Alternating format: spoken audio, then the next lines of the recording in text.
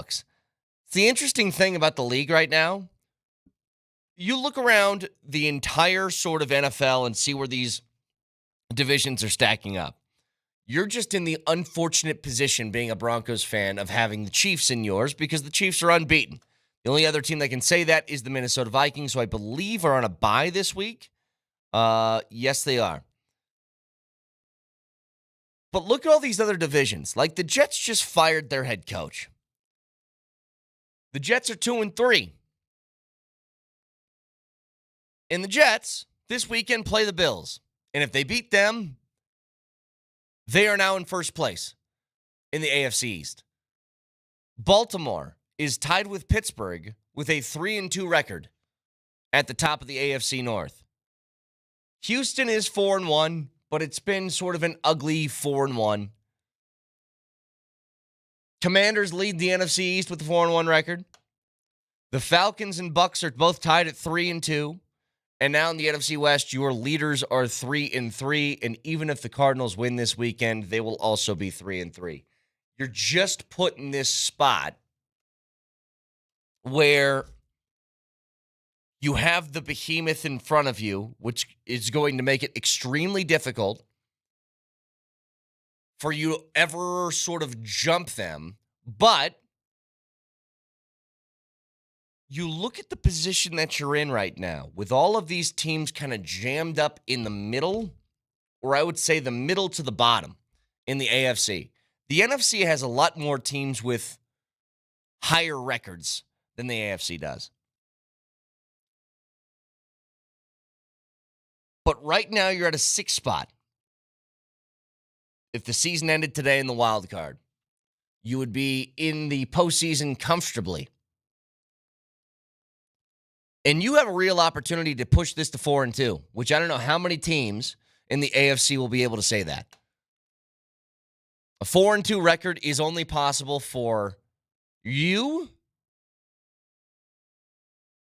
the Ravens, the Steelers, and the Bills. So think about that for a minute. Outside of the teams that we've already mentioned, which were the Texans and the Chiefs that have 4-1 records, those are the only teams that are even possible to get to 4 wins after this weekend. And if that's the case, like, you just keep creating a little bit of a gap from the teams beneath you. And Texture says Houston is an ugly 4-1 as if the Broncos weren't an ugly 3-2. It's not the case. The difference between the two teams is Houston was supposed to be good.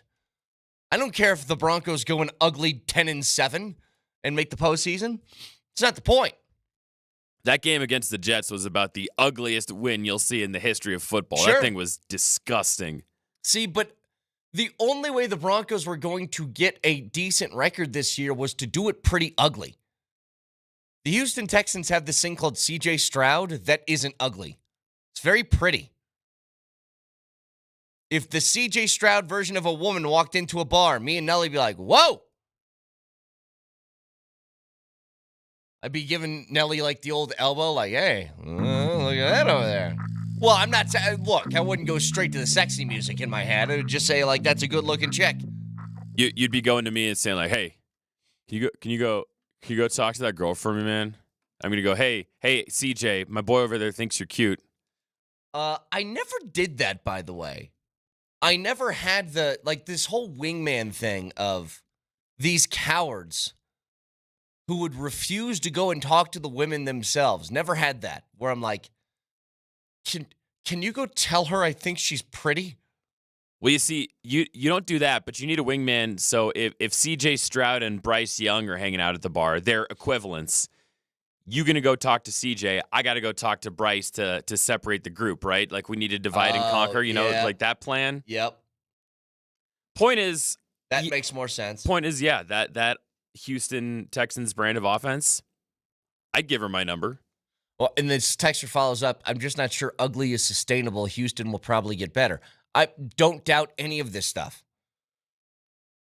See, here's the thing. That's not a disagreement on my part. The only thing I'm telling you is the opportunity to seize this kind of jump to your schedule this early in the year is something that was totally out of my realm of possibility. that you would be 4-2. And I don't want to get too ahead of myself here. But Nelly, if you win this weekend, it's a home game against a Chargers team whose passing offense has been very, very poor. To start the year. I think that Herbert's going to figure something out, but to start the year, it's been poor. And then on Thursday, you have the game against the Saints.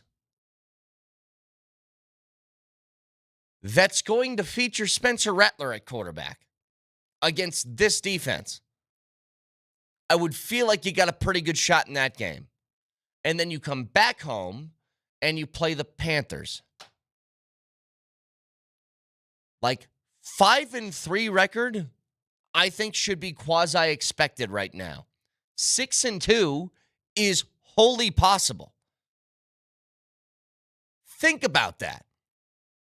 The fact that we're talking here about the Broncos having a good shot to win their next 3 games in a row, which would bring them to what, a 6-game winning streak? Yeah. That's crazy. Yes. That's crazy talk. And by the way, I think NFL memes or somebody mentioned that Spencer Rattler looks like who you would cast to play Patrick Mahomes in like a Hallmark movie about Taylor Swift and Travis Kelce. Yes, I think that's true.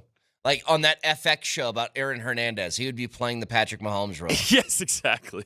Well, and not to mention, the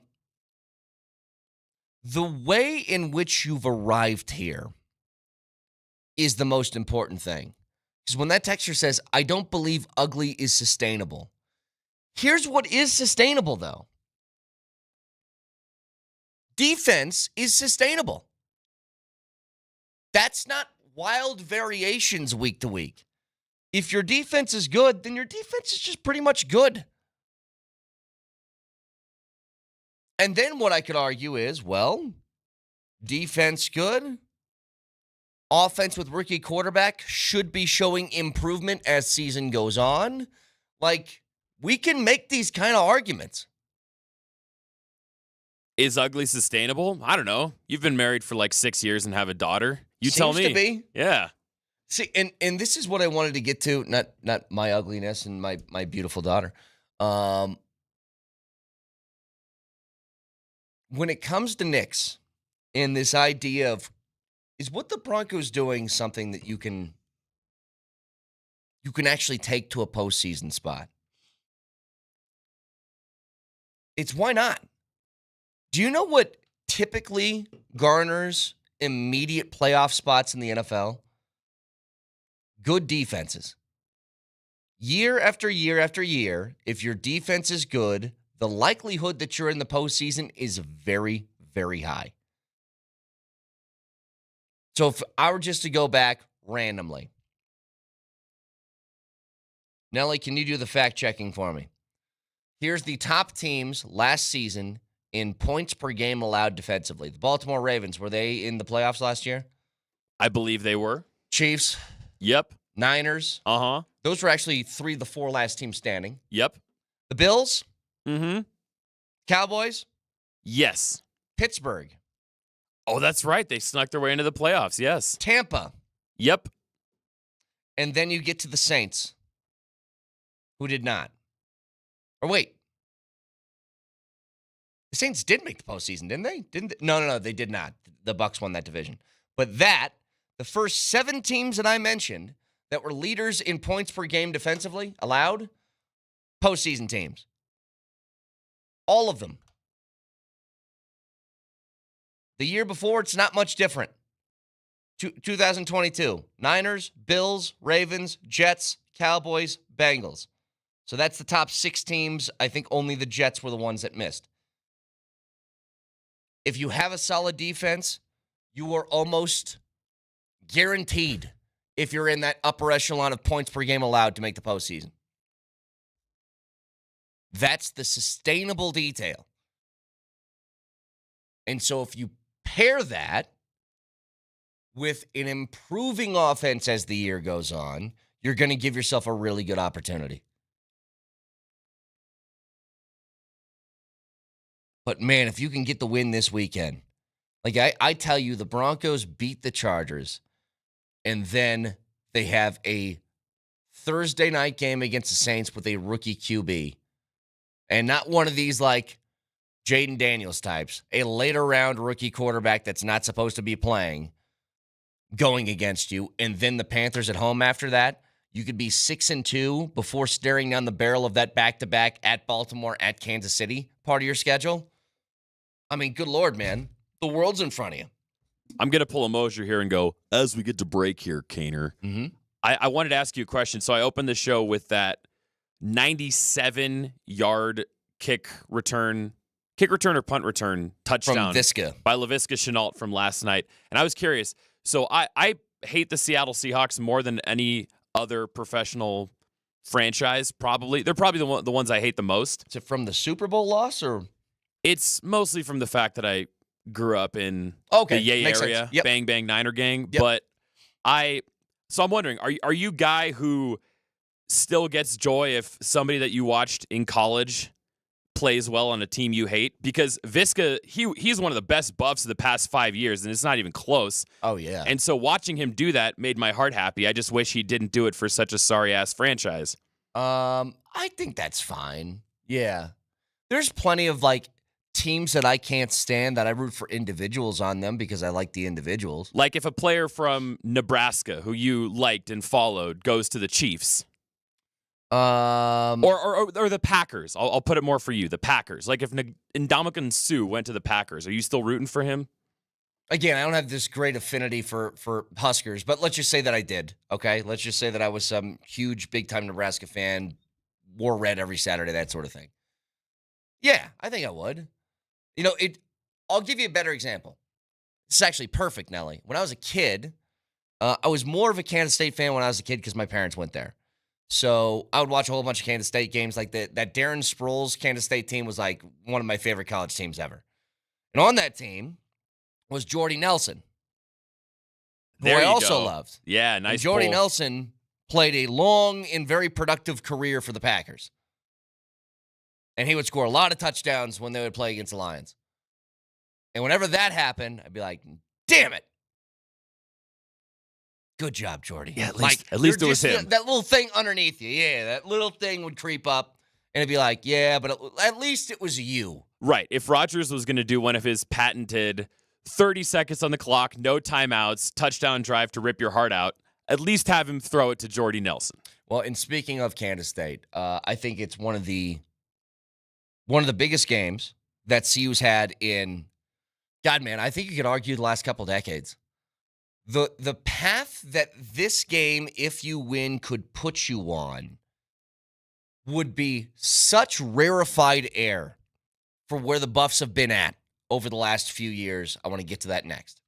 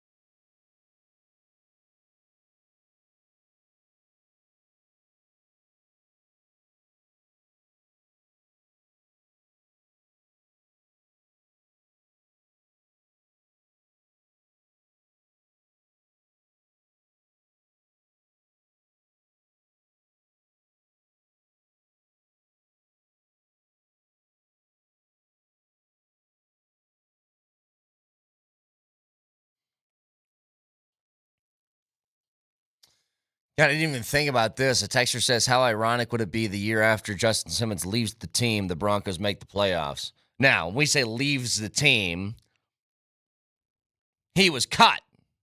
So, I mean, take that for what it's worth. He was cut. But the way in which the Broncos are winning and can win is very different in the way that the Buffs can win.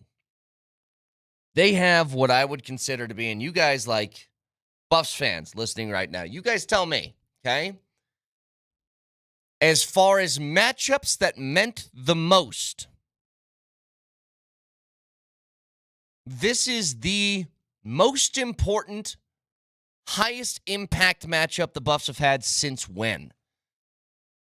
Like, I can't even think of the last time that they had a game of this kind of magnitude that meant this much. And I know what you might be saying to yourself is, Brett, it's like the midpoint of the season. I know, but it sets the table for everything else. You know, you have this game against a really good team. So Kansas State is the number 18, I believe, team in the country. And they've at times played like a team who could be ranked 10th, and they've at times played like a team who can be unranked. But the way that they have beaten their last two opponents, so in the last 3 weeks that Kansas State has played, they beat Arizona 31-7, which is a very good win. They then got their doors blown off by BYU 38-9. And then they beat Oklahoma State 42-20. Here's something I'll say about Kansas State, though. Things that are working in your favor. The games in which Kansas State has won and won comfortably and dominantly, those have all happened in Manhattan, Kansas. A 35-point win against UT Martin, a 24-point win against Arizona, and a 22-point win against Oklahoma State. The two road games they've played this year, at Tulane was a 7-point victory in week 2 where they needed a big fourth quarter to win. Probably should have lost that game.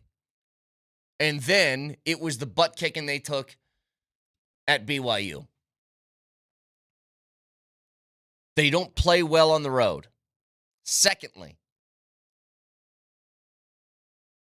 if the Buffs can make them one-dimensional, and I mean this with all sincerity, if they can go out and stack the box as much as humanly possible and force Kansas State into making Avery Johnson throw, I think you win. Like, I truly think it's that simple.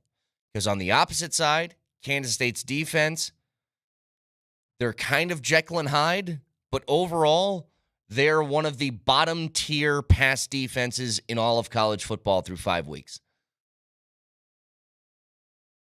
What do you do really well? What do you hang your hat on? It's that. And the notion of Travis Hunter and those guys in the secondary forcing Avery Johnson to throw the football is a massive key to victory. Texture says, last game that felt like it had this kind of impact was the Utah win at home to win the Pac-12 North in 2016.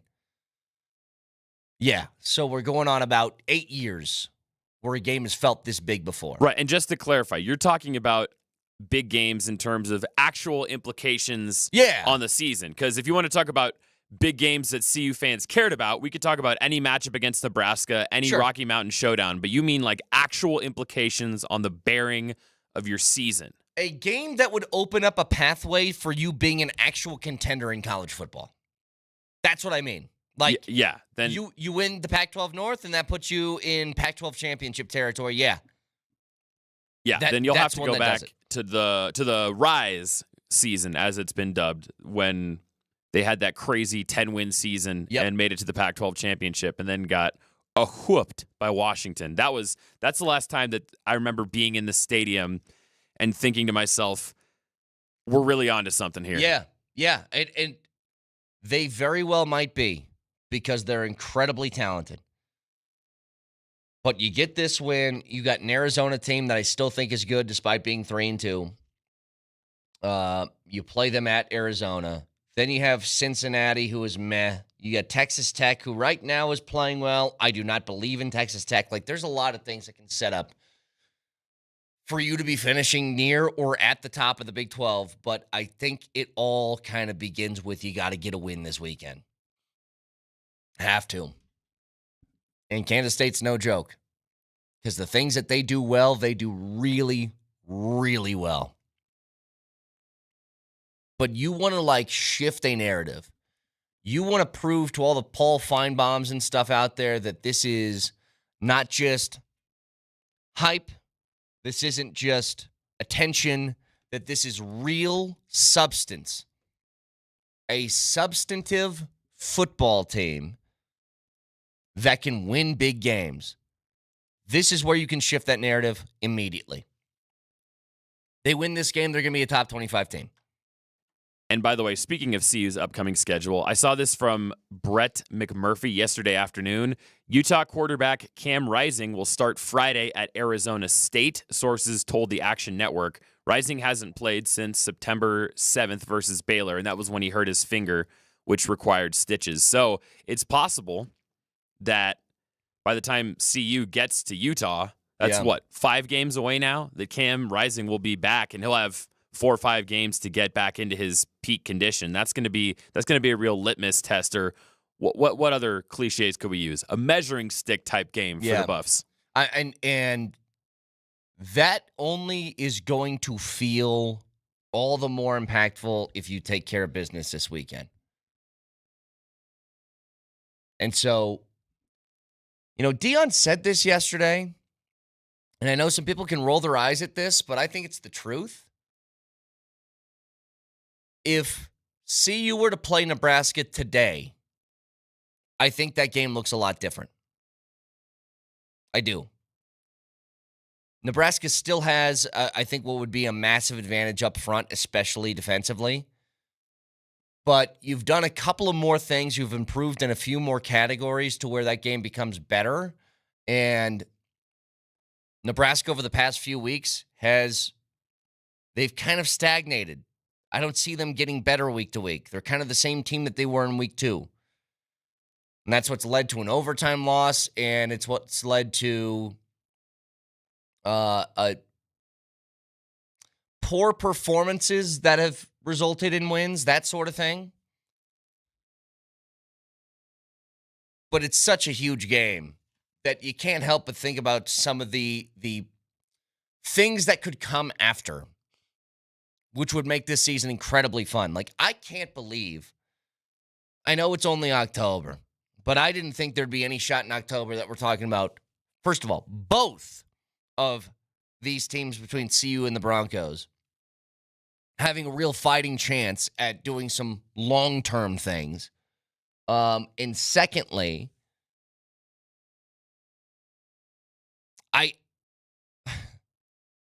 think individually for this team, the prospect of what a bad season would be with CU, with Travis Hunter and Deion leaving, or not Deion, Shedeur, but possibly Deion as well. I don't know what the future holds here. To Deion's credit, he can only say, I like CU and I'm staying here long-term so much. But in the back of your head, we all kind of have that. I don't know. Maybe this is his last season here. We kind of all have that. If that's the case, then capitalizing on these opportunities would be big time. And you know what else? It would help his son more than anything. If you're a quarterback that's playing for a winning football team, along with all the stats and accolades and skills that he has, it only helps him all the more too.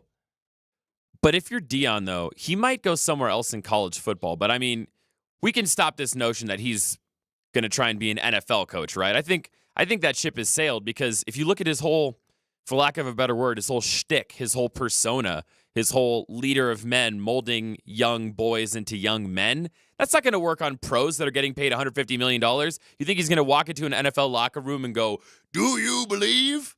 No, Yeah. that's not going to fly. He's going to stay in college, whether it's at CU or otherwise.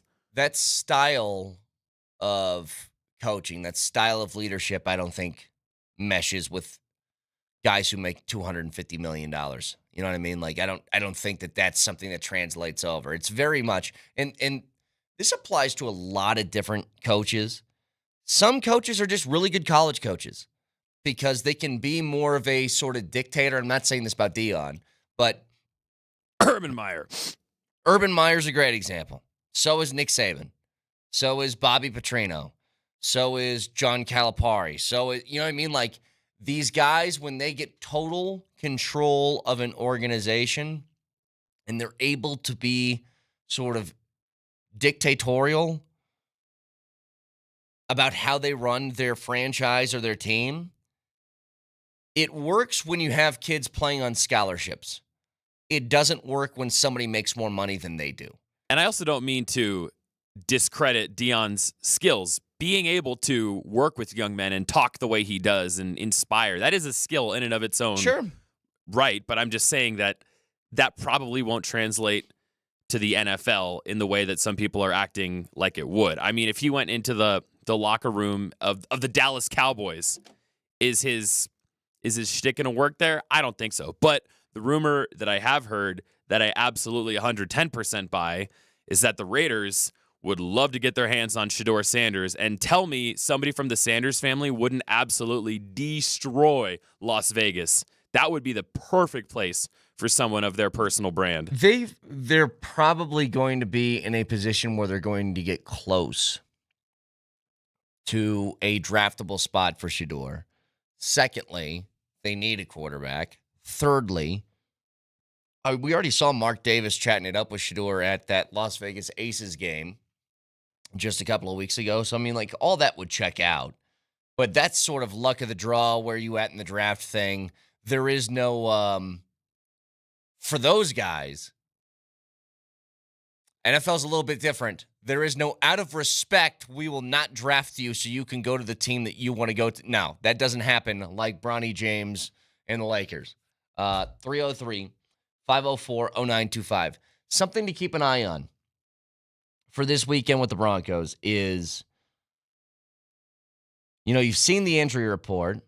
I don't know what this is going to look like, but last week, both Wattenberg and Palczewski are dealing with injuries. They had to leave the game.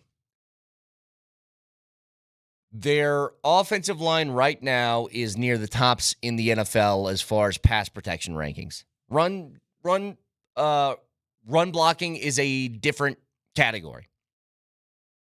Their run blocking has not been great. I think the numbers kind of bear that out. It's been better the last couple of weeks, but I think that's maybe a shift in attitude from Javonte, where he's just getting the ball, finding a hole, and I mean just bursting through it as quickly as he can. But you miss two guys from that starting lineup, and this is something that we discussed before the season started.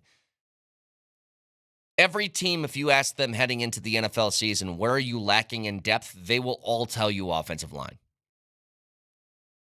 It's hard enough to find 5 starting quality offensive linemen to begin with. To feel like you have the depth that if you lose one of those guys, no problem, this guy can step in.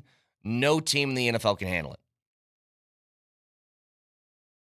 And now the Broncos, who are already dealing with the loss of Mike McGlinchey, they bring in Palczewski. He starts at right tackle. He does a good job, but a high ankle sprain is tough to play on, and if I had to guess, he's probably not going to play this weekend. Luke Wattenberg, then, who takes over at center, and center is a big deal.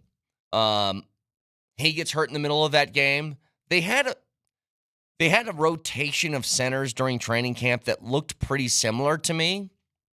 But once you start to establish a rhythm with a guy who's got to call out the checks, who's got to snap the football to the quarterback, who's responsible for a whole bunch in that offensive line, you take him out of the mix. It's tough. But when you're dealing with a couple of backups and one of those guys a backup to the backup on that offensive line, you just kind of cross your fingers and hope that one of the best defenses in the NFL that's going to be coming to Mile High this weekend. I mean, the only other team that has allowed less points per game than the Denver Broncos defense is the Chargers. So with that being the case, can the offensive line hold up? Can it give Bo Nix enough time to make a couple of plays happen? And Bo Nix has been very good at getting the ball out quickly. And I think that's helped maybe some of these pass protection numbers for the offensive line. But there is a level of the style of offense they play being able to mask some of the deficiencies that they have on offense. And I'll give that credit to Sean Payton for all the things that I've said about I think he's been ignoring, at least early this year, the most important parts of how this team is built, which is you pay offensive linemen and you run the football to help your rookie quarterback. I don't think he did that early in the year. He's made up for it, at least in this sense. If you don't trust your offensive line, then create a playbook and an offensive scheme that gets the ball out quickly and doesn't put too much pressure on them to protect for 3 or 4 seconds every time Bo Nix drops back. So that's been smart. I think it's made the offensive line look better than they actually are in pass protection, but that's what a good coach does. Minimize the deficiencies, maximize the positives. So 303-504-0925. Got some audio from Sean Payton that we'll get to in just a little bit. Also, that time, got to force Nelly to sing next.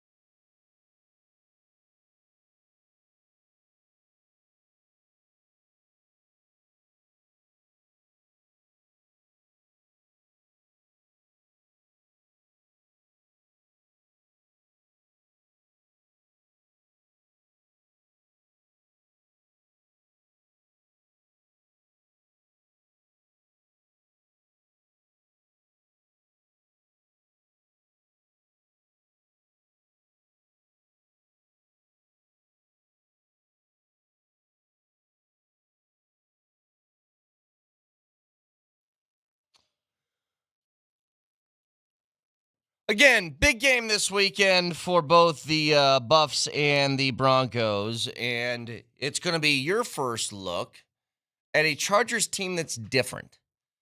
They do not operate in nearly the same fashion as they did under Brandon Staley, partly because they look like they're a competent, well-coached football team. Secondly, their offense isn't like, it's not an all-or-nothing thing.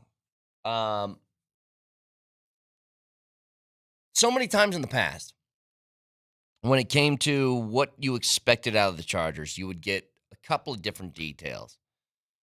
The first one would be they'd always find a way to lose at the end because they were put in bad positions by their coaching staff. And secondly, the expectation was you're probably going to have to score 31 points to beat that team because Justin Herbert can throw it all over the yard. That has not been the case this year remotely. What you've had this year is a Justin Herbert that is infused into a Jim Harbaugh philosophy. The Jim Harbaugh philosophy is very simple. I'm going to run the football a lot. We are going to play very physically on defense, which they have. And we're going to bruise and batter you and then throw the ball when we have to. I know he was coming off an injury, and I forget what the specific injury was. Is it some sort of like Liz Frank or something with his foot, I think, in the offseason? But Justin Herbert, through 4 games this year, has thrown for 578 yards. That does not sound like Justin Herbert. He is yet to have a 200-yard football game. 578 sounds like what he would throw in one game that the Chargers lost 45-42. He's had 3 different games this year in which he's thrown for under 150 passing yards. So that is not the strategy that they have taken to try and win football games. Just for context, last year, this was his first 3 games of the season. 229 yards, 305, 405. Things are different. And Sean Payton earlier this week was talking about the intangibles of a Jim Harbaugh coach team. They do a great job. If you look up his overall career as a pro coach, turnover margin, it's off the charts. They protect the ball. They're smart. They're well coached. They always have balance in relative to running the football and throwing the football.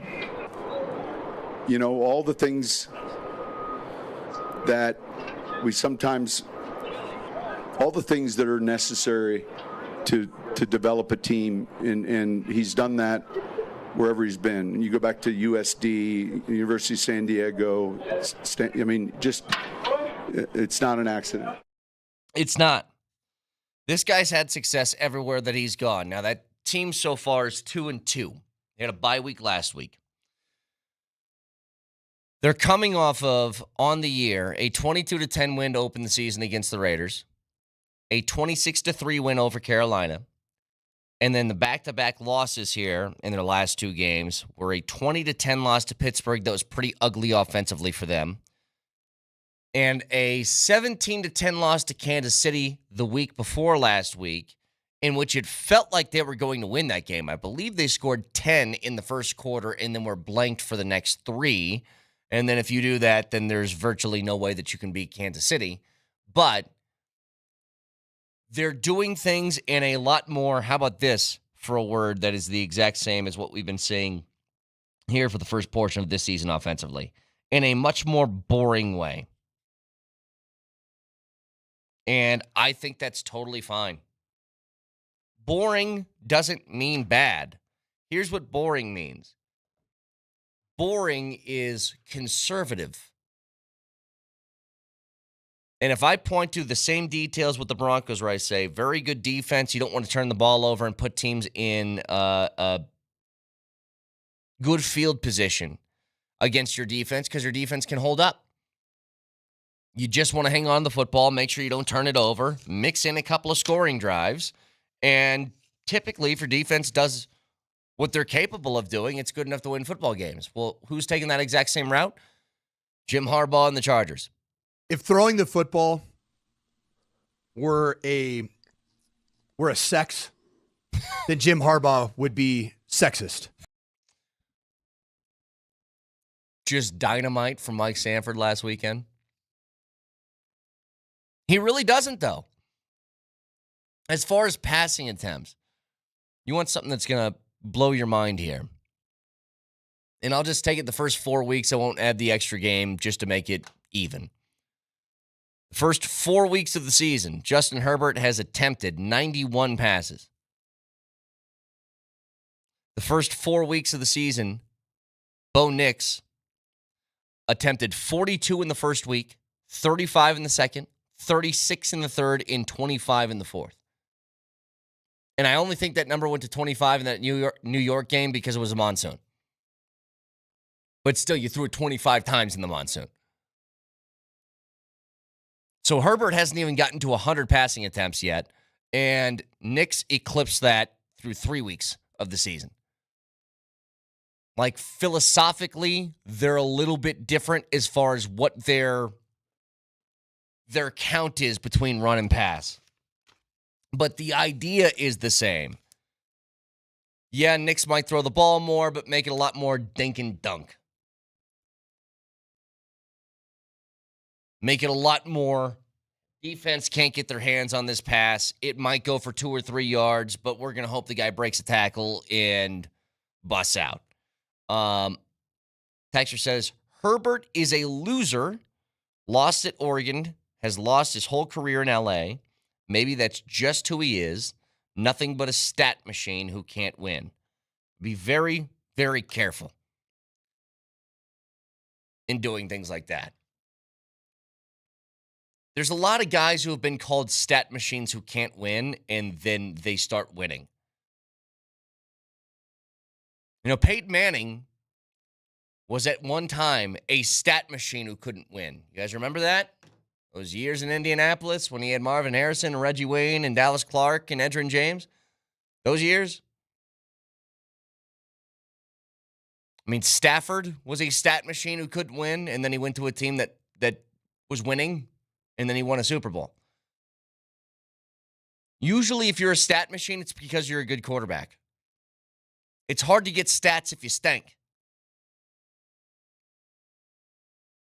But the issue right now, I think, with the Chargers, they've been so talented at the skill position spot offensively over the past few years with your Keenan Allens and Mike Williams and Austin Eckler's. And now that those guys are gone, they're having a little bit of an identity crisis on who is the go-to guy on offense. And Jim Harbaugh said, I'll tell you who it is. It's J.K. Dobbins. It's just a lot different from what it was in the past. And a big reason as to why you are winning football games as of late is your defense has been getting turnovers. I think those are going to be really hard to come by against the Chargers. Like, this game to me is who stays the most disciplined. When the defenses are virtually identical and the offenses are very conservative ones, you're playing against a version of yourself with a better quarterback on the other side as of right now. That's what it is. Like Mosier asked earlier this week, why are the Chargers favored? Because you're like the exact same team, except their quarterback is better. That's why they're favored. Doesn't mean they're going to win, but whoever makes the least mistakes, as far as I think it's going to come down to the turnover battle, number 1, and penalties, number 2. Can't put your offense in 2nd and 17 types of positions because it's just going to be a punt. So 303-504-0925, broadcasting for the Backus and Shanker Studios, serious lawyers for the seriously injured. Nelly, start singing for me. Mosier, you want to join us? Ready and his grits.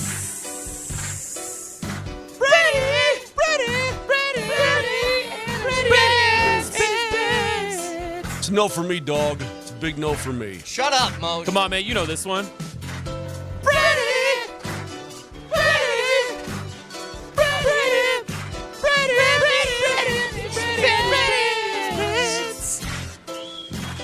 We picked 2 games from the NFL and college football weekend. One is a lock. Another is a long shot. Lock of the weekend, Tampa Bay taking on New Orleans. Tampa Bay, very, very good football team. Very talented. Have, since the Broncos loss, I think turned some things around offensively. They take on the Saints. I know it's a road game, and the Saints have been decent this year, but they're starting Spencer Rattler. I will take the Tampa Bay defense against the rookie quarterback in his first start. And it's 3.5 points. Don't care. I'll even take the hook on it. Totally fine with me. Underdog of the weekend. Long shot of the weekend. Yeah, I'm taking your Buffs. I think the Buffs win this weekend in Folsom against Kansas State. I think their defense will be good enough to hold the rushing game of Kansas State in check. And I don't think that Sunshine is going to be good enough to overcome that. They're a 4-point dog, bro. It's not a big deal. Big time win. I said an underdog of the week. Are they an underdog? You said long shot. Oh, long shot. Well, I'm saying take them on the money line. Don't even take the points. Take the money line. Right, okay, now you're talking. That's what the whole bit is. And you walk in here late saying no. See, Mosier? You just don't get it. You just don't get it. Take that. Apparently, I don't. Can always watch the show live on Twitch. Twitch.tv, search Altitude.SR on the search bar, the Altitude TV simulcast. That is the Safeway Twitch feed. Download the Safeway Deals and Delivery app and get exclusive grocery offers. Safeway, fresh foods, local flavors. Mosier, Lombardi, and Kane next.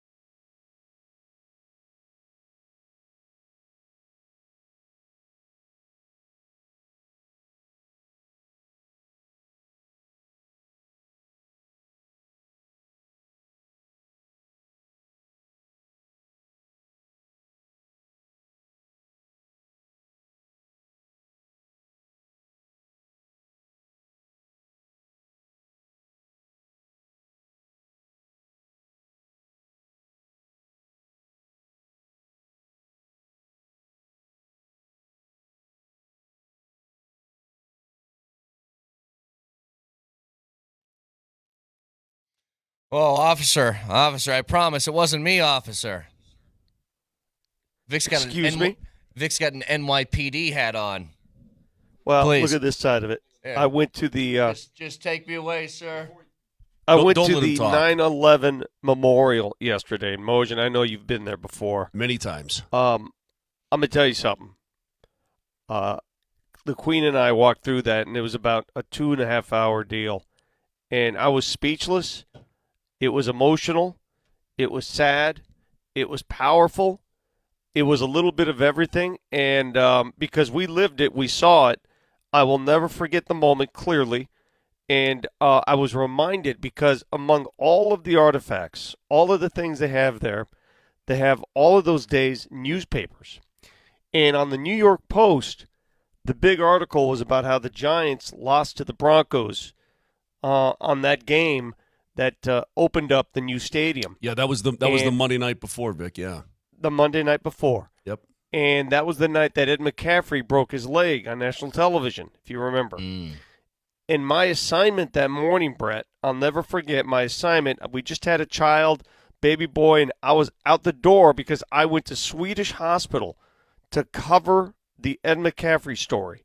And as I'm leaving the door and I'm watching all this unfold on television, I'm like, what am I doing? The world seems to be ending. Where are we going here? Right. And so I go to the hospital, and everybody at the hospital that morning is watching what's happening at the World Trade Center. And anybody who lived it, you knew exactly where you were and what you were doing. So to spend that day yesterday at the 9/11 memorial was, wow. That's cool. All-encompassing. Still haven't been there.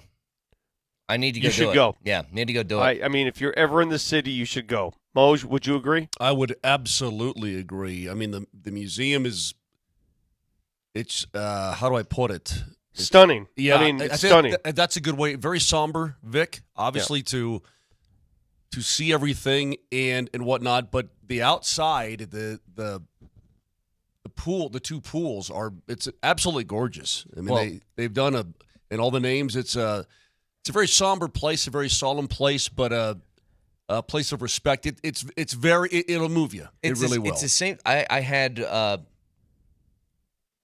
It's the same kind of tour, I guess, that you would do. I used to play a whole bunch of baseball tournaments in Oklahoma City, and they have where the Timothy McVeigh bombing happened. Right. They have the same sort of thing where you kind of tour the building. It's a crazy, crazy experience because they have all of the different artifacts and stuff from the day and the things that were, it's wild. And you, like you said, like a somber thing, but is very fulfilling in a way for you. I don't know how to describe it.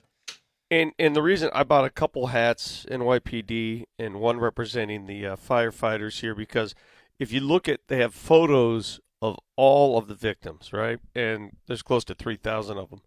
You wouldn't believe, as you're looking at these photos, how many of them were frontline rescue workers, were cops, firefighters, people there just to help, and every other one happens to be one of those people, and it's just, God, it just stirs so many bad memories. But anyway. Sorry to start the show like that, but you asked about the hat. Okay, Well, and do you remember last year, actually, Sean Payton spoke about that because, Vic, that game you were talking about, Sean Payton coached in that game as the offensive coordinator for the New York Giants. And then I think they made it home just in time Monday night before Tuesday morning. So, yeah, Vic, thank you for that. Thank you for sharing. I didn't know that's where the hat came from. I do like the hat. If you got another one, bring it back to me. Anywho.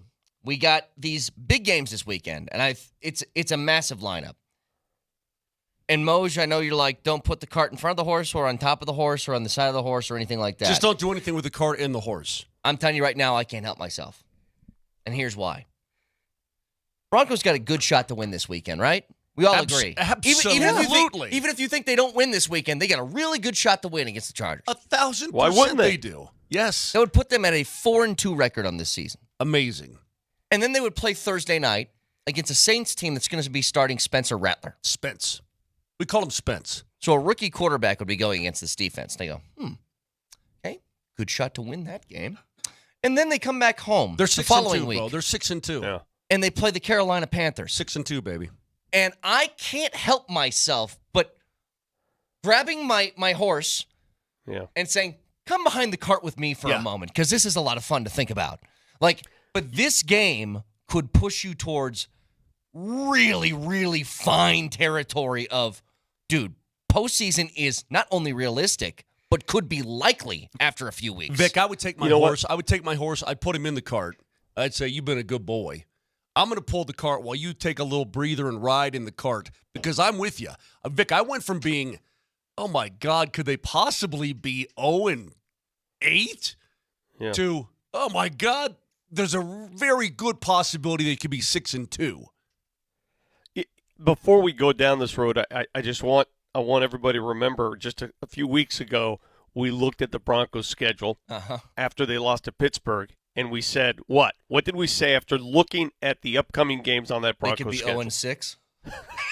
Yeah. And here we are 2 weeks later with a completely different forecast. I mean, it's impossible. I mean, I don't think the Broncos, as well as they have played, and as much as we assume that they can beat anybody, especially this weekend, you can't make that further assumption that, well, they're going to beat this team. They're just, you know what? I love the fact that they're now good enough to be in every game. They're good enough to be in every game, and that's all you ever wanted this season, correct? Absolutely. And I don't have the feeling they can beat anybody. Not at all.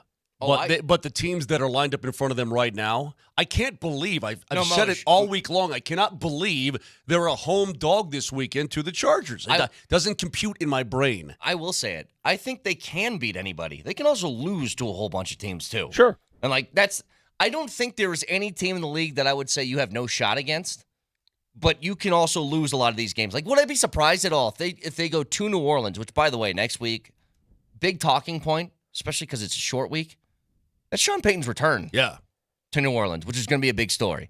But the thing about this weekend that I think is going to be so fascinating, when I say LA Chargers with Justin Herbert at quarterback, what's the first thing that pops in your head? High-flying, 31, 34 points a game, shootouts, maybe some boneheaded decisions at the very end. You know what they are? They're the Broncos right now. Like, this Chargers team under Harbaugh is run in almost the exact same fashion as what the Broncos do.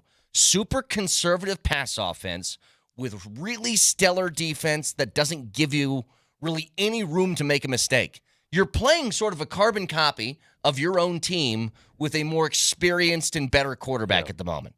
That's what it is. The Chargers have gone from, this used to be like Air Coryell, if anybody remembers that far back. It was Air Coryell type of offense to now khaki pants football. Yeah. That's what it is. It's khaki pants football. It's just basic. Pretty basic. Run it a couple times, set up for the pass. That's what it is. That's why they're 9th in rushing. That's why J.K. Dobbins has found a new home. By the way, is he the guy that wrote all those Harry Potter series? That's when I think of J.K. Dobbins. He did. He said, I'm going to give me some Potter, and I'm going to carry the rock. I mean, it's a pretty diversified life. And then he was like, well, I'm pretty good at lifting weights, too. Maybe I should try this football thing. Try the football. Yeah, that's to carry the rock. And you know what? My passion is Potter and abracadabra, superkaziba. And then he says, but you know what? I'll tell you what, but I'm really good at carrying the rock. Run the football-o. Yeah. How long have you been waiting for that joke? How long have you been sitting on that? When I think of J.K. Dobbins, what is the name of the Harry Potter person? J.K. Rowling. What is that? Oh, gotcha. There's also J.K. Simmons, who was in Whiplash, amongst other things. By the way, Dobbins, there's actually a lot of J.K.s out there. Yeah, what's up with the J.K.s? Oh. What's J.K.? What's J.K. stand for? That's what I got to figure that out. You look up Rowling. Hold on, let me think about this. So there's J.K. the guy. Wait, are you looking up? I'm J.K. the lady. Okay, I'm going to go with the guy. I'm going to go with John Kennedy Dobbins. John Kennedy. It's actually John Kennedy. His first name is Jacalyn. J''Kalyn, Kaylin. Dude. Jacalyn. So he's just short That's a name. sick Just name. J.K., yeah. Jacalyn. All right. So it's not John Kennedy. All right. That's a little off on that one. Hey, where's Jay Quillen at? Where's Jay Quillen? That's so good. Key and Peele. Okay, what about J.K. Rowling? J.K. Rowling. Her name is Joanne Rowling, but she uses J.K. as a pen name. I don't know. Okay. Hang on, we got one more. That's what Now we're gonna start now I gotta doing look now. up J.K. Simmons. I got to figure out what J.K. Simmons is all about. I'm going to start doing that. Oh, this is a good name. Jonathan Kimball Simmons. Oh, that's a really good pretty name. sick. Yeah. That's a good name. All right. How I'm many gonna start doing Kimballs that are then. out there? Anyway, I'm VJR Lombardi. I'm going 3 of them. wait, Giuseppe's? VJR. The Giuseppe's with a J? Well, I'm going to give you the American version of it. Joseph. Oh, okay, gotcha. Sit on it, Potsy. Knock it off. Hey, we do have a lot of ground to plow. Can I play this clip here a couple days ago from Please? Sean Payton real quick? This is what I want to hear. Yes. This is him talking about the intangibles of a Jim Harbaugh team. They do a great job. If you look up his overall career as a pro coach, turnover margin, it's off the charts. They protect the ball. They're smart. They're well coached. They always have balance in relative to running the football and throwing the football. You know, all the things that we sometimes, all the things that are necessary to develop a team, and he's done that wherever he's been. You go back to USD, University of San Diego. I mean, just it's not an accident. It is pretty remarkable because he said this, and it's something that I've thought about in the past, but I just had leading into this game. Think about the different amounts of personnel that Jim Harbaugh teams have had, whether it's you're talking about San Diego, Stanford, Michigan, San Francisco 49ers here. Like, he's worked with Colin Kaepernick, he's worked with Luck, he's worked with Herbert, he's worked with McCarthy, he's worked a multitude of different QBs, right? And different skill sets. His teams are always the same. They're always the same. They don't make mistakes, they play good defense, and they run the football effectively. And it doesn't matter who's on the roster. Yeah. Like, it's pretty remarkable what that guy's able to do. And this team is no different. It's a style and a culture he infuses in whatever program he takes over, right? He did it at Stanford, he did it at Michigan, and now he's going to do it with the Chargers. And it's really the only choice they have because we saw the way they played football over the last decade. It's either all or nothing. It's all or nothing for them. Either they win a game beautifully or they lose a game tragically. And it doesn't work in the National Football League. You have to have some semblance of consistency, and I think that's what Harbaugh is trying to present. And frankly, maybe we should take a step back as Bronco fans. Maybe that's what Sean Payton's trying to do. So I was thinking. Yeah, but okay, you're right.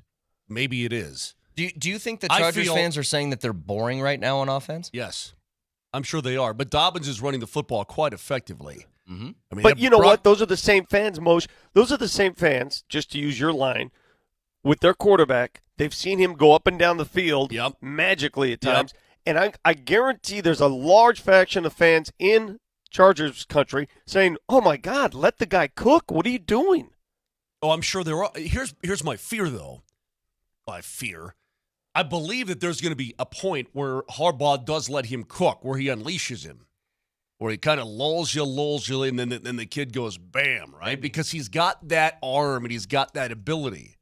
I don't know that our guy has that yet. Maybe he does. Maybe there's a point where Sean Payton goes, all right, I've been keeping this secret weapon under wraps for long enough. Watch this. Kablam! And a kid throws for, 350 or something. I don't think that's ever going to happen, but maybe you're right, Brett. I doubt it. It's much more likely that the Chargers could unleash than the Broncos could unleash. But either way, right now they look very, very similar. 303-504-0925, Shop Mazda text line, one price, one person, 1 hour. So a lot more to break down with this game. There's also another game happening late Saturday night that I think is just as impactful and means just as much. The question is, how do you get to a win if you're CU on Saturday night? We'll get to it next.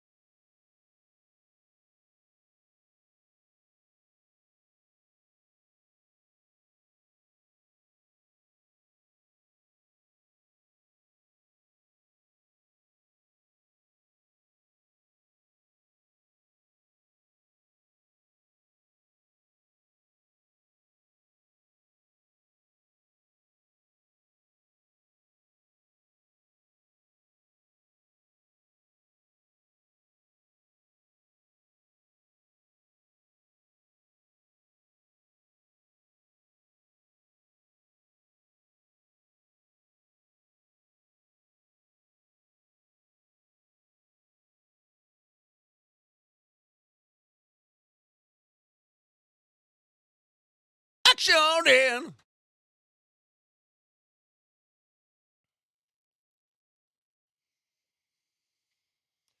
Saturday night, late Saturday night. 8:15, I think, is the official kick time, is what they have listed at Folsom Field. Vic, go to a bar. Watch the first half. You hear me? Bro, it's going to be hard, Go man. to a bar. Go to a bar. You know what I'm going to do?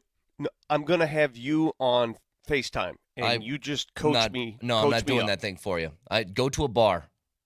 What time does your event end on Saturday night? Well, I'm going to the Pro Basketball Hall of Fame awards banquet that night. Right. I don't know how long that lasts. I have no idea. But remember, that's East Coast time, so you figure that'll be done by 9:10, and then the game starts that's at, what, perfect. 10:30? Yeah, 10:15. So, yeah, that wraps up.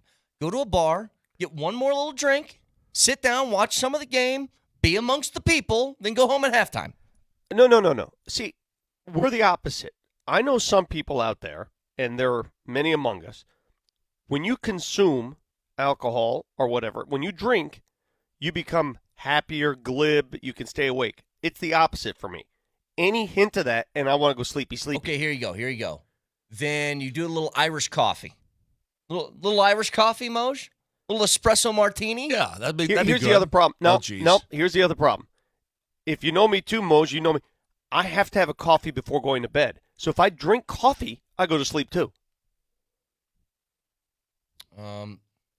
Red Bull vodka. I'm running out of ideas now. Not good for you. I mean, not those are good terrible. for you. Nope, They're awful. that could lead to a heart attack. There was a time when I would say, you know what, you're just not dedicated enough. What if we just gave Vic a Four Loko and just said, grab one of these? Do you have one saved from like 15 years ago, an OG Four Loko somewhere? Now, what is that? Excuse me. Four Loko was like it was an alcoholic drink. I forget exactly what it was. It would make your heart burst. But it was like rife with caffeine. Yeah. And when I was in college, Vic, everybody would drink these. And like there would be stories of people like, oh, they had 8 of them one night, and now they're in the hospital because their heart's about to explode. Yeah, exactly. Gotcha. So they took those off the What were shelf. those? Moj, when we were in college and you had to stay up to study for finals, midterms, and I remember I took one of these when I made that. Vibrin? Yeah, Vibrin. Yeah. That's what it is. Vibrin. Hear Which me is out. like 20 cups of coffee and a little pill, and it's horrible. Hear me out, Vic. Do some coke before the game. Okay, calm down. Let's Holy cow. let's go ahead and calm down. Oh, good Lord. Hey, win in Rome, right? Vic, I will say this. I would normally give you grief, and I would say, you've got to be a more committed person. Come on, suck it up and all that. But when I go to the East Coast and I'm trying to watch West Coast stuff or Mountain Time stuff, I get sleepy time. And all of a sudden midnight rolls around and I'm like, man, I gotta get sleepy time because I gotta get up and get to the rink in the morning or whatever it may be. So I'm not gonna hold it against you, but it's a late start. It's gonna be the biggest thing on, and I will gather that it's gonna get a ton of viewers for it. Oh yeah. A little Colombian nose dust. There you go. Or what did Look, if you can't stay awake for the game after that, then there's something wrong with what you. did Ricky Bobby's dad Reese say?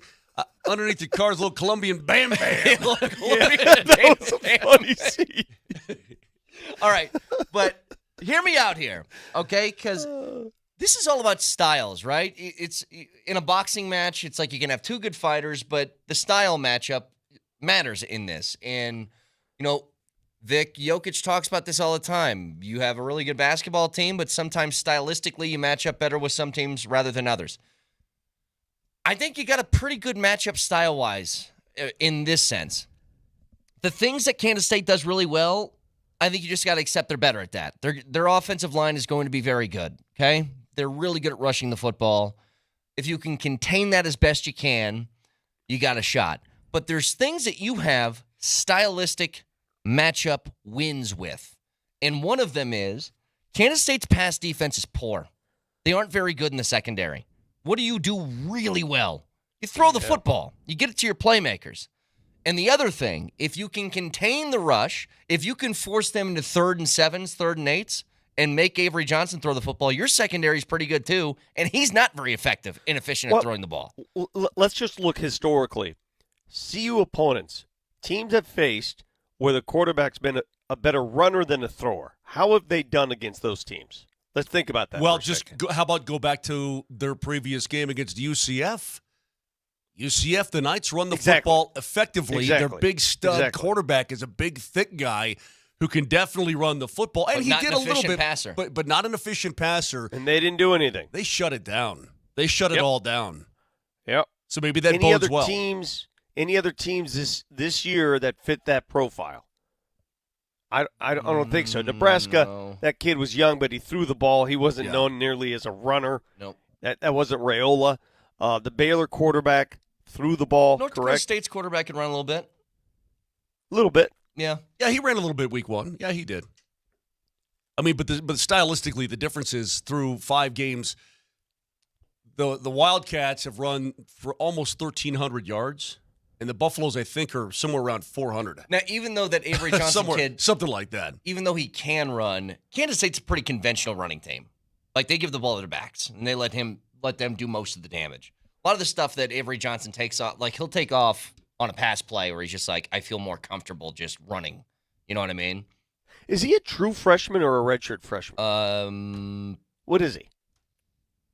He played last year. I don't know. He's a I sophomore. thought he was a true now. sophomore. He's a sophomore. Oh, he is. Yeah. So this is the kid. If we're to believe all that stuff about Nicolosi coming from CSU, he was the guy that was going to compete against him for that starting job, right? Yeah. Remember? I guess. Or- Even when that story came out, though, Kansas State was very gung-ho about him from the jump. I didn't know if there would be a competition. I thought he was starting no matter what. But That's who what I knows? thought, too. Like, they basically told Will Howard, who is now the quarterback of Ohio State, you need to leave because we're going to start this guy. Like, that's what happened. Because he was taking some snaps away from Will Howard last year, and now that guy's playing for the number 2 team in the country. Like, Yeah. that's how much they thought of this Avery Johnson kid, and I think they've been a It little reminds disappointed. me a little bit.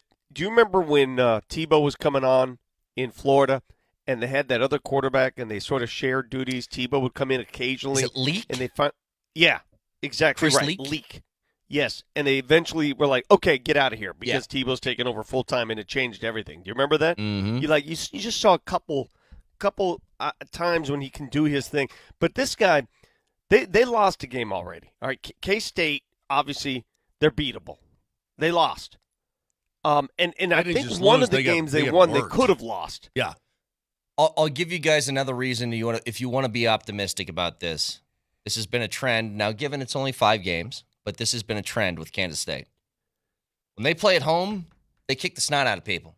Yeah. Their first game, they played UT Martin. They won by 35. Second game at home, they played Arizona. It was a pretty good football team. Smoked them. Beat them by 24. The last game that they played was against Oklahoma State at home. They beat them by 22.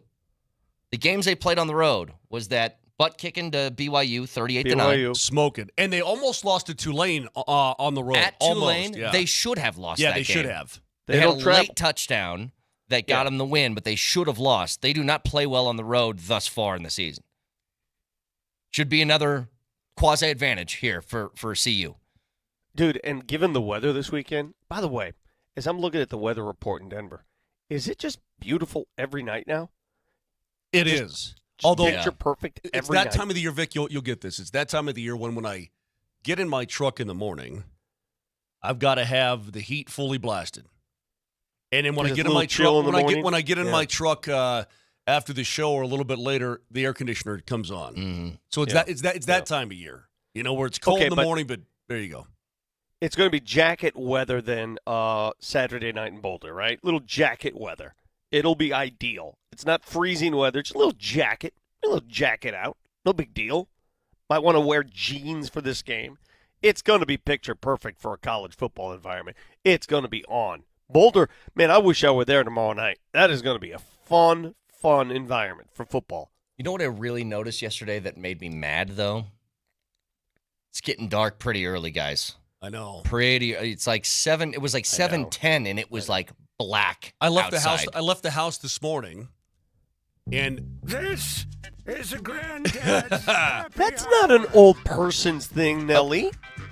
Brett's like, oh, it's getting so dark outside. I don't like Oh, it. I can't- like what I Can't like. see the trees. I like when it's bright outside at night. Sue me. well, the bear this morning. I said, "Bye, honey." It's dark out. I said, well, yeah. I mean, you're typically sleeping when I'm leaving at 6 in the morning or whatever. You know, yeah, it's dark out now, but it's that time of year, Bretsky. Sorry about that, buddy. Yeah, I don't like it. You know, here in the Northeast, they're getting all a flutter about the what's that thing? The Aurora Borealis. Yeah, we had it here in Colorado last night too. What is it? What's going on here? A lot of lights, action. What is it? What's going on? When they mentioned Aurora, I was like, what? What's happening in Aurora now? Help the man, Moj. What do we got? You don't know what the Aurora Borealis is? I know what it is. I'm just setting you up to explain in your explaining voice that you always do. Explain to me. It's a something that's typically rare, but typically seen way north. It's, I believe, the ions. Solar reflection, exactly. Yeah. It's Nerd alert, magnetic storms, Leaf it's peeping, solar activity. Yeah, okay. And so, Okay. yeah. There's a good beer called Aurora Borealis that you guys can have at Six Capital, which I enjoy. Mm-hmm. That sounds pretty good to Yeah. me. But they're charged particles in the air, Vic, Uh-huh. and it's a big Yeah. deal. Yeah, people would typically a big travel deal, to to northern Norway to watch Vic, the you Aurora ever- Borealis. Did you ever peep some leaves and then taking a look at the Aurora Borealis? Whatever, dudes.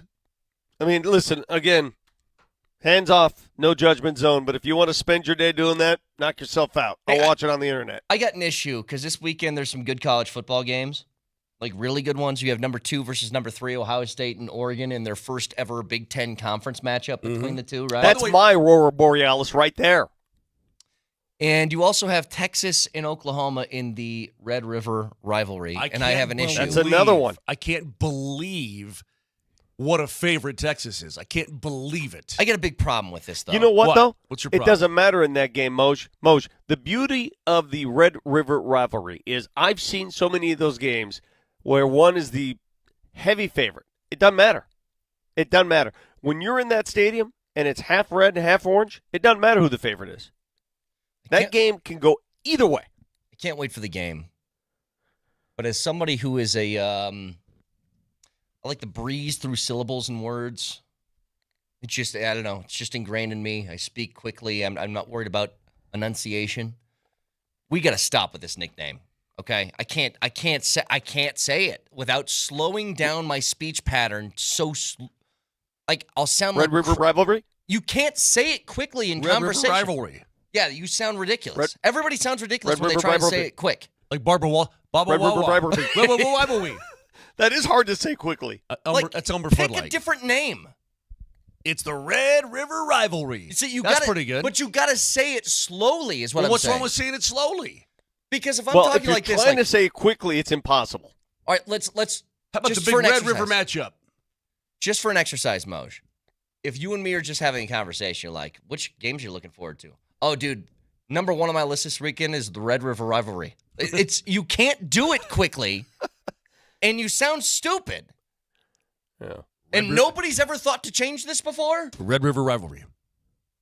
That's why the best nicknames for games are simple and quick. The Apple Cup, the game, the big game. I don't need Iron three Bowl. different. I don't need all this.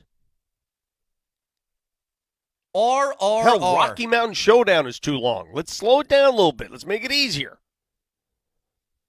You guys want to go see the Russian Rocky rip-off? It's just like, You want to go see the what are we Aurora doing, 3 Borealis R's ball in a game? row? 3 R's in a row. Are you kidding me? Do you guys speak the language? Like, try and say just 3 R words quickly in succession. It's impossible. Round robin rebates. That See works. that Aurora Borealis ball game. Hey, one thing that really, this whole mashing up of all these teams and new conferences and everything. One thing that does intrigue me, I think I could be wrong about this, but I'm guessing this is the first time in history the Ohio State Buckeyes have ever been to Eugene, Oregon, and playing Autzen Stadium. You know, I mean, you're getting a in lot. history? You're getting. Has Ohio State ever traveled to Autzen Stadium in Eugene? I doubt it. Hang on, I'm sorry. Google it. I'm sure they've met in the Rose Bowl at some point. I'll but Google it. I just want to say something real quick. Baby Billy Bible Bunkers. Come on, man. I knew you were going to that. Baby Billy Bibles Bunkers. That's so hard to Billy's Bible say. Bunkers. Hold on, let me try that. Baby Billy Bible Bump. What is the last It's line? Baby What's the last Billy's line? Bible Bunkers. It's That's the best. It's the best game show in the world. Is what it is. Hey, don't forget now. You told me Baby Billy Bible Bunkers was going to be on TV too. What's the name of that show again? The Righteous Gemstones. Is it over? Yeah, Yeah, it's done. it's long gone. Damn it. You know Because I what? watched every season of it. I couldn't get enough. That's so damn funny. I haven't dressed up for Halloween in forever, and I guess my wife keeps asking me, we got to dress up because we're going to go out trick-or-treating with baby Jamal Kale. Maybe I'll just be Baby Billy. Nobody would know who you are. Not enough people have seen it. Oh, Not that's a the thing, though. chance. When I was in college, I went to a party once, and I was dressed up as the Ali G. Nobody knew who I was. Didn't care. You guys, Ali G is Sacha Baron Cohen's character, right? Right. Give me your best Ollie G. Booyakasha! Hear me now. Like when you talk about the football, you like to throw the ball in a forward manner, yes? Ollie So G let me was ask you a an question. amazing show. Let me ask you a question about Ollie G and that whole series.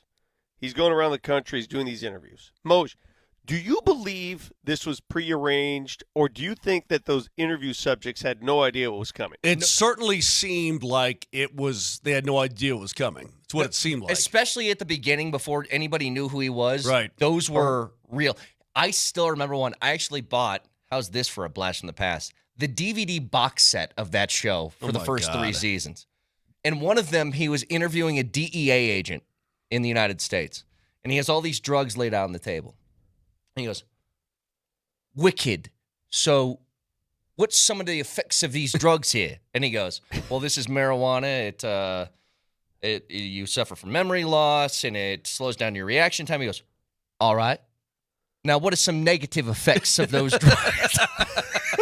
But let me ask you, you're doing these, and if somebody doesn't like the fact that they've got bamboozled, why don't they just say, no, you can't run that interview? I don't agree. I'll sue They you. probably have him sign the waiver beforehand. Good point. Yeah. There's some smart people out there before we get the break here. Ohio State visited Oregon in 1967. So before any of us were ever born. You were born in 67. Who you The born, hell I oldie? was, pork chop. Was it 68 for you? You're older than I am, oldie. Senior? Old man?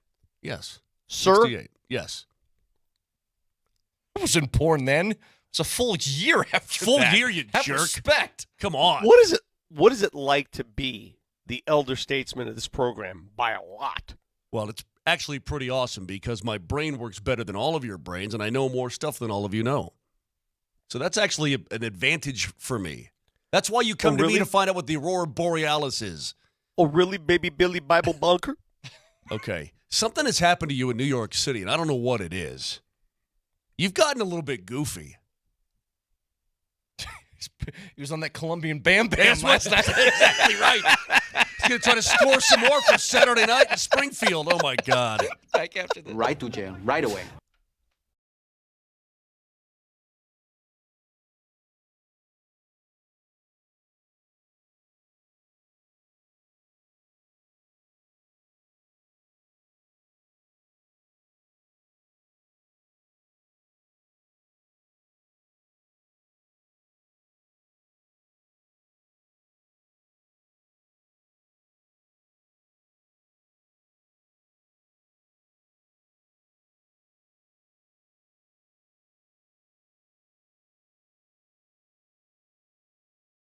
You guys know you can find all the games this weekend on the Circus Sportsbook in the NFL, the college football slate, the MLB playoffs, and now the middle of hockey season. But why not get a look at something a little bit farther down the line? If the Buffs win over the weekend, these odds are going to change dramatically. So maybe jump on the Circus Sportsbook and take a look at Colorado to win the 2024 Big 12 championship at plus 1,200 odds. I guarantee you, with a win, that number's going to drop. So maybe take a look at this now. That and so much more on the Circus Sportsbook as they have the best odds in the game. Tight money line splits, low holds, amazing customer service. Download the app right now or go to circusports.com. And always remember, any gambling problem, call or text 1-800-GAMBLER.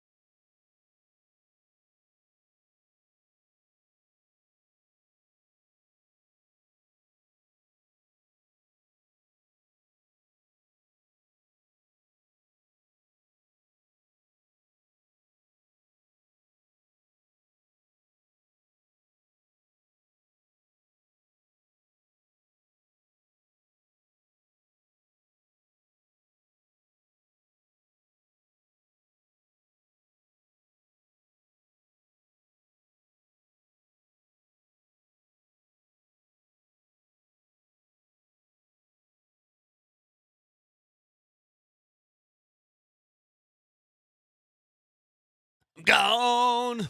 I'm gone.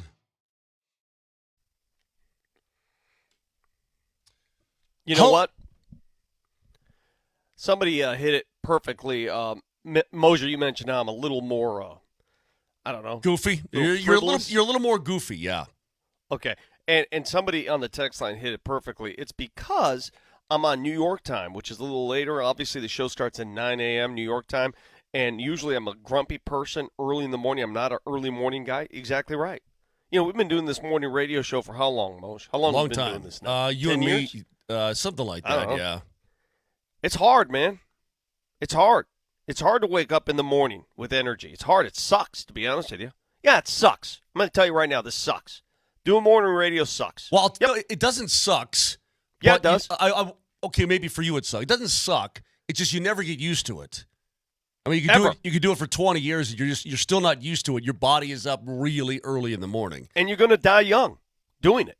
So, Brett, just accept that. and we all die young. Okay.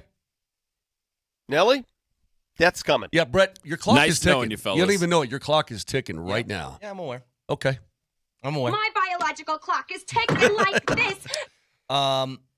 There is a home opener tomorrow, Moj, and I think that everybody is very, very, I guess, looking forward to the idea of getting that taste of the opening game against Vegas out of your mouth and get a little bit of that energy back at Ball Arena again. A lot of practice going on today. Avalanche were off yesterday, but today they get back to practice, and I'm sure they're going to be discussing the back-checking situation. Mm-hmm. You know, discussing, not leaving guys wide open in the slot, right? Your defensive zone coverage, I'm sure. They did a pretty good job around their net. And that was one point of emphasis. I thought they did a pretty good job, but again, still a little bit gappy here or there, and they're going to need better goaltending. And so we'll figure it out. But I'll be over at practice today once the show is done. I'll talk to the guys afterwards. But, yeah, I'm sure they want to get on the home ice, and it's going to be a crazy environment, and people are going to be excited. And, it's going to be a cool thing. Last night was a really cool thing. Nathan McKinnon met with fans last night at the Clayton Hotel in Cherry Creek, and it was really cool. Rachel Toss did a great job. For what? Well, the Hart Trophy, the MVP award, was there along with the Lindsay Award, and so select fans who were able to get in, and then even more select fans, 29 of them actually, right, through a lottery, got to meet Nate and take the pictures with all the trophies and everything else. It was a really fun party to celebrate his MVPs. They're like an MVP celebration, is what it was. It was really cool. Cool. Yeah. So, hey, So Rachel and broadcast- Nate talked for a little bit, and then Kiefer and I went up and sort of entertained the crowd, did a little dance routine and whatnot. excuse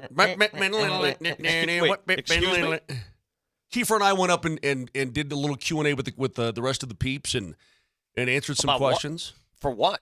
About anything, to be honest with you. In fact, one gal, and I forget her name, she put the goaltending right at us. What is going on with the? And we're like, ho, ho, ho, ho, ho, ho.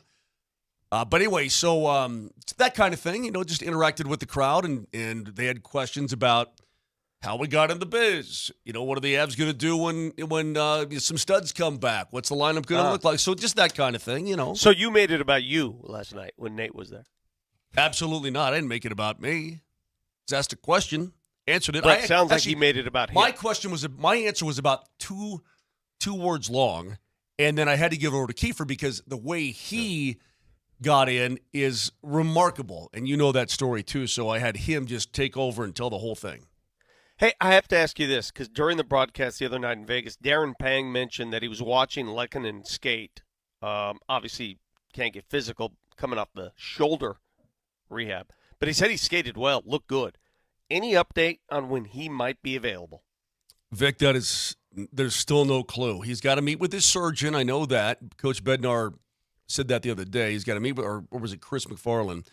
He's got to meet with his surgeon, and then they've got to determine, okay, everything's still together really, really well, and now this is when you can start taking contact, and this is when you can do this and that. So all that is still to come, but I'm guessing in the next month and a half, he'll probably be available, is my guess, probably. I mean, I would target, if I'm looking at targeting two of the guys, we know that Nichushkin is back mid-November, okay? He's eligible to be reinstated, and apparently everybody's pleased with how things have gone. Lehkonen, probably right around the same time, maybe a little bit later, and Gabe still don't know. There you go. Waiting for those guys to get back in the lineup, by the way, I hope that, especially in the next, what do we got, 8 games left for Callum Ritchie, by the way, before you got to make a decision on what happens with him. What did you just think of his first game overall, by the way? I thought it was okay from what I could see, and again, I was the victim of a television broadcast as well. I didn't notice him a ton. Yeah. Does that seem like a bad I thing thought to he say? had opportunities to shoot in which he tried to be almost too teammatey.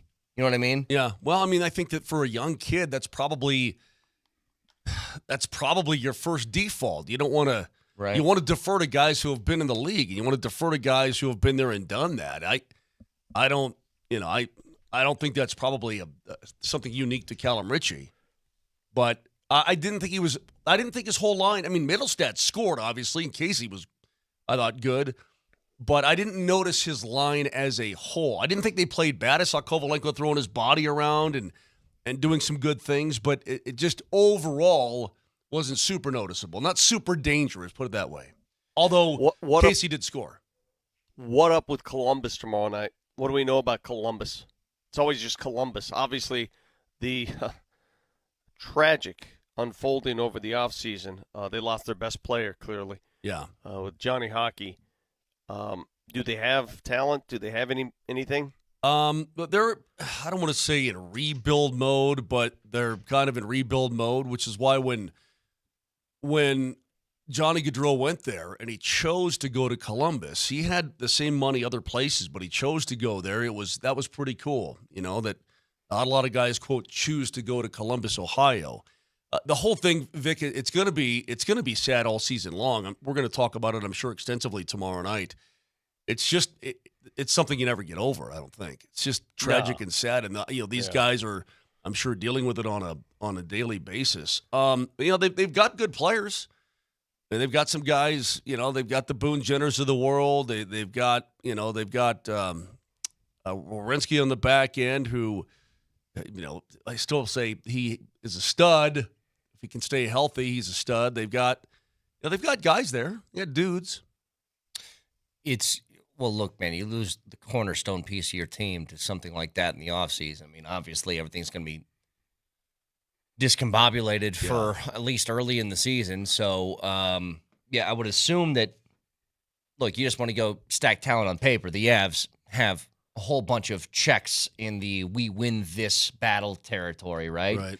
So, hopefully, it'll be a good game from tomorrow. I get a quick question for you, by the way. I meant to do this before the season started, and I think we talked about it for like 30 seconds. But can you explain to me why everybody is picking Edmonton to win the Cup this year? And I know they have McDavid and they're talented, but isn't typically how sports work? Talented team who constantly underachieves. And I'm not saying they did that last year. I mean, they took it to a Game 7. But when do you stop believing that team's going to win? You know what I mean? Like the graphic I saw, there was like 20 people who were picking their winners for this out of all the teams in the league, winners for the Stanley Cup. Where were those people from? I didn't really check. Okay. Yeah. But there was like 16 of them that picked Edmonton and like 2. I didn't see any Floridas. And who's the other team? I think it's twofold. One, they've been knocking on the door now for a couple 3 years. And they got to the Cup final last year, and they lost in Game 7. That's how good they are. 2, I think it's a trendy pick. I think it's you want to be smart, like you want easy. to look good. Yeah, it's easy. Correct. So I think those are the reasons. I mean, you put the Avalanche in a 7-game series against the Edmonton Oilers. I like the Avs' chances in a big way. So do I. That's what I didn't get. I'm just like, I know that they got to the finals last year, but I don't know. It weirded me out. It looked like almost a sweep of, you pick Super Bowl teams, like the easy pick is the Chiefs. You wouldn't see that many people picking the Chiefs, I don't think. Interestingly, last night McKinnon was asked about sort of last year and where the team stacks up coming into this year and so on by Rachel. And he said, we're very close. He said that Dallas series, second round, woulda, coulda, shoulda won that series. I mean, I think he thinks the same way I do about it. If 13 is not out, you're probably you're beating Dallas. Yeah. And you're on to the West Final against Edmonton. Sure. Now, again, you may lose to the Oilers. Maybe you do. Or maybe you beat them for the second time in 3 years. I don't know. But you're right there. And I think he feels that they were right there as well. You're missing the key component there. You're there, you're close, but you got sabotaged by one of your own players. Mm-hmm. Agreed. And if you don't have that player, everything you just said may not apply. Agreed. You got to have that player. Agreed.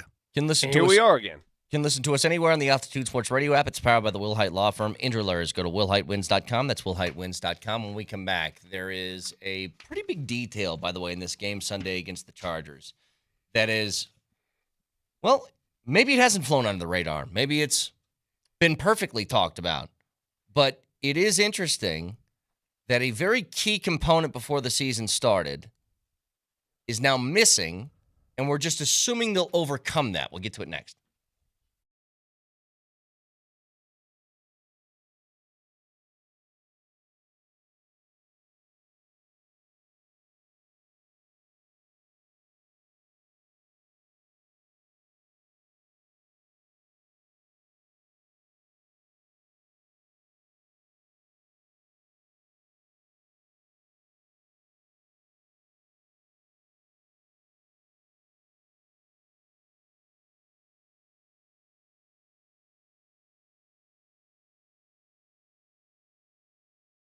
Listen, guys, it's 2024. There's no need to be embarrassed about anything. Moshe here. I'm going to get serious with you about the Rocky Mountain Men's Clinic. If you're dealing with the issue of erectile dysfunction, I'm telling you, you need the right treatment specifically for your situation because every case is different. And Rocky Mountain Men's Clinic, well, it's just better medicine. They are the leader in treating men's sexual health issues here in this great state of Colorado. The staff are experts. And it's not only going to physically help you, you know that, but it's mentally going to change everything for you. Tens of thousands of men have gone there, and they're living better lives, and you can as well. So do yourself a favor. Go to RockyMountainMen'sClinic.com. Your initial visit, just $99. You'll get a test dose right there in the office. If it doesn't work, the entire blood work, all the lab work, the appointment, all totally free. But I'm telling you, with over a 90% success rate, it's going to work for you. So call today, 720-440-7900. That's 720-440-7900. Don't be embarrassed. It's ridiculous. Just like a hurt elbow or a hurt leg or whatever the case may be, fix yourself. If you have some form of ED, get it taken care of. 720-440-7900. It's the Rocky Mountain Men's Clinic.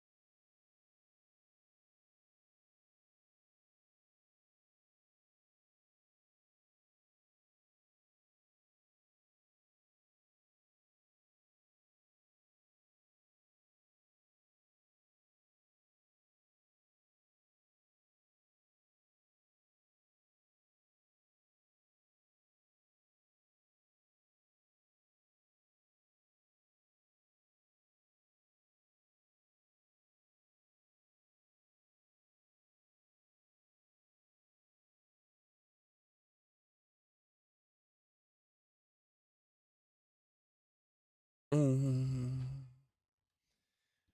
I just read something here that I'm glad this has been like clarified. So you guys know the Comeback Player of the Year award in the NFL?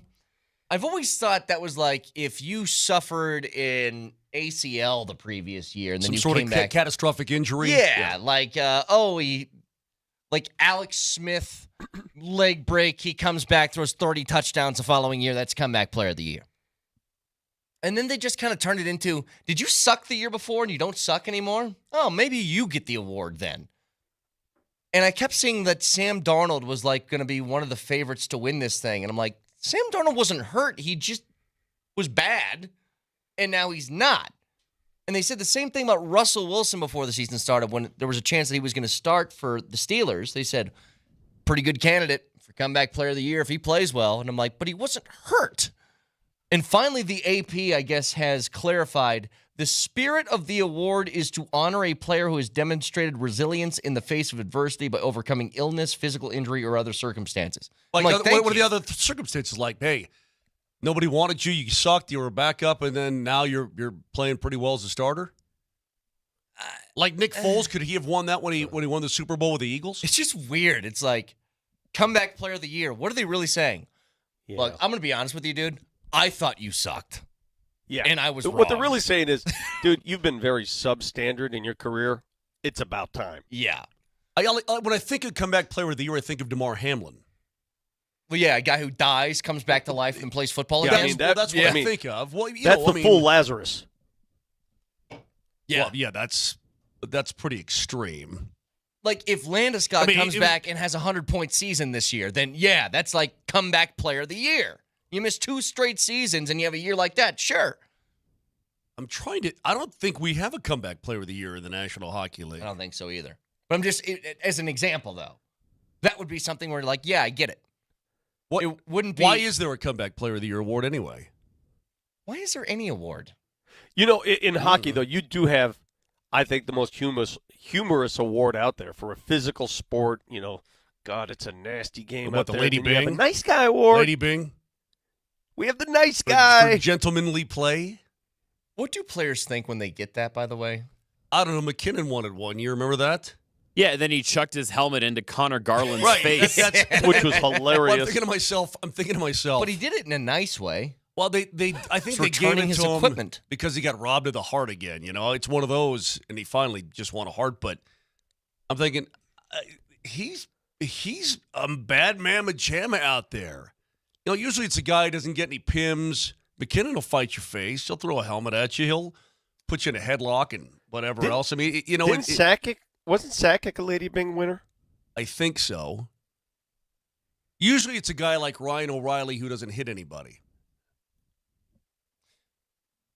So hang on a second. Yeah, the guy gets 6 pims on the year, and one of them he accidentally tripped the guy, one he accidentally threw the puck over the glass, and one he who knows what. Why'd you vote for him? Nice guy. Hey, nice. It seems like a good dude. By the way, people are saying they clarified it, and this is I think the exact reason for it. You just said DeMar Hamlin, who was dead and then played football again. Oh, I guess they give. Yeah, they give. They out the, gave it to Flacco over DeMar Hamlin, and the award was like, "Dude, we thought you were done, and you weren't. Good job, way to go." The Masterson. Hold on a second. The Masterson that's a player who exemplifies the qualities of perseverance, sportsmanship, and dedication to ice hockey. Okay. All right, you got it. And Hockey, the too Lady many. Byng, the Lady Byng is Yeah. for gentlemanly Too many. play. Wait, No, what was the one no. you just said before the Lady Byng? The Bill Masterson. The Award. Masterson. Yeah, too many.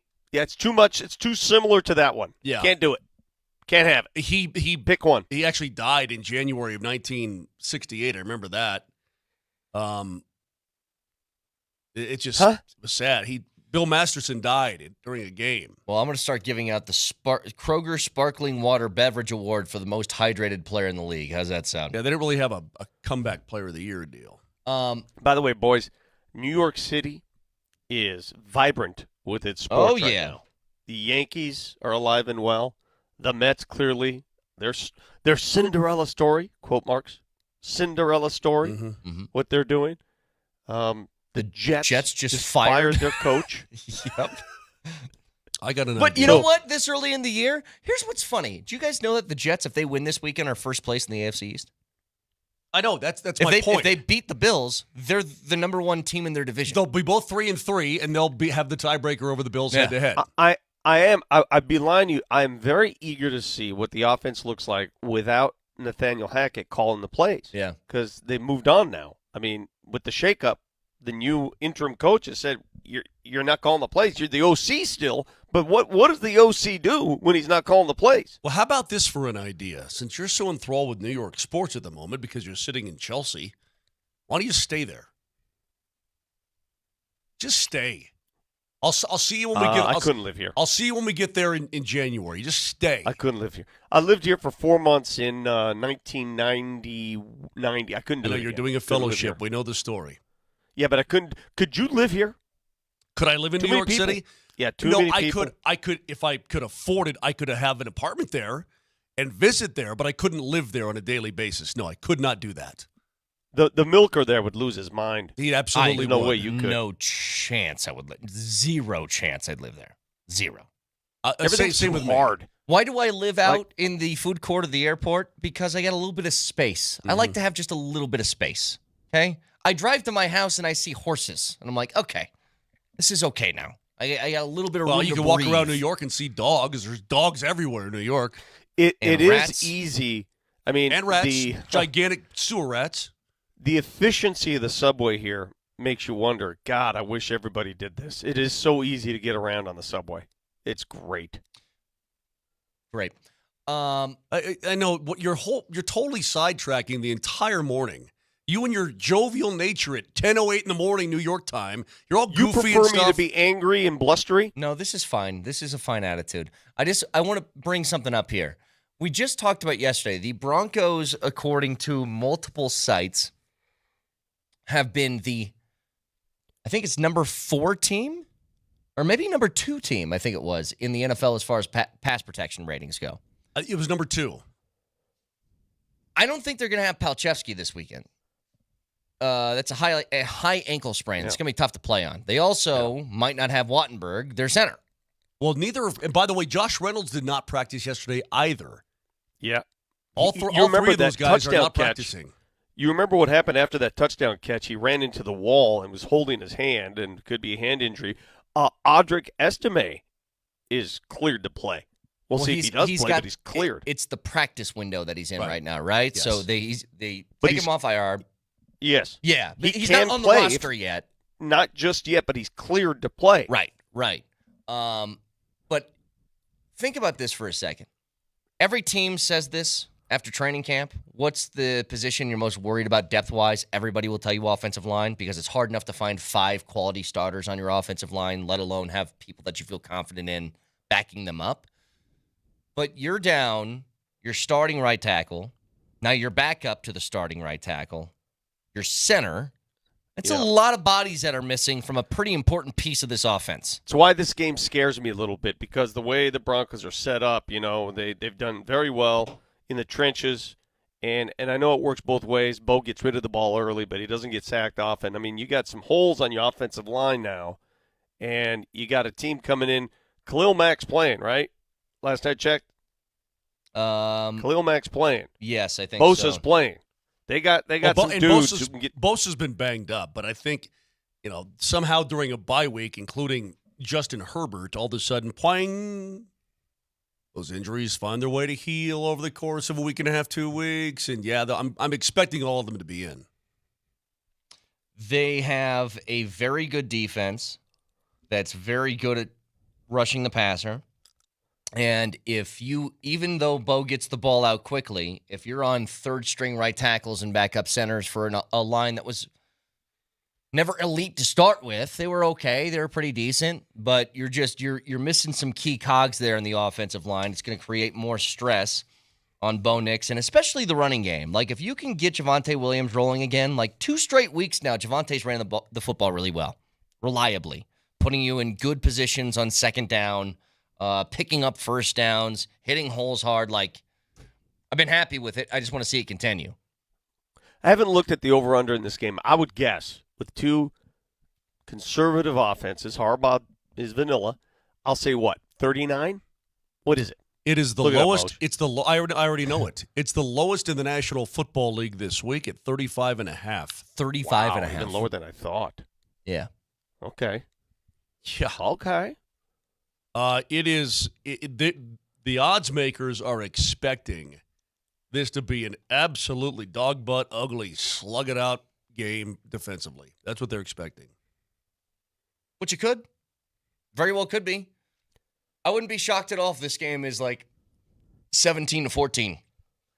Something like that. I wouldn't either. I that would seem about appropriate to me, but it is the lowest. There's one other game, in fact, I'd have to look that up, Vic, so you put me on the spot a little bit. There's one game that was 36.5, and I forget what it was. The Steelers at the Raiders is 36.5. The Chargers and Broncos, 35.5. To compare, the Commanders at the Ravens are 51.5. So it just shows you that people think that this is going to be a low-scoring affair. Did you guys see Laviska Shenault take that kickback last night? I did. I was happy extra for him. gear? Yeah. You know, and that's how you have to do it with this new kickoff thing.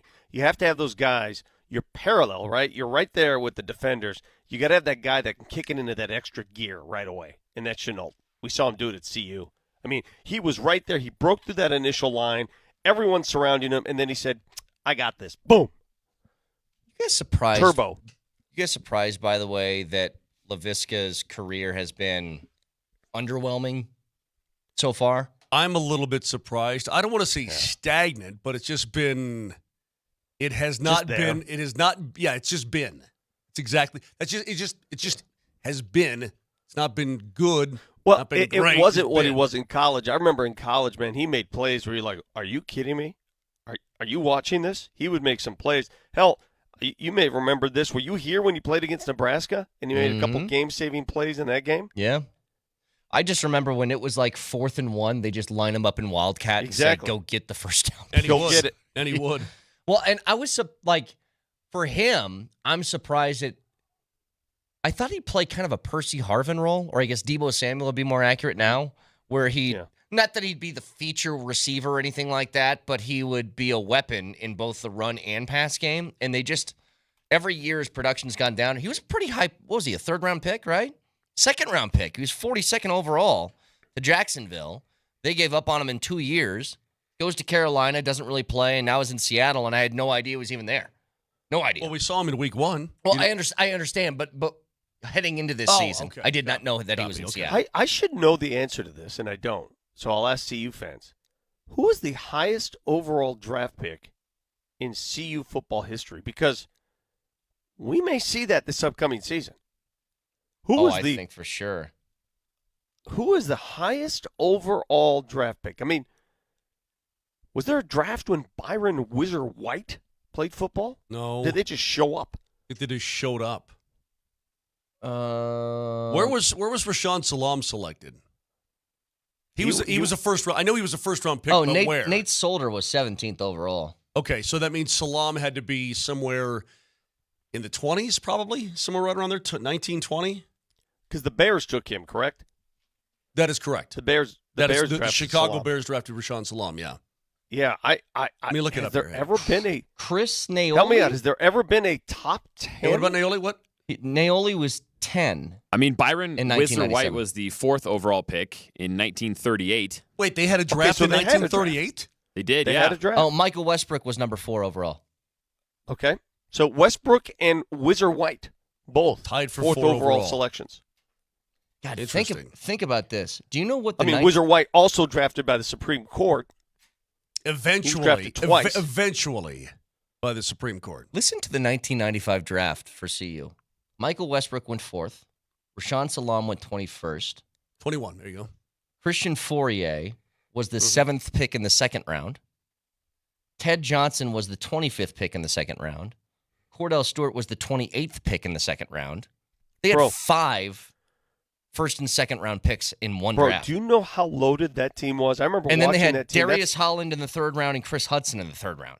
That team was NFL ready, man, on both sides. That's that team that beat Michigan and then turned around and watched them beat Texas in Texas, they had everything. That was Salam's Heisman year. They had 10, That was his Heisman year. Yeah, they had 10 guys drafted that year. 10. pretty amazing. By the way, as far as I can tell, the highest pick they've ever had in 1974, Bo Matthews was the second overall pick by the San Diego Superchargers. Okay. Wow. Well, there So you they go. had a second overall selection? That's crazy. Really? You know, I read something. Where did I read this? I saved it. There are some projections. There are some projections now, and I know this has changed because it always does. Somebody had Shedeur Sanders going number 1 overall. No, he's going to be the first quarterback off the board. In fact, the K-State coach was just talking about that. He said all the film I've watched of every quarterback in the country, ain't nobody better than Shedeur Sanders. Okay, so if you're He the could go first number 1. quarterback, then here it is. 20 NFL scouts were polled who the first quarterback taken would be in the upcoming NFL draft. 9 of those 20 picked Shedeur Sanders. So if you're going to be the first quarterback taken, and you know how these drafts work, you're usually the first player taken. Yeah, very well could be. I mean, there's a world that exists that he's taken number 1 and Travis Hunter Hunter is goes number 2. Yeah. That'd be pretty wild. 303-504-0925. Back after this.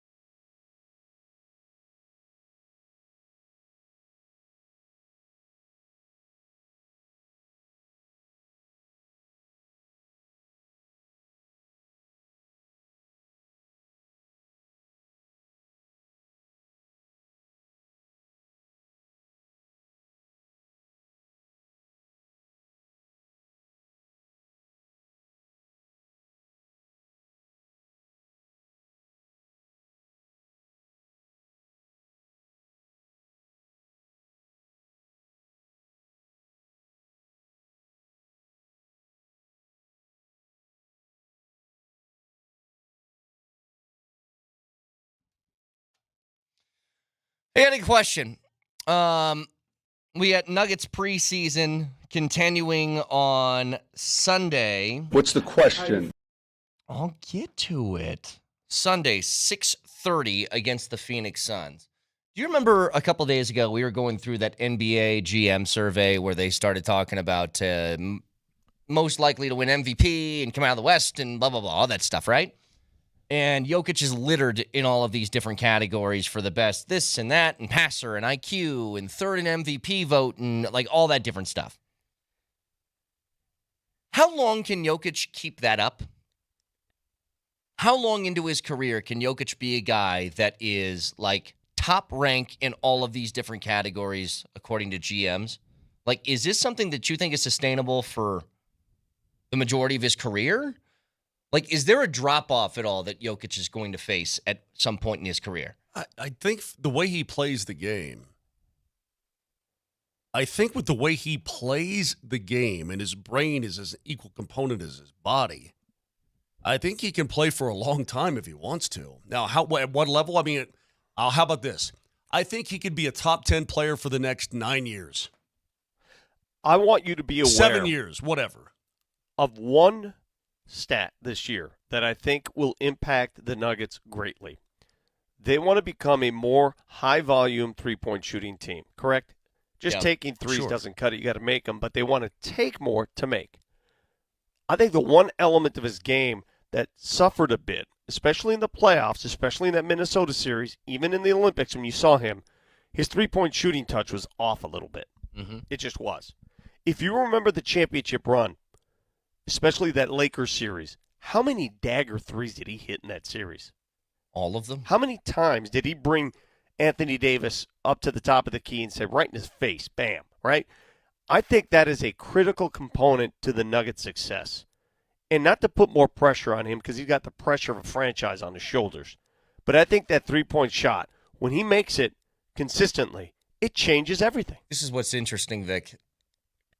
Jokic, maybe the number one quality that you can give to him. And there's a whole bunch of options. But I think I'd say consistency is his number one thing. Every night, he's the same guy. He does the same thing. He puts up the same numbers. You don't worry about it, right? You just know you're getting 25, 12, and 8 every single night. And he's going to do that on 58, 59% from the field. The one thing that I would say in his career that's been inconsistent is his three-point shot.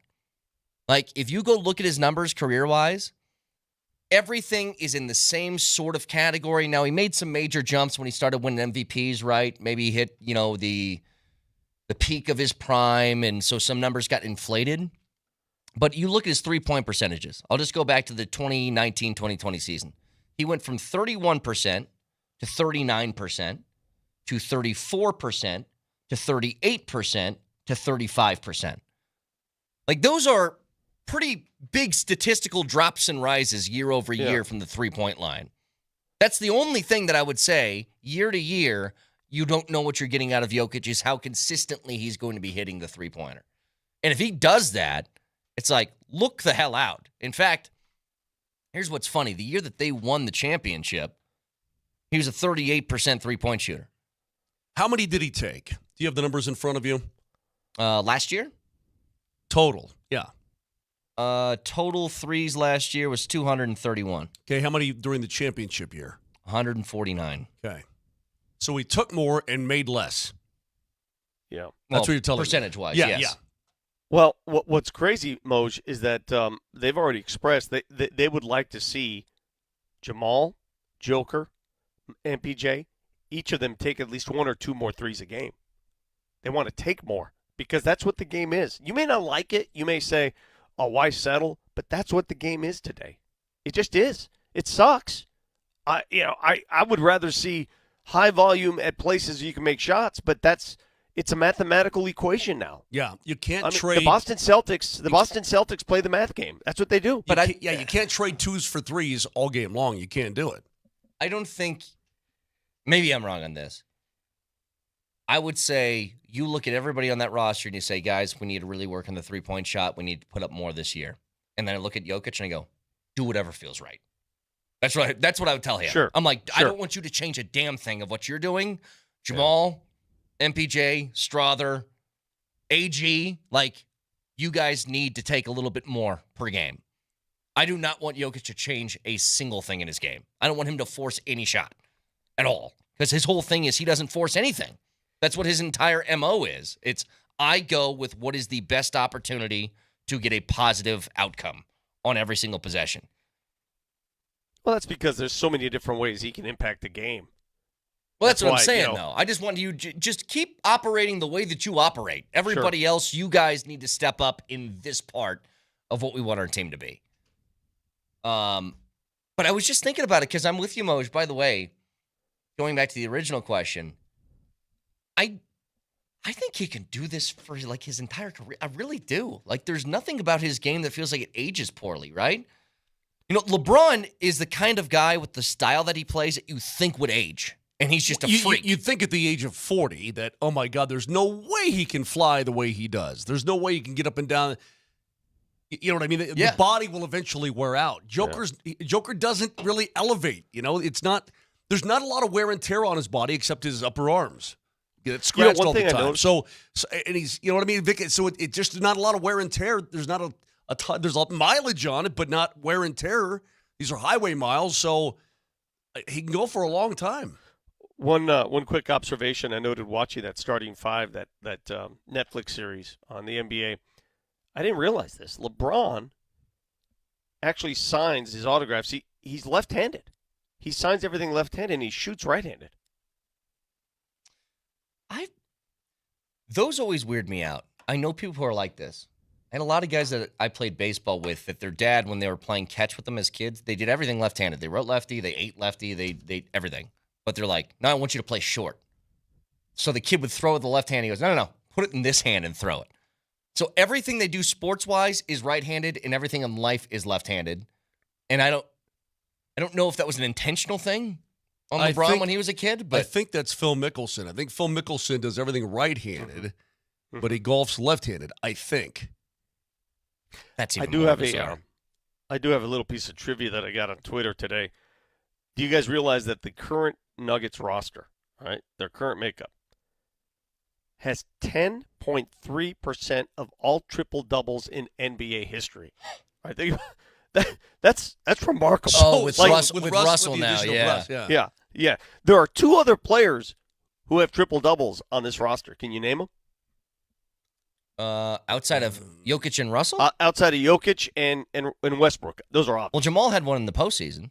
Jamal, I believe, had 2 career triple doubles, 2 or 3, and then there's one other. The other one would be AG? No, Aaron Gordon. Oh, is it AG? Aaron Gordon. Was that in the Orlando days when he was I don't basically know. running point I don't know forward when he had it, but he's the other. It's great trivia, Vic. That's really good. Thanks, buddy. You don't like that piece of trivia? No, I think it's You great. take that home with you? I think it's good. I do. I don't know what I'm going to do with it. You appreciate that piece of trivia, I appreciate it. I just don't know what I'm going to do with it. I like the 10% ever thing. That's just funny to me. Like 10% of our team amounts to all the triple doubles in the NBA in the history of the league. That's pretty That's cool. crazy. That is nuts. And it's just 2 dudes. It's just 2 of them. I'm anxious to get going. How many more preseason games, Vic? Are there 3 left? Is that correct? No, I have no idea. I know that the season starts October 24th. This is your team. OKC. This is your team.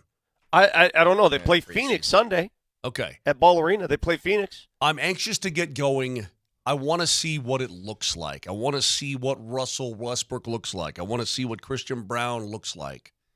I want to see it all together. I want to see how Michael Malone starts this season with his rotation, what that looks like, which young guys he trusts the most to give him some minutes. Is it a Strother? Is it a Watson? Who's going to earn his trust? I'm very curious about all that. Just for a few minutes here.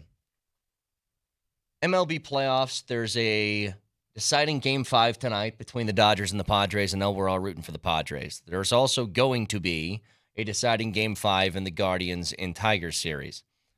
I can't have Mets-Dodgers. Can't have it. Okay? Can't do it. The Cinderella Mets too much for you? I'm already going to have to stomach the Yankees being in the ALCS. And to be The honest, upstart Yankees?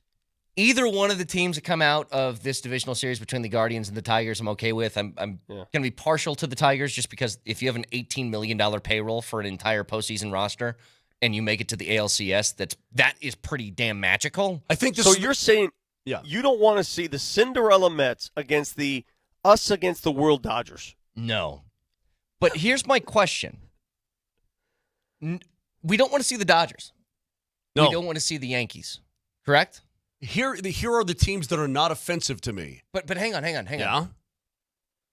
Why in baseball is it okay to have that thought, but if I say it in other sports, people get mad at me?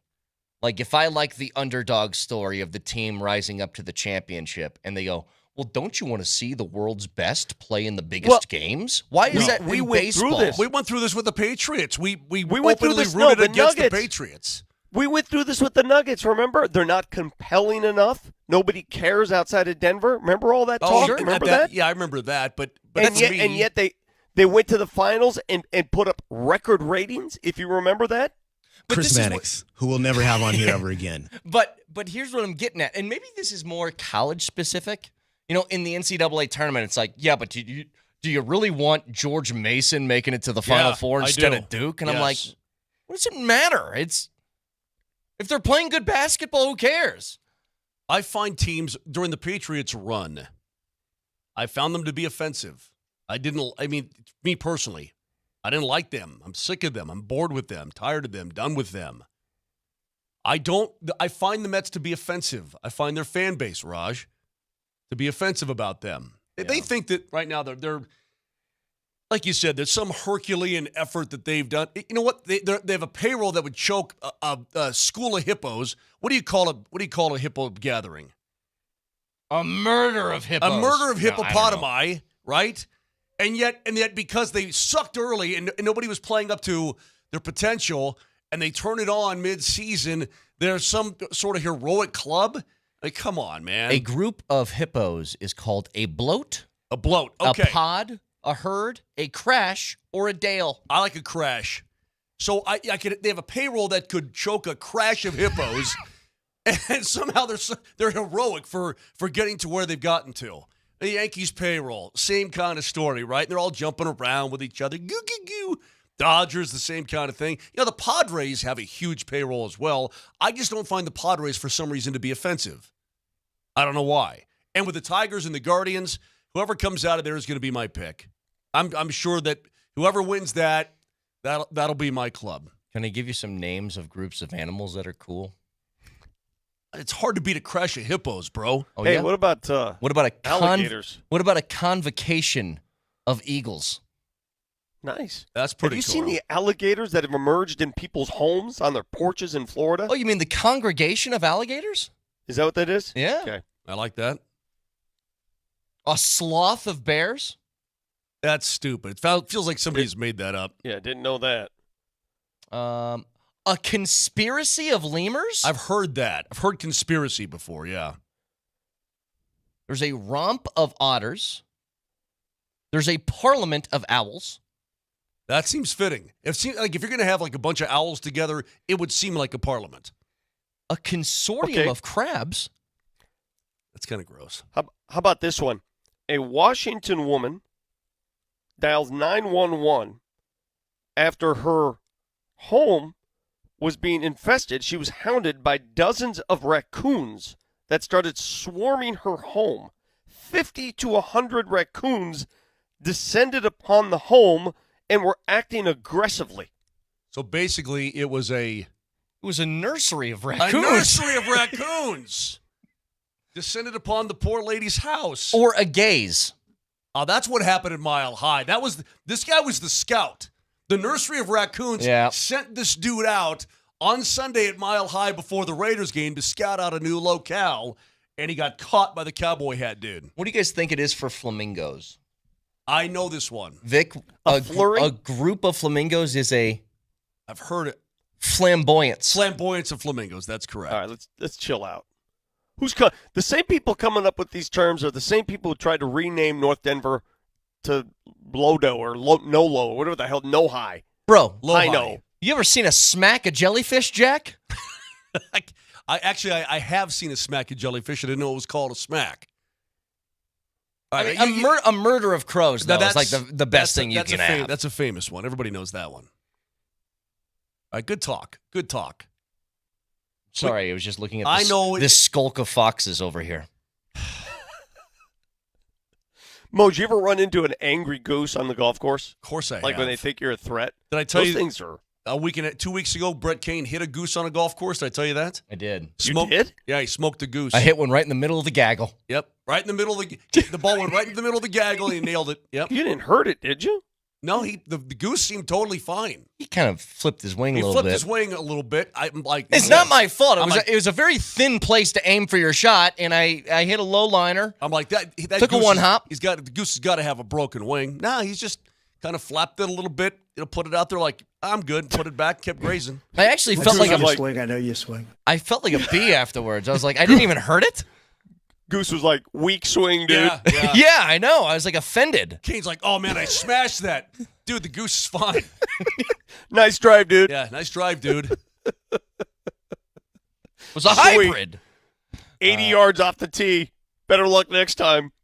303-504-0925. Shot Mazda text line. Back to this Broncos and Chargers game, and we'll kind of lay out what exactly is on the line this weekend.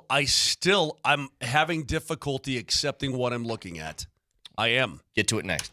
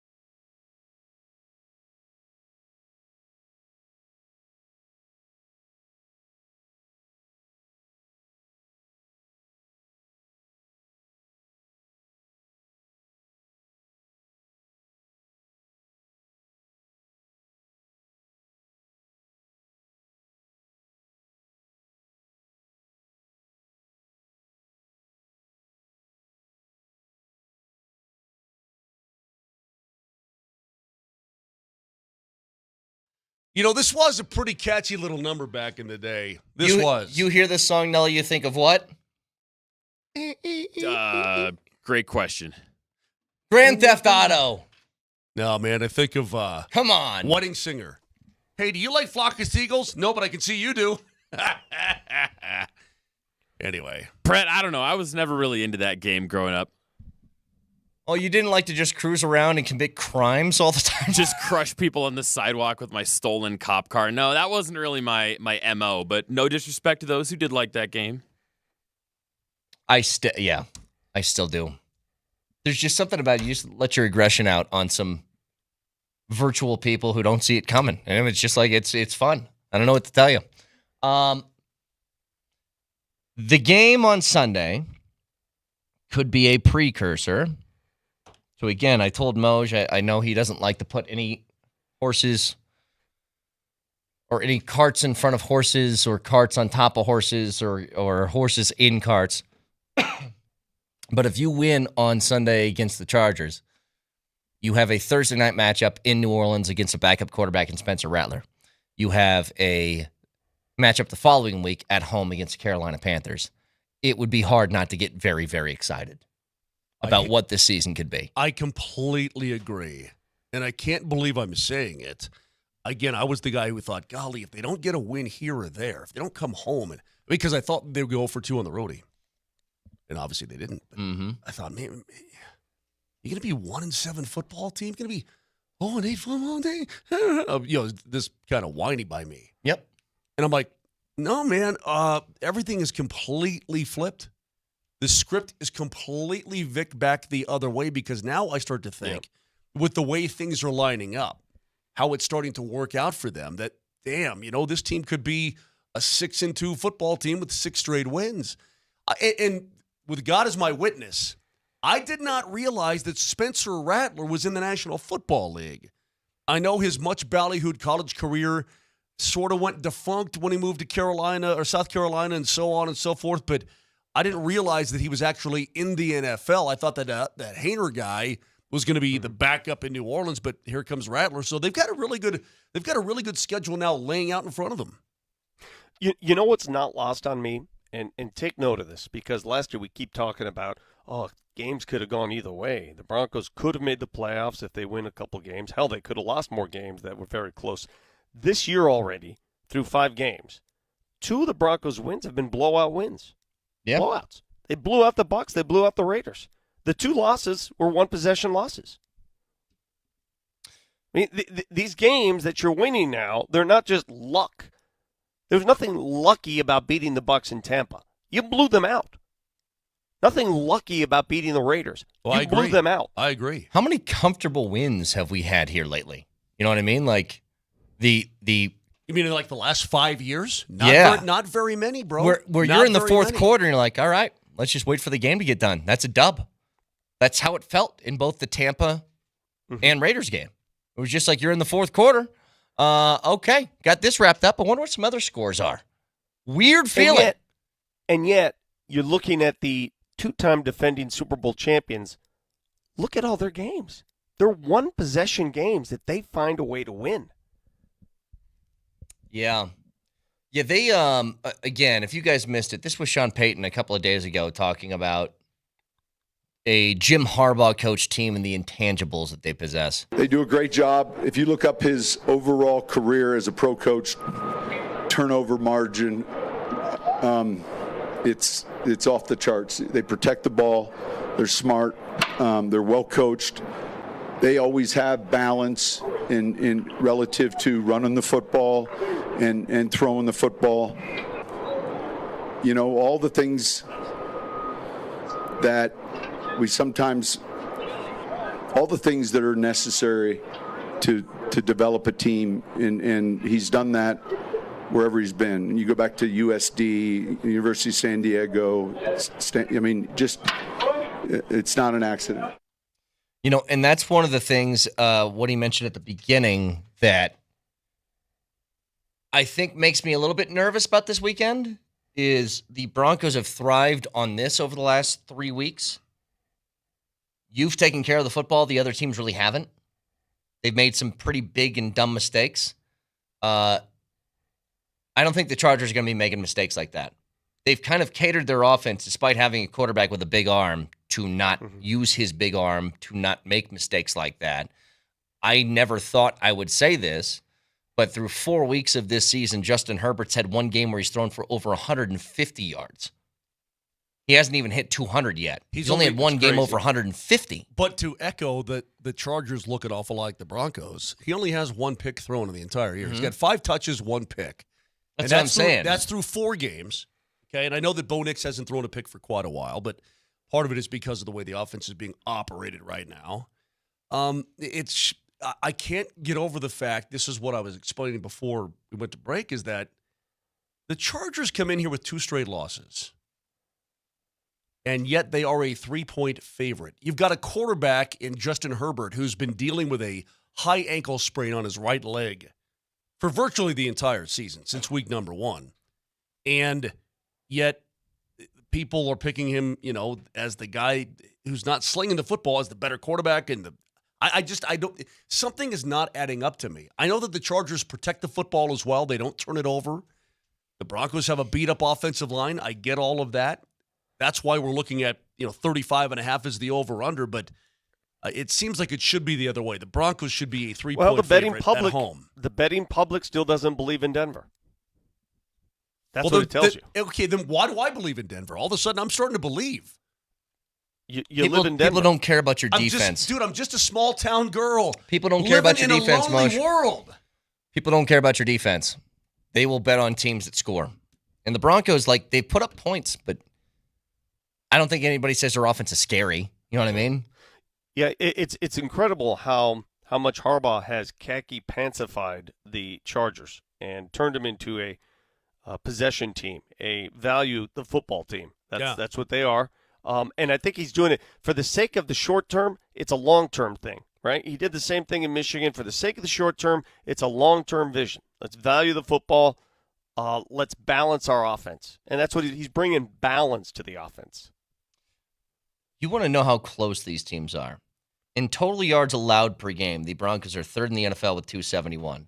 The Chargers are 5th with 282.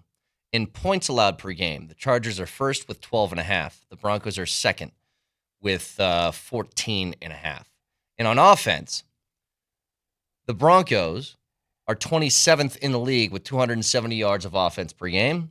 The Chargers are 28th with 263. And in points per game, the Broncos are, quick math, don't know. They average 19 points per game, which is the bottom tier of the NFL, and the Chargers average 17. They're kind of the same thing. Yeah. Everything about them is the same. The Broncos, their whole defense is really good. And you know what, for the Chargers as well, is Derwin James is back, right? His suspension was their Kansas City game, and then they had the bye week, so he's definitely back. I think he is back, yeah. But their front seven is also very, very good. Mm-hmm. I mean, we talk about the Broncos' front seven. The Chargers' front seven is very good, and their secondary is nothing to slouch about either. I mean, What you playing there, Vic? Sorry, couldn't get it off. Turn me on. You couldn't what? I couldn't turn it off. Oh, okay. On my phone. Okay. Does something just turn on? Something ever just turn on your phone? And no, you have to push a button. You have to do stuff. You have to be. You don't randomly call people and the phone's in your pocket. You have at times? to be engaged with your phone in order to turn something on. My phone is black. It's not on. Yeah, me neither. There's no screen up. No nothing. Doesn't happen to me, Vic.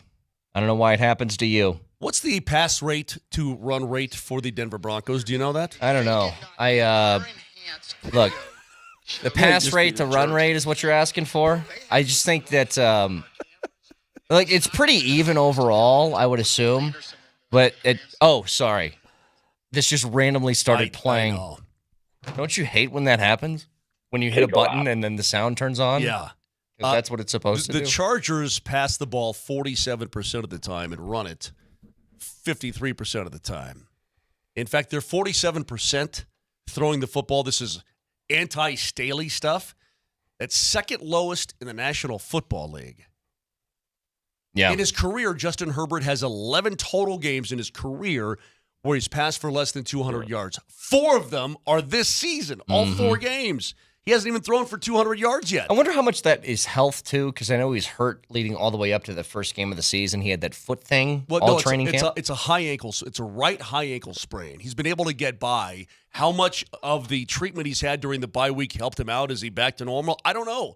I think that Harbaugh's probably been protecting him just a little bit on that plant foot, but I really don't know, dude. Really don't know. I do know the Chargers have something that the Broncos are still trying to see if they possess this. They've got a quarterback who, when you need to open it up, when you need to go downfield, he's proven he can do that. Sure. He's done it, right? So when you really have to do that, let's say they're down early. They're down a couple touchdowns early.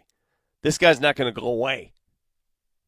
Well, he doesn't have to because he can pass his team back into the game. Well, it was the first play from scrimmage for the Broncos at the Tampa Bay Buccaneers. What was it?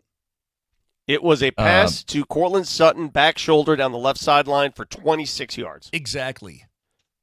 And I think it probably caught the Bucs a little bit by surprise. Like, oh my God, here's an 0-2 team, and their first pass, boom, all the way to Sutton. Right. My fear, I don't know what's going to happen Sunday, but my fear is that Harbaugh's going to say, all right, JK, okay, you want to have a big day on the ground? Okay, great. Say, Hut. Hey, man. I feel like this guy can be unleashed at any moment, and I just be on the lookout He wouldn't for it. be following- on the lookout for it. He wouldn't be following the math if that's the case. I would say to any quarterback in the league, and I know there's some really good ones, if you want to attack the Broncos defense by going through the air, be my guest. Try it. Their secondary is really That good. pass rush will get to you. Yeah. The pass way they rush is blitz, good. it's going to get to you. Secondary is good. If the Broncos are susceptible in one area on defense, it's running the football. And the Chargers are pretty good at it. They're really good at it. I don't think that this is going to be the unleashed Justin Herbert game. I think this is going to be a lot of J.K. Dobbins and Gus Edwards. Hold on a second. Apparently, Herbert had a Liz Frank during training camp. Is that correct? Sounds right. Okay. Well, he's got a high ankle now. I know that for a fact. Liz Frank, plantar fascia, I don't know. It's one of those By the way, things. who is Liz Frank? Who is she? A witch. I reckon. She's a witch. From one of those J.K. Rowling books. With J.K. Dobbins. This is not who it was named after, but Elizabeth Frank is an American novelist, biographer, art critic, and translator. Really? She won a Pulitzer Prize for biography for autobiography. Huh? And now she's known for Cool, injuries. Carl. Way to go. Nice job, Liz. Keep it You rolling. know, when old men get out of bed and pop their Achilles, that's known as a Mosier.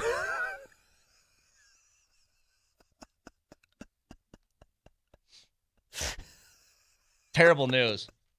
Aaron Rodgers out for the year with a Mosier. What happened? Got out of bed. Who told Really? you that?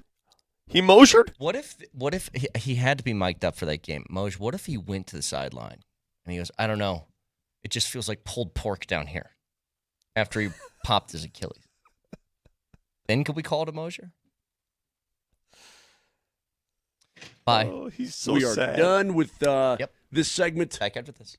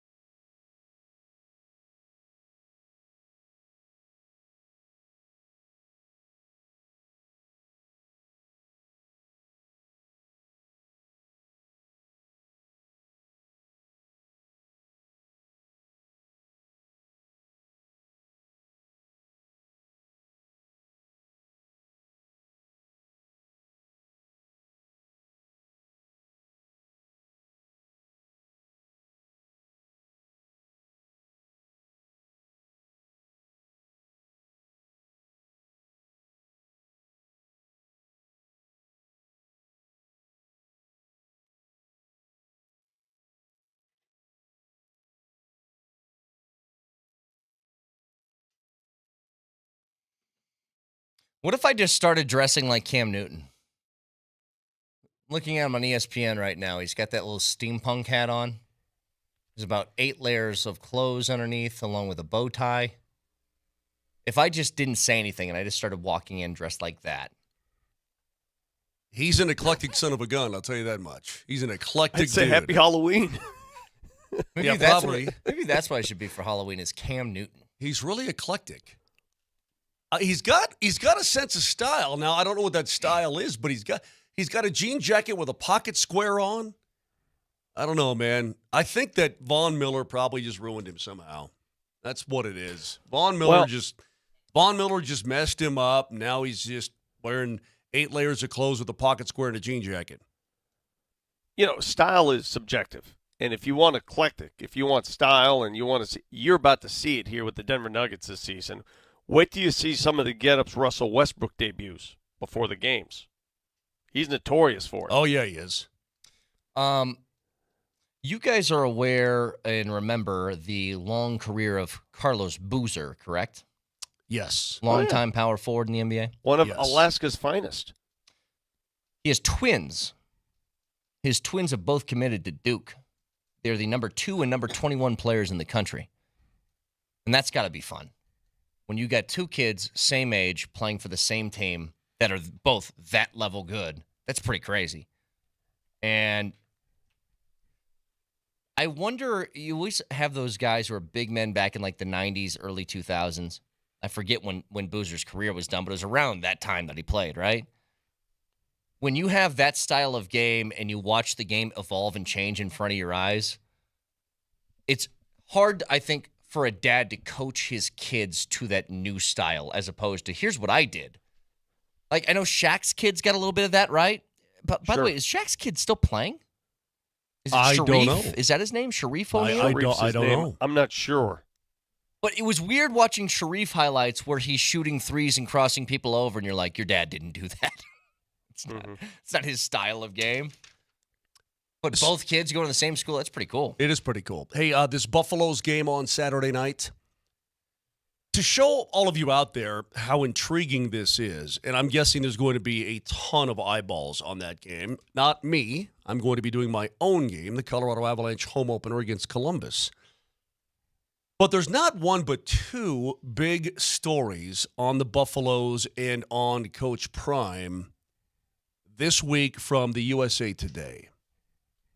One of them takes the path of, you know, this is what Sanders has done. Is it good or bad for the program? They interview a professor up there who, you know, they're autonomous. They do whatever they want and all this kind of thing. And the other one, this is from a guy named Matt Hayes. Now is not the time for Deion Sanders, Colorado, to shrink with Kansas State in town. So it talks about, you know, the program. And basically he uses a lot of clips that we've been playing or a lot of quotes that we've been playing throughout the course of the week. But it gets down to where it is right now. And that is with Rick George saying, you know, this has been great. I think he's doing a great job. You know, I think what he's done has been incredible, quote, said Rick George. I think that's the idea, too, is that, listen, man, the other article tried to really bust him up a little bit. You know, they're operating autonomously, and is this a good thing for the university and all this? And, you know, he's got his own production company and all this kind of stuff. And I'm like, hey, man, do you understand where this program was and where it is now? Vic, I don't know what the numbers are going to be Saturday night, but it's going to be really the only thing on as far as college football nationally is concerned. Yeah. It's going to do huge, huge numbers. I mean, big-time eyeballs. Moj, Prime has been an AD's. Are you kidding me? The amount of money he's made for that institution and the surrounding area? The amount of money that's coming into Boulder right now in the last 18 months. Not the just amount that, of money. Vic. How about the amount of applications just to go to school in Boulder? Out-of-state applications and out-of-state money. A lot of it. I don't know how any professor on campus could look at it and go, this is a negative thing. All it's done is, unless you're a complete propeller head, all it's done is float all boats at that university. And I would say you want to operate autonomously, essentially, go right ahead, because look what you're doing for the campus. Look what you're doing, for Boulder itself. Pearl Street is insane. I mean, You took a 1-11, and now you're going to have every eyeball in the country, college football-wise, on you on Saturday night? Come on, man. Here's what this Come weekend on. can do, though. This weekend can change one thing. It can change that narrative about CU and Dion being about flash, being about attention, and turning that into substance. I think with a win this weekend, you start looking at them not as this fun little sideshow, but a legitimate threat in college football, which they haven't had that yet. Like that first few weeks of last year was fun, but it was still like sort of wait and see. If they win against Kansas State, they'll be 5-1. They'll be near the top of the Big 12. They'll just have taken down a team that at times looks like a top 10 team in the country. And they could put substance behind all of the attention that they've garnered the last year and a half. And the way they do it, style points matter, right? If they can out-muscle K-State, in addition to out-throw them, we know what they can do in the air. But if they can just say, okay, we're going to run the ball, and we're going to run the ball effectively, and we're going to stop the run. Yeah. If they can out-muscle and win the trenches, that sends a message. Hell, they did that at UCF. They did that. That UCF team was a big, powerful squad, and they won the trenches in that game. A big, powerful running the ball squad. That was their forte, period, end of story. I like this also from Hayes, and this is me quoting Matt Hayes, the author. This, like it or not, is a referendum game for Sanders. I agree with that. He and his staff have had 2 weeks to prepare for the Wildcats, and the environment will be unlike anything at Colorado since the Buffs hung 62 on Haight, Nebraska in 2001. I asked that in the appetizer. I think that is the case. I think this game and what it means for this season, Brett, I think you can't, by the way, you can't get into Boulder for less than $160 as of this second. Well, I asked that question in the appetizer. I said, this is the biggest Buffs game since when? And somebody threw out 2016 when they beat Utah to win the Pac-12 North and go to the Pac-12 championship game? Like, probably then at the earliest, right? And I know you're saying, like, well, it's a game in the middle of the season. It's their sixth game of the year. And you're like, yeah, but this is huge. Like, this is massive for what they want to be as a program.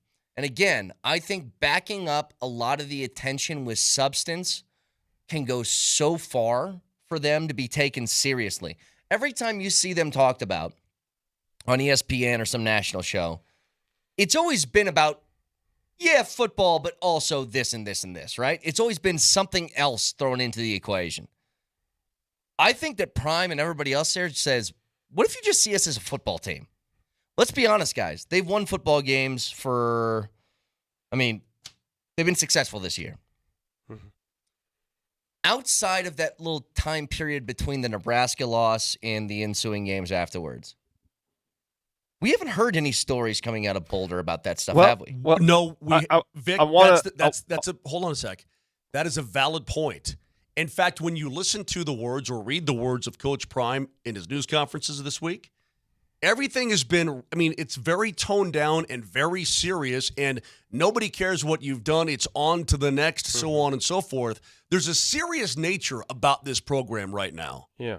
On the inside, anyway. I don't disagree with you, but I want to ask you a question, though.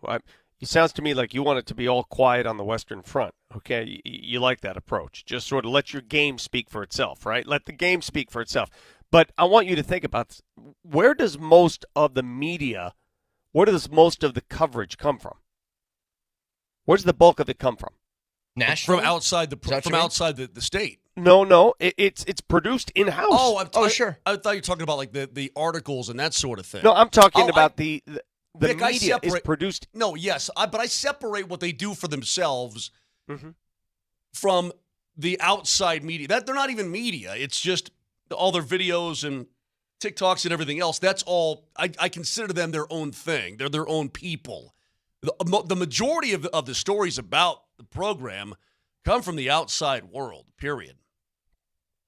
But even though the in-house group, Vic, have you seen a lot of productions being released? Not nearly as many. Like, I think they're taking a much more business-like approach this season. It's like we have the attention now. We have every time that CU plays, it is a top 3 highest-rated game of the weekend, really no matter who the opponent is.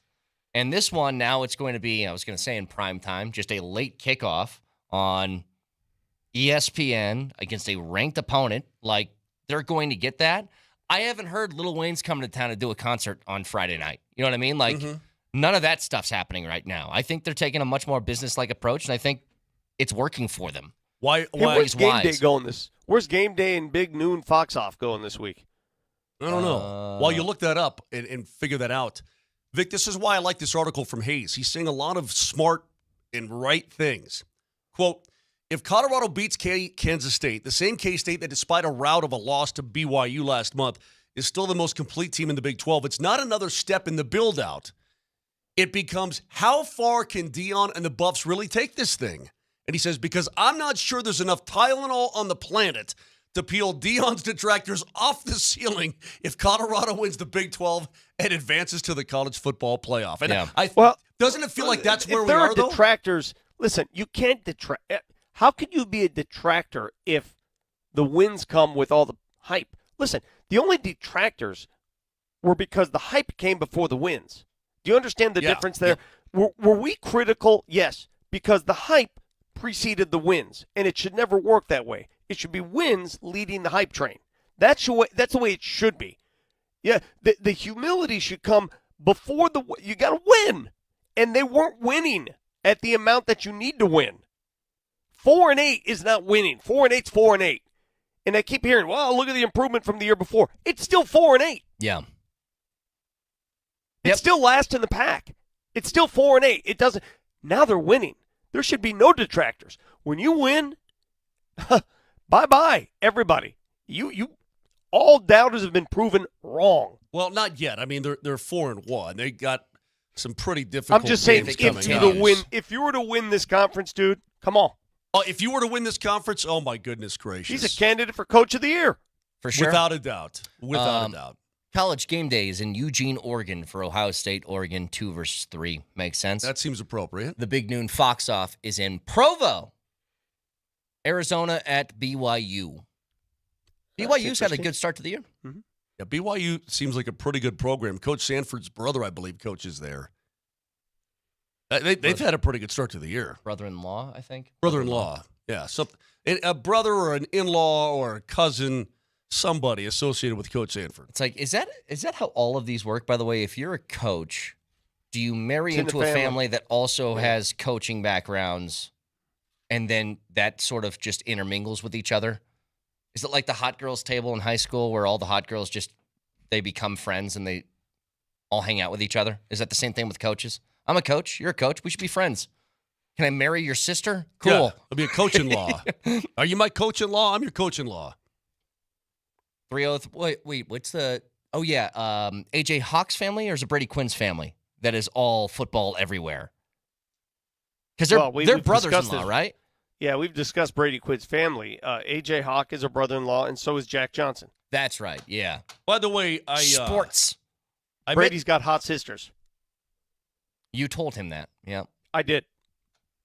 And he's Settle down just a little bit. Is Jack Johnson married to one of Brady's sisters, or is he married to one of Jack Johnson's sisters? I think Jack Johnson's married to his sister. No, it's got to be your bull. No, but if I'm looking up, I'm confused. Huh? I could tell a lot about fine. a butcher about looking up. Okay. Uh-huh. Oh, by the way, Vic, last night I met two of your cousins. Well, join the party. They're all over the place. They are. They're all over the place. But I met them at the Nathan McKinnon thing. Great. Oh. Mary, does that sound familiar? Mary? Oh, yeah. Mary's a long-time season ticket holder. Yeah. And I want to say Desiree. Mary's been in the same seats for years. Has she? She was very nice. She's not a fan of yours.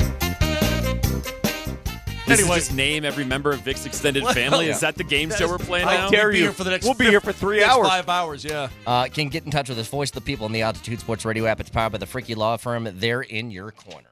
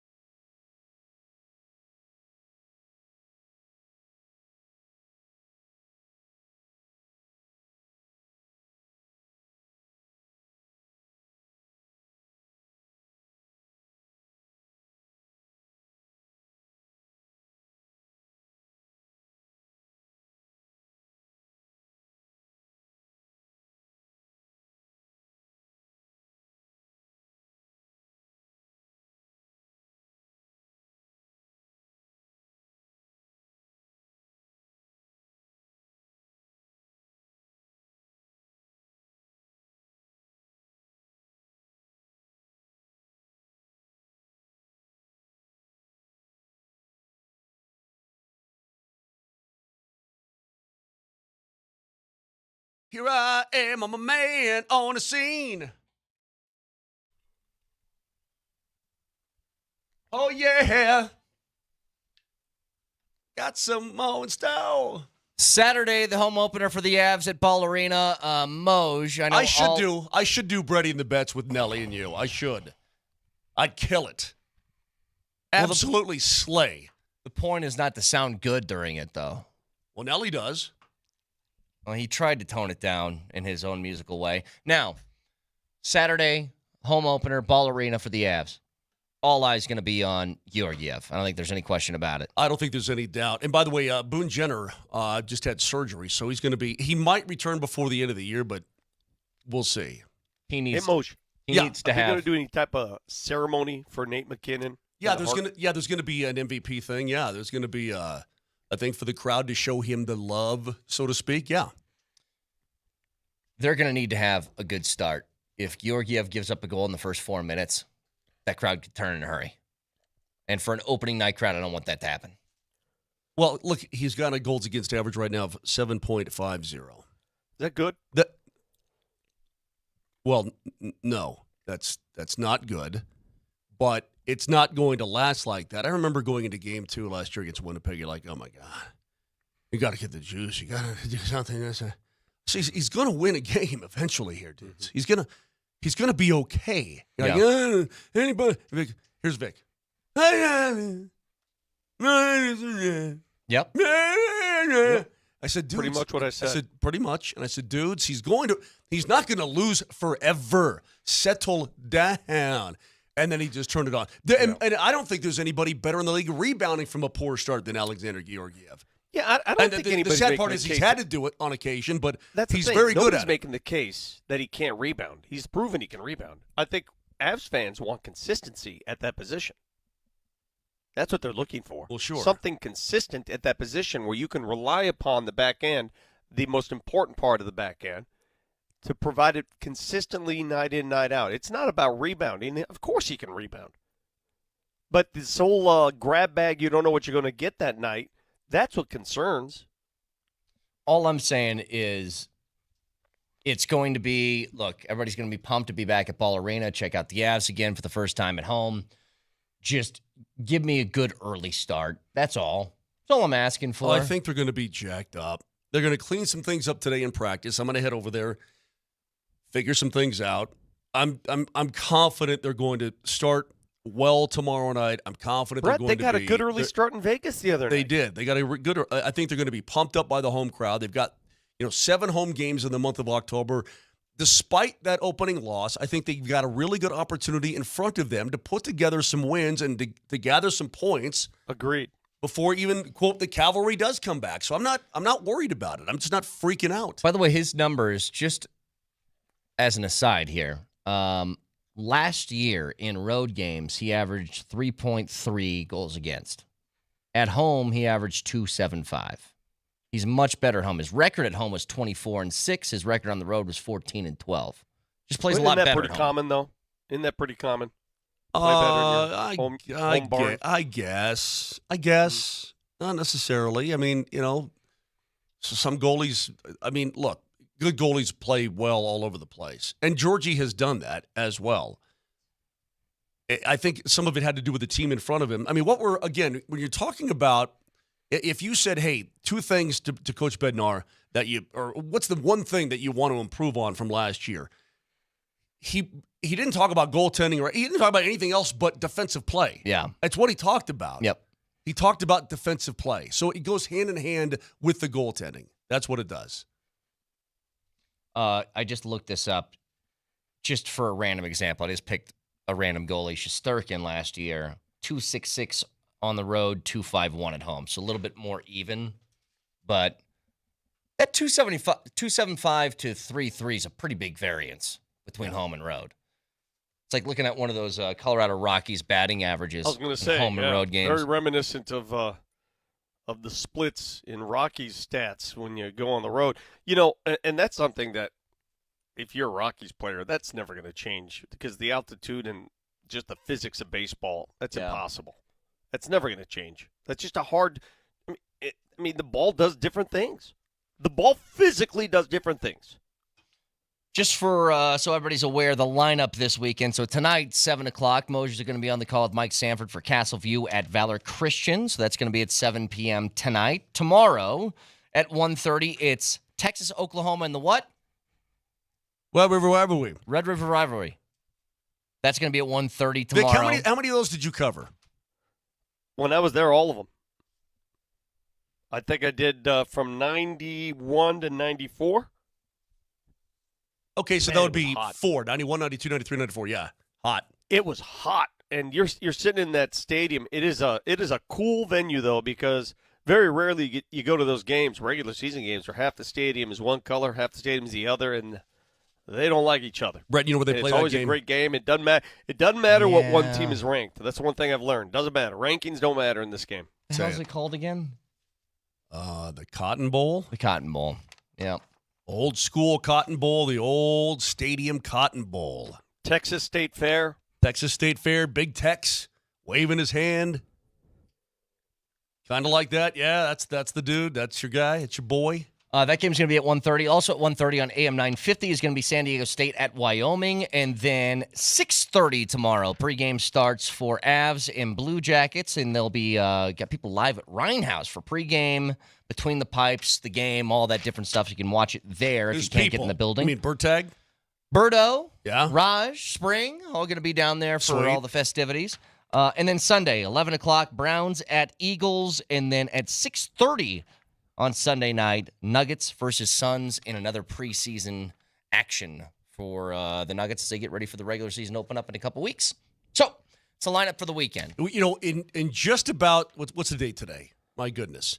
So the Nuggets' first game is the 24th. So that's 13 days from now. In 2 weeks, we are going to be hip deep in stuff. Yep. Mm-hmm. It's going to be an every night thing. Every flipping night, we're going to be jacked up.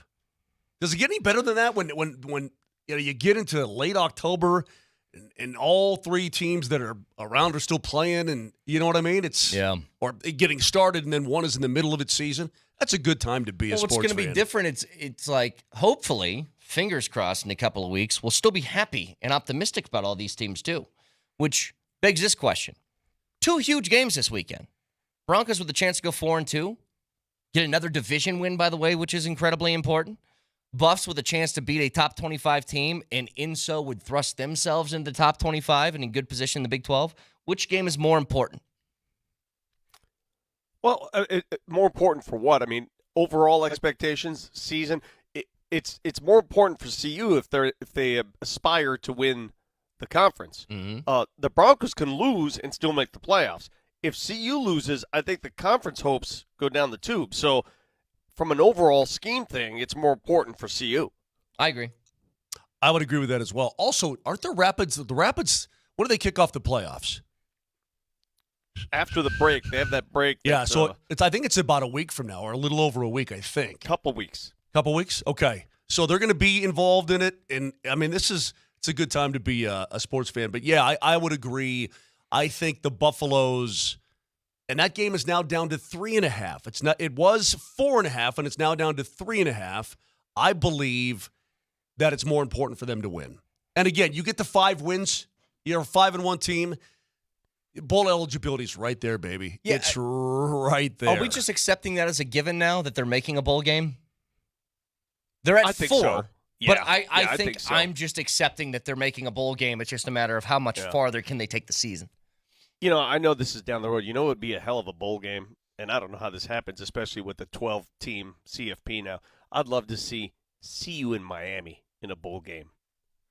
Shador versus Cam. Oh, that'd be pretty awesome. Yeah. That would be awesome. I don't know how that works either, but that would be awesome. This, you know what? We've never had to really talk about this before. Would Shador and Travis Hunter play in a bowl game if it wasn't the playoff? Great question. Depends how meaningful that bowl game is, right? That's a great question. Is it if it's not a CFP game, if it's not a hey win to move on, and you're playing in the the New Mexico Bowl or whatever bowl Alamo still exists, Bowl. the Holiday Bowl. Here's how I think about it. I think in almost every other instance, if they played in a bowl game that was not a college football playoff game, those guys wouldn't play. But I wonder if they would play to try and get Dion a bowl win under his belt before they left. That would be the only qualifying factor, I think. I think these bowl games now, if you're non-CFP, these bowl games got to be treated differently. They've got to be almost rewards for what you've done, and a look to next season. So I'm not at all. It doesn't bother me that much if a would-be NFL draft pick, a guy that's definite first-round pick, takes it off. I mean, does it bother you guys anymore? We've seen it so many times now. Because what do you really gain? Like if you win the Freedom Bowl or what's the big deal here? What are we doing? If I'm somebody who is projected to be a 4th-round pick, you're going to have to give me a really good reason as to why I should play in that game. A really good reason. And maybe, and the only way I think you could do that is if you told me you can improve your draft stock with a good game, although I don't even think that would matter. Like, if I'm one of these guys that is definitely going to be drafted and I'm playing in one of these bowl games, I'm not suiting up. Sorry. I just think the overall mindset has changed over the years. You know, it used to be, hey, man, your team, you got to stay with your team, do it with your team. This is your team. And now the money factor is, there's just so much on the line that, golly, how can you afford an ACL and drop on that draft board when the money is so crazy? If we're going contracted labor now in college football, the way it's headed, right? You're playing in the bowl game. Yeah, you may be contracted to do so. Was that right? My hip hurts. Okay. Too How come bad. that doesn't happen in the NFL? Yeah. An NFL free agent, wild card round. Why doesn't he say my hip hurts? Because those games matter. You're still competing for a Super Bowl. There's not a game that doesn't matter in the NFL outside of preseason games. Good point. You gain nothing ultimately by winning a bowl game. Your hip hurts? Let me see it. Let me feel it. Yeah. You're contractually obligated to play. Contractually, I'm obligated to tell you that my back is really in a lot of pain right now, and I can't do it. Hey, Doc, we got this guy with a bad back. You got that horse needle? Yeah, come on out. Yeah, I don't think you can force drugs on somebody. Well, if you're under contract to play for me, horse needle.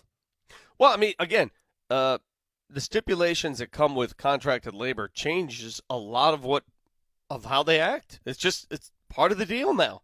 You're an employee now. Like I said, though, that's a pretty easy way to get around it. I rolled my ankle in pregame warm-ups and can't go. What are you going to say to the kid? Like, you can't tell him he's not. You have to play through an injury. You can't do that. Well, that excuse works for Mosier on this show all the time, so you have a point.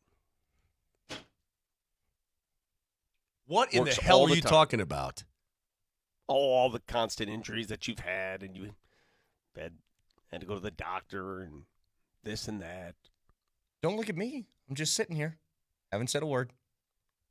I mean, made up colonoscopy exams and stuff like that. Oh, yeah, I hurt my knee. I got a colonoscopy. Well, I'll tell you what I'm going to do. When the show is over. Doc, I got a hangnail. Can I get that colonoscopy, please? Hey, I'm going to show. I'll tell you what I'll do. I'll have my doctor's office email you the I would like a doctor's note. beautiful color photos of my colonoscopy. Would you like that? By the way, I have one scheduled for the 23rd at 2:30, which means I cannot eat until 2:30. That is going to be a miserable show. Let me tell you something.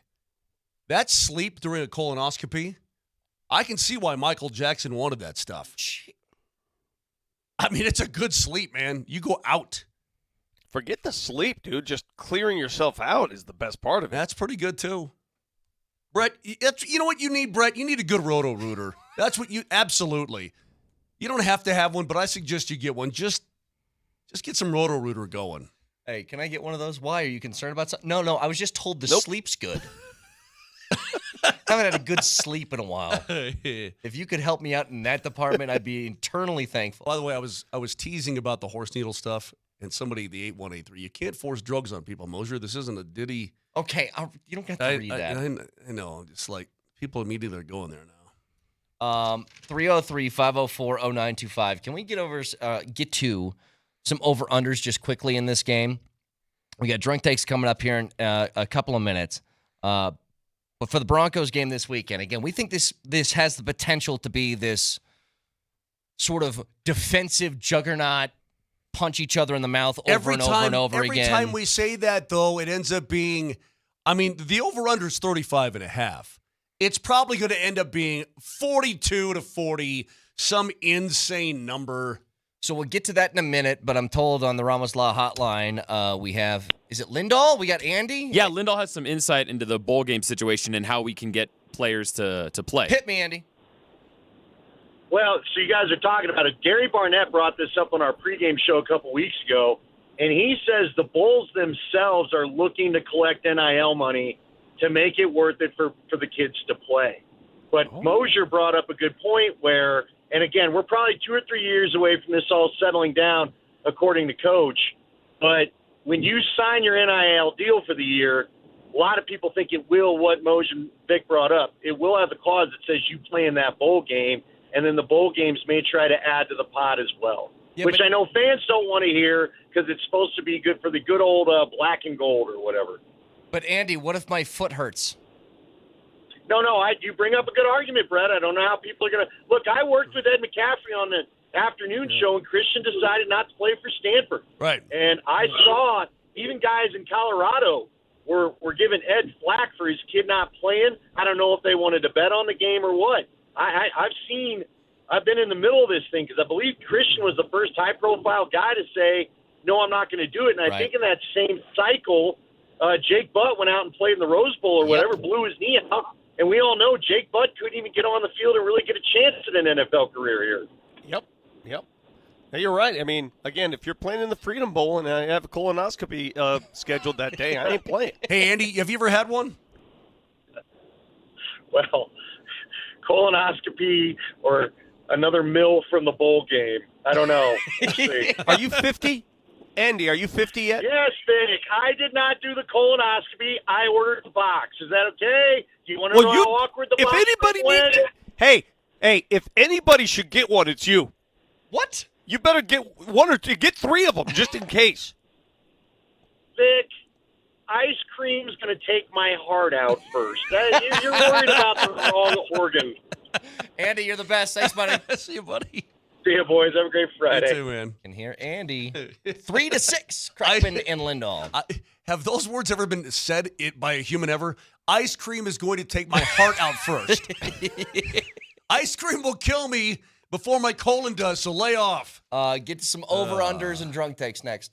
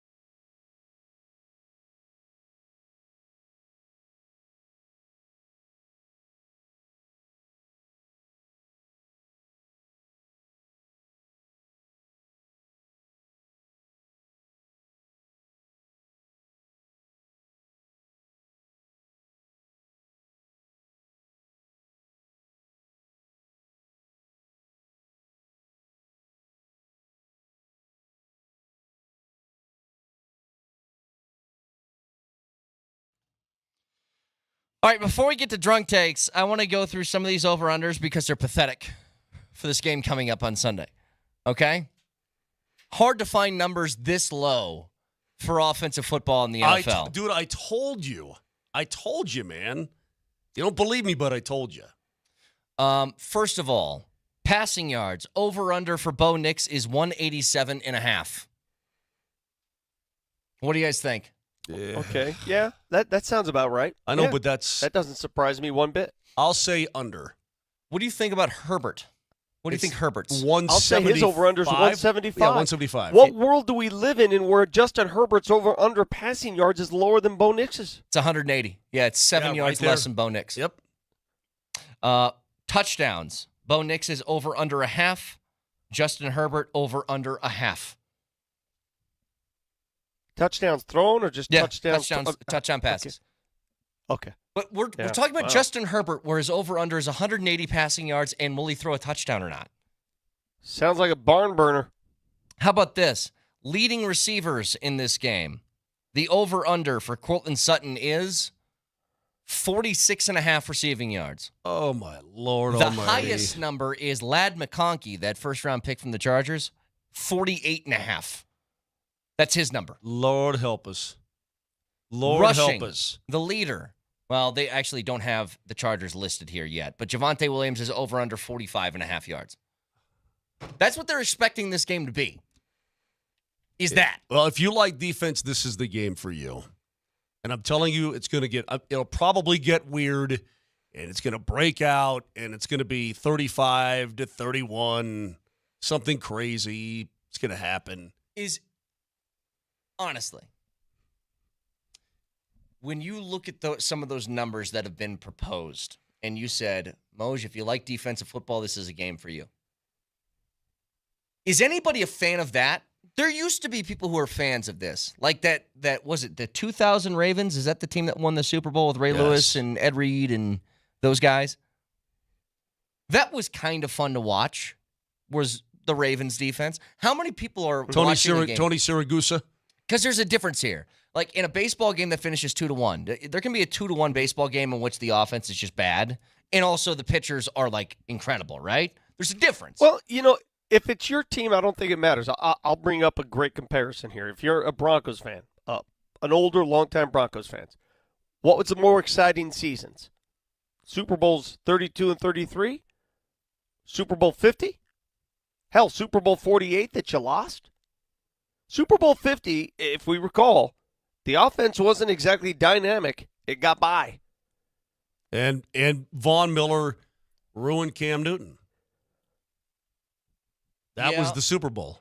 So as a fan, was that a defensive team? Yeah, that was one of the better defenses in the history of the game. But it was fun to watch because you're a Broncos fan. So that's a loaded question. Uh-huh. Yeah, I know. I don't know if people are like 10-7 ball game with really good defense. I don't even think you would say good defense. You would just say the offense is played bad. You would just say this is a You boring just default to that, it's a right? boring football game. That's what you're going to say. Just quickly here. The big games over the weekend. First of all, college football with a lot of huge matchups, by the way, this weekend. We've talked about the Red River rivalry a few times today, as that's going to have Texas and Oklahoma squaring off two top 25 teams, number 1 versus number 18. What time's that Ohio State-Oregon game? Ohio State-Oregon is 5:30. So it'll be just finishing up. Yes. When the Buffaloes and K-State kick off. It'll probably actually be crunch time of that game by the time that K-State and CU kicks off. Yeah. Well, that's going to be awesome. You also have, by the way, where is it? Why am I missing this now? Ole Miss and LSU. That's number 9 versus number 13. It's happening at 5:30 as well. There's a lot of pretty damn good top 25 games this weekend. I bet you that Big Noon High Fox Chop-Off is at the OU Texas game. Nope, I already told you. Said it's in Provo. They're BYU. Arizona BYU. No, I thought that was game day. No, game day is day's in in Eugene. Eugene, Oregon, at Autzen. Oh, I missed all that. I said it right to your face, and you acknowledged it. Yeah, actually. but you didn't really. Here's the problem. When I don't hear what you say, you don't say it right. I said it to you, Vic, and you made this face. You go, like the, okay. You made that it really face didn't to hit me. home then. when you say it properly, the enunciation of how you say it, it hits home, then you'll know. That obviously didn't hit home. You said it to me, and I don't remember it. Look, I've Didn't tried. work. I've tried this excuse on my wife. It doesn't work. You're just a bad listener. Take responsibility. I disagree. Say that to your wife. No, I no, dare no, you. no, no, no, no. No, I'm saying she says it to me. Oh, I'm a bad she- listener. She can. I'm a terrible listener. If you say that to her, then what happens? I tell her all the time, I'm like, if you want to tell me something that's happening 5 days from now, it's got to be like a big thing that I must remember. If not, it's going in and out. And you're going to have to tell me about 4 more times. Okay? I'm the same way. I don't know why the Big Noon Fox Off would not be at the Cotton Bowl. Well, you know why? Because it's not on campus. That's why. It's not on campus. Good point, Moj. It's just at the Cotton Bowl in Dallas. Great point. Does that matter? Yeah, it matters. Yeah, because you always want to be in front of the college kids and all that kind of. And there's Well, going to be they a lot would of be, college though. kids It'd be- there. Yeah, I mean, there are college kids Fist travel fights, to- probably fist fights. We'll see. All right, just quickly here. Who gets the win, Broncos or I Chargers? think the Broncos are going to win this game. I think so, too. I think the Broncos and the Buffaloes are both going to win. Vic? They're both home dogs, and This Broncos game worries me because of the injuries up front. It really does. It worries me more than it would you guys. I'm going to pass on that game because I don't know who wins. I think CU's going to win, and I think CU's going to shut down Avery Johnson on the ground. By the way, one other game that we haven't discussed today, but it's big for, I think, a couple of reasons. San Jose State is 4-1. They're going over to Fort Collins. CSU is 2-3 right now. You go to 2-4, I don't know what happens. Gotta win.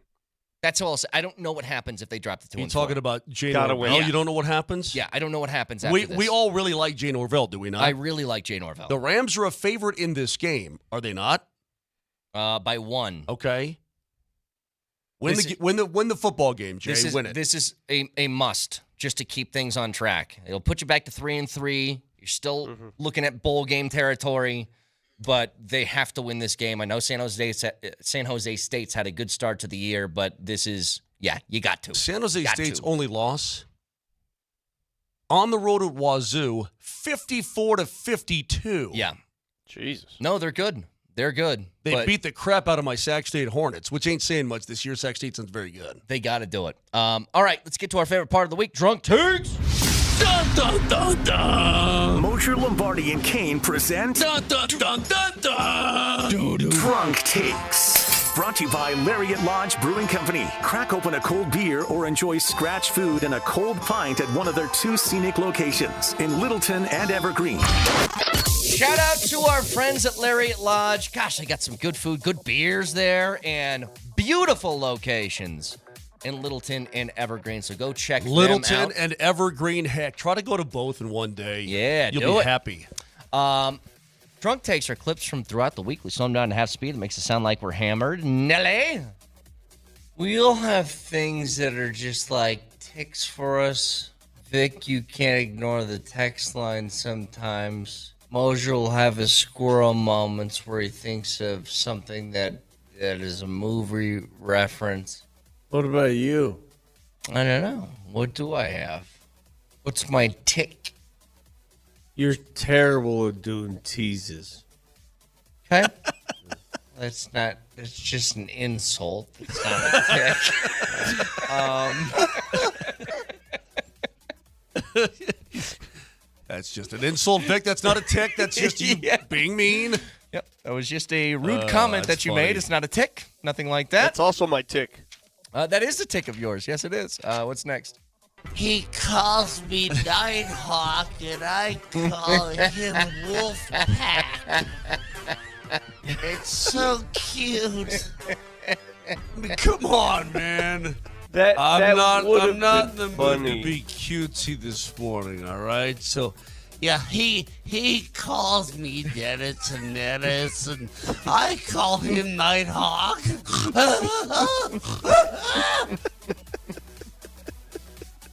It is good, though. What was that? Sean Payton says... Dennis the Menace and Ferris Dennis the Bueller, Menace yeah. and Bo Nix is Ferris Bueller, yeah. All right, what's next? Hey, I didn't have a gray hair till I started working with Mosier. Happens, man. That's because he painted, Coach. He painted the roof. No, he painted the roof, and you know that I also think Hey, it wasn't just the roof I painted. we need to. Good Lord. I know Vic, and he's the other guy for that. What did that mean, Vic? I refuse to believe you're just fermenting something else. he's looking over the. Does it work on? Just trial and error. Oh my God! I'll sound like Red River rivalry.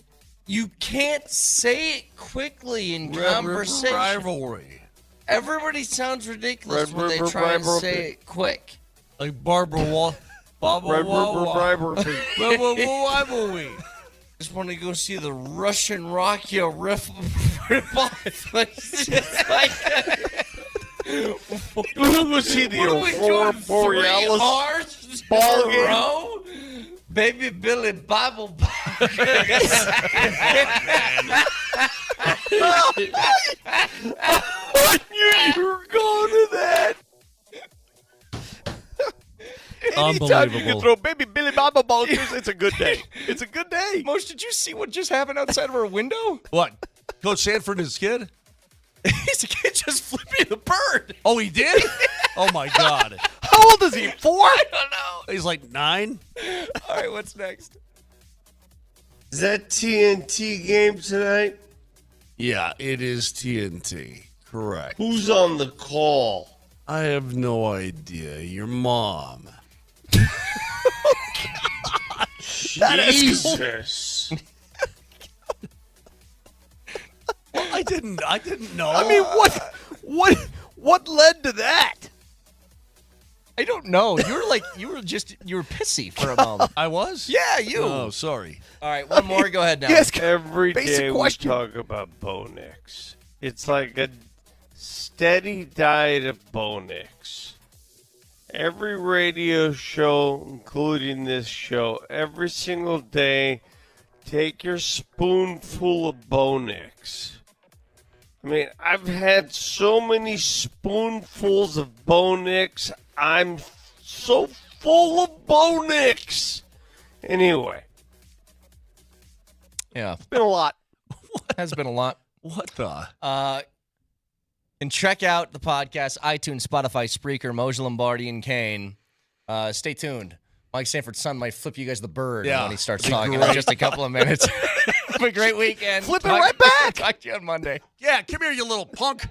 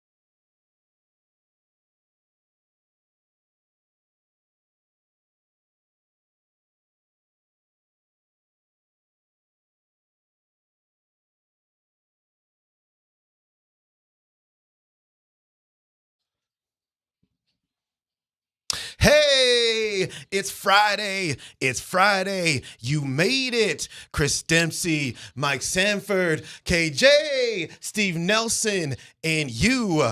Altitude Sports Radio 92.5. Let it breathe. Vibey Friday, Football Friday right here on the radio station as I drop the microphone. Mic drop Friday, baby. Mic drop Friday.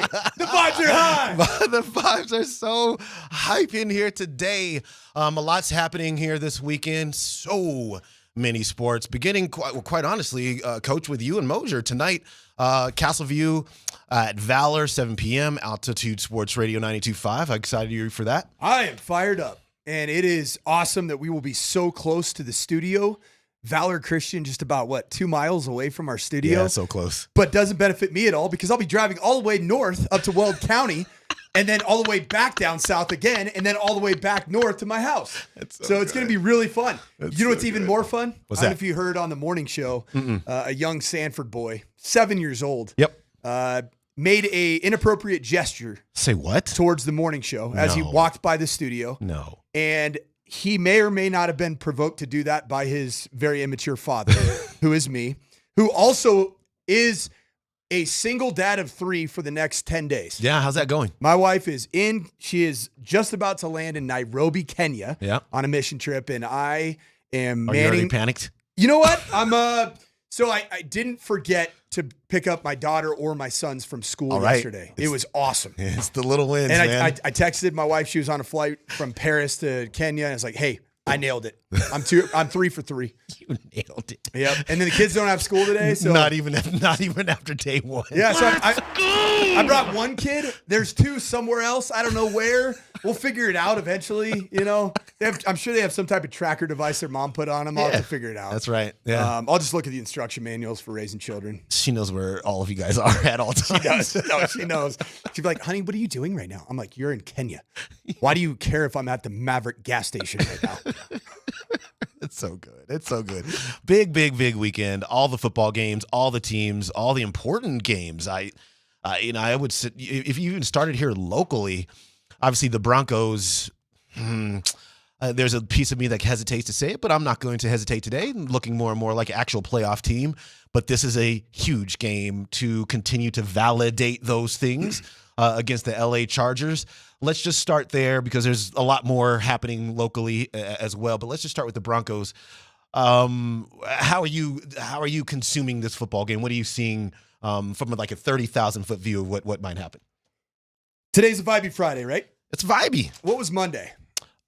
Exaggeration Monday. Yeah, I was feeling the Broncos, feeling the Buffs, talking playoffs. That's right. And I really was. Like, it was an exaggeration Monday, but I was really feeling all of those things. Mm-hmm. And then I started studying the tape for this Broncos-Chargers game. Stop it. I'm being... Debs, I told you when I made this transition from coach to media, I'm not going to be the politically correct guy. Mm-hmm. I'm not just going to pander to the audience. Yep. I always go back to Scotty Hastings' great line is, are you looking for a friend or are you looking for a fan? I want to be a friend. Okay. And I want to tell truth. Okay. All right? What's the truth? I am very nervous about this Broncos-Chargers game. Why? Because everybody keeps saying, like D-Mac last night, I was on the Altitude After Dark podcast, and he just said, Chargers are going to Charger it again. Well, guess what's a little bit different about the Chargers? What's that?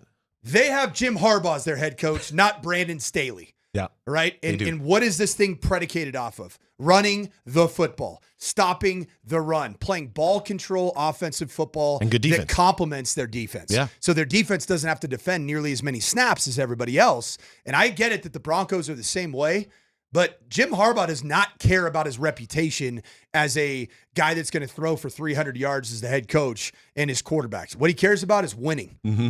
I don't know that that's not the same thing with Sean Payton. He cares about the reputation of Bo Nix and growing him into this role. Yeah. The Chargers defense allows 12 points a game. Okay. Now you could say, well, the Broncos defense is incredible. I agree. But what have the Broncos defense, how have they gotten to that point of such successful defensive football? Mm-hmm. By way of the blitz.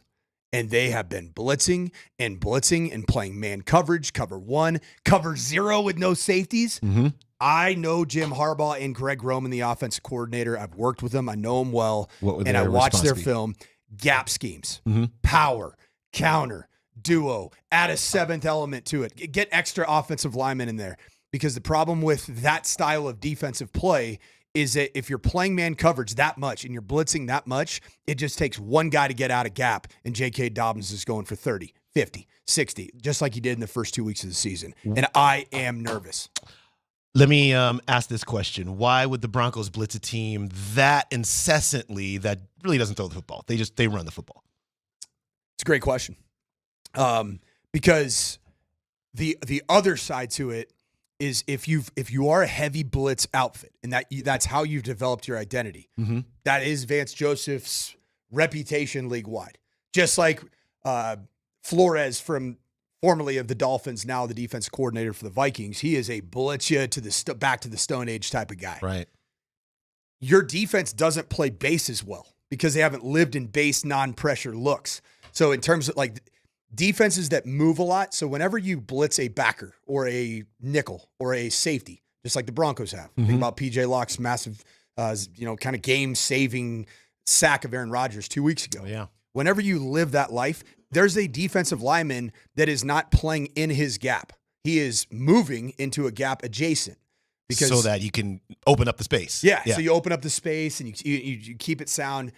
So you don't have as much of a fundamental foundation of playing your base defense. Okay. And as a result of that, like when I was at Stanford, both under Jim Harbaugh and then Greg Roman came in as the offense coordinator, then David Shaw as the head coach continued the same offensive ideology. Mm-hmm. We loved playing against man coverage blitz teams because we were going to gash them in gap schemes. Mm-hmm. I'm concerned.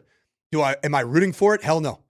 But I think that this is a weekend on a Vibey Friday that I am projecting for both the Denver Broncos and the CU Buffs to have a bit of a reality check. And it's all solely based off of my film study and knowledge of what I know is coming into town. Mm-hmm. The Bronco, okay. I guess in that respect, to me, the Broncos thinning out of the linebacker spot, especially the middle two linebacker spots.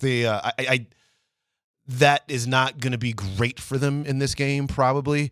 I just wonder why they just wouldn't just stack the box. I mean, this is not a San Diego. This is not a Los Angeles Chargers team that is going to kill you with skill players on the outside at all. I mean, Lad McConkey, okay. I don't even know any of the wide receivers on this football team because they don't make plays. And we heard Justin Herbert earlier this week talk about, well, I would like to throw the football more, but that's not what we're doing around here. We're winning games. We're doing all this kind of stuff. So why wouldn't you just stack the box and then just dare them to throw it? Well, I think that's what's going to happen. Mm-hmm. That's exactly what's going to happen. But stacking the box oftentimes, while you can get good population teams that then are not afraid to get medieval and add a 6 offensive lineman, bring in a fullback that is 6'3", 308 pounds, and former Boise State defensive lineman converted to fullback Scott Matlock. Yeah. They will then create more gaps and more gaps. And I love my fine friends right here on the Shop Mazda text line. On the Safeway Twitch feed. Yep. Right here, Beer Guy, my guy. He just said this is why Coach is a former coach for a reason, because I don't know football. Right. Well, if you guys want me to just glaze everything and unsee what I've done in terms of football study, today's not the day for you. Today's not the day. Because even Fishing for Cards comes at me with, he must not have watched Kansas State's defense very much. Oh, really? I didn't watch every single snap of the BYU K-State game, and almost all of that offensive production that BYU had was because of the copious amounts of turnovers that K-State had. That defense is freaking good.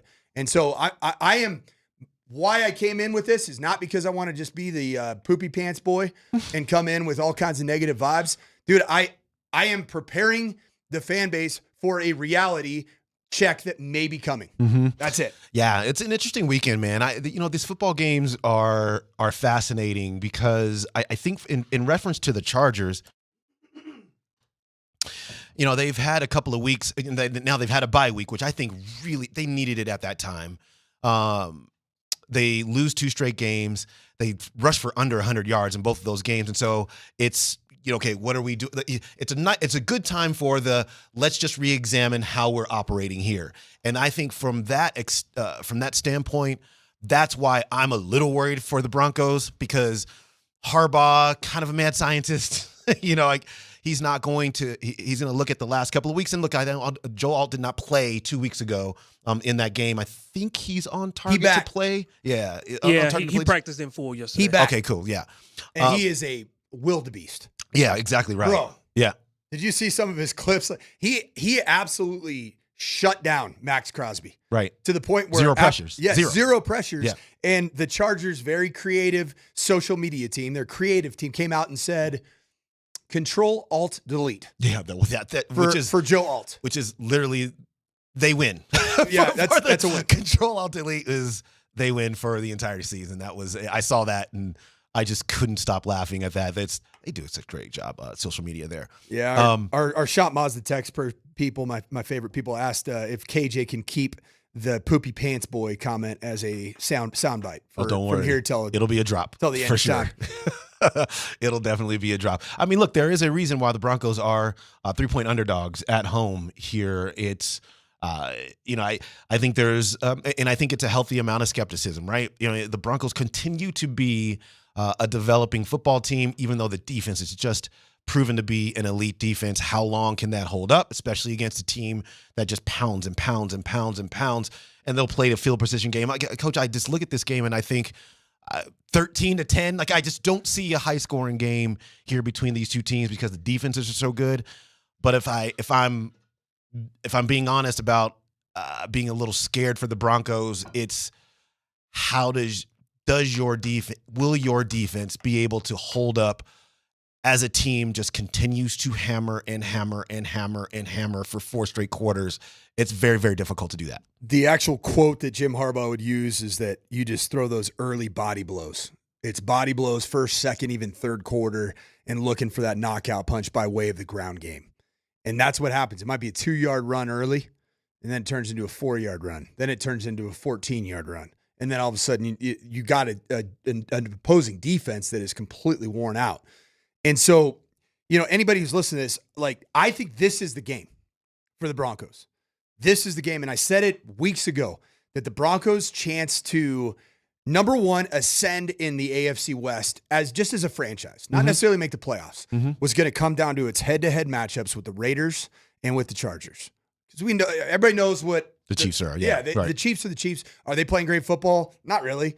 Are they getting aided by all the refs and the Taylor Swift ratings are all amazing and the NFL loves it? Yeah, absolutely. But it's going to come down to, I think that this Chargers team and the Broncos team, current version, are on a collision course. And one of them is going to slightly trend down and one of them is going to continue arrow up.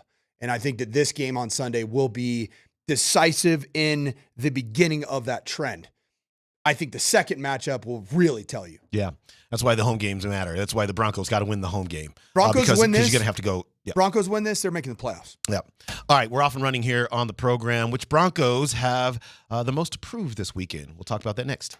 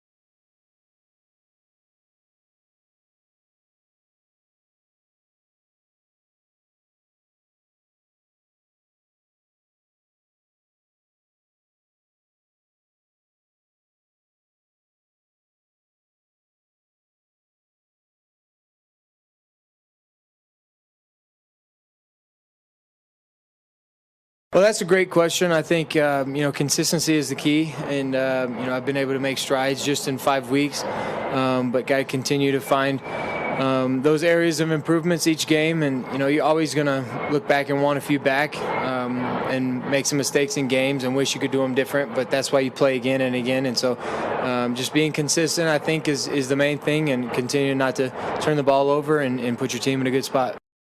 That's Bo Nix this week about what he needs to improve on. I mean, he's done a really nice job overall, I would say, in just week to week, stacking whatever it is that he did wrong the week before and improving on that bit by bit over the course of the season so far.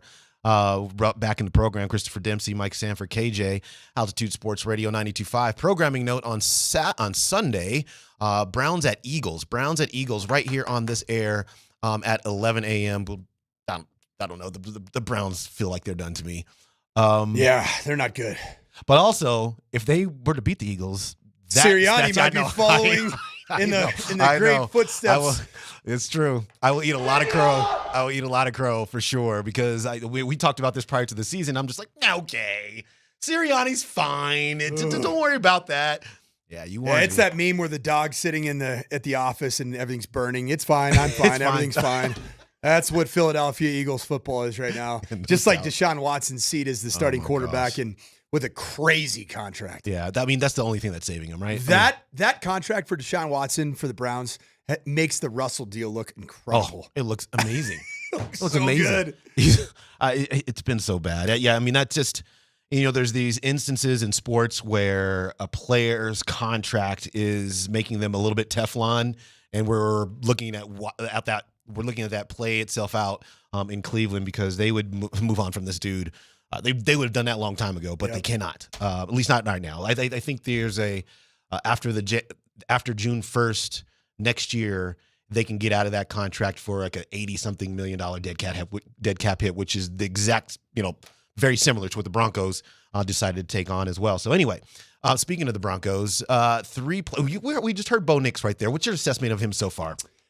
He's shown that his greatest attribute as a quarterback is it something that fires you up per se? Not necessarily, but I think this is an actual great trait. Is he has the ability to respond in a game, respond from game to game, take the lessons learned and apply them forward. That's a really good trait in a quarterback. Anybody who's out there, and there's a combination of Twitch and texters that are destroying Justin Herbert, I would say that that's one of the traits that Justin Herbert maybe does lack. Mm-hmm. But he's got crazy physical talent. Attributes. Yeah. And anybody who doesn't see that, you don't know ball. Mm-hmm. Justin Herbert, if he gets unleashed and he is healthy, coming off a bye week, he is very capable. One of the top 3 most arm-talented players. He is an absolute unit of a human being, 6'5.5". However big he is, he's humongous. I had a chance to watch him in person a year ago at Lambeau Field against the Packers. Mm-hmm. And I was just like, this dude is extremely gifted. Well, and not only that, he's proven to be just a good quarterback. He's just not like an arm talent guy, right? Arm talent that can't play the position. I mean, you're talking about a guy who's thrown for 17,000 yards already in his career. 17,000 yards, 119 touchdowns, and 43 interceptions. So, I mean, this is a player that has played high-level football. And I think that's why the Chargers are scary, especially even if you're going to look at them and say, they're not so scary this year. Fine. But next year into the year after that, when they start adding to the skill position core there, tight end core there, and they can be a more balanced unit along with the defense, it's a good defense, that's what makes them immediately scary, because they already have the trigger man. And that's what everybody's trying to find. We talk every single week about Bo Nix because the Broncos are looking for Justin Herbert. Basically, they're looking for the guy that they can just say, you're our franchise guy. Now let's build things out around you. The Chargers have that guy, and now all they got to do is add talent around that guy, which is a much better place to be in. When you look at this Broncos team, who are you looking at as some players that have something to prove? We'll put that in air quotes. Boy, that's a good one. I'd say the interior defensive line. Mm-hmm. I think that's going to be a big matchup. I love Zach Allen. I love everything Zach Allen does, both as a pass rusher and a run game disruptor. I think this is going to be a huge game for John Franklin Myers and Malcolm Roach and DJ Jones. Like those players, if they step up to the challenge, like they have so far this year, I mean, they really have. But you and I talked off air a break ago. Who's really been committed to running the football that the Broncos have played this year? Like really committed to it, leaned all the way in. Pretty much nobody. Seattle was the closest team. But pretty much nobody. Yep. Yeah. And J.K. Dobbins is better than Kenneth Walker, in my opinion. Okay. J.K. Dobbins just is.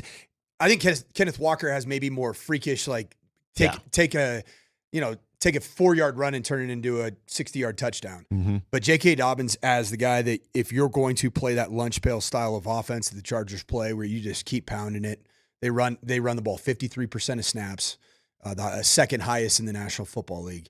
He is the perfect guy. He reads it well. He runs through arm tackles. He turns 0-yard gains into 2-yard gains, 2-yard gains into 4-yard gains. And he, because of his vision, will create some explosive plays, even though he doesn't have any type of top-end speed. J.K. Dobbins and this offensive line with Joe Alt back, it's something the Broncos have not seen, and the group that has to prove it and play with great technique, don't get out of their gaps, is going to be the interior defensive line. I will go with, I have two players in mind right off the top of my head.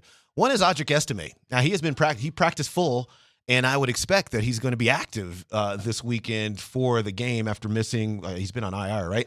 Some time being injured. The Broncos have been a good red zone team the last 2 weeks. He's part of the reason why he is here is because the Broncos wanted to improve their profile in the red zone, and quite honestly, in goal-to-goal circumstances where it was tough for them to run the ball in last season. That doesn't seem to be an issue for them so far in these last couple of weeks. So how does he fit himself into that equation now? And quite honestly, he's got to show us that he's not going to fumble the ball when he has it between the 20s. And there's a lot that's happening with Audric Estime. So he's one of my guys. Sean Payton has proven that he has to be shown time and time again that you are a reliable young football player. And I don't believe Audric Estime has done that to this point. And you add that to the fact that Javonte Williams is running physically, dynamically, explosively. I would be shocked to see Javonte Williams not on the field in goal-to-go situations this week. Okay. But I think that could, as the season progresses, I do think that you could see Estime in there. No, I agree with you. I mean, I a large part of how I go through seasons is, what's working right now. Well, then just don't change it, or if something's not working, then just understand why it's not working. And then if it's something that looks like it can be fixed personnel wise, then maybe you got to think about that. But, and I say that because first 2 weeks of the season, I was kind of going bonkers about Tyler Bidet replacing Javonte Williams. Let's do that. Yeah. Yeah. But Javonte has earned his right to be able to continue on this path that he's on. Every bit of the criticism aimed towards Javonte Williams through 2.5 games this season, 3 games really, was deserved. It wasn't until the second half of that Jets game you're like, right, okay. Yeah. That's the guy we all know and love from his rookie year before the injuries.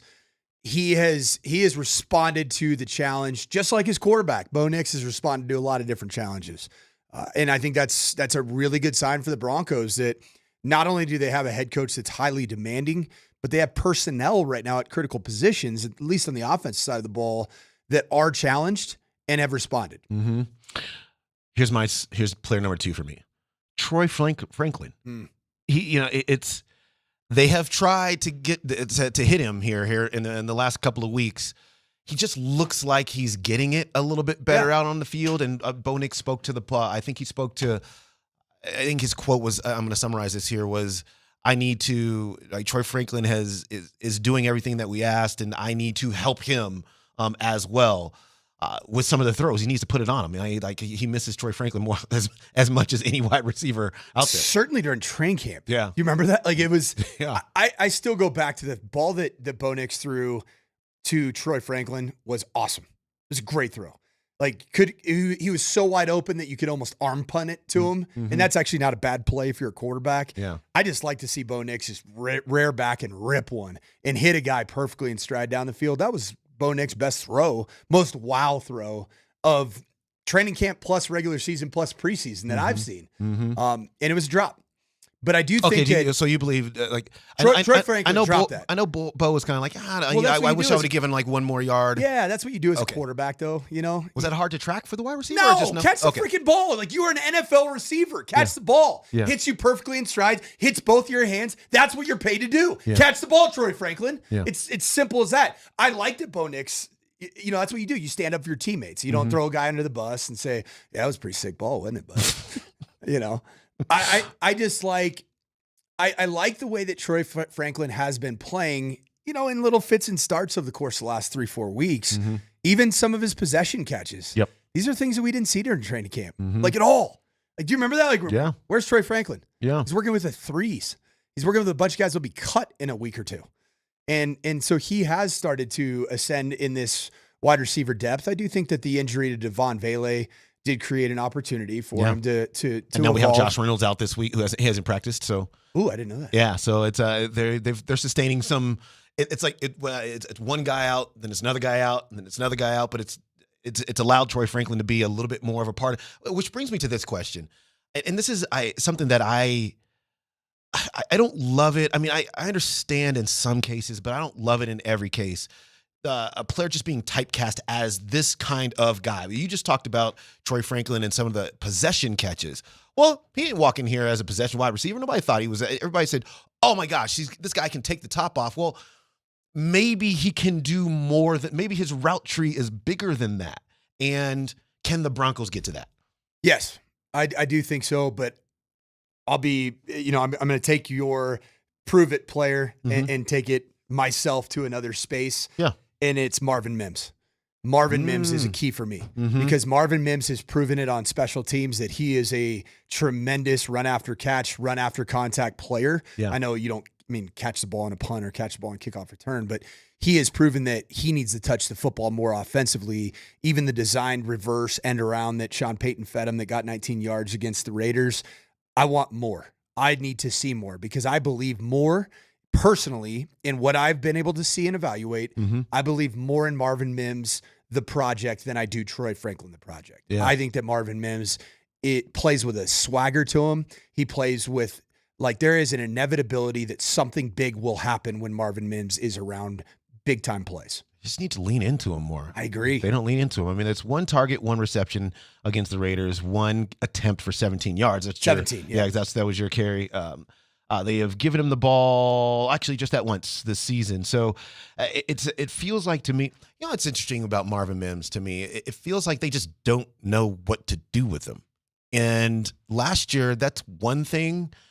But I think this year it's a little more concerning to me that they can't find a niche for him. And then they're clearly not interested in making him a permanent part of whatever the wider game plan is. Don't overthink it. I got a great solution for how to get Marvin Mims involved. No. Play him. Play him on offense. Play him. And the ball will find him. Let him operate the base concepts. Not everything has to be a design for Marvin Mims type of scheme, one out of every 14 plays. Yeah. Let him play. Yeah. He does something that is more dynamic with the ball in his hands than any other receiver on this football team. Play him. Mm-hmm. Yeah, that's there's a lot of specialist stuff happening with the Broncos offense. I mean, there's only a couple. I mean, Cortland Sutton's on the field all the time. Javonte's on the field all the time. Josh Reynolds to a certain extent as well. But the rest of this is there's a lot of specialists out there, and I don't know. I mean, I'm not an offensive coordinator, nor have I ever been, nor will I ever be. It does feel like that the teams, the offenses where everybody is a down to down threat versus now I'm spotting this guy on and this guy on, and now the defenses are kind of antennas up. Those offenses, I find it a little bit harder to move the ball down the field. We shall see how that goes. In reference to Bo, Raj asked a question yesterday, which I thought was a pretty interesting question, which was, if Bo Nix threw for, let's call it 275 yards, 2 touchdowns, let's call it 3. But what he did at the end of the game was trying to push it down the field, trying to make something happen. He throws the pick that ends the game, that cost the Broncos the game, versus a Bo Nix that throws for 195 yards, a touchdown or two, 0 picks. The Broncos win the game. Which Bo Nix is better? I like the Bo Nix that is playing to the strengths of this football team. The Bo Nix that is risk averse right now. Insofar as the defense is playing suffocating brand of defense and not, I like when Bo Nix is not turning the football over. That's the Bo Nix I like. I also like the Bo Nix that takes off and runs and moves the sticks on third down. Instead of putting the ball in harm's way. The Broncos have proven when Bo Nix doesn't turn the ball over, they find ways to win football games. So that's the Bo Nix I like. Because of you. Drop back, do it to the other team. That was the last time. Yeah, he hasn't done that. That was the last time. Since then, huh? Yeah, I mean, when he got into a media scrum and Darren McKee, the illustrious Darren McKee, asks him a question that had been asked a minute and a half prior. Bo, can you take us through the interception in the end zone? Drop back, do it to the other team. Bo, can you take us through the interception? You mean the play that I took you through 5 minutes ago? That play? I can't. I love it. It's good stuff. The best was D-Mac, like right after he looked at me, he's like, got him. And then I was like, D-Mac, you asked the same question. He's like, they didn't ask it like, oh, they really? asked it. Oh, okay. And then he still kind of went with his victory lap about getting the viral quote. And I'm like, dude, you got a viral quote because you were being an ass.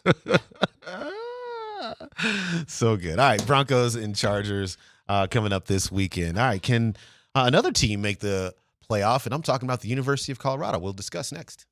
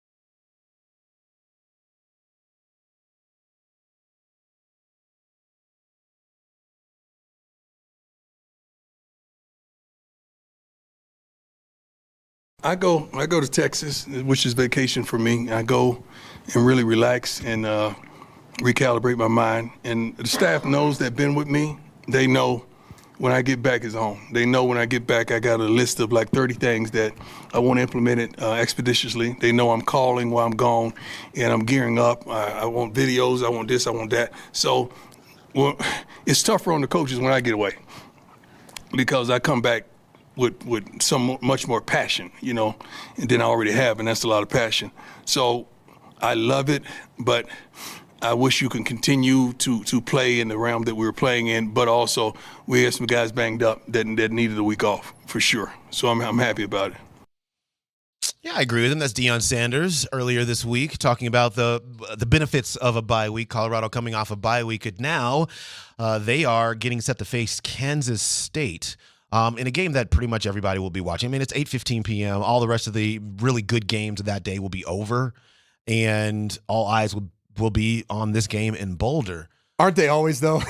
Yeah, I mean, they pretty much are. It really is. They are. It's amazing because you see with the X feeds how many people are just watching all things CU and then just crushing them when they get the opportunity to, but you're still watching. Yeah, you're watching. You're still watching. Yeah, you love watching or hate watching, but you're watching. Yeah, you're doing one of the two. Even the CSU fans. I have a lot of friends that are CSU fans. I've done a lot of work with the CSU athletic department over the course of the last 6 months. Right. And it's been a lot of fun, but they watch. Yeah. They watch. They might be peeking through one eye. No doubt. But they are. And they're just waiting for the other shoe to drop. Yeah, everybody, like even the haters are waiting for the other shoe to drop. Well, it's a great way to enter this conversation because Colorado has a real chance here. And it's, look, when we're talking about the best teams in the Big 12 at the beginning of the season, it's Utah and it's Kansas State right at the top. And Oklahoma State. Yeah, right. They've been cheeks this year. They have been really bad. Yeah, and I already named a month or a week ago, TCU is now officially Texas Cheeks University. The fact that they were in a national championship game just a year in about 10 months ago is insane to me. It really is. Wild. Yeah. They suck. Yeah. It just gives you an idea of how much talent was on that team. Yeah. Quentin Johnson for the Chargers. Yeah, he was. Yeah, exactly right. The very controversial Quentin Johnson. Yeah, no doubt about it. The winner of this game, look, let's put it this way. For Kansas State, the stakes are these. If you lose this game, you're not going to the Big 12 championship. That is it. You've already lost to BYU on the road. You will have lost to Colorado on the road. And it is, I think because of that, the CU Buffs have to understand what kind of Kansas State team is going to arrive here in town, probably already here in town. A team that's desperate and is talented enough to do something about it. Avery Johnson's a good quarterback. Dylan Edwards is going to want to play really well against his former team. And I'm sure they haven't used him a ton, but I'm sure they will unleash him and just see. Let's just see what happens, Dylan Edwards, against your former team. If you get off to a hot start, you're staying on the field. If not, then they can do something else because they have other backs that are good as well. I think this is a particularly tough challenge for CU, and they need to come out mentally in the right space. And Deion spoke to that about the off week. We'll see if they do. Avery Johnson for K-State was actually chosen over Ohio State's quarterback, Will Howard. Like, they let Will Howard walk as a program. Mm-hmm. Now, Will Howard is, he's a top four. He's amazing. Yeah. He's playing well. So was it a bad decision? That's playing out before our eyes. Avery Johnson, I recruited this young man when I was at Minnesota. I was one of his first offers. Really, really talented upside player, but had at the time a lot of development in front of him. And it appears to me when watching him this season, still has some development in front of him. He's only completing 61% of his passes. He's already thrown 4 interceptions. He'll turn the ball over, yeah. The one thing about him, though, he can run the rock. Yep. He is a big dude. I saw him at Big 12 Media Day. He didn't look like the same kid that I had recruited it's strange. He's got long, blonde, curly hair, and he's just he's a great kid. He comes from a great family. But Avery Johnson has 320 yards rushing in this young season off just 44 carries. But if Avery Johnson takes care of the football, this team is extremely potent in all three phases because they are a ball control, run the rock, use the quarterback in the run schemes. In the run game, yeah. Think back to Colin Klein. Yeah. Colin Klein at K-State. This is like the new version of that K-State attack from, the mid 2000s. Yeah. They've had this kind of quarterback over the years. You know what? Okay. How similar from a, not necessarily super schematically, but from a personnel standpoint, quarterback that can run, a little bit of a dual threat quarterback, a team that really wants to make it establish the run before the throw is this to North Dakota State. Very similar with a whole hell of a lot better talent. Because I've heard some things about K-State and their NIL piggy bank. Yeah. It is big. They have they some offered players. $600,000 apparently to Colorado State's quarterback. And everybody who thinks, like I heard on the morning show, Vic talking about that, a lot of people are saying that's false. And that's what they're offering to a backup quarterback. Yeah. Because that was what Braden Fowler-Nicolosi was going to be as a backup quarterback behind the guy that they chose over Will Howard, now starting at Ohio State in Avery Johnson. They have a war chest, and their running back DJ Giddens is averaging 7.3 yards per carry, and they want to run the football. They want to shorten this game. They don't want this to be a typical CU game that gets done at 1:52 a.m. They want this thing to be done on this side of Saturday, not on the other side of Sunday. Right. And this DJ Giddens player, man, 6'1", 212 pounder, dude can play. They will pound the football, and if they don't turn the ball over, Shedeur is going to have to be Shedeur, which I have no doubts that he will be. Yeah, exactly right. He just keeps doing it, but you don't want to take a deficit in this game because they will get very 4-minute offense mode on you in a hurry. Almost think like Big Ten football. Like the Broncos at home, the Buffs are 3.5-point underdogs here. So you are talking about road teams in both of these instances that have the respect of Vegas in terms of what they bring on the road. One thing about Kansas State that I do wonder about is their ability to beat a good team on the road. This is they have not done that just quite yet. But BYU would have been the best team that they played on the road, and BYU smoked them. I'm just gonna say they trampled them. Yeah, this is what they did. You know what they BYU turned did? them over, and they turned them over. Yeah, and I watched that game very closely because my brother-in-law coaches quarterbacks at BYU. Yeah, and they were scared to death of the personnel of K-State and scared to death of the dominant ground and pound that K-State can bring to the table. And they turned it over early and often. And as a result of that, BYU is playing on incredibly short fields. People look at that score line, 38-9, and you think that BYU is an absolute juggernaut from an offensive perspective.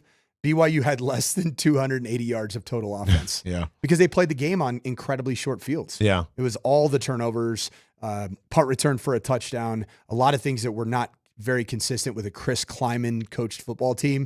They showed up and they reared its ugly head on that particular Saturday. Now, I think that they have fixed a lot of those woes. That game against Oklahoma State was dominant. Yep. Yes, it was. They dominated Oklahoma State. It's BYU defensively is really, really good. Very I good. I think that's just bottom line. I mean, if you want to poke holes in what they are offensively, and I think they're getting their main running backs back this week, then okay. But what you can't do with BYU is say anything other than this is one of the best. This might be the best defense in the Big 12, and that has really helped propel them. I think they were picked 13th in the preseason polls. What they were picked. I know my brother-in-law was already looking into places to move to after the staff gets fired. So yeah, it's been pretty cool. Let me ask you something about CU really quick as we get to the top of the hour here, and that is 11 personnel, which they ran a whole lot more of that in the UCF game. Really helped their run game. How much more of that will we see here coming up tomorrow? If they start throwing the football more to Savell Smalls, the converted D lineman that's now playing tight end, and then they have another tight end that's played sparingly that was a transfer from, I believe, Ohio State, originally from Colorado, and just didn't have a lot of experience as a college football player. I hadn't played in many games. If they start throwing the ball to those players, then I think it will be a very huge part of this offense to be able to run the football. But if you just flat out are using them as a bonus offensive lineman to get 6 hats, Which is kind of what they did, though. Which is I mean, fine. and it worked a little yeah, bit. It did. works until it doesn't, and teams start just discounting the threat of the pass game for that player, and you end up just bringing more population to your box. And so that'll be the question: is do they really throw the football to those tight ends in 11 personnel? Oh, you got to do this like a couple times, right? Or just have them out on routes, right? Yeah, or you one big one. Right. Like you run like a pop pass where it's hard run action, tight end stepping down into that C gap, and then he just sneaks out vertically. And all of a sudden it's a 37-yard touchdown in the high red zone. Yeah. You know, those types of things are could really help this offense. And those are things that Pat Shermer knows full well. Yeah. But just, do they have that type of trust yet in that position group? I don't know. No, it's a good question. We'll see. We'll start to find out here on Saturday. I got a question for you. Like, there's just interesting things I think happening under the surface with college football in terms of super conferences and super leagues and people wanting to move things around. Let's talk about the state of college football. Then we'll get to some games too. Texas and Oklahoma are playing. Oregon's playing Ohio State. I mean, there's just some massive football games out there. We'll talk about those next.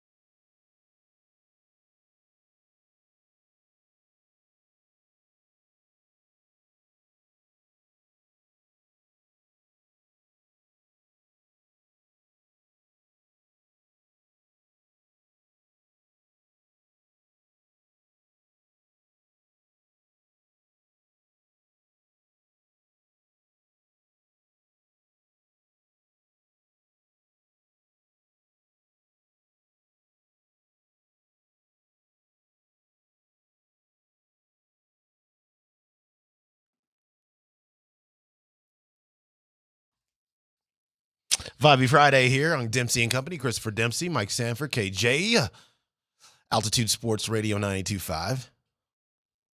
It's nothing like see, you know, like when Death Row was doing Death Row Records was producing all this stuff. I mean, this sound, it's just so good. It all happened about 16 miles from the crib where I grew up, man. Okay. It did, man.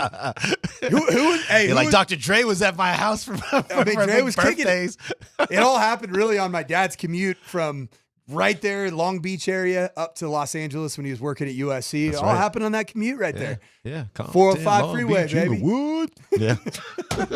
I didn't know where any of those places were. What's up, I was from Colorado. How good was West Side Connection? Oh my gosh, dude. I mean, they had 3-4 good songs. See, like Ice Cube's carrying West Side Connection. The right? gang is back. You better get back. I know. You know who I couldn't stand? Who's the? Yeah, I put his name out of my head because I just didn't like him so much. The MC Ren? No. Tupac? No, come on, man. I'm sorry. Everybody loves Tupac. Oh, no, wait, hold on. KJ's from the South. KJ's I from don't the want no South. smoke. I don't want no smoke, Coach. KJ from the South. He's not feeling that Tupac. Yeah, KJ's like, just give me that Boosie. Give me that David Give me Banner. that. Give me that Hey, mumble it's funny rap. you say I that. like Me that and David mumble Banner rap. from the same city. How about that? Hey, Boosie's from Jackson? No, No, I David said Banner. David Banner. Oh, Banner. Yeah. Okay, I thought Boosie was from Louisiana. He is, yeah. He's from Baton Rouge. He's from the Rouge. He's from the Rouge. Hey, no man can make millions mumbling like that, man. That's some serious You're not mumble rap. lying. Earlier this week, we had this report.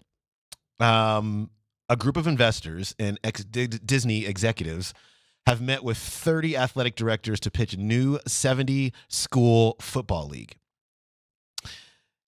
Later on this week, we have a report from Nicole Auerbach. Who's she? Is she with ESPN? Athletic. Athletic, that's right.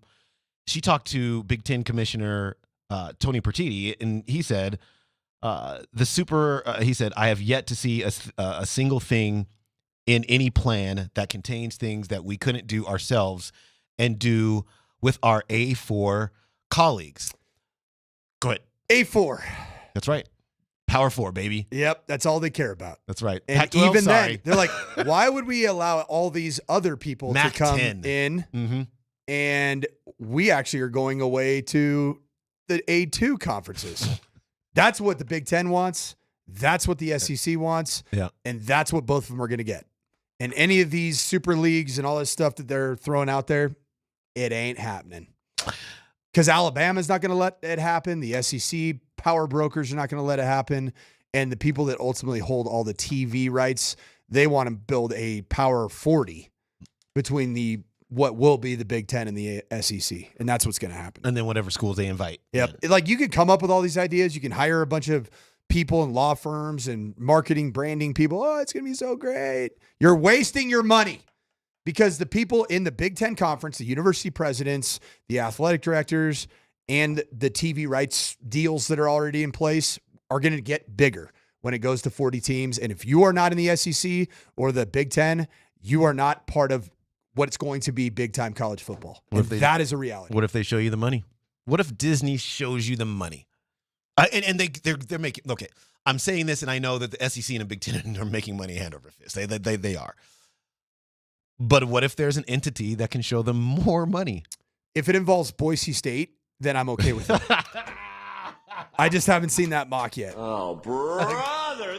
You know what's great is I watched KJ's actual reaction to that, and Yeah. it was identical to what he just pushed the button saying. He was like, oh, gosh, this guy and his stupid blue turf. Yeah, it's all right. We don't have the best running back maybe in the history of college football toting the rock. You don't. Right now. You do not. Yeah, he's not very good. He's not better than Barry Sanders. Okay. Wait, hold on. Is that a disgusting okay? Or Yeah, is that like Ashton Genty is unfreaking believable. Did you see Barry Sanders? Stay up till I recruited Barry Jr. to Stanford. Okay. Yeah, I love Barry Sanders. Oh my God. Yeah, that's why I don't know. I couldn't really lean into it. I couldn't. But you gave me the face. I I'm like, know, but I it's think just- maybe he's actually leaning into it. Recency bias got me. I'll admit. I love Barry Sanders. I loved him then. I love him now. All right. Ashton Genty's really good though. He is so good. Who is Boise State playing? Oh, you got to stay up and watch some really Wait, good do I? football. Boise State is playing on the Rock at 10 p.m. against the Hawaii Warriors. Oh, that's right. We looked this up. That's right. I looked this up with Raj because so we were talking about the Heisman and Genty, and then the question I asked is, I wonder who Boise State is playing. Oh, it's Hawaii. And then I wonder what Hawaii is allowing rushing. Oh, they're allowing 120 rushing yards per game. So, okay, cool. He's going to go for 220 in this game. Like, yeah, my just new hand thing that for over. Genty against all these terrible lower-tiered Mountain West defenses, they're really bad, is that he's going to go for 13 for 2 in 2. 13 for 200 yards in 2 quarters. And call it a day. It's exactly what happened against Utah State. Yeah. It's exactly what happened against Portland State, a Big Sky team. That's what they're going to keep doing. You know, they're managing as a program. Currently, they're managing a Heisman campaign and also keeping him around for their playoff race. To be, it's a really interesting deal to follow. He's too good for that. He's just going to run for all the yards. And then, but he wouldn't. Okay. They're shutting him down when they have a 28-point lead. Correct. Which is smart. Yeah, because you don't need. Yeah, it's also smart for his NFL future. How many of these college running backs were just ridiculous in terms of their numbers and the volume of carries they had, and then they are just toast by the time they hit the national. Well, those were all the Wisconsin backs, right? Yes. If you just and all the way through time. Yeah, and really the last great Boise State running back I was the play caller for, Jay Ajayi. Oh yeah, and there wasn't much tread on those tires when he hit the National Football League, and that's partially my fault. Hey, but you guys won games. Yeah, we won. We won a Fiesta Bowl, 12 wins. It's great. Which of these 2 games are you looking forward to seeing most? Texas, Oklahoma, or top 5 matchup when you Oregon and Ohio State? I'm just down for some good old-fashioned Midwestern football, and there's no better place to play some good, nice, clean Big Ten football than in Eugene, Oregon, because the Oregon Ducks, they've started to adapt to the Big Ten ways. They're boring, but they're good. But they're boring. And I don't know if I can reconcile that in my own mind that the Oregon Ducks are fairly boring to watch. Because they're just not as good as we thought they might be. But they're still in the top They're undefeated. 5. They're undefeated. I know. Yeah. It's just it's smart. Dan Lanning's a smart coach. Like, you don't need to be Chip Kelly Oregon Ducks of, 12 years ago. You just have to be really good in the trenches. You got to make, clean decisions at the quarterback position. Dylan Gabriel is nowhere near the Heisman discussion. And I had him in the preseason Heisman discussion, but they're winning football games. That's going to actually be a really good game to watch. I think OU is just not a very good team.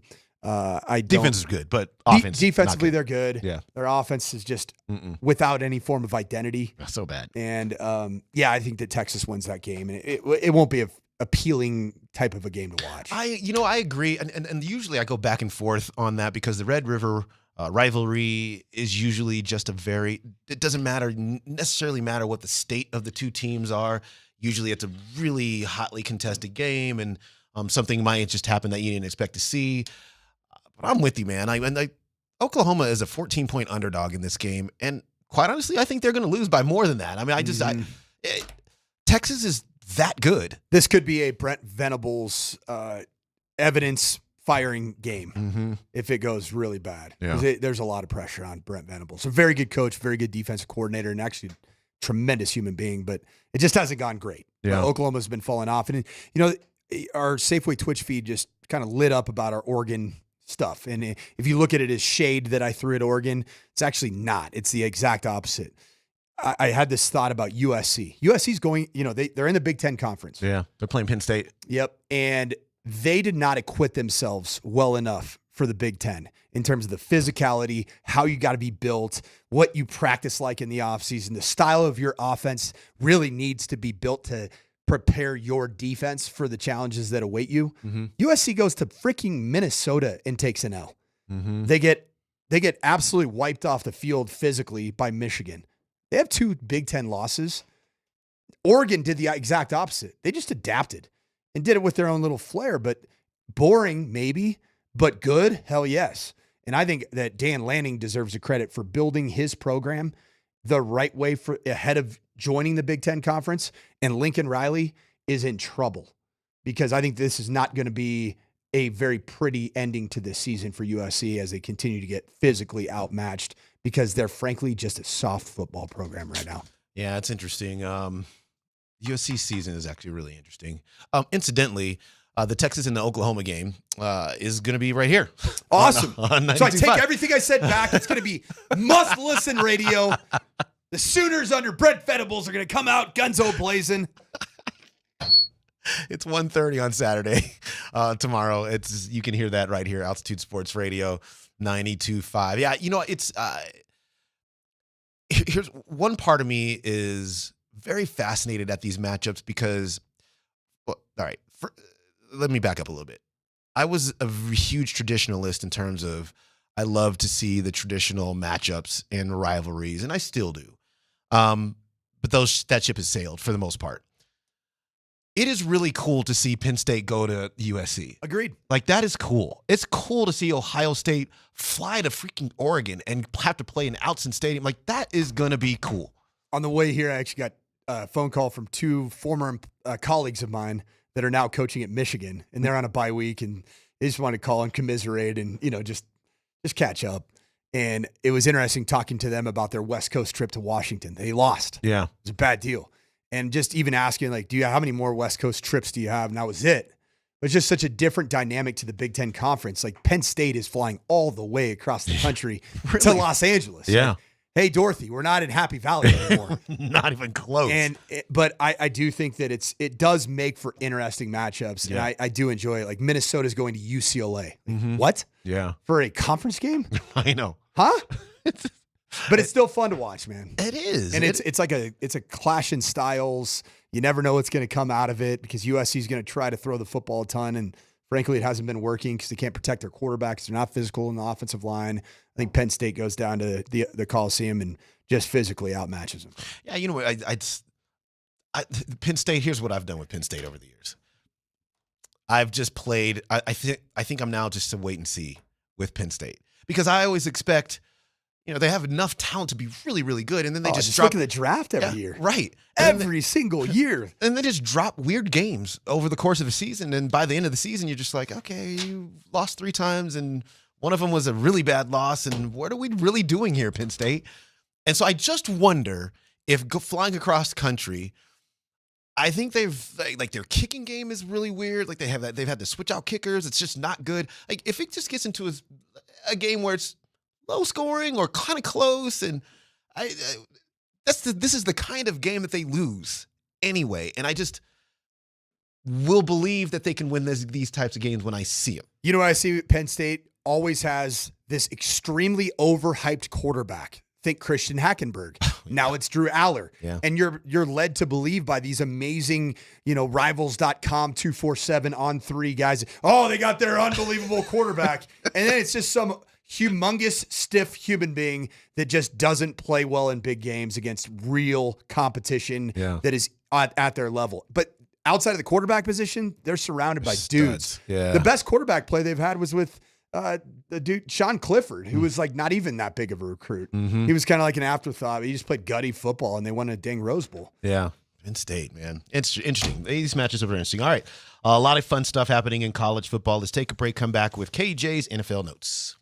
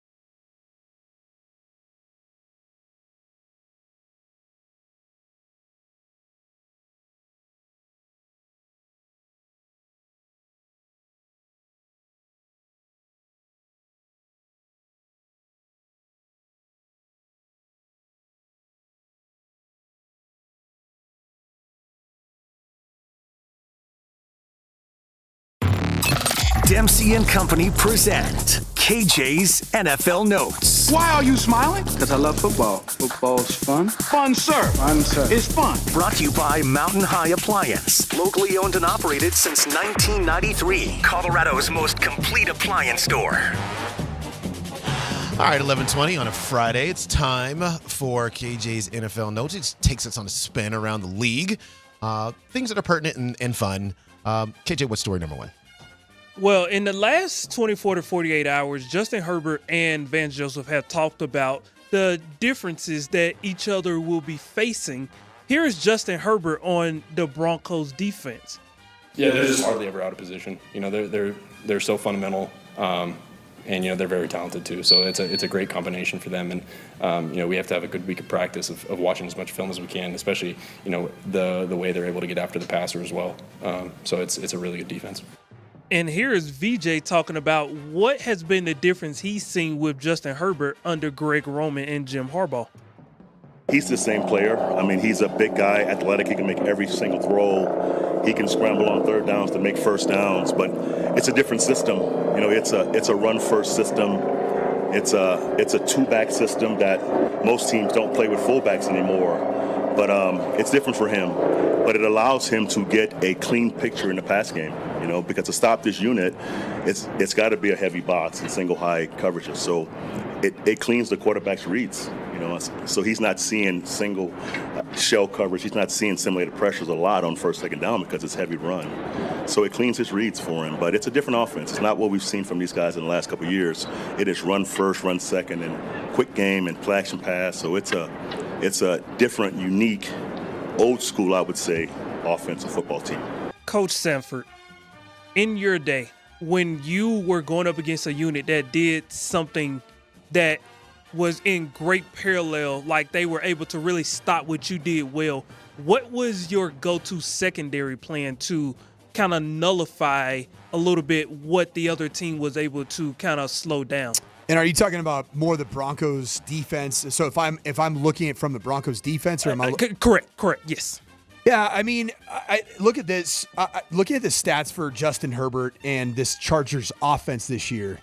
So Herbert has a career high in the amount or the percentages of the passing game that are in quick pass under 2.5 second category.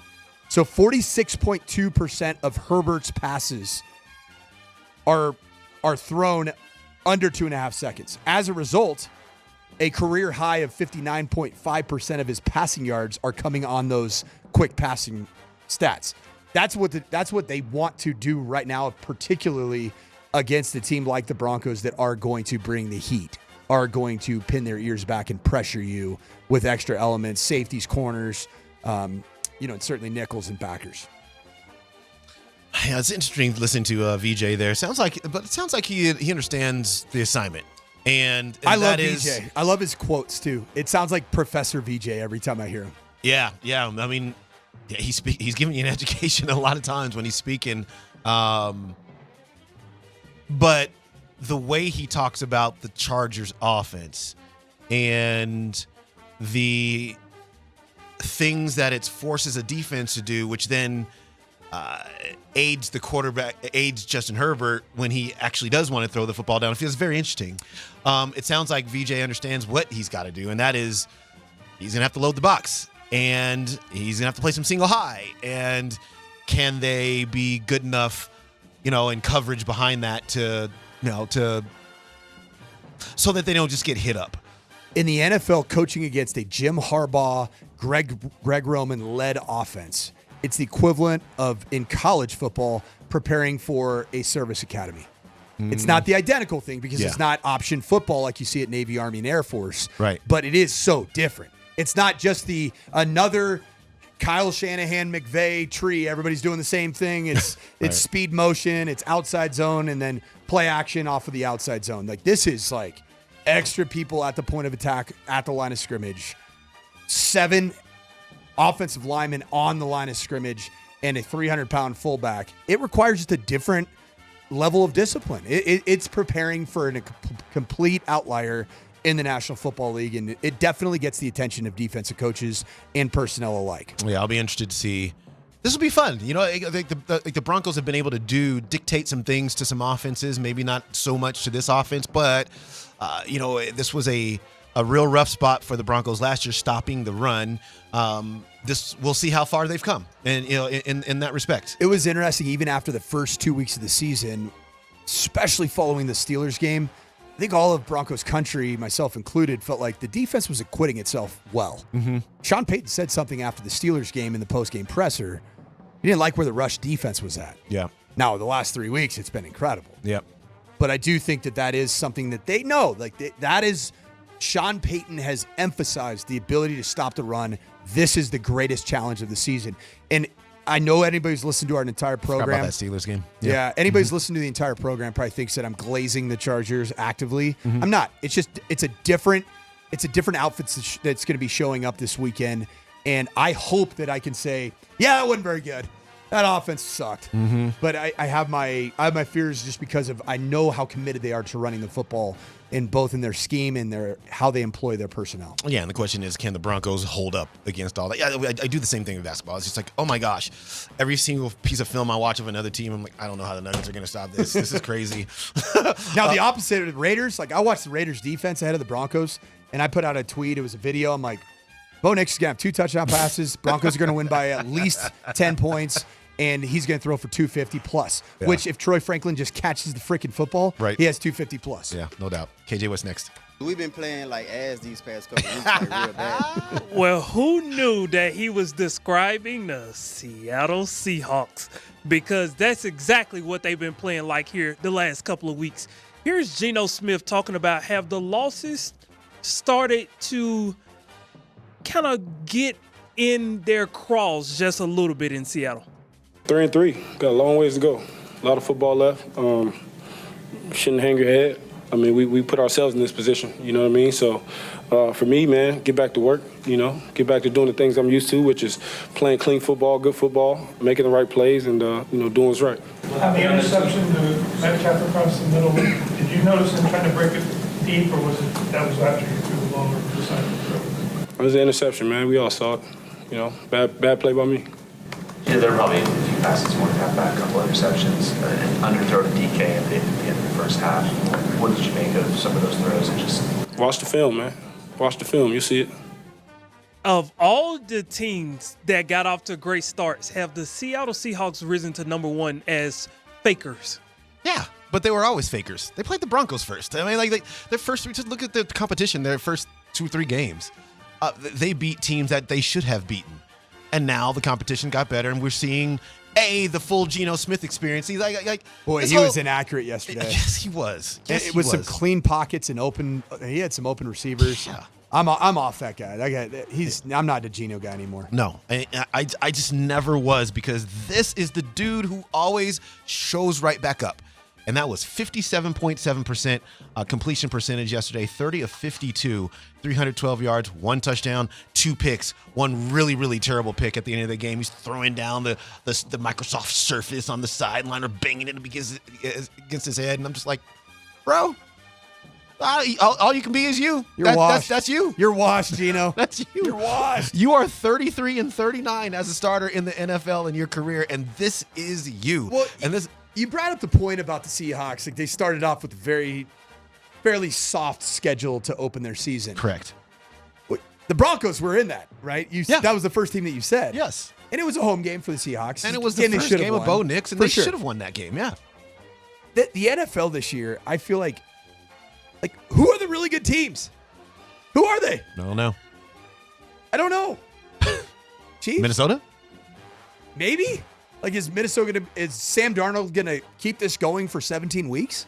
I don't think so, because Sam Darnold, we know he's gonna put the ball in harm's way, and it's gonna bite him too. It's gonna happen with Sam Darnold. I don't know. The Ravens? See, I think the Ravens are really good. Agreed. I don't know what was happening with them the first couple or 3 weeks at the beginning of this season. It's a huge, humongous game with them and the DMV. The DMV getting a really good game this week. Commanders and Ravens. How good are the Commanders? They seem really good. They're awesome to watch. They do. They've got a generational talent at quarterback. Yeah. I don't know. I don't know who the really good teams are. It's a really good question because San Francisco didn't look like it. Now they kind of do again, but they were playing the Seahawks. I don't know. But Deebo Samuel is back. Oh, he is so good. George Kittle, come on, man. I know when they have all of their pieces together. Yeah. And also, by the way, like I know I've said that the ceiling for Bo Nix is Brock Purdy. Mm-hmm. That dude was throwing some dimes. Last night. Brock Purdy's good, dude. Like some of the ball placement and like he is not scared to throw the football in tight windows. Yeah. He is a confident thrower of the football right now. This is not a game managing quarterback. This is, it's he can win a game for you if you need to do that. KJ, what's next? Hey, before we transition, I got a quick question for you guys. How much of teams not quote unquote taking the preseason serious and then having to take the first 2 to 3 weeks to get their legs under them is starting to come into play later into the season in regards to why we are struggling to find the good teams? Like, you knew usually in the past, like about week 4, okay, this is a team that should be, a Super Bowl contender, but we're struggling to figure out like exactly how these teams are going to get to that place of being at the mountaintop. How much of the lack of seriousness in the preseason is coming back to haunt NFL teams? I think if you look at the Chiefs, that's an outlier because they know exactly who they are. And they play in the preseason. They do. Yeah. But a team that I thought that I follow very closely because of my relationship, just knowing a bit about Jordan Love, he didn't play at all in the preseason. Right. Like he had a series and threw a touchdown. They're like, oh, we got to put him on the shelf. Good. Yeah. And then he got injured in the first game. Yeah. And didn't play for 2 weeks. And it's like here we are. It's week 6, and you still are playing into the season. Like that's a weird dynamic.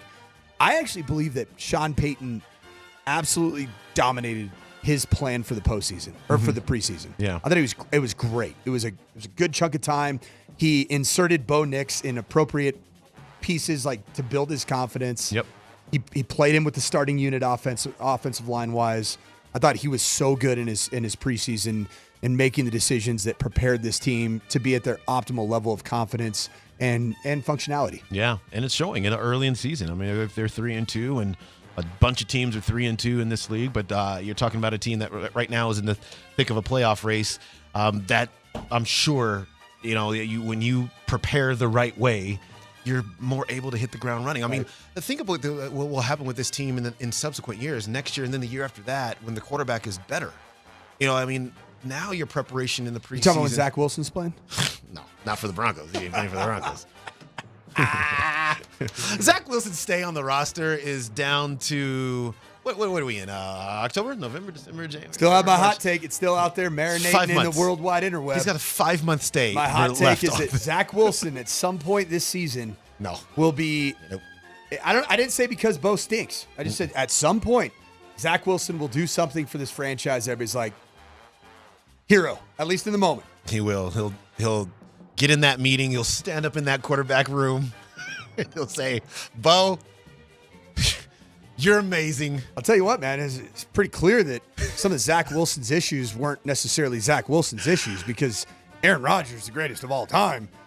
He has about the exact same stat line through the first 4 or 5 weeks of the season as Zach Wilson did a year ago. I think I did see where through the same number of games last year, the Jets, the record is the same, the yards gained is the same, the points per game are super similar. But you know what? It's not acceptable. That's why everybody's getting fired and demoted there. And that's like Right. Zach Wilson was. They were not doing any of those things with Zach Wilson. They were like, "You're good though," but he's not good. We'll see. He'll be playing for somebody else though next year. If the Broncos know what's good for them. If they know what's good for them. Let's get another one, KJ. We've been playing like ass these past couple weeks, like real bad. This is my favorite drop. Who is that? That is Mooney Ward, cornerback for the San Francisco 49ers. Corner. Okay. Yeah. Corner. Corner. It's funny, the position cornerback, Yeah. it always confuses me because it sounds like quarterback. Right. So like in football circles, you never hear the word cornerback. Why did they even put back in the name? I mean, corner. I don't think it is. I think it's just corner. KJ. No, it's cornerback, right? No, that's what KJ calls it. Well, that's what. No, it's actually what it's. He's a DB. There we go. DB. Yeah, but is he a safety, a nickel? What is he? He can be whatever he wants to be. But which one is he, though? No, in all seriousness, he is a corner. Corner, that's my He's a guy. corner. Yeah, call him a corner. Yeah, He's a corner. corner. KJ, you're coach. Corner. I like it. He's a corner. Let's go. I like to call the really good ones a conus. Is that what they call this? Okay. All right. Last story here. Marshawn Lynch is looking to run for mayor in Oakland. Shut up. Really? Dude, so he has a podcast called Politicking with Gavin Newsom, the governor of California, and also some guy who's the vice president of some big company, Doug Hendrickson, who knows. Anyway. Some rich dude. Yeah, Some exactly. rich dude. Here is Marshawn Lynch talking about his action plan for how he would handle a situation if things got out of hand. They said Marshawn, it's an epic fail going on right now. We need you to come step in. I'm gonna be like who was that? Bernie Mac and Chris Rock. What's that? In real fucking life movie? this time. Yeah, but you remember when Bernie Mac was walking through and he was slapping the out of everybody? That's how I would have been coming through there like that, slapping the out of everybody. Get your together. This is the campaign, huh? This is it? This is the kickoff? Is that a good call to action? Is that a way to get things done? And secondly, if you guys could be the mayor of any town in this country, what would it be? He's just gonna. Marshawn Lynch going straight yay area I know. right there. Did you happen to see him on the College Game Day when he did the picks? Yeah. Well, I didn't see. I was listening to it. Yeah. He was lit. Yeah. He was hilarious. He was lit. So I mean, he was straight. It was funny. Pat McAfee was leaning all the way into all the green jokes, the herbal jokes. Yeah. And and Marshawn was playing the role to perfection. Yay area, baby. I love It's that. all about dude. that yay. It's about town business. Everybody has a plan until you run through their face. You know that San Francisco is called the city, and Oakland's the town. It's called town business. Yeah, you know what? Golden State, he had those uniforms that have the town on them after they moved to San Francisco. Now it says the city. I just can't with that. Like that was. Where do you want to be the mayor?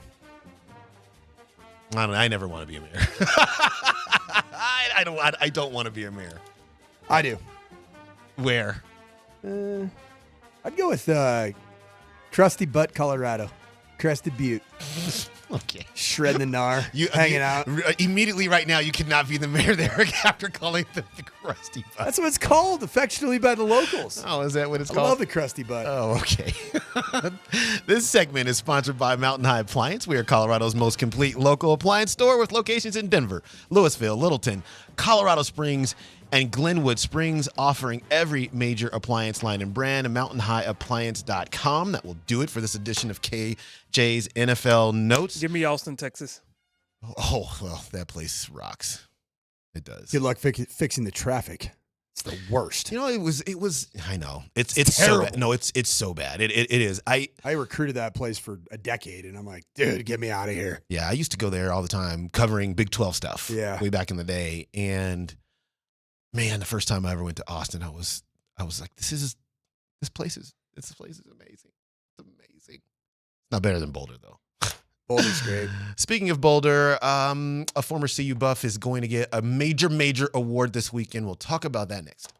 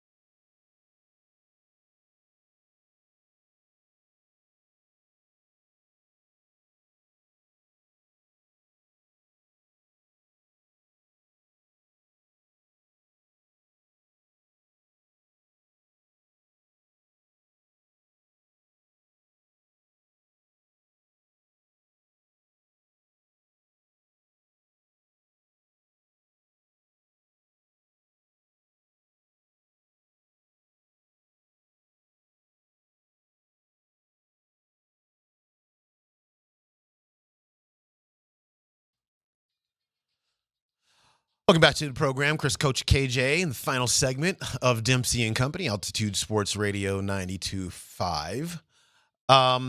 So we're in a building here, and our new building you can see everybody's offices. If I can just kind of paint the picture, there's kind of a big open space area, and then people's offices are glass. So you can see if they're in there or if they're not in there. And of course, they're not on a Friday. Well, it's a ghost town here today, for two reasons. A, it's Friday. B, because staff, it's taken a minute to get to this space, but some staff are being awarded championship rings from the Nuggets championship season a couple of seasons ago. Yeah. So they're all off at Ball Arena doing this whole, and I just got a text from somebody, but basically saying the rings are amazing. Just saw one myself. Oh, did you see one? Tyler Columbus shared it with my 7-year-old son, who used a different finger to salute Brett Kane and Mark Mosher in the morning show guys. But he came in. My 7-year-old came in with the Nuggets championship ring. Like, yeah. This is the coolest day of my life. Yeah, it's definitely cool. It's beautiful. Yeah, it's thank goodness for management kind of coming in and getting that sorted out for everyone. I don't know when I'll get mine. Who knows? But it gets me to it's a transition to this, which is this is also Naismith Basketball Hall of Fame weekend, and so on Sunday, players are going to be enshrined into the Naismith Basketball Hall of Fame. This obviously encompasses everything basketball, not just your NBA career. It's like if college or Olympics or whatever else. And so Chauncey Billups on Sunday is going in. A player that, yeah, exactly right. Congratulations. Get him, Chauncey. Yeah. Get him, Chauncey. Yeah, no doubt about it. A player that I played against in high school. How'd you do? Not great. Did you guard him one-on-one? Not often, but when I did, you can. How tall is Chauncey? 6'5". Yeah, Okay. That's what I envisioned. Yeah, the crossover was. You know what's interesting about his crossover is like I could steal some crossovers. Like try to cross me, I could take the ball. I was kind of nasty on stealing crossovers too. Yeah, I picked Josh Childress clean once. You're right. Josh Childress had a sick crossover. I got him. You got him once. And Don't tell me how many times he got me. I was gonna say, yeah. Hey, it's all it took. Yeah, Chauncey's was kind of the same. It was like a little bit of a slower crossover, and he hit you with a little head, like that little side to side head thing. Boom. And the ball was just gone. And then he was gone because he had a fast first step. Anyway, yeah, I had zero success covering him. But I know we do shout-outs this weekend, and I definitely want to shout him out because it has been just a fantastic career for him. Mr. Big Shot for a reason. I thought you were leaning in. I was smelling how bad this microphone smells. You can't, yeah. That's not very vibey on a Friday. No, it's not. It's not. These microphones aren't going to be very vibey. Oh, they're probably not anymore, anyways. Did Chauncey get let go, or is he still? He's still head coach of the Portland Trailblazers. I know it was a little touch and go there. Yeah, I'm kind of scared for him, actually, to be honest with you. I mean, there's just not a lot of talent on that team. You know how you go into the NBA season this year. I think in the Western Conference, every single team will think that it's at least good enough to get to a play-in scenario. And I think the Portland Trailblazers are the one team in the Western Conference that it just ain't happening. Yeah. They're just years away. Did Chauncey Billups lose 103 and then 101 games in back-to-back years? Because if so, you should give him a massive extension. He did not do that. Okay. Shout out Bud Black. I can't. We need a full season of KB. I can't even believe how fast they brought him back. Are you surprised? Kind of. No. I mean, no. Coach, you're right. I mean, the answer is no, but the ballpark is so beautiful. The vibes are great. We're good. Everything's good. We're good. Everything's going great. Why do we keep running it The beer's cold. It's cold. Why do we keep running it back? Okay. That's another topic for another day. But at least I'm glad, when there's a 103 and 101 loss season, the first guys I think about that need to pay the ultimate price of their employment, bullpen coach, assistant hitting coach. That's the move. I know. They keep doing that kind of thing every single year. Look, I'm not even saying that it's, you get it's not Bud Black's fault. And I'm not saying it is Bud Black's fault. But I am saying. But it is somebody's. Yeah, that's correct. And what I am saying is that at some point, just change the voice. Just change the voice. I mean, if bring in somebody else who we can say it's not his fault. But just change the voice. 2019 was a long time ago. Yeah, correct. In sports years, that's 25 years ago. Yeah, that's just crazy. Congratulations to Chauncey Billups. I see somebody here that says they should name George Washington High School after Chauncey. They should definitely name the gym after him for sure. For sure. He's done so much in the community as well. I had the great pleasure of being able to narrate a video that will be played during the one of the various ceremonies this weekend. So congratulations to him, a great buff, a great George Washington Patriot, which pains me to say because I went to Montbello. And obviously a great Nugget and a great Detroit Piston. Yep, and a great name. Have you ever met another Chauncey in your life? No, but it's a one of one. Correct. It's a one of one name. You hear the name Chauncey. When you hear the name Chauncey, somebody important's about to walk through the door. Yeah, I tell you what, man. If I had one more, I'd name Chauncey. Sanford. Okay. KJ. I know. So this is a Friday. This is Friday. Okay. Dude, I'm trying to let him out. I'm trying to let him loose here now. All right, let me get some predictions. Let's start with the Broncos and the Chargers. Give me a score prediction there. 20-10 Chargers. I think it'll be. I don't know what it's gonna be. I think it's gonna be a low-scoring game, but I'm just going to give the Broncos a home field bump, even though Vegas is like, no. I'm going to go 17-14 Broncos. Okay. 17-14 Broncos. We'll see. Okay, Colorado and Kansas State. Bad news guy continues. Stop it. 35-20 Wildcats. 35-20. I think that you have two traveling physical brands of football coming into these parts this weekend. Mm-hmm. And I don't want to see it. Yeah. I just can't unsee some of the things that I've seen with regards to how committed these teams are to running the football. The K-State Wildcats just had 300 yards rushing against Oklahoma State. The preseason favorite to win the conference. I know, but they're not good. They're not good. I don't believe in K-State on the road until I see it. I think that both teams will have a hard time stopping the other. So I see your 35 because I think there's going to be some points scored in this football game. I'm going to take Colorado 42-35 in this scenario, just because I think Kansas State can be hit up in the secondary just a little bit. They can. They're averaging like 244 yards a game, giving up through the air. Mm-hmm. Yeah, but I think it's also because they've had some big leads and teams just throw. At the end of games, it's almost dumb. It's like, they're dumb yards. Yeah. Let's go to Texas, Oklahoma. Texas 52, Oklahoma 17. But tune in this weekend to Altitude Sports Radio 92.5. You can hear every single one of those 52 points tomorrow at 1:30 right here on Altitude Sports Radio. Oregon, Ohio State. Ooh.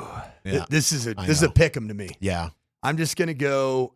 If this was played in the Horseshoe, would that just be an Ohio State win? But this is the return of Chip Kelly, offensive coordinator. Yeah, that's right. And he's gonna take an L on the way out. It's gonna be the Oregon Ducks. Okay. I'm gonna lean into the Big Ten brand. Oregon Ducks 10, Ohio State 9. Oh my gosh, 10-9. Okay, and now I'm officially not watching that game. I'm with you on Oregon. I think Oregon will win that game. I think it'll be interesting to see these Big Ten teams that are all traveling to the West Coast and just to see how they all fare. Obviously, Michigan did not fare very well at Washington, but this is kind of the first real mass exodus of of these types of teams playing in the West Coast, and how will that all go down? So I'm with you. I'll take Oregon in that respect. I see you, 719, rough night for Montbello football last night. I see you, and it's okay. I see you, 3992. Okay, Mr. Sanford, then how do you explain CU shutting down the number 1 rushing team in UCF? CU by 13. I hope so. I'm rooting for that. Kansas State's not UCF. I need them to be in the University of Cheeks. I need them to be in the Florida. Stormtrooper uniforms as well. We need the Stormtrooper. Colorado, all whites. Let's do it. All whites. That's going to do it for a Friday Vibes edition of the show. For Coach, I'm Chris. KJ, we love and appreciate you, my guy. And guess what? PhD is next.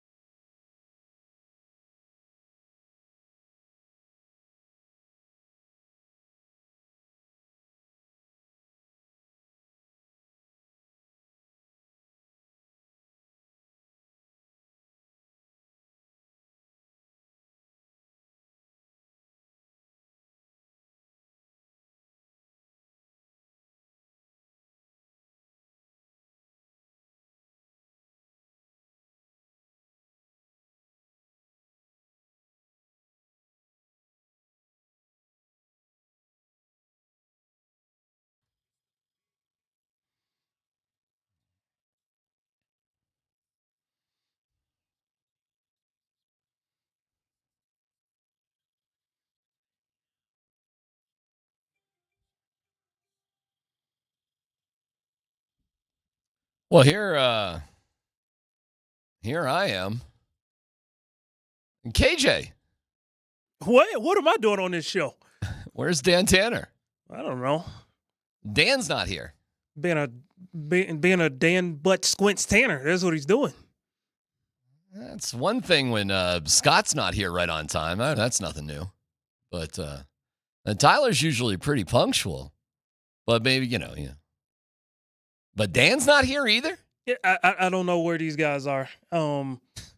Earlier, I was joking around on Dempsey and Company about it being a ghost town around here. And my God. The guys took that a little too literally.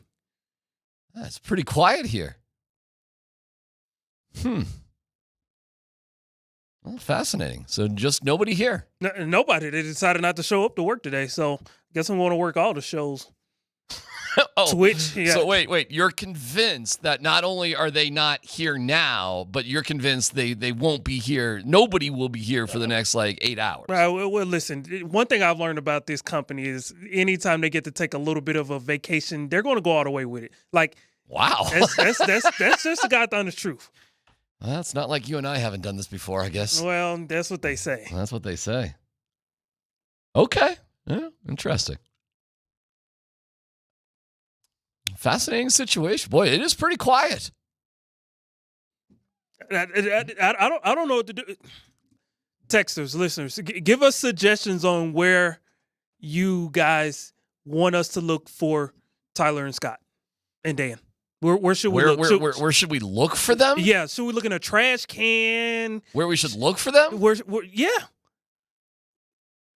We should look in a trash can? That's your first suggestion? Well, listen, you never know with these guys.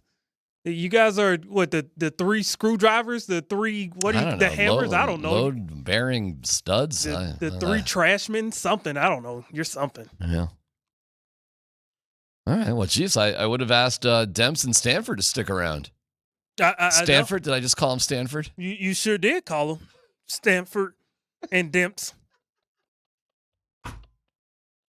Where's Stanford? Is he still out there? I heard someone. Is Stanford still around? Hey, Stanford, you here? All right. Well, okay. Just figure things out. It's not like the first time I've ever had to do the show by myself, even when I had partners. Oh, wait. How long is he going to be gone? Oh, really? Oh, what a shock. All right. Well, here we are. Let's see here. I'm looking at the text line. I would start with the bathroom.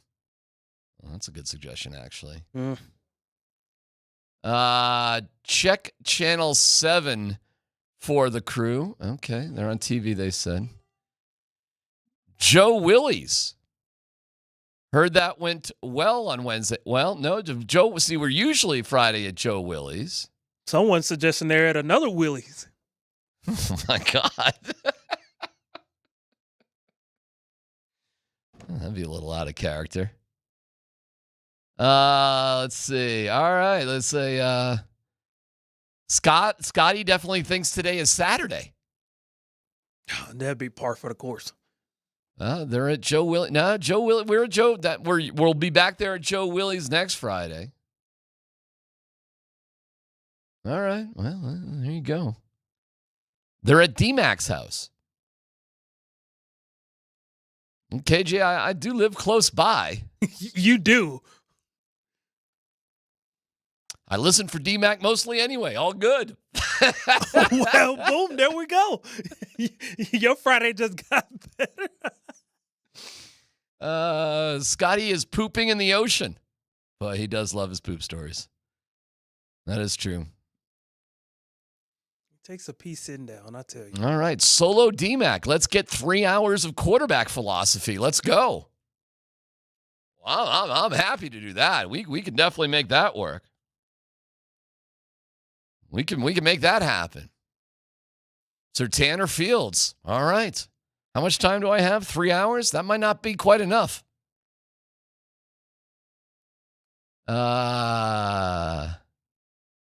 Tyler's at lunch with Bo Nix, seeing how mature he is. Well, Sean Payton did say that you should go have lunch with a meal with Bo Nix to figure out how much confidence he has. They're somewhere wondering where you are. They're at D-Mac's mom's house. Well, we didn't have to bring moms into this. What This is a step too far. What do moms have to do with any of this? Take calls, sure. I'll take calls. Sure. Like Irvin Joe days. Why not? 303-504-0925. I'd be happy to take calls. Pinch hit. That's a baseball reference. By the way, Scott's Royals. Maybe he is just too embarrassed. Tick, is she coming or going? That's a human being there. Hi, Tick. Well, I see something in her hand, so I'm assuming she's only stopping by. They have their headphones on waiting to podcast with you. Well, I've got 9 different podcasts coming out today, so that'd be fine. They are out on your boat. Hey, let me tell you something. Just because a kid grew up with a boat doesn't mean he's rich. On assignment. D-Mac, how dumb is Seattle for not using their assets they got in the Russ trade to draft a... Oh, wait a second. Wait a second. What's going on? What? Oh! Whoa! Wait a second. Hey! Oh man! Where you been? What is this music that I'm hearing? Where you been? Oh, good to see you guys. Hey, what are you doing there, D? What you been doing? Wait a second. What What's you been happening doing? here? What time's the show start? Yeah, we're sorry we were a little late. We had a little thing. we had a little thing. We had a private gathering. We had an appointment. Wait, there's Dan Tanner. Dan Tanner's back too. The three of you were together? Little private Yeah, gathering. well, Kevin walked in with us too. Did you see Kevin? I saw Kevin there. Employee of the month deal. What were you guys doing? Well, Darren. Oh, Darren. I'm getting called Darren? Sometimes in life, Okay. when you work hard, you get rewarded. Okay. And All right. other times when you're not fired quick enough, you are not rewarded. Yeah. That's the story of my life. Yeah. Well, that means some sort of reward was coming your way? Well, what If are by you... a reward you mean a big old shiny object. Oh, my God. Is that a Nuggets championship ring on your finger? Oh, what would you know about Oh, that? my God.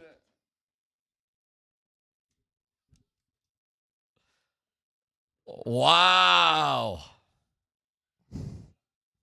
Do I get to look at it? I know I can't touch it. I know I can't touch it, but... Scott's opening his up real time. Hasn't Wow. opened it yet. Oh, you haven't opened it? Have you not really opened it? Oh, my goodness, brother.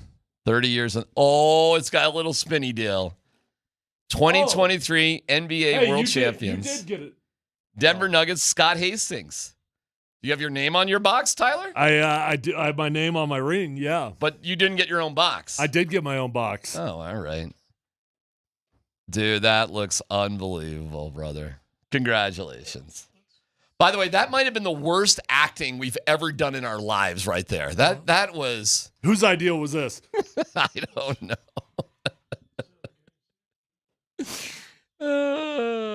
There it is, buddy. Of the world. Dude, the rings came in. See, it would have been a little bit more effective if you didn't tell Dempsey and Company you were getting your championship rings on their show.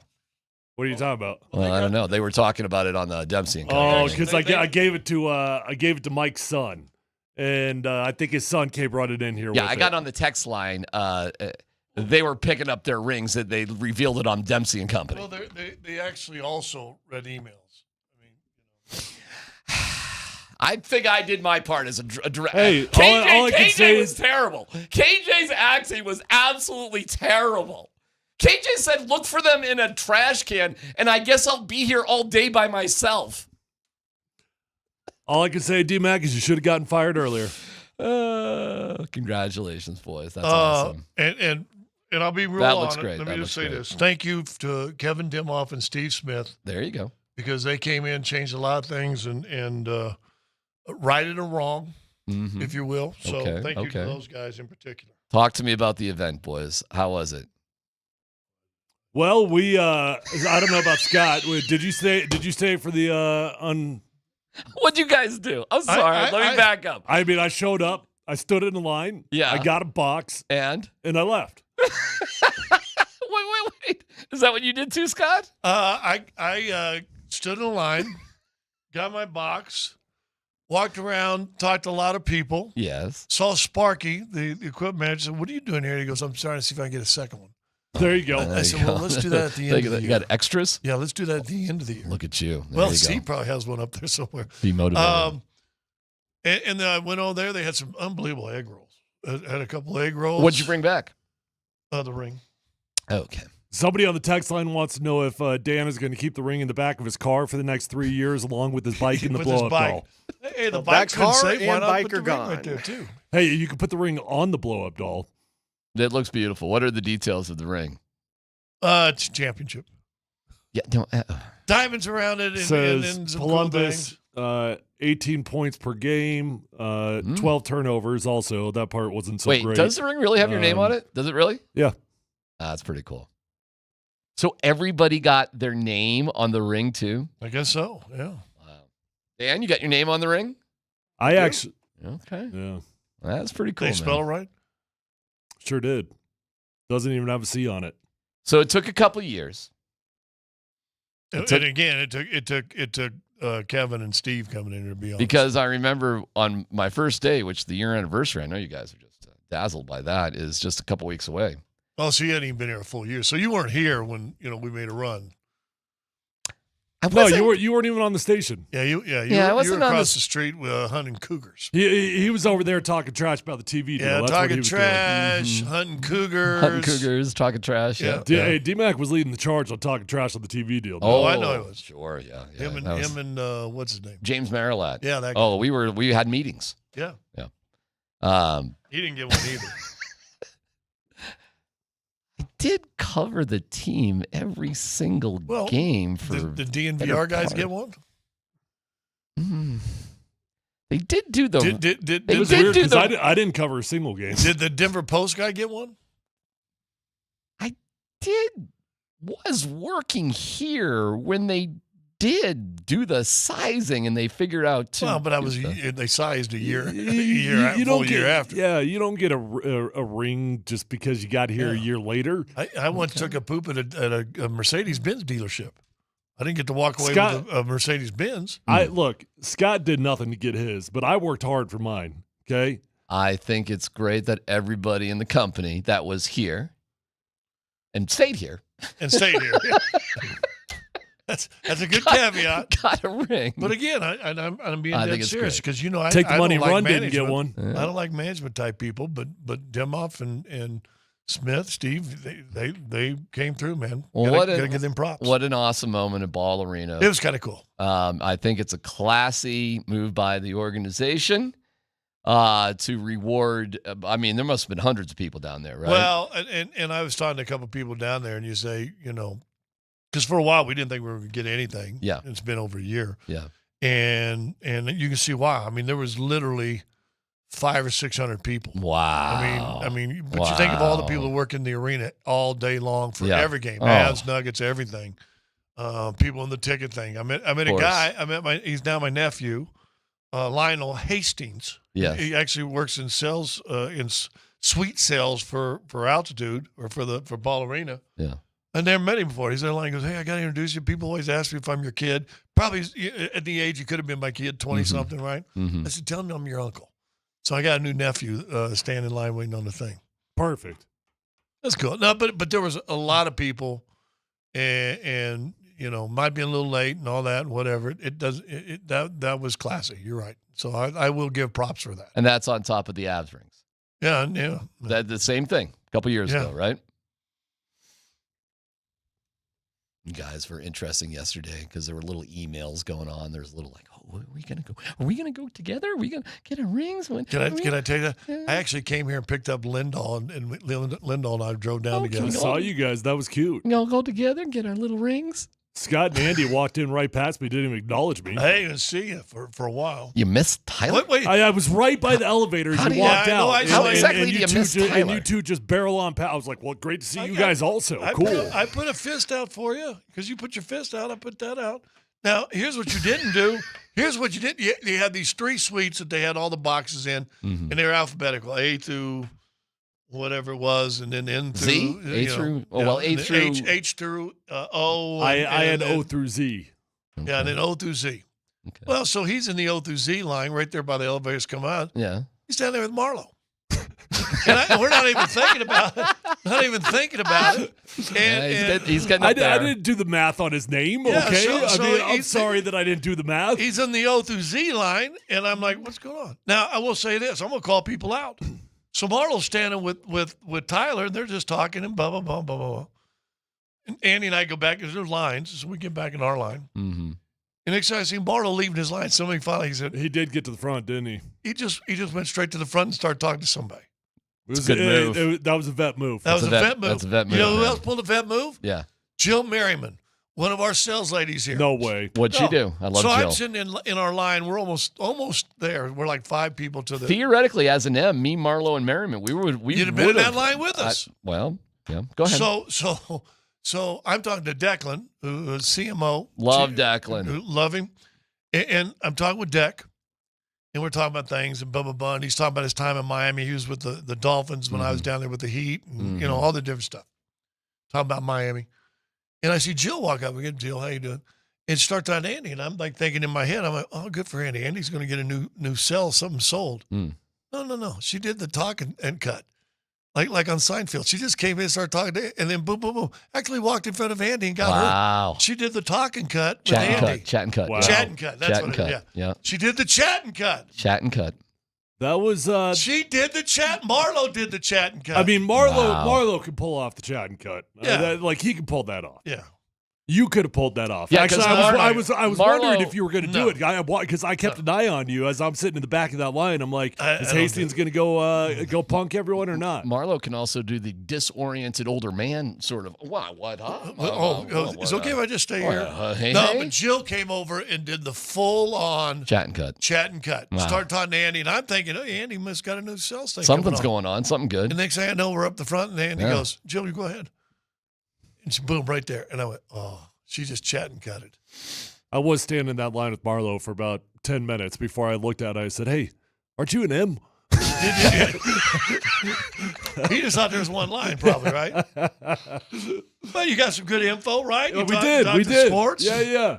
Did you talk Olympics with him and stuff? We talked a little beach volleyball. Not really, but we talked about you a lot. That's what we talked about. How do we deal with Hastings? Yeah. Well, the ring looks fantastic. You know what? It's wearable.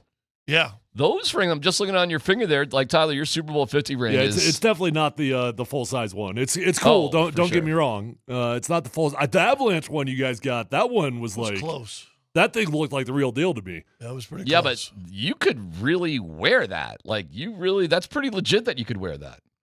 Yeah. A lot of these rings are beautiful. They're incredible, but they're not very. I will wearable. not be wearing it, but I guess you're right. You could. You're not going to wear your ring? When's your next football practice? Tonight. You ought to take it there, and I bet those kids would think it's pretty cool. Yeah. No, that's what it's for. Yeah, stuff like that. That's what it's for. But I will not be going about my day wearing this ring. No. There'll be people here that wear that ring all the time. I doubt it. They'll chat and cut on. All right. Who's gonna be wearing the ring? Chat and cut ought to wear it. Dan Stores. Dan Stores would wear it all the time. Yeah. Brandon will wear it. Brandon's got a Nuggets tattoo. So yeah, Brandon will wear it. Stores will wear it. Yeah. And Chat and Cut better wear it. Jill's never gonna wear it. Chat and Cut needs to wear it. She better wear it. She's never gonna be Jill ever again. She's Chat and Cut. And so, how do you know she didn't go to the bathroom? How do you know she wasn't already in line? Because where I was, where she Chat and Cutted, the line started way up there, and she was never in that line. Are there different rings for men and women? Are they? I don't know. Well, you should talk to Chat and Cut. Well, we can see Chat and Cut. Actually, you know who the first person just walked? It was Tick. Tick came back, just wanted to wave at me. Because what I tell you about her last week? She's just everywhere. She's the hardest working person here. No doubt about it. I think she really felt for me talking about being by myself. Chad and Cut and all them other offices, them lights ain't coming on the rest of the afternoon. Not now. It's Let's a be party. It's a party at Ball Arena, man. They're using that gift certificate at somewhere, Hooters or someplace. Well, listen, man. Wow, really? It's awesome for the company. It's awesome for the folks. Scott, how long you been involved with the Nuggets? Come on, man. How many years? I got here in 91. Okay. Dude. 2 years as a player. Did you get a little, was there a little emotion there with it? I went from thinking, okay, whatever, I got to drive down here. And then when you get in there and you realize that this really does mean a lot to a lot of people. And I think if I'm going to be real honest, there's probably a lot of people hurt because you have just right away, boom, boom, boom. And I think there was a lot of people hurt. And that they weren't getting rings. That rings didn't come quickly. Listen, we didn't do nothing. We didn't play. We didn't sweat and all that stuff. I understand all that 100%. But, it's kind of like my buddy said, we went to a restaurant with my buddy one time, and the kids go, let's go steak. We want steak. And he said, you have hamburger. I go, come on, Fred, let him have steak. He looked me in the eye. I was a college kid. He goes, you make him eat hamburger as long as you can because the first time you give a kid a steak, you're always buying steak every time you go in the restaurant. So the Avalanche gave him steak, and so you kind of get used to it. But like I said, I will always forever be appreciative of Kevin and Steve and what they did. Came in here and they realized. Listen, there's people there that and you stay late sometimes. I know you'll do your little podcast out by the floor and all that stupid stuff. But while you're there, what are people doing? Cleaning that place up, right? They're putting chairs up. They're converting floors up. Yep. There's people that are working until 2, 3 in the morning. Building doesn't go to sleep during basketball and hockey. Building doesn't go to sleep. Nope. So, man, to see those people getting rewarded, I thought was really cool. All right. Well, again, apologize for the terrible acting. It's mostly KJ's fault. But, I think it's pretty cool. And Dan, hey, man, congratulations, bro. Dan does all the post-game shows, has been. Will continue to do so. Has been working for this company. How long, Dan? 8 years? 8.5 years. 8.5 years. And we worked together for 3. Feels like 100. It's we're off and running. Take the money in the morning. You're going to send a picture to him? Oh, yeah. Send a picture to take the money and run. See what he does. See what he writes. Tell me what he writes back. Yeah. Because you had to be here. How's that working out for him? And you had to stay here. Twofer. Yeah. Okay. Poor Steve. All right. It's PhD on 92.5.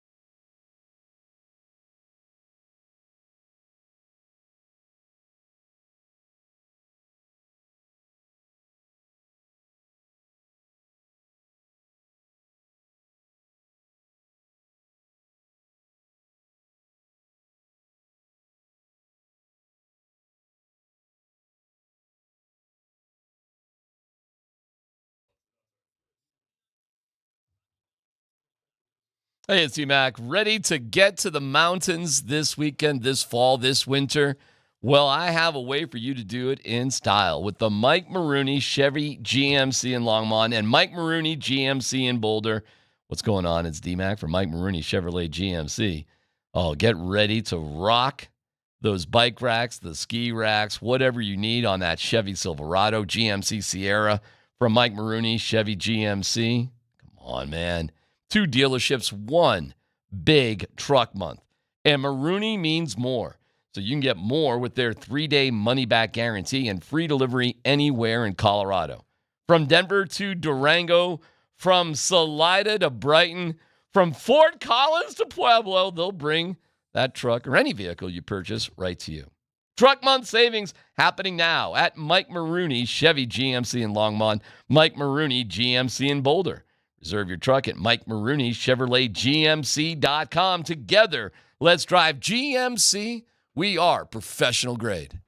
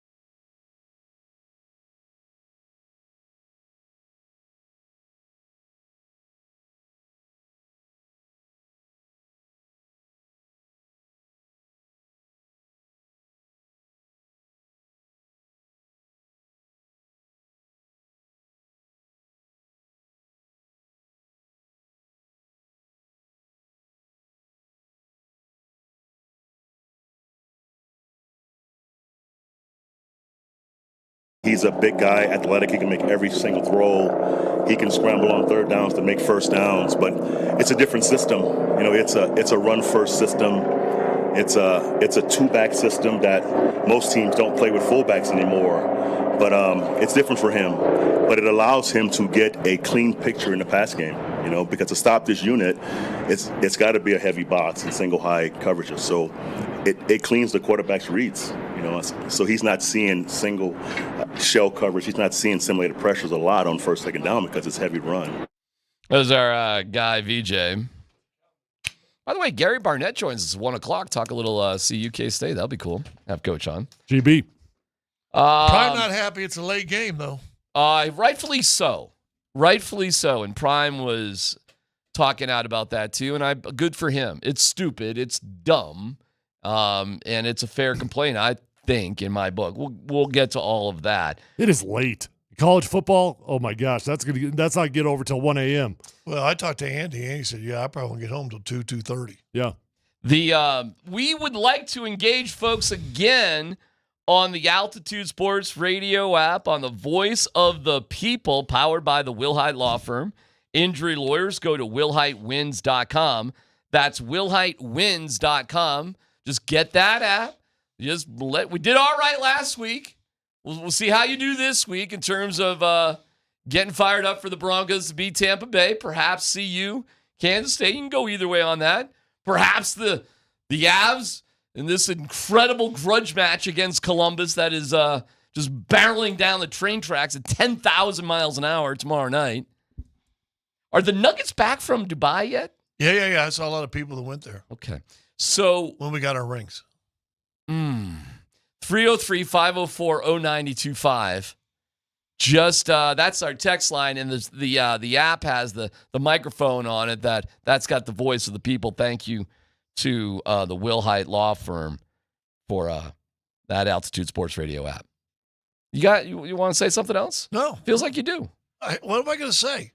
I will say this. You see where the was it Tampa and Carolina canceled their hockey game this weekend? I guess that makes sense. Because both those, areas were devastated over the last 2 weeks. So. Yep. Well, maybe they can play a dumb game like the Avs did a couple years ago when they had to go back to Nashville for a water leak. They should just yes. if it's in the first 15 games, just cancel it. Just entirely. Cancel the game? Yep, just cancel it. I think they should do a doubleheader. Yeah, that'd be fun. Oh, that'd be fun, wouldn't it? That would be fun. That would be fun. They die, but you can imagine how many points would be scored. It'd be like double game. overtime hockey when you can tell dudes can't even move up and down the ice. The second game would be like 9-7. Oh.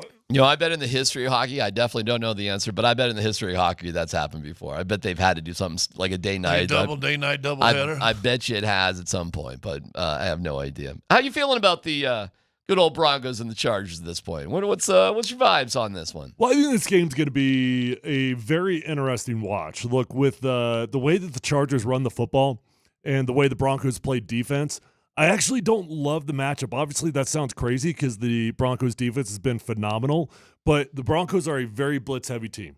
The Chargers are a run-heavy team. When you blitz a run-heavy team, you can get gashed, and I mean big time gashed. So I'll be interested to see, does Vance Joseph dial back the blitzes this week? Does he stay true to his identity? That's my biggest concern with it. Mm-hmm. I think it's going to be a low-scoring game that the Broncos have got a very good chance to win. But I do concern myself with the amount of blitzes the Broncos have against a run-heavy team. The into that game, fourth quarter against the Raiders, they were putting pressure on just 4 and 5 guys. I mean, he dialed it back late in that game, and that defensive line was still getting some pressure on the Raiders quarterback. You may have to do that, see if you can work some pressure on passing situations without the blitz, and maybe you can control the run a little bit. Yeah, you cannot blitz as much as you have been. Now, look, if you get the Chargers behind, you get up by 14 points, okay. Yeah, then you go back to the well. But I would be surprised if Vance Joseph is as aggressive as he's been for the entire year. The Broncos are a little beat up. Not quite like the Chargers. So are the Chargers. Yep. Yeah. Although the Chargers are supposed to get Joe Alt back, who was really, really good in the games that he played. Absolutely shut down Max Crosby. Good tackle for him. Rashawn Slater is a little bit more questionable. Bosa has not been practicing this week, but I expect him to play in the game. Okay. Kind of like Max Crosby last week when Max didn't practice. If he doesn't play, okay, that's gravy. But I would expect Bosa to be back. Well, Herbert's a little banged up too. He's dealing with a little ankle something. Herbert's had that high ankle sprain. Yep. It's not like he runs around. But they're also coming off a bye. They are, which makes the injuries even that more interesting, that they're still kind of in this, position, even though they are coming off a bye. From talking to a couple muggles behind the scenes, doesn't look great for Palczewski. In fact, we'll see, but I doubt it. And it doesn't look great for Wattenberg either. So you'll be going with Forsythe at center and Wattenberg, or with Pert out there at right tackle. Big deal, not a big deal? Big deal. You're down to your backup right tackle. That's a big deal. Yeah, especially if Bosa is playing in this game, because Bosa will play over the right tackle a lot. Mm-hmm. That's a huge deal. So you got to change everything you do offensively when you're throwing the ball. You have to have a game plan for Bosa if he's on the field. Going up against our backup right tackle, you got to have chip presence. You got to have tight end presence. You could go max slide, but to me, that's not the best way to do it. The best way to do it is just to have presence there to help the dude. Okay. I mean, the center, I've been underwhelmed by the performance out of our center play all year long. So to me, that one's not as big of a deal. Mm-hmm. And athletically, that's the least challenging spot on the football field to me. Literally, I think center is the least challenging spot athletically on the entire football field. I was going to say, how can you tell if a center's having a good game or a bad game? Oh, it's easy. Really? Yeah. Well, for me, I mean, I've got a trained eye for it, I guess. Maybe it's not easy. Like an assassin. I've got a trained eye. Yeah. Wow, I like that. I'm going to use that line. He's the James Bond Marlon's of going to go, center. Hastings, how do you know that? That's what happened. I got a trained eye. Got a trained eye. I am stealing that line. That's a good line right there. All right. Well, Tom Nalen says hello, by the way. Tom Nalen would be the first guy to tell you center ain't that, it's like the least talented of all those dudes. Tom played for 15 years at like 260 pounds. He's the first to admit it. He says but he also had a nickname of Nasty, too. So he 260 maybe, but he played his behind That dude off. was, that dude should be in the Hall of Fame. I mean, it's incredible when you can cut block and you can hold. I mean, it's amazing what you can get away with. But, wow. Shots at his old partner. Well, I'm just killing you with truth on that one, and Tom knows it. He's talked about it, You too. ought to name a podcast that. Well, I'll keep it in mind. Okay. Noted. We thank the. I got an eye for that. The freaking. I got a trained eye. I got a trained eye. I got a trained eye for that. Trained eye for the podcasting. The voice of the people on the Altitude Sports Radio app is powered by the Fricky Law Firm. They're in your corner. That's the Fricky Law Firm. They're in your corner. So, let's get some feedback from you, man, as we roll through the day. Great day. Beautiful day. Tons of incredible sports action on tap this weekend. We will have Coach Barnett on with us coming up in the next 20 minutes. It's PHC on 92.5.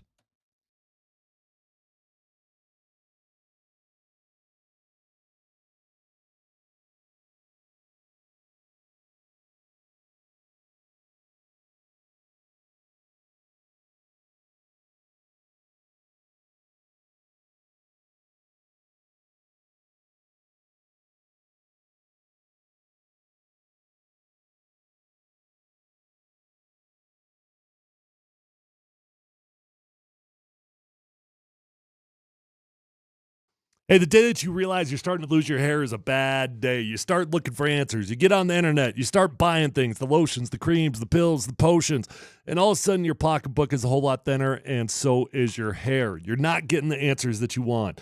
Well, why don't you invest in yourself with a simple one-day treatment that's going to change your life forever with my friends over at Advanced Hair Restoration. Guys, the Advanced FUE from Advanced Hair Restoration is incredible. It's not magic, but it's close to it. They just put the hair where you need it the most, and bam, it's going to grow back. Advanced Hair's got it all. Top-rated Dr. Tanya Paul's modern technology, and best of all, your own natural hair starts to regrow the very next day. Matter of fact, Advanced Hair guarantees it's going to grow for life. So schedule your free consultation today. Call 720-459-HAIR. If you qualify, you're going to get $250 off and 250 free hair grafts. This is an incredible offer, but it's only for a limited time. So pick up the phone and call today. Advanced Hair is the winner of Westward's Best of Denver. They've changed tens of thousands of lives, and now it's your turn. So call 720-459-HAIR or visit advancedhair.com.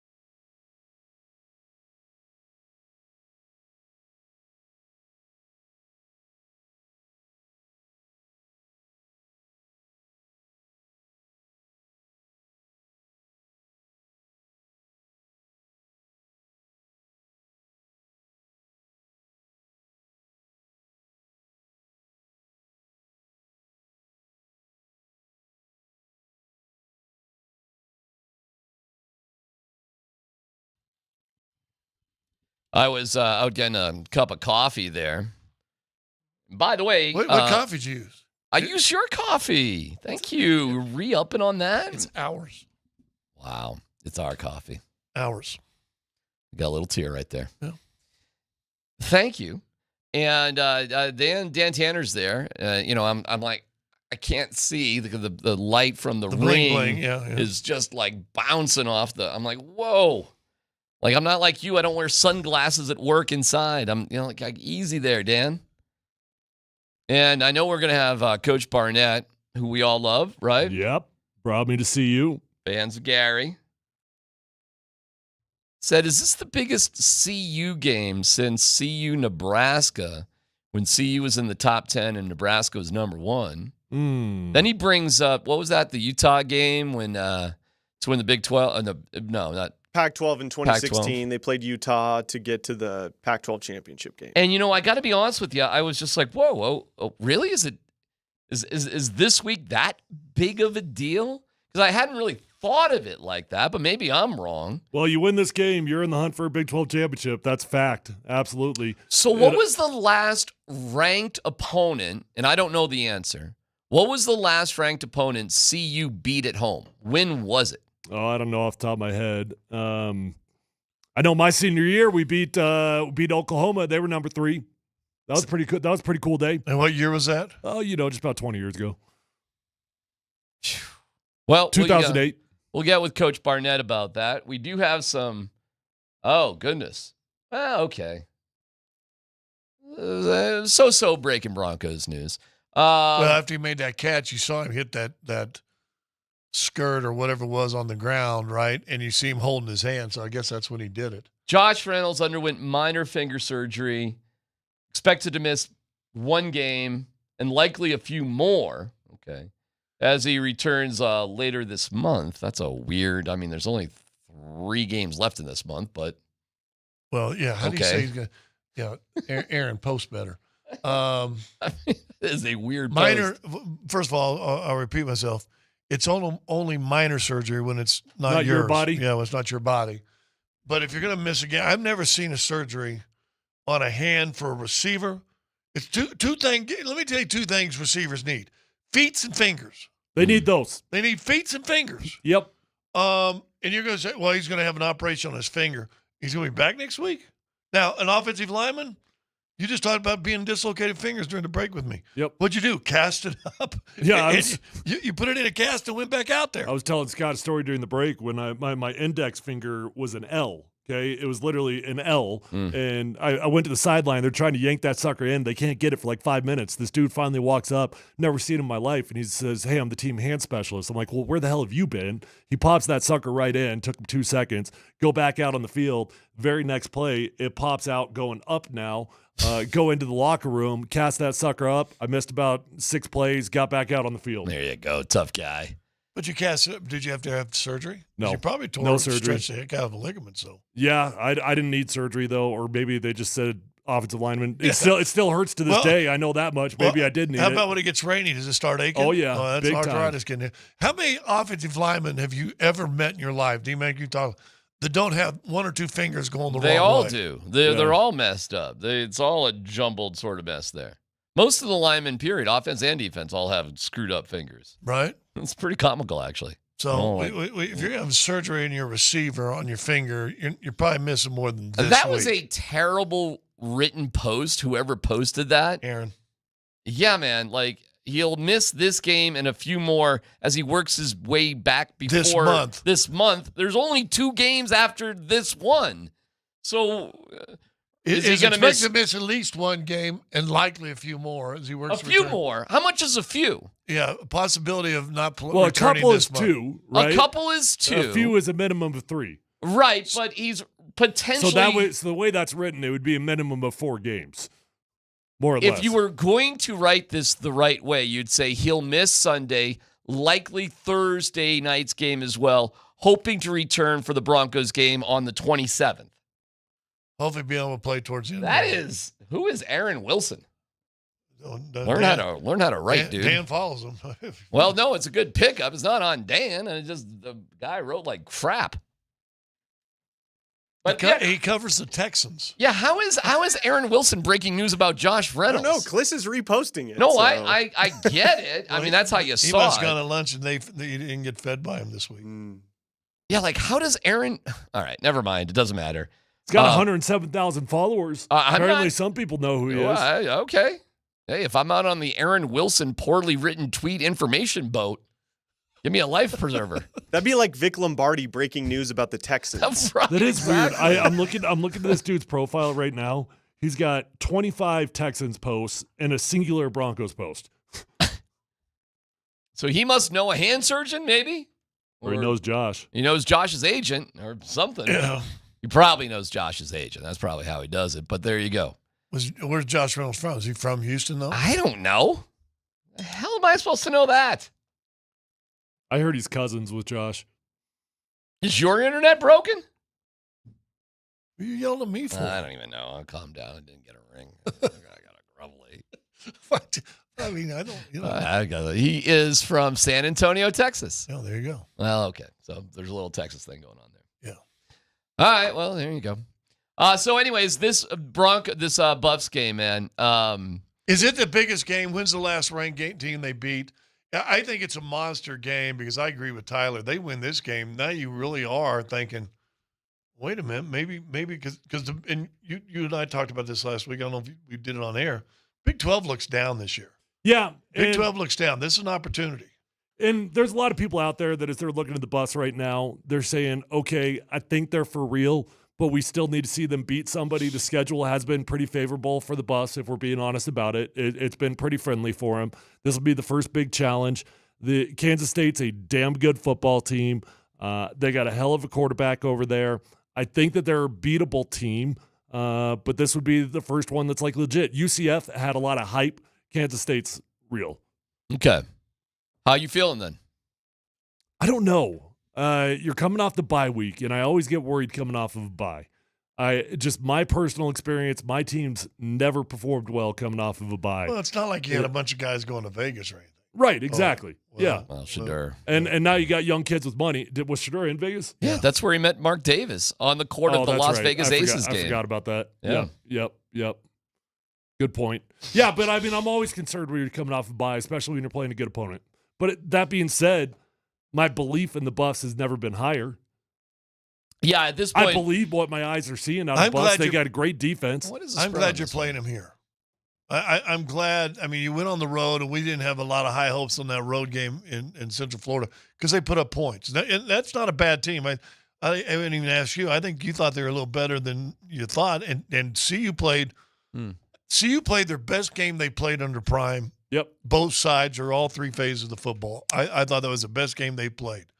They'll probably have to play better against K-State. You guys know the spread? 3, I think. No, that's the Buffs. I'm sorry. Buffs is 3. You see K-State by 4.5? What do you say? 2.5. K-State by 3.5. Right there in the middle. Guess what the over-under is? Fun one. Okay. I'm going to say 52. I'm going to say 66. Wow. Well, not quite that. 55.5. That was pretty close. But fun one. Fun sort of spread. The Broncos, for the second week in a row, have the lowest over-under spread in the league. Second week in a row. They're going to have that all year, don't you think? Well, but that's the opponent, too. They got to factor into that. But it's the second week in a row at 35.5. That's what it was last week, which they obviously blew out of the water. But, okay. They almost had that by themselves. They didn't even need any little help there. Pretty damn close. I'm taking the over in this one. On the Broncos Chargers? Yeah. Why? Because I mean, where are points coming from? Harbaugh's a knucklehead, but he's got a Rolls Royce he's got to pull out of his garage. Yeah. And now you got to see. And then I keep thinking this. I really do feel that you're seeing a little more. And I know he got PO'd at Bo for throwing that one in the end zone that should have been a touchdown, and yet he's PO'd. Now, I understand throw it underneath, you probably would have picked a first down, but guess what? If you're a wide receiver who's paid to catch the ball, you're paid to catch the ball. Yes. Catches it, then are you saying anything to him? No. So I just got to believe they're gonna open it up a little bit too. But the key will be pressure. Can Bosa, I'm not a fan of his anymore. Really? Why? You drunk? No, I think he's good, but he always hurt. I think he's soft. Wow. Soft. Ooh. Damn. Like to see you go block his ass. Well, let me ask you this. Playing pretty let me well. ask you this. You rather have Crosby or Nick Bosa? I'm happy. I'm sorry, what? What the hell? Okay. Well, hey, what's 2 + 2? Green. Give me one of them, and I'm happy. Who plays more games? Well, Max doesn't miss a snap. Max is that's a warrior now. And Bosa, to me, he's gonna miss 3 or 4 games. Seems like every year. Max doesn't just stay healthy. He literally doesn't come off the field. Like he does not take a breather. Well, we could discuss, and we encourage you to get on the Voice of the People, powered by the Fricky Law Firm. Come on, man. Give us your feeling. Give us your vibe. What's your Friday all about? Let us know. Coach Barnett joins us next.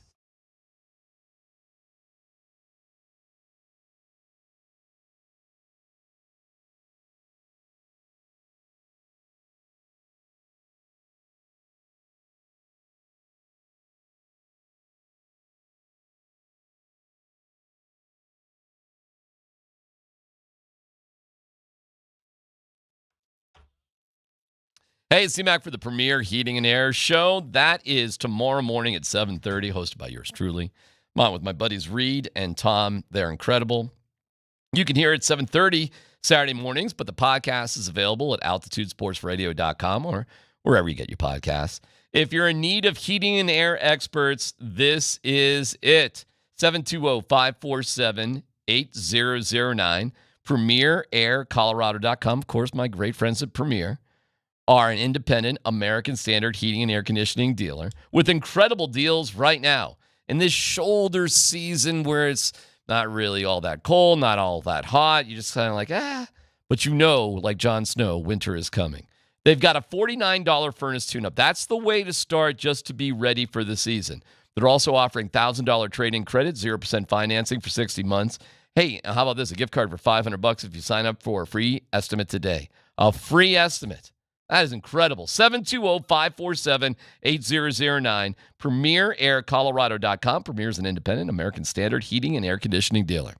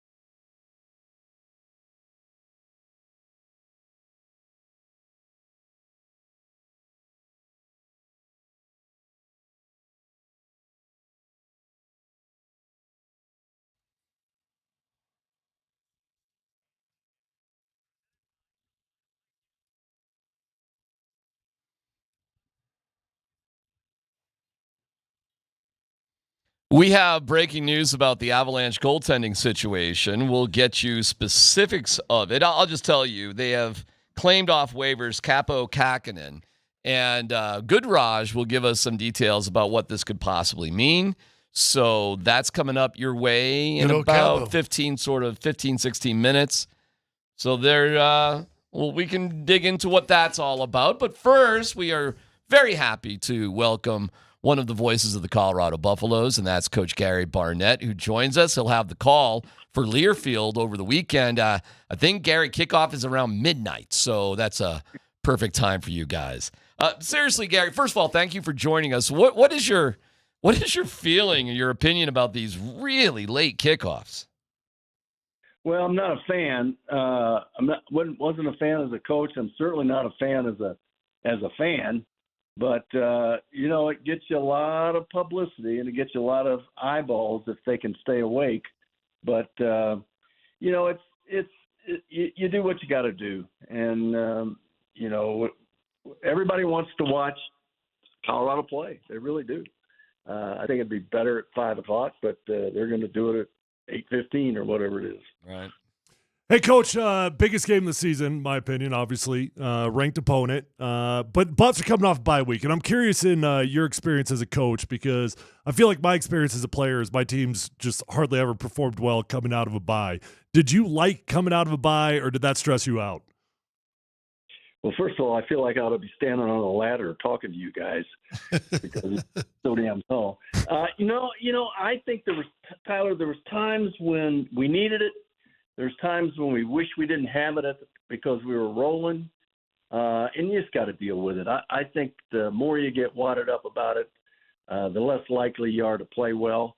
But, I always liked having an extra 4 days for Nebraska. Yep. And, if we're banged up late in the season, I like it. So I think more than not, it's a positive. And why'd you always tell us to start the practice over then? Because you sucked. That a few times. You got more time that way. Hey, Coach, I'm going to take you back just to last week, Central Florida game. I said just a while ago, I thought under Prime's tutelage, his tenure so far here in Colorado, that was the best overall game, offensive, defense, special teams I've seen them play. Where would you grade it? Yeah, Scott, I think it's the best game we played, complete game we played in 5 years. Mm-hmm. Now, we may have oversold Central Florida, and they may have oversold Central Florida. I'm not sure because they came back and got beat by Florida the next week. But this game, nobody's overselling. This is a real deal and a real deal team. And we're going to find out really whether we can play in the upper echelon of this league or not by the way we play Saturday night. Gary Barnett is our guest. So this is the biggest game since when at Folsom? What do you think, Coach? Nebraska last year. Okay, so all right, so you'd put it right up there with last year, because some people are saying that it even goes back much further than that because of where the Buffs are at and the ranking of their opponent. But you're not putting it in that high of a context. Hey, we had a big game last year, we got a big game this year. Yeah, well, in 2016 when we played Utah at home, last game of the year, but we needed to win it to win the conference. That was a bigger game. This one we just need this to stay alive and see where we are. But this is it's a heck of a challenge. They're a heck of a football team. They should be 5-0. There's no way they should have ever lost to BYU. It's one of the strangest games I've ever seen. I just went back and watched that last night. At 3 minutes left in the first quarter, Nebraska was ahead 6-0. Nebraska, I'm sorry. K-State was ahead 6-0 over BYU, and they ended up losing. And by the 6 minutes left in the third quarter, they were down 31-6. So, 2 interceptions, a fumble return for a touchdown, 2 touchdowns called back. It was just crazy and never should have happened. So this team should be undefeated. But nonetheless, we're both coming off byes. It's sort of a clash their strength, our strength, their defense, our offense, their offense and our defense. I think the only place we're undermanned is probably in the special teams. You know, we struggle, in my opinion, we struggle in that area, but we'll see just how we can compete. We've got to stop the run.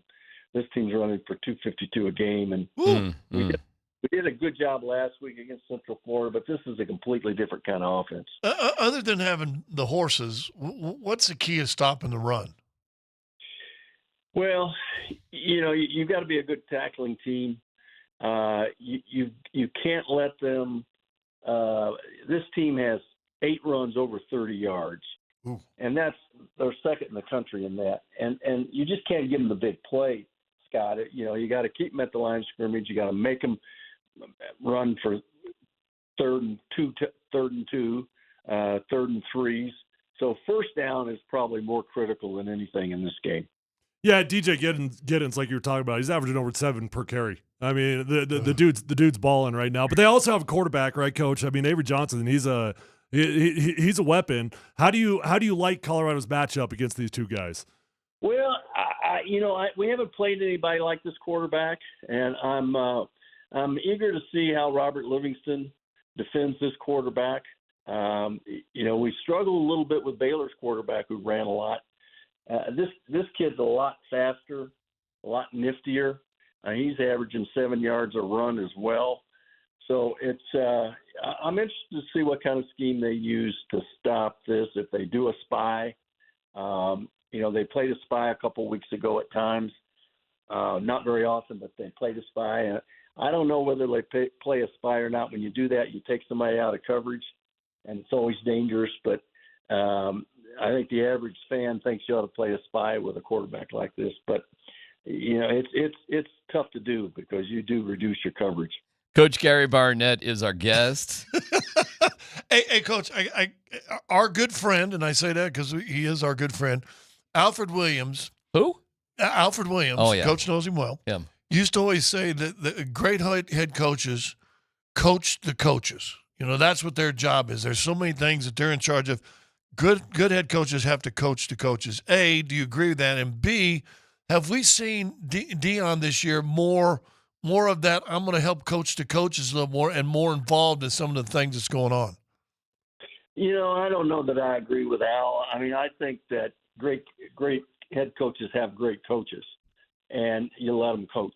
I'd rather go in that direction. I don't know how much Deion is affecting the coaching staff. I think he's letting Robert Livingston have pretty much a free run with what he's doing on defense. I do know that he and Shermer discuss a lot about when to go deep and who to throw the ball to and how to disperse it a little bit. So I know those conversations are taking place a lot, but I don't know if that's the situation here. All right, that's interesting because Prime said this week, yes, it's a new roster. Only 4 returning starters on defense, 3 on offense. But he also said he has made changes. Coach, do you think some of the changes are just giving a little bit more autonomy to his assistants? Well, I can't really say, DMAC, because I'm not privileged to be in those meetings, and so I don't really know. I don't know really how involved at practice. He's involved with the defense a lot, and he's involved with defensive players, not so much schemes, but defensive players in practice. And so, but I think he has a great deal of respect for Robert Livingston, and I don't think Robert would have come if he didn't have pretty much a full reign here. Gotcha. And you can already see, the effect of his style because we're much, much better defensively than we were a year ago. All right. Well, it's Coach Barnett, Mark Johnson. How's he walking around, by the way? Is he doing all right? It's a little better every week. Okay. Yeah, a little better. And he probably could still outrun Andy Lindahl. And Andy Lindahl on the call for Learfield. Have a great call, Coach. Thanks, Coach. All right. Great being with you. Okay. See you, Coach. Class act, Gary Barnett. Love that guy. Love him. Yep, he's great. I think that's what's happened. I do. I think Prime has just said, I got to just do what I do best, which is probably talking individually to guys, and I think he's just letting the coaches really coach and scheme it up, and he's going with it a little bit better. I think he's laying off some of that stuff, not being more involved. I respectfully disagree with you on it. I do too. I think he is insanely hands-on with the offense, to the point that if I was a play caller, honestly, there would be times that I'd be like, dude, get out of my face. I got a plan here and let me handle it. But the amount of times that he is talking to Pat Shurmur and telling him directly, like, hey, this guy needs the football. Hey, we're throwing the ball deep here. Here's what I want. I want us to go with the deep out. Then I want us to run a draw over the middle. Then I want us to set it up on the right side so our kicker can do this. I mean, we've seen these conversations happening. That's pretty unusual for a head coach to get that directly involved in terms of, I want this guy to touch the ball now, so call this play. It's not common. I actually disagree with you. I think he's extremely hands-on. Well, I would say this. I think Gary was right defensively. I think he said let the defense go. I think Warren Sapp maybe even helping that a little bit too with some of the young guys inside, because that's where you start to stop that run, right, is clogging some holes up front with them big guys. So maybe Warren can really help with that. But I agree with Tyler too. It seems like, and I'll be honest with you, here's my first inclination. I'm glad he's involved on the offensive side because I've seen too much of Pat Shurmur's offense. I saw it last year when he took over, and I saw it 2 years in Denver. I don't need Pat Shurmur's offense. So if he's more involved, Tyler, as you said, on the offense side, okay. There's a great scene in the movie Moneyball where the play-by-play guys are like, Art Howe is really using this staff the way they were designed to be used. And then, of course, behind the scenes it was Billy Beane telling them this, that, the other thing. So it's hard to know, really, one way or the other. But, hey, I don't even care. Billy Beane died this year, didn't he? Another Billy Beane. Oh, is it a different one? Yeah. Wasn't the Oakland Billy Beane? No, it was not the Oakland Billy Beane. Okay. So, that being said, whatever. It's working. Let's go. Kansas State, I don't know. I don't know why that's a big deal to beat Kansas State when they have a similar sort of running offense like UCF. Well, they're a ranked opponent, and it would be a big win. Sure, of course. They are far more complete than UCF, I'll tell you that. All right, well, we get into the teeth of the schedule for CU. It's going to be damn exciting. I think these late starts are ridiculous.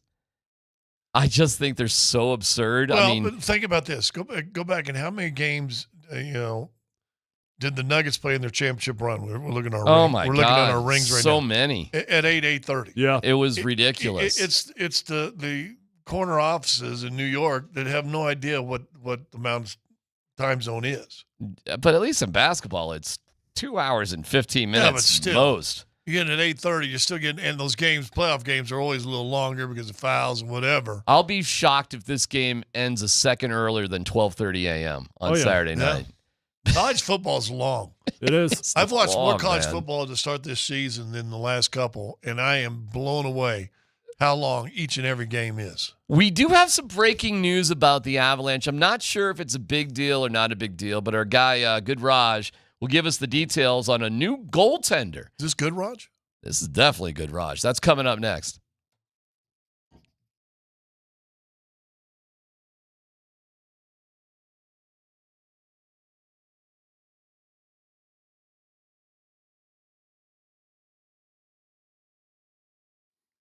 Hey, I want you guys to look and feel your best. It's important in life that you don't settle. Just because you're getting older, you don't have to settle for not having energy. Your workout's not going as far as they once did. You don't have to settle for gaining weight. Do something about it. Call my friends at Revitalize Health, and you're going to be amazed at how quickly you're going to feel like a different human being. Guys, they can help you out with testosterone, peptide therapy, hormone replacement, medical weight loss options. We got people right here in this office that are flat out changing their lives with Revitalize Health's medical weight loss options. They'll come up with a game plan for your body, your needs, and you are going to feel better. I promise you. I've been going there for 7 years. With 3 locations, Revitalize Health is close to you no matter where you live. You can find them online at revitalize-health.com.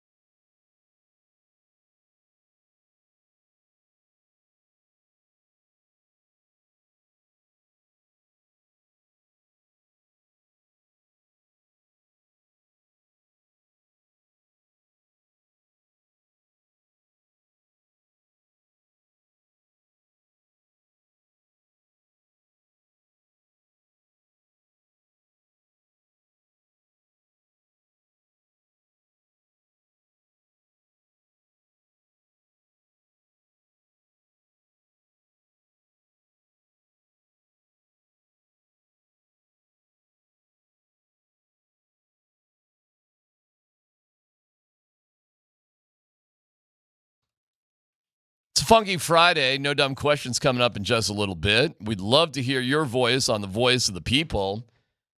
Get fired up for the CU game, for the Broncos game. We'll hear a few, see how they do.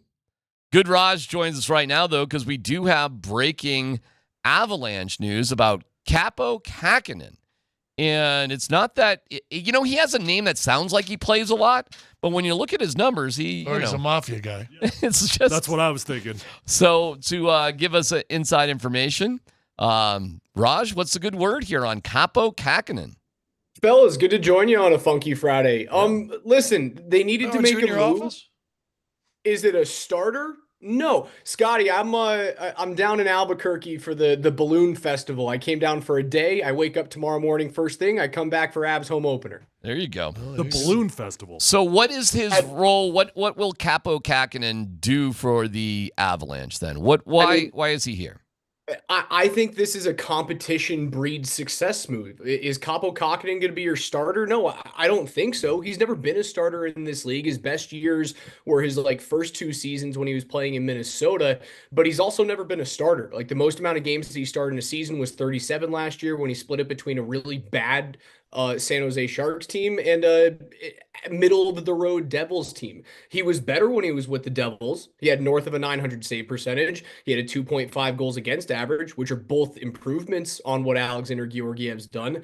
But I don't think this is the fix the Georgie problem right now. I think it's just more guys in the room. This is a message of we ain't happy how you're playing. Yeah. But where does he go though? I mean, are we carrying 3 goaltenders, or is he going to be with the Eagles? Where does he go? I mean, for now, I think you treat him exactly like Justus Annunen, right? Like he would be subject to waivers if you send him up and bring him down, but you would be okay with other teams having options on a guy like Kähkönen. Yeah, I think you run with 3 goaltenders for a little bit, and maybe you throw Annunen down to the AHL. Yeah, that's what I was going to ask, because it feels to me like this is more about Annunen than anything else. I mean, how do you think that shakes out? I do think it's more about Annunen. He didn't breed a lot of positivity in his 4 shots that he saw in game 1. I thought the goal that he gave up on the backhand was weak. It was beautiful, but it was a weak goal against for a netminder. And also, I think that they look at this kid Nabokov in Russia and they realize that's the goaltender of the future. He's not going to be here anytime soon. As early as 2025, he can come over if the contract situation works. But I think they look at Justus Annunen and go, we really don't think you're going to be the starter anytime soon here. Georgie's contract's up after this year. We need someone to step in. So why not look somewhere else? The home opener for the Avs and Columbus is right here on 92.5. Pregame at 6:30. Puck drop at 7. Raj, what do you got postgame again? We've got postgame at Rhine House, and postgame show will start sometime between 10 and 10:30 with Mark Springer and myself coming out. Join us, have a beer, have a brew, hang out with us. Hold on. Why are you at a balloon festival? My wife's from New Mexico, and apparently the hot air balloon world festival is here every year, and we've never gone in 5 years of knowing her. And actually, dude, are you going in a balloon? Are you going up in the air, or are we staring from the ground up at the balloons? Staring from the ground up at the balloons. Tyler, you could not pay me enough money to get into one of those death baskets. Thank you. I agree with that 100%. Hey, what time does your Omega say? The Omega? The Omega's at home right now, buddy. That is locked up in the closet. Raj, we'll see you tomorrow for the Avs home opener, and we'll check you out at the Rhine House. Thank you, brother. Appreciate it. Have fun staring at the sky. Love you. Okay, that's Raj. Sounds exhilarating. Are you guys against Balloon Fest? Yep. Yeah, I'm anti-Balloon Fest. It's the biggest in the world, I think, down there. You're anti-Balloon Fest? Big anti-balloon guy. Okay. Yeah. What's that? We got airplanes to go pretty fast. What do you need a balloon for? What's the purpose of a balloon? Just to enjoy the scenery and the peace and quietness and serenity of floating in space. What if a bird hits that thing and puts a hole in it? Oh, they're thicker than that. You're thinking a bird could pop a hot air balloon? What if they got a long beak and they just start pecking at? What if a woodpecker comes in? Chaos, dude. Let me tell you. Yeah. So you could see the balloon and just being a woodpecker up there just hammering away? Yeah. What if that woodpecker's evil? Hold on real fast. Fifth Dimension? So who sings this in this fifth dimension? Let it breathe, Dan. All right, Tyler. Here we go. Up and away. Up and away. Hey, there's Raj. Down below. Can I admit, as a kid, I had this album? Sure, of course. That makes sense. As a kid, I had this album. That's good. What's a balloon running you? 50,000. Ooh. You don't know how much a balloon's going to cost. You got GPS on that thing? Probably. I saw one land the other day. You got autopilot? Punch it in the GPS? We have just firmly gone from hockey news into no dumb questions. You realize that? Sure. We've just death spiraled into no dumb questions. Well, he's at a balloon festival. So let's. Who goes to a balloon festival? Well, let's get into no dumb questions if we're just going to do it. Columbus, Hastings, and DMAC present Dum Dum Dum Dum Dum. No Dumb Questions. This is your safe space. Send us your not dumb question now. You're a smart guy. Tweet it, text it, or Twitch it. It's No Dumb Questions. Hey, I know this segment is called No Dumb Questions, but sometimes there are. With thanks to Old Chicago Pizza and Tap Room. Visit oldchicago.com for a location near you. Brought to you by Old Chicago. Cost of a hot air balloon is anywhere from $20,000 to $100,000. I'm sorry? $20,000 to $100,000. Boy, I'm going to guess there's a big difference between that 20 grand. The $100,000 one is a commercial hot air balloon, probably the ones you take tours with. Yeah. Better have wine and caviar on that balloon. I think who do you think's up in those balloons? What happens if lightning strikes? Boy, you're paranoia with these. It's all the rubber and neoprene, and you're good. No. Do you know what time they launch balloons typically on Balloon Fest? 2 a.m. Early. I don't know at 2 a.m., but like break of dawn, they're out there. Yes, they're aware of all those dangers in the atmosphere. Because the cooler air and the hot air rises. I'm sorry, what? easier. The cooler air outside. Nobody said there was going to be science on this show. Well, you brought it up and said the early morning. I just said that. I didn't have a reason. All right, three choices. No dumb question. You get to take a ride in hot air balloon, a glider, or parachute. Oh. Which one of the three would you want to do? Glider or jump out of a plane parachute? Yeah.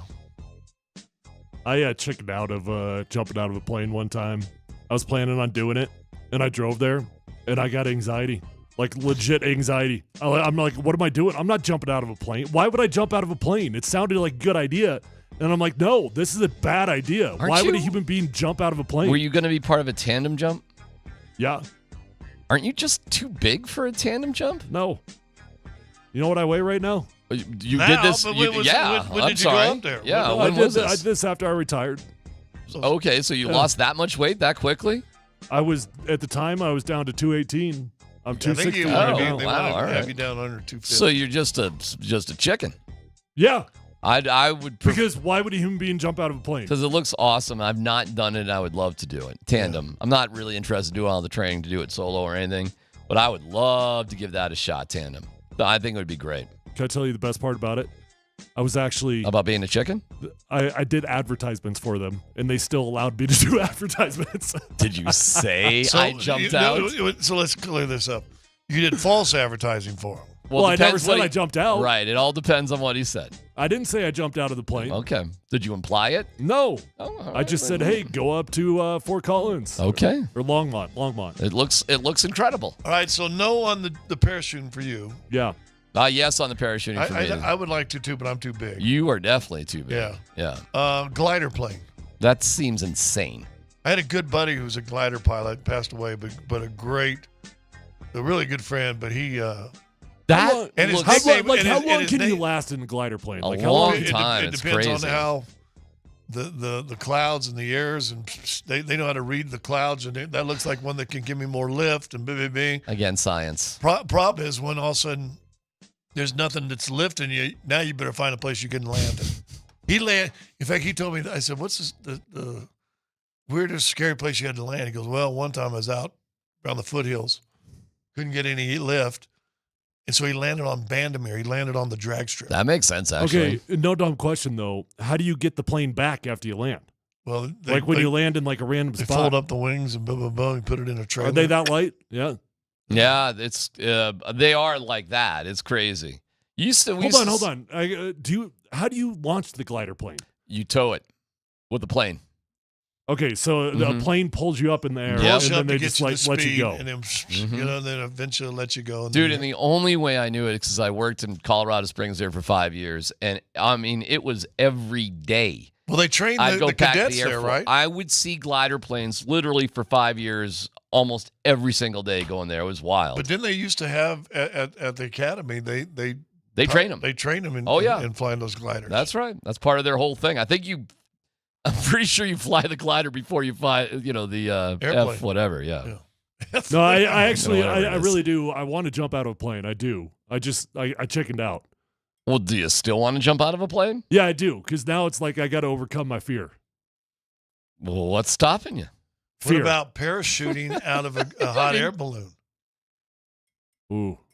I don't think they let you do that. I've seen people do that on I that. guarantee you people have done that. That Chive TV, I've seen them do that. Okay. Base jumping out of a hot air balloon? Yeah. If you want to do something, how about this? A little lesson in life. If you really are serious about that, you could do that this weekend. Yeah, I'm aware. Thanks.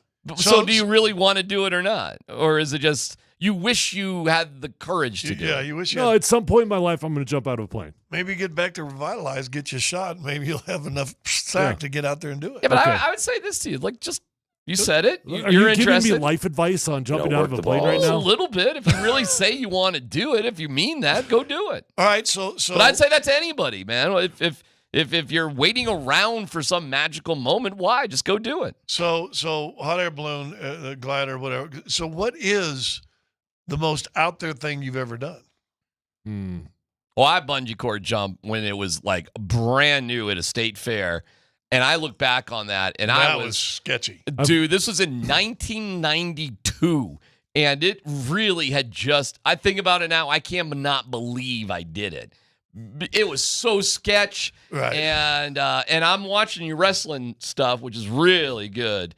And I'm going through Owen Hart right now, and I got through that episode, and that is sad as hell. Right. And I think about what I did. What was I freaking Well, the thinking? Rocky article where he choked himself out and almost hung himself. That was terrifying as well. So when I look back on it, very unintentionally, that was the most dangerous thing I think I've bungee voluntarily. jump. How about you? Whitewater raft Nile with hippos and wild animals. Is that whitewater? Yeah. Yes. Yeah, no, it's crazy. I mean, legit crazy whitewater rafting. I dove with sharks.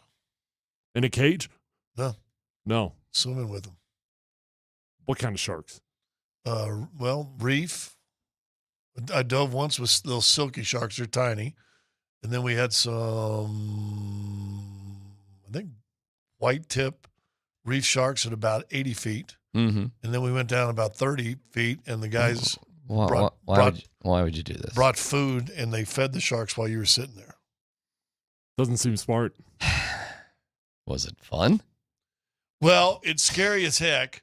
I was sitting with a guy. We're on our knees on the water, in the water, about 30 feet. Yeah. And you got your buoyancy control device, BCD, and they say, keep your hands here because they don't want your hands flopping because they're feeding the sharks. Uh-huh. You don't want your hands flopping around. The shark comes up and thinks it's a food. Yeah. So I'm depth gripping my BCD like this, and my buddy's probably as close as you are, and this shark takes a big old chunk of fish from a guy, and this guy's wearing chainmail and wearing like shorties, dive stuff.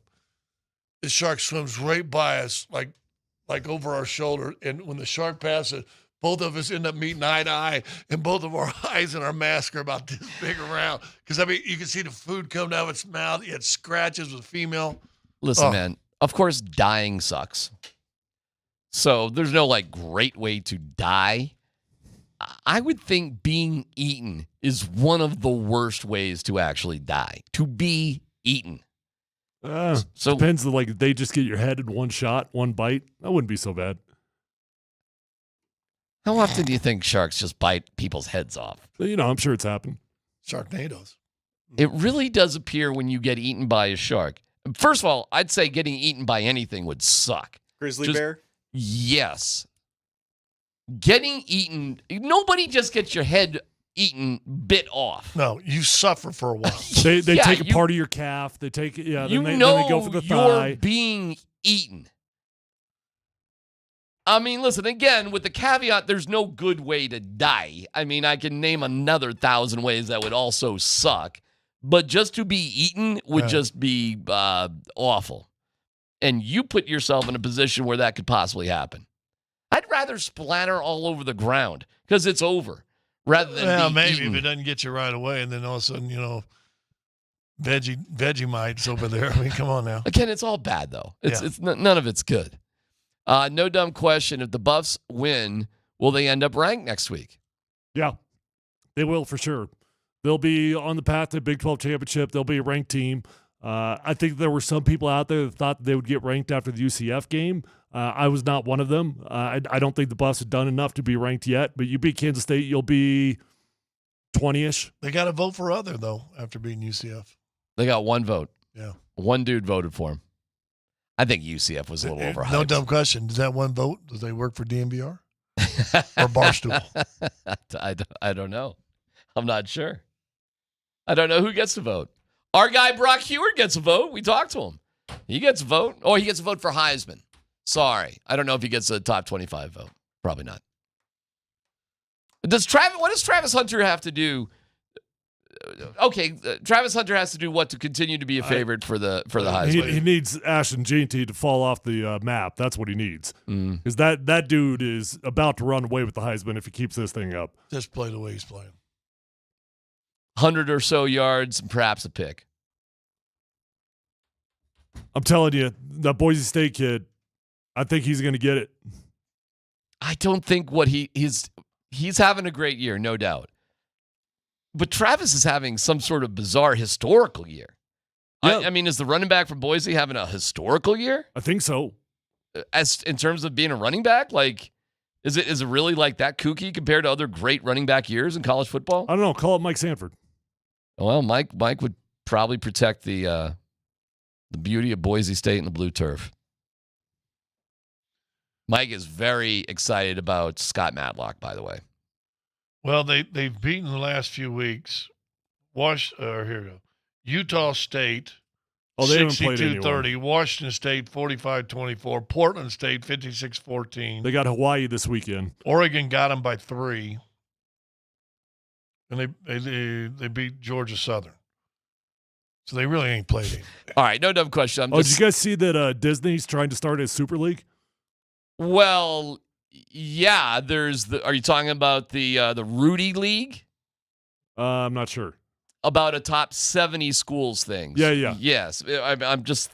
We're all talking about the same thing. Yeah, I have seen that. It's going to happen.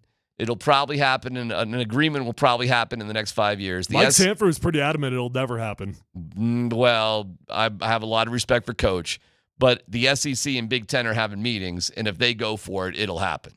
I mean, they're talking right now. Well, his big take was the SEC and Big Ten will never go for it. Is that they've got no reason to go for it. It's got a $9 billion guarantee with it.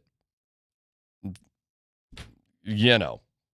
That's what they're proposing to put into it. These investors, $9 billion to make it happen. Where do you find $9 billion? There's a collection of investment groups that want to put this bad boy together. There's been a lot of suggestions for it, but this one seems to have some heat to it. And I don't know why Mike is so adamant about it. If you can't see that this is going to happen, you're blind.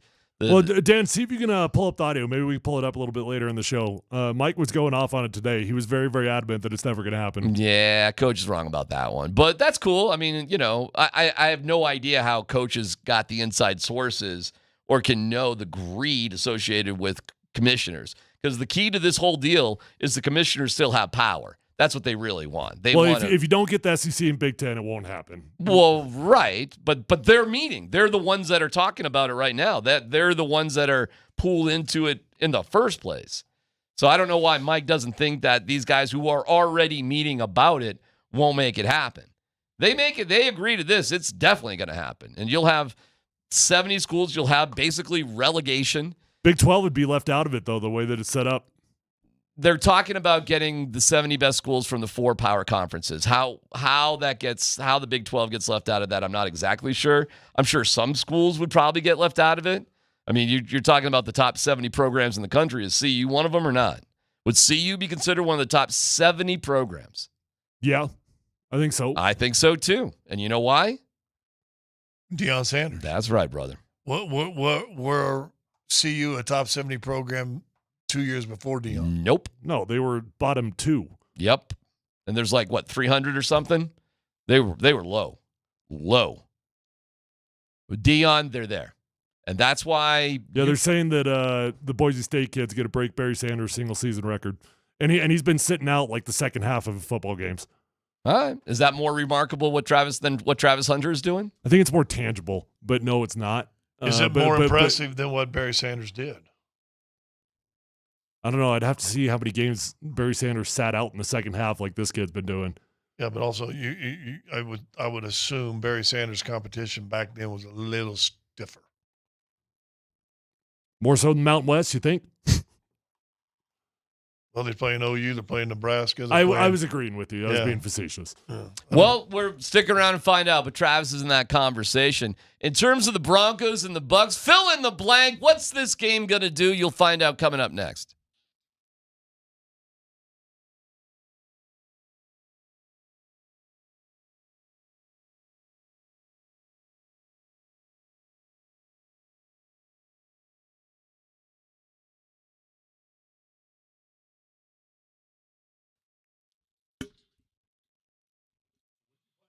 Hey, it's C-Mac for Old Chicago. This weekend, think about Old Chicago to watch your favorite game, to get your favorite food. That scratch-made flaky crust is so delicious. And they knew what they were doing. They founded Old Chicago back in 1976 in Boulder. It's delicious food. It's 110 local and legendary beers on tap. And now, incredible deals. Forget buy one, get one. The threefer is real. And this may be the best deal you've ever had. 3 of your favorites for only $10.99. $10.99 at any time. Choose from cheesy, scratch-made pizza and calzones, signature burger, or spaghetti with sausage. Throw in that salad and decadent dessert for a threefer like no other. A 3-course meal for just $10.99. That's exactly what you want. That's exactly what you'll get. Have that threefer at Old Chicago. Find your neighborhood Old Chicago at oldchicago.com.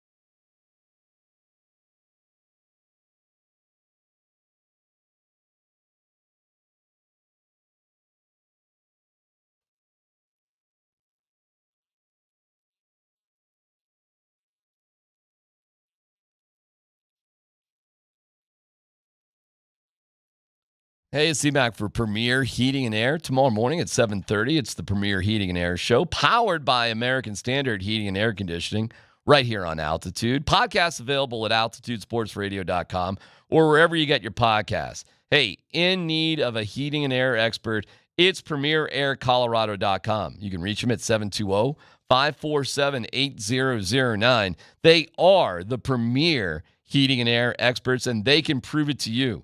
First, you start with a $49 furnace tune-up. They're also offering a $1,000 trade-in credit, 0% financing for 60 months, and even a gift card up to $500 if you sign up for a free estimate today. So put this phone number in your phone, 720-547-8009. 720-547-8009. Visit premieraircolorado.com. Throw my name in there for some exclusive offers. Premier is an independent American Standard heating and air conditioning dealer.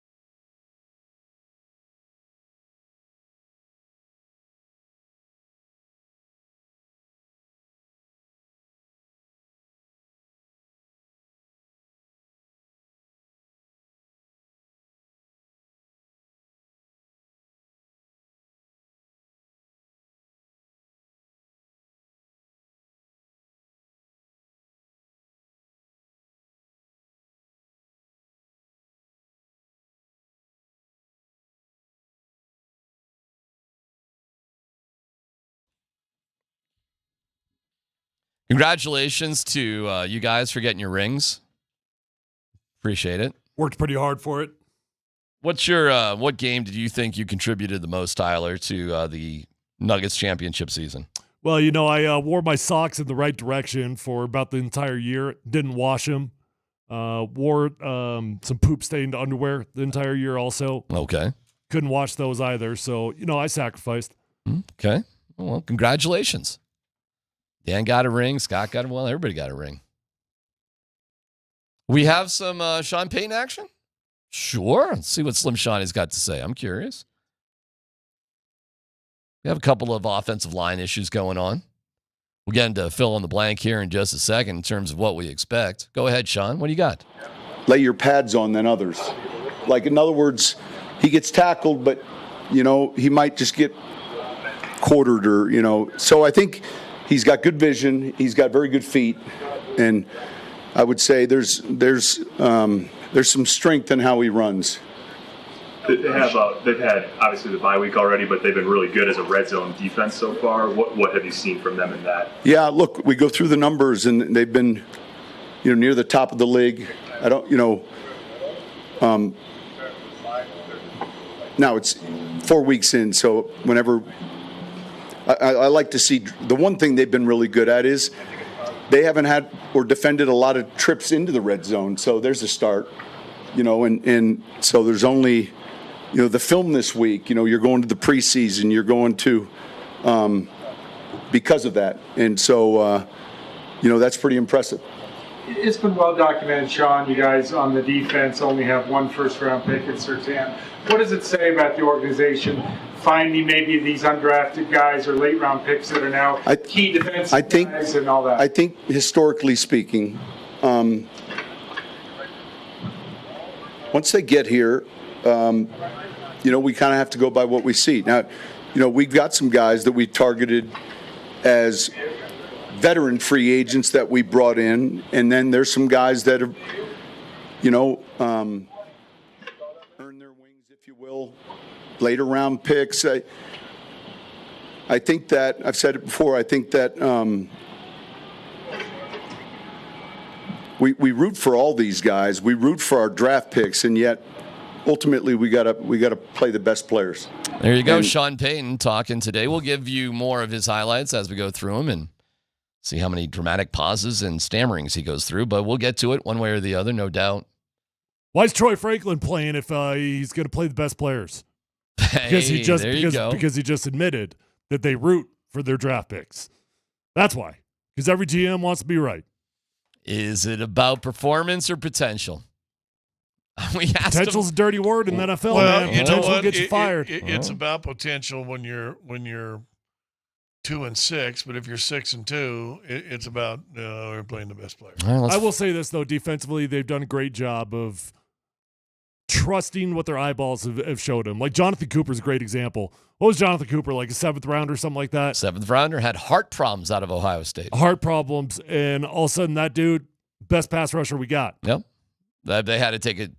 Nobody else is willing to take that chance, but is that why he slid so far? Yeah, the heart problem? That is correct, yeah. Okay. Yeah, no, he played great at Ohio State, but it's kind of alarming when you got heart problems, It's a red flag for sure. Yeah, but at least you know, man. Too many times over the last 9 years, you didn't know if anybody had any heart on the Broncos. Well, there you go. Time for fill in the blank. Just to figure this game, Broncos rushed for how many yards in this game? Including Bo Nix in the mix, I'll give them 112. 112 yards. Javonte Williams goes for about 70. Okay. Scotty? I was going to go 123. Okay. They average 106. So you see some success against the... Yeah, I do. Okay. They're going to run right at Bosa. They're going to run buddy, right at the dude Bosa? sucks at football. Hell yeah. Actually, you know what's funny about that, though, Scott? That is the approach that most teams take. When you've got a premier guy, you don't want to run away from him. You want to run at him because then you can get double teams on him. When you run away from him, he gets singled up. Well, they give up 94 yards on the ground, so 126 would be shoving it down their throat big time. I'm sorry, how many did they give up? 94, 6th in the league. Okay. Pretty good. Pretty good. The Broncos are 10th in the league at well, that. They practice against running the ball every single day. How many passing yards does Justin Herbert have? Gosh. You know what my fear is? My fear is this is the week that he wakes up. Coming off of a bye week, you know that they're sitting there, they're doing self-evaluations like, what are we doing well as a coaching staff? Well, we ran the ball pretty well, but man, we got to get our guy, Justin Herbert. Scott had the analogy of he's got the Lamborghini in his garage that he's waiting to use or something like that, right? They've kept it in there. And I got a fear he's going to go off. I bet it's 250 plus. That would be insane for them as they are averaging 136 for 31st in the league. So that would be a gargantuan game for them. 231. So you both think they're going to go off a little bit. Well, I think when you run the football well, you've got a great opportunity to throw the ball down the field. And that's probably what they're going to do. The Chargers in giveaway takeaway are +5, third in the league. Obviously, turnovers were a big deal for the Broncos against the Raiders. What is the margin in this one? Giveaway takeaway. Well, listen, they've rushed into 3 wins in a row, over 100 yards into 3 wins, sub 100 in their 2 losses. They didn't have turnovers in their 3 wins, and they've had 4 interceptions anyway in their 2 losses. This could be the biggest stat of the game, and I'm fearful that if San Diego is +1 or 2, Denver will lose. Well, they usually do. That stat line alone usually tells who wins or loses a football game. I'm going to say Bo Nix tosses 1 interception and Chargers throw 0. So they win the margin by 1. Okay. The Chargers have only given the ball away twice this year. Well, hard to give the ball away when you only throw for 106 yards. True, but they're not fumbling it either. I mean, they're just not giving it away, and that's the +5. It's pretty significant. So we come down then, I guess, to your predictions right here, because you guys both have the Chargers throwing as much as they have, and Scott, you have them running as much, and you have the Chargers winning the giveaway takeaway battle. So your score is? I'm going to go just the same thing as I did last year with the Raiders. I'd be highly disappointed if they lose this game. I think they're every bit as good. I think Denver wins this thing 24-21. Tyler? I think the Chargers are going to get them. I do. Really? Yep. Okay. Yep. What you got? 24-17 Chargers. Okay. All right, well, let's get to the big question of the day coming up next. What? I was going to say, whoever scores 24 wins this game. Sure. Yeah. PHC on 92.5.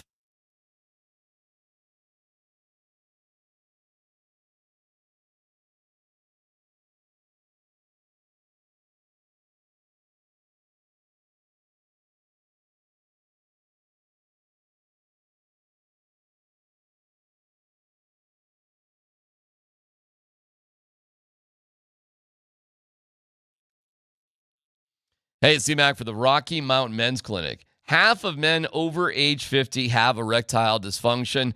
Over 60, those numbers go up. And even men in their 30s can suffer from ED. But there's no reason to just live a life like this with the Rocky Mountain Men's Clinic by your side. If you go into the Rocky Mountain Men's Clinic, and there's 5 locations here in Colorado, so there's one near you. Fort Collins, North Denver, Central Denver, Castle Rock, and Colorado Springs. Their treatments have success rates well over 90%. Some can have you last an hour or even more. They serve the Front Range for the right reasons. It works. So go in and see what they've got. $99. It includes a consult, a T and PSA test, if medically advised, a test dose. If it doesn't work, your office visit is free. You could be having sex the day after your appointment. Give them a holler. 720-440-7900. RockyMountainMen'sClinic.com.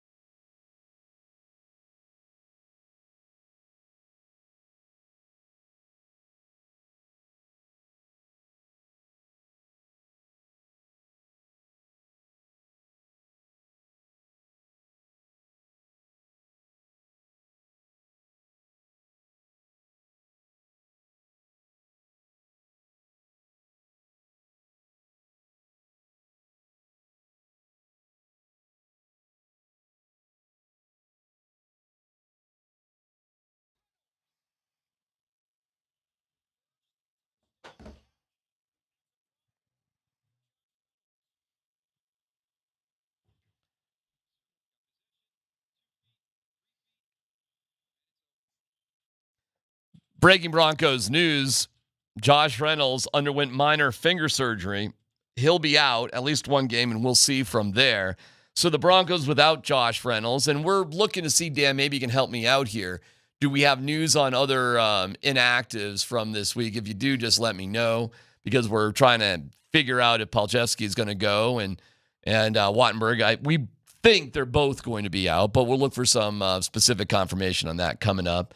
The big question is, what does Bo Nix have to do this week to just gain your confidence that things are going in the right direction? Tyler. Well, I think you start with what he's been doing really, really well, and that's not turning the ball over.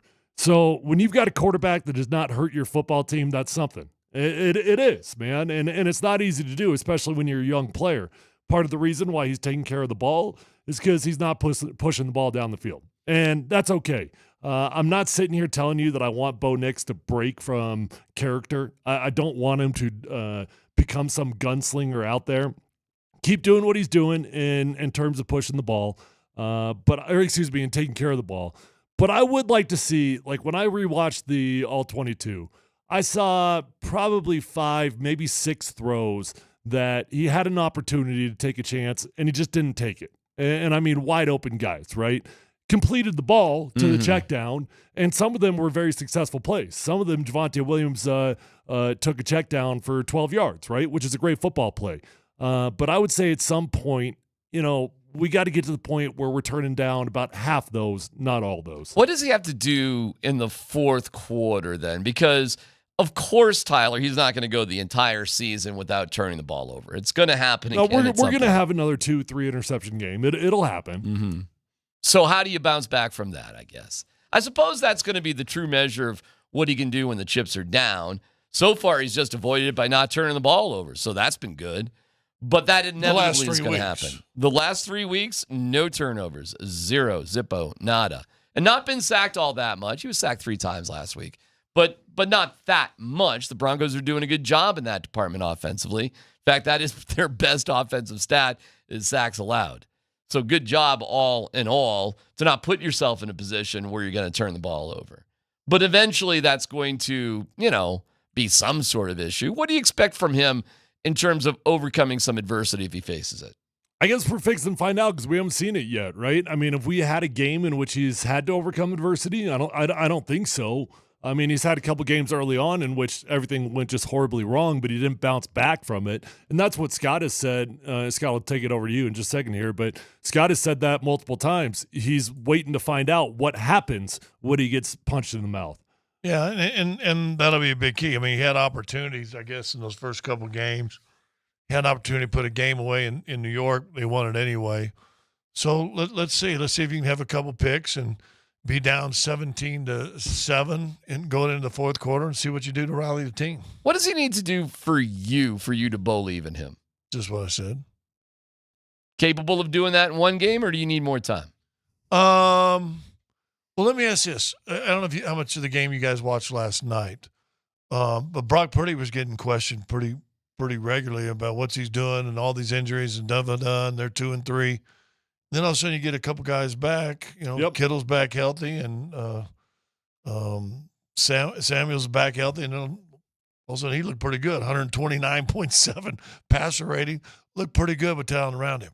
I don't know if Bo's ever going to be able to be great this year because I don't know how much talent he has around him. Fair. There's no George Kittle on this team. There's no Brandon Ayuk on this team. There's no Deebo Samuels on this team. Nor is there Trent Williams. There's no Trent Williams on this team. You think the Niners have corrected course? Listen, I think they're too good. They're way too talented, and I think they got a perfect quarterback for the system that Kyle likes to run. They'll figure it out. Do you think Seattle's recognizing that Geno Smith just is a pretty average quarterback? Do you think they get that yet or not? Here's the thing. 3-3. Is he? I don't think he's average. I think he's good. I don't think he's great. I think he's good. If you watch Geno Smith, man, every single week, that dude is he's taking care of the ball. He's doing good things. He throws, you get that deep ball to DK. I don't know if you guys saw that. If that one doesn't get called back at the end of the game, all of a sudden you got a football game with 2 minutes left. I think he dropped one early too. Geno Smith is a guy that you should watch very, very closely with Bo Nix, because I think that's the type of talent that Bo Nix does have. He's got Geno Smith type of talent. So is Geno Smith talent good enough in the long run? You've got the Broncos losing, Scott. You've got them winning. If the Broncos lose, the storyline is what? If they lose? They lose. Offensive line did not hold up. Okay.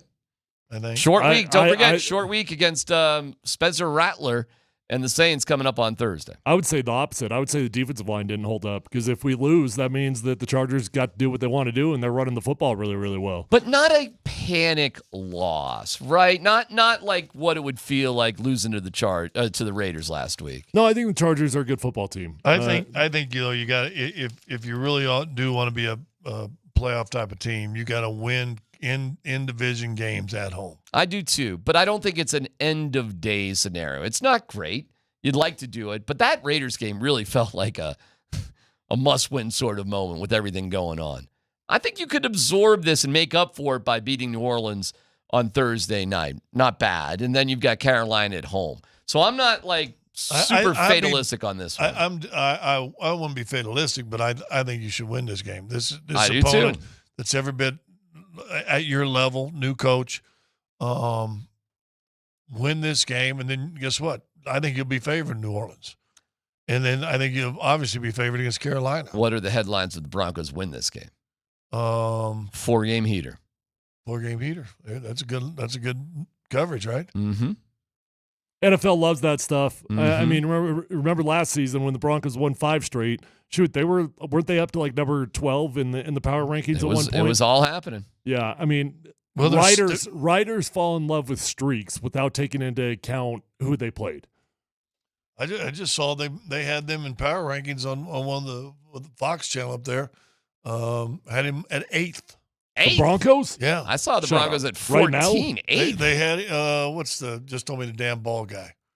He had their top 10 teams in the NFL, and they were in the top 10. Keyshawn Johnson. 8th. Wow.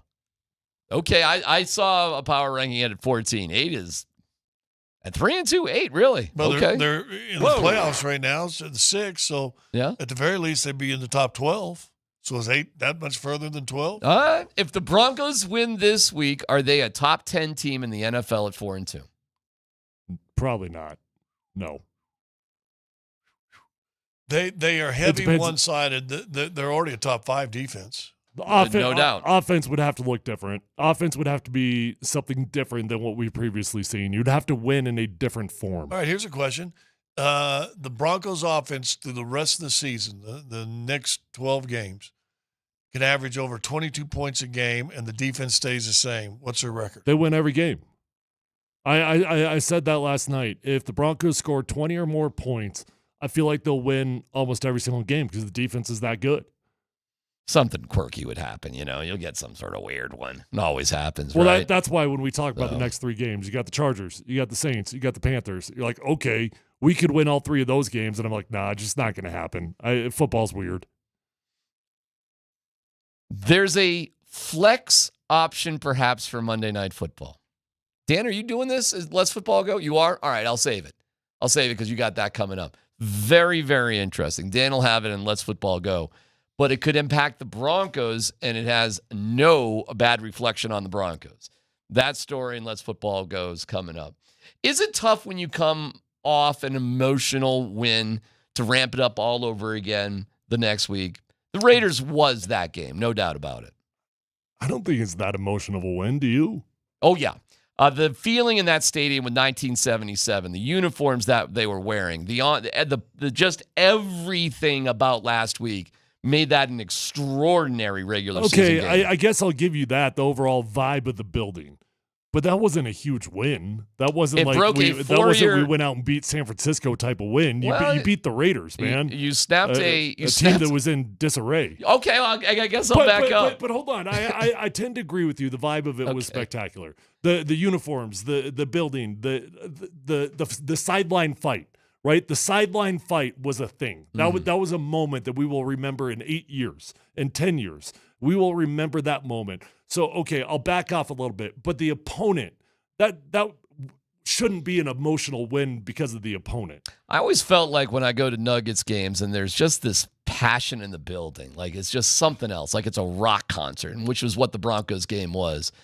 And I'm there a couple nights later for another game. It's just like, man, how do you go to sleep at night, man? How do you get that? How do you keep that going as a pro? You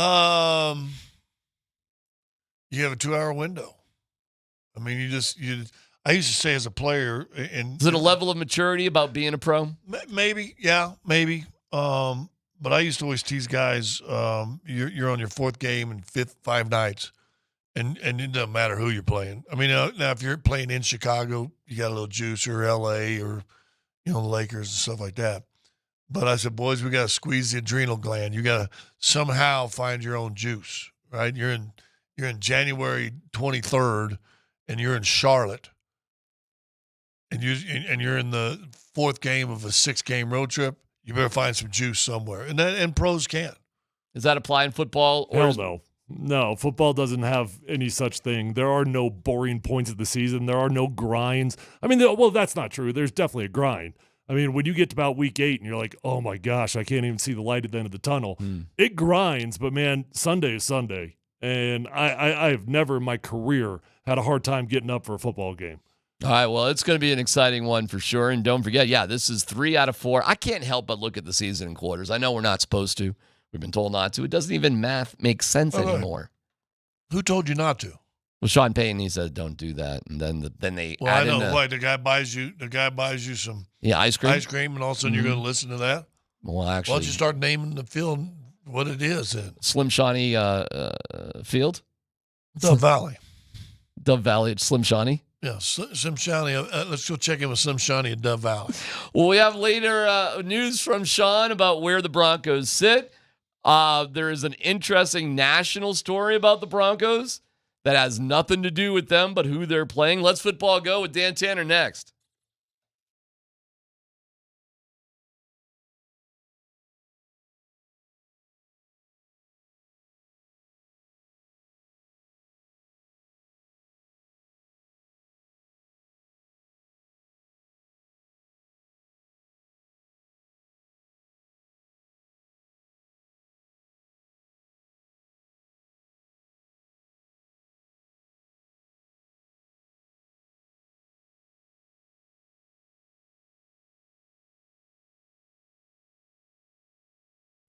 Hey guys, if you value relationships in life the way that I do, and you're in the market for a new vehicle, do yourself a favor and go build a relationship with my friends over at Phil Long Ford. That's a relationship that you're going to have for life. The first time you buy a vehicle at Phil Long Ford, you will remain a customer for the rest of your life because you'll realize it's different, man. You can trust these guys. They're friends. They'll become like family for you. You're going to get in. They're going to respect your time. They're going to get you out. You're going to get the best price. You don't have to haggle. You don't have to negotiate. You're just going to get a fantastic deal. The interest rates are solid. The incentive deals are incredible. And the inventory is as strong as it has ever been. I don't care if you're looking for a car, a truck, van, SUV, pickup, electric vehicle, or commercial fleet vehicle. They've got it all at Phil Long Ford. Whether you're looking for new, pre-owned, they're going to have it there for you. Guys, you're going to find a beautiful vehicle. You're going to walk out and you're going to be happy. You don't have to waste your whole weekend driving all over the state of Colorado. Go to one car dealership.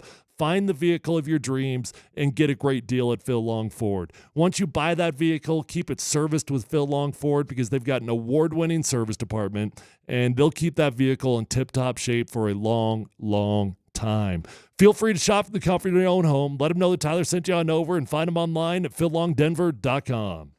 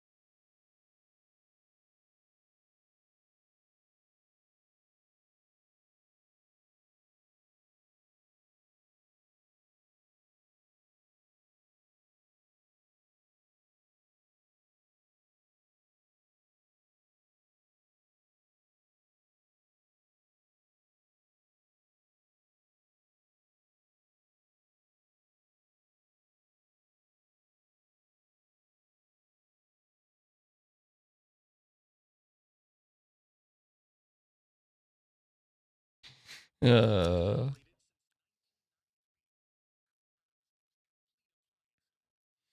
was some of the spectacular acting earlier in the show when everybody was late. I didn't know why, and they come in with championship rings. So once again, congratulations to everybody here that I work with who got a ring.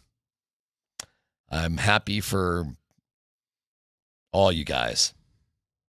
Me and KJ will just go get a hamburger. MountainHighAppliance.com. They're the absolute best. Thank you. Go check them out. Dan Buds, Quinn Tanner, what's happening? All right, something we talked about a lot during the offseason and training camp is what kind of role will Greg Dulcich have at the tight end position for the Broncos? He didn't play last week against the Raiders. Sean Payton was asked today. Can you explain to us, Sean, why Lucas Kroll has gotten the call up over Greg Dulcich?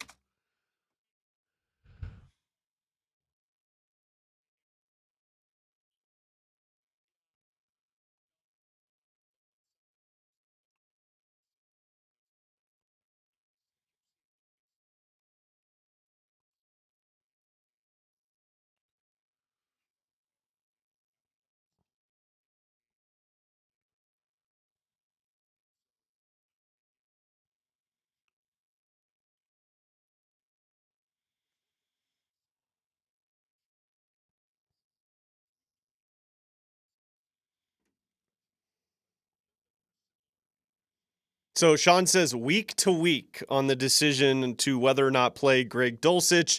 Do you guys think he plays another down for Sean Payton and the Broncos? Yes. Well, you might. I mean, at some point you might need him. Somebody gets hurt, whatever. But I think the Greg Dulcich era is over, so to speak.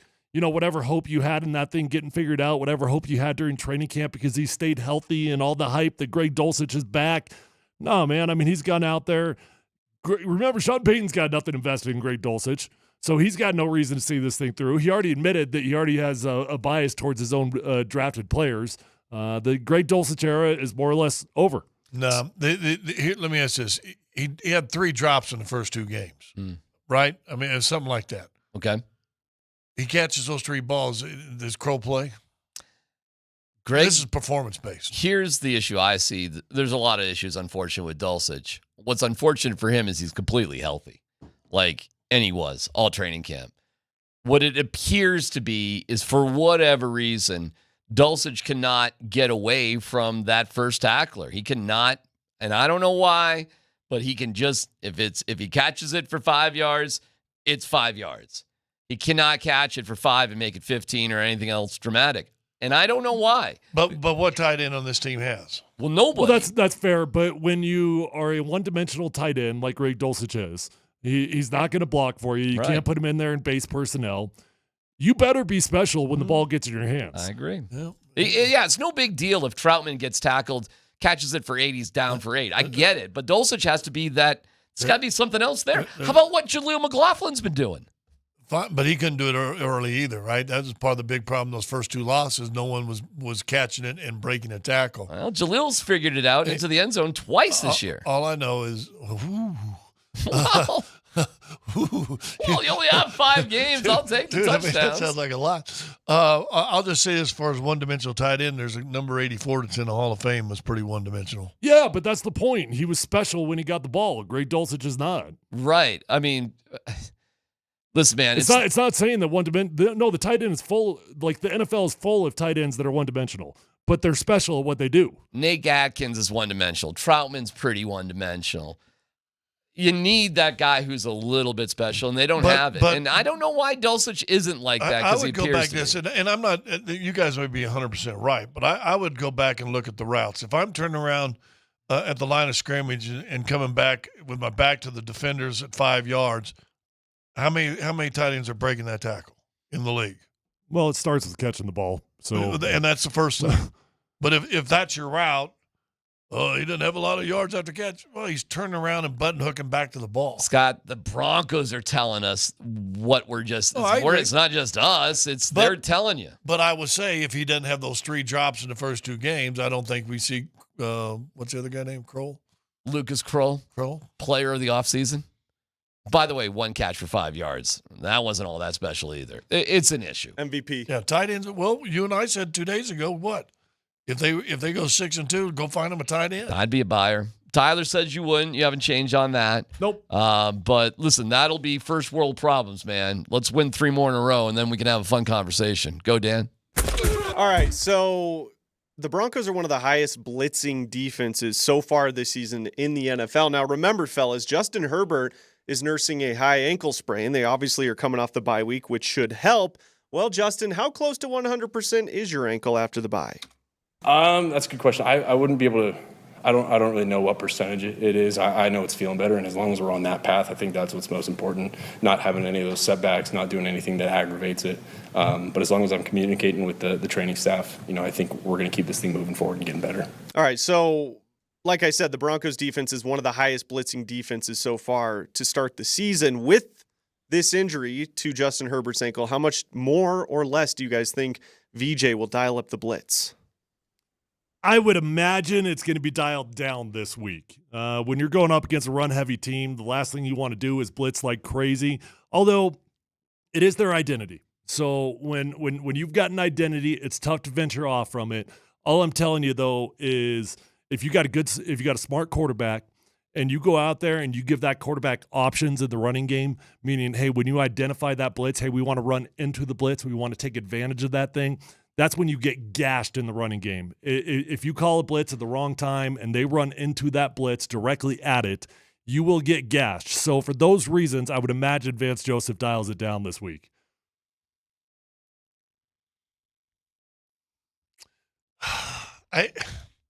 We've told the story of the scorpion and the frog a number of times. Sure. I think you still get with what you get and go with what you go. That might be true. I think they're going to try to go after Herbert, especially early on, with an emphasis somehow inside. Maybe you ain't having the linebackers blitz, or maybe you're going to have some blitz up the middle, do some run blitzes or something even. But I think they're going to get after Herbert. I think they're going to try. We'll see how they do. But they're banged up too. And Herbert's not – he's gutting it out. Good for him. But he ain't going to But he's also had 2 full weeks. It's a freaking ankle sprain. I gotcha. Listen, I was surprised to see him. He's talking like that yesterday. I mean, okay. I'll take him at his word, I guess. I mean, maybe it's a whole – Tyler played a game and went and got a cast on his finger and played. Hell yeah. You sprained your ankle 3 weeks ago. Take that, Herbert. 3 weeks ago he sprained his ankle. I'm not saying he's not going to play, but I don't know how mobile he's going to be. I think they go after him. I do. And listen, who are they beating the Broncos with? McConkey? Oh, I think they'll go after in strategic situations. That's not going to change. They are who they are in terms of when they're going to blitz, but I just don't think it'll be an every down blitz game like it has been previously. Yeah, next up, Dan. I mean, I have to. All right, fellas, the NFL can't use their Monday Night Flex until Week 12, even though that's still more than a month away. The league already has its eye on a particular game that might get booted out of prime time. So Troy Aikman was on a podcast talking about this recently. He said, we're at Denver, Cleveland at Denver. That one may end up being flexed. It's kind of what it's looking like. So the Browns are currently scheduled to play the Broncos in Week 13 on Monday Night Football. That game's December 2nd. So at 1-4, the Browns have been one of the worst teams in the NFL so far this year. Did you guys know the NFL has only flexed one Monday night game ever? I did not know that. It's been one time. They've done it a bunch with Sunday Night Football, but only one time ever has Monday Night Football been flexed. It looks like it could be Browns-Broncos. Wow. Didn't they just allow that a couple years ago? It was only a couple of years that they even allowed the Monday Night Flex. Listen, I want to know the knucklehead who put Browns Denver on TV anyway. I think they thought the Browns were going to be a playoff team. Listen, man, it all comes down to that week's schedule. What are the games? And I'm not sure what the other games are that week, but that would be – you know what? I hate covering Monday night games anyways, so if they flex that to Sunday afternoon, I'd be happy as a clam, brother. Fine by me. Monday night games are for the birds. I don't know, man. I mean, Broncos keep winning ball games. Well, oh, yeah. They'll be a pretty hot ticket. I think they'll be – I don't think it'll get flexed. If Denver is 7-4 and – Cleveland's 4-7 and may get flexed. Yeah, if I mean, both teams are 500, who knows? This is the schedule that week, Dan. So let's see what games are likely better that could be flexed. And I don't know what all the rules are. Steelers Bengals, that's a better game. Boy, there are not a lot of great ones, actually. Rams Saints. Rams Saints is a better game, but the Rams are terrible. Eagles 49ers Ravens. Bills. There you go. 49ers. Oh, That's that's already Sunday night. So better games than the Broncos and the Bills. Eagles Ravens. That's way better. That's not a little better. That's way better. So that's one. You know what? I'm not going to say the Rams. Rams and Saints are under 500 teams. But that's one. Keep going, Dan. Seahawks, Jets, no. Colts, Patriots, no. Cardinals, Vikings, no. Steelers, Bengals, Jets, Seahawks may be a better game by then. I don't know, bro. What do you think their records are going to be by then? 500. Maybe. Dude, maybe. You think the Jets are going to be a 500 team that deep in the season? Yep. You think they're going to bounce back here a little bit, huh? Yep. Okay. All right. So it was all interim coach rebound effect. It happens. Oh, God, maybe. Raiders say hello 6 in a row. All right. Hey, okay. But maybe Hackett really is just that bad. What is he doing every day? It's Russ's fault. Never forget that. You could. You know, Russ is healthy. Oh, Not yeah. starting. What is going on? Is that official? Today was his first day that he was not limited at all. He's a healthy participant. And Tomlin announced that they are going with Fields, but it's, they got to give Russ some time to get back in the swing of things before they figure it out. Oh, my God. They're playing Jacksonville. Where are they? You want that young kid to feel success. He could have success against Jacksonville. They're in London. Oh, wait. No, I'm sorry. That's Chicago. My bad. Steelers. Who are they playing? Steelers are playing at Vegas. So, he's going to cook. Fields should cook that game, shouldn't he? He should, yeah. He should. It's on the road, though. It's a road game. So is this it for Justin Fields? Is this it? Is this the last week he starts? If they lose, yes. If he wins, no. If they lose, for sure he's got problems. I'll agree with you. If they lose, Russ goes if they lose. When you got a team that's winning, it's tough to make changes. I'll just say that. So even if you drop one game, they've been doing pretty good. This is it for Fields. He's got to win this. Actually, you know what?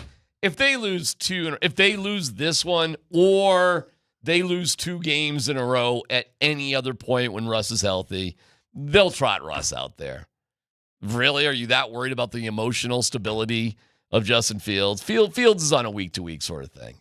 In fact, I won't even say 2 in a row. If they just have a bad game with Justin Fields, now that Russ is healthy, Russ will start the next week. Why wouldn't you?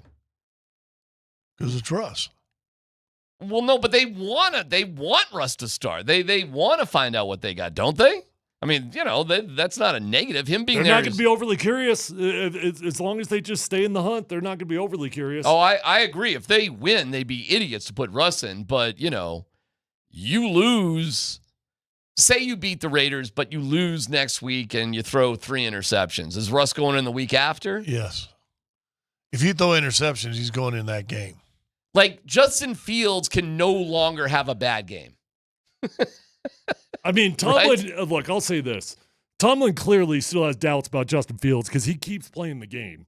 Even this week when they announced Justin Fields as the starter, well, we got to give Russ a chance. He's rusty. Right. We got to get him back in the swing of things. Right. So there's definitely a seed of doubt in the back of Mike Tomlin's head. I would put the question, like, what would the Steelers' record have to be where Justin Fields could have a bad game and still start the next week? Because it ain't going to be 3-2, that's for sure. What would it be? If he has a bad game this week and they win, he still starts. He has to have a bad game and lose. Okay, fine. Bad game and lose. What does their record have to be where he has a bad game and they lose and he still starts the next week? 6-2. Okay.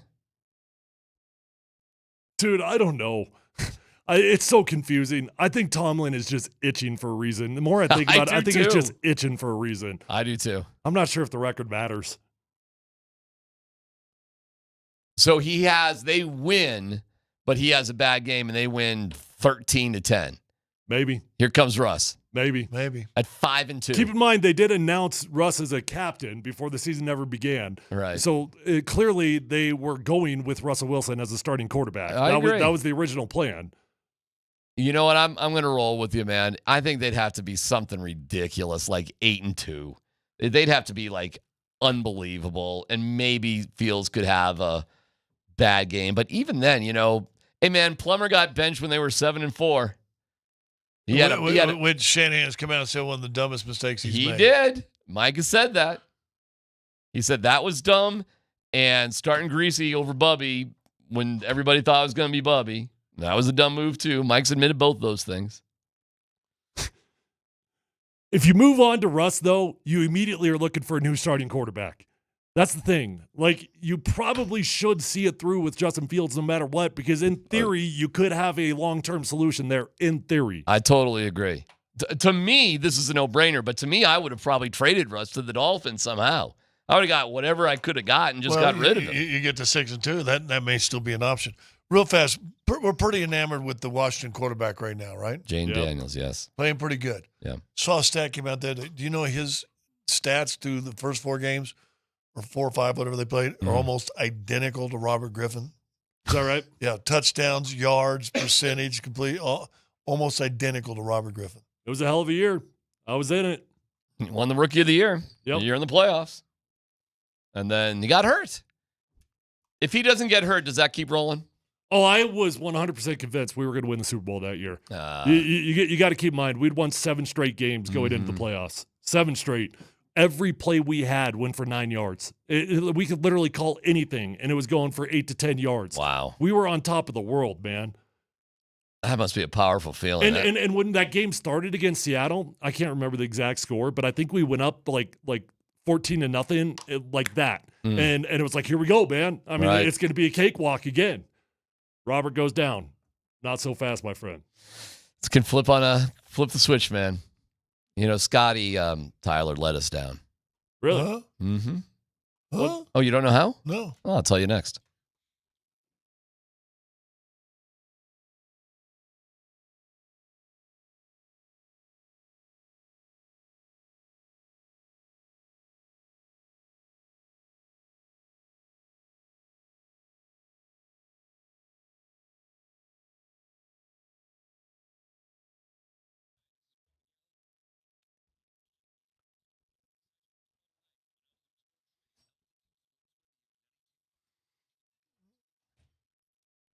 This is what you need to think about this weekend for the best in food, the best in beer, the best place to watch a game, the best place to bring your family. It's Old Chicago. In 1976 in Boulder, they were founded. They've been perfecting pizza and those delicious libations ever since. And now, even better deals. 3 for, come on, 3 of your favorites, $10.99 anytime you want. Cheesy, scratch-made pizza, calzones, signature burger, or spaghetti with sausage. Then you throw in a salad and a decadent dessert. It's a 3-for like no other. A 3-course meal that's just $10.99. Get exactly what you want. Have that 3-for at Old Chicago. Find your closest Old Chicago at oldchicago.com. All right, what's going on, guys and gals out there? If you want to look and feel better, sleep better, get more energy, call my friends at Revitalize Health, the best in the industry. I know there's a lot of options out there for testosterone, and of course, Revitalize Health can help you out with that if that's what your body needs. But there's so much more to your health and wellness, and that's why Revitalize Health specializes in testosterone, but peptide therapy, hormone replacement, medical weight loss options, vitamin B12 shots, whatever your body needs. They're going to come up with a customized game plan, and you are going to feel amazing. You will feel so much younger, fresher, sleep better, have more energy, all of the above. With 3 locations, they're close to you no matter where you live. Let them know that Tyler sent you on over. Find them online at revitalize-health.com.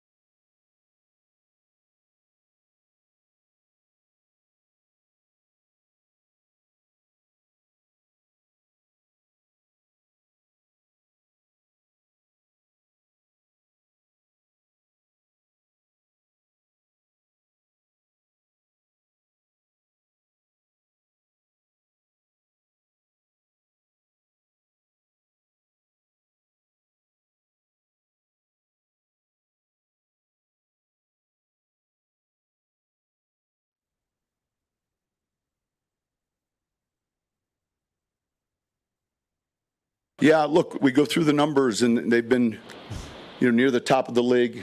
I don't, now it's 4 weeks in, so whenever I like to see, the one thing they've been really good at is they haven't had or defended a lot of trips into the red zone. So there's a start, and so there's only, the film this week. You're going to the preseason, you're going to, because of that, and so that's pretty impressive. That's Sean Payton. Big game against the Chargers. On the Champ Mazda text line, one price, one person, 1 hour. Phillip Rivers played with a messed up knee. Someone tell Herbert to man up. Wow. Thank you. It's an ankle. There you go. Well, he's not quitting the game Jack or anything. Youngblood played in a Super Bowl with a broken leg. Hey, I've had plenty of ankle sprains. I've only had one high ankle sprain, and I don't know how guys come back as quickly as they are with high ankle sprains. Mine was brutal. Like it took me months to be back in full speed. Now I missed 2 weeks. I missed 2 weeks and I was back there, but they made me one of those, did you ever have a high ankle sprain where they made one of those plastic molds? Listen, high ankle sprain is like a new invention in the last 10 years, 5-10 years. We had ankle sprains. I had one that bruised all the way up in the middle of my calf. Is that a high ankle sprain? I think so. It's an ankle sprain. I had such a high ankle sprain one time. I had a black eye. I mean, I didn't bitch about it. I just said it's an ankle sprain. Tape it up. It matched the brown nose. So it fits. Wow. Yeah, you just put a horseshoe on it and tape it real tight and squeeze the blood out of there. Thanks to our friends at Revitalize Health. Visit them at revitalize-health.com. This witty back and forth. Thank you, Revitalized Health. On the text line, Dulcich blew up 3 plays against the Jets, and we're going to get to you, how you screwed us up in just a second. Yeah. Dulcich blew up 3 plays against the Jets with missed blocks. Kroll had a great block on a Mims return the next week. It's as simple as that. True or false? I mean, the texter's saying it's true. Affects it. I don't know. I guess I don't know what those 3 plays were. I would say he also had 3 drops. He had 2 drops in the Seattle game. Yep. The first of the season. He had 2 in your hands drops. I would make the argument, how many blocking tight ends you need? You got Troutman. You got Atkins. George Kittle, period. Well, it would be great to get George Kittle. What, they showing highlights of his blocks or his toe tap touchdown? Yeah, they literally highlighted his blocks last night. Yes. Oh, I just saw a toe tap touchdown right there on TV, but I did not see a replay. They also highlighted him kissing his wife. That was cute. Him and Kyle Juszczyk went over and kissed their wives at the same time. Hey, but that run Juszczyk had late. Yeah. That 70-yard run or whatever. Who is that running back that filled in for Samuels that broke one for 60 yards? The West Coast scheme, man. Why is anybody doing anything but West Coast? That makes sense. Here's the funny thing for me. What wasn't it Juszczyk to run the big long run, and then they got into the red zone, and then they gave it to him, and he scored the touchdown? I don't know. It's kind of in and out. I might have missed that one. So I think that's what it was. And we ain't talked about this. And God bless you. Oh. I got an issue with Bo's run. Talk to me. That touchdown run. I got an issue with that. Okay. Dude, Williams was carrying the load on that drive and was busting hump. First play down there on the goal line, and your quarterback sneaking? Dude, they've done that to Javonte 3 times this year. Whether it's the QB sneak, whether it's – see, you confused me when you called it a run. But, okay, yeah, now I know what you're talking about. Or they'll bring Jaleel in there right when he gets down there. And I'm like, that poor dude, he worked his ass off to get down to the 2-yard line, and they pull him out. Yes, he carried the pail all the way down the field. And they didn't let him get run. the water? And then they brought You Jill carried in. the pail, you didn't get the water. Jack carried the pail. Jill got and opened the door and got the hand clap. I'm with Moose, though. I don't like it when we stick the ball over the line That's like that. scary, man. Scares the hell out of me. You know what he said, too, on that? He goes, that's a Sean Payton thing. That's how Sean Payton coaches it. That's what Moose said on the broadcast. And so, why did it happen? Come on. You know they're in love with each other. Dennis the Menace and Ferris Bueller. Ferris and Dennis. The palsy-walsies. The best friends in the whole wide world. I just would have liked to see Williams get at least one touch to try to score. I heard Sean Payton allowed Bo to touch his drum set this week. What's Audric Estime's deal? He could be going today, this week. He's cleared. He's practicing. Yeah. Yeah, he's coming back. Yeah. He's going to be close to It'll it. be interesting to see. He's eligible to play. You know, if they want him. lost faith in him really quickly, and then he got banged up. He should, in theory, be your short yardage guy. He should be the dude that when you get down to the 2-yard line, that's the guy you're giving the ball to. Scott, All right, here we go. You want to see my ring? your ring is gorgeous. That's not why you let us down. I don't even know why you. You know what the best thing? I About really that, don't feel let down. I don't know what you did. appreciate So. it. You know the best thing about that ceremony today was on Friday? That I wasn't invited to? No, What? all the people I never see on Friday from here. They were there? They were all there. A couple of them feel guilty. They're actually coming back to work here today, too. I see a couple lights on out there. Left their whiskey in the bottom drawer. You're Royals. I know. Did you see I wore my hoodie today? I know you did, but we really needed more from you. You can't lose 2 close games at home. You know, we are dangerously close. Dangerously close. I know. To a Subway Series. I know. We cannot have that. Mets ain't getting by San Diego though. Or Ohtani. Big game tonight. You think San Diego's getting over the Dodgers tonight? That's going to be a hell of a game, man. But I thought about you. They lose by 1 and they lose by 2. They could not find any offense in the couldn't series. They couldn't at home, especially. Dude. I really couldn't care less about the Royals, so we're good. Have you watched the postseason baseball game yet? I've watched Padres Dodgers quite a bit. Yeah. Yeah, but you don't hate the Yankees, right? No. I do. Yeah, I do too. You know the best thing and the only thing I love about the Yankees? That they lose usually? Goose Gossage. Was he really? I mean, okay. But he played for like 200 years. He played for like 9 different teams. But he played a lot of years with the Padres. Did he win a championship with the Padres? And I love Goose too. I do. Has the Padres ever won a championship? They have, I think. No, haven't they? I don't think so. Have they not? They've been there, but I don't with think they've Goose won. and Steve Garvey, that crew, they never did. Great handlebars. That's all I know. Goose is great. He's from the Springs. I've met him several times. Yeah, He's a great dude. We used to have him on all the. We had And to get him on. yes, he was on the Yankees in '78, breaking my heart with that team. Yeah, so okay. I guess he is a Yankee, but he seriously played for over 20 years for like 9 different teams. But I love Goose. I do too. Well, what about Girardi? I don't love Girardi. I loved him when he was. Why would I love Girardi? I don't care that He he's and I were Milwaukee. Ream Team I captains don't together. care about that. He can go to hell. No, tonight it's the Padres and the Dodgers, and then we go from there. Let's get Goose on.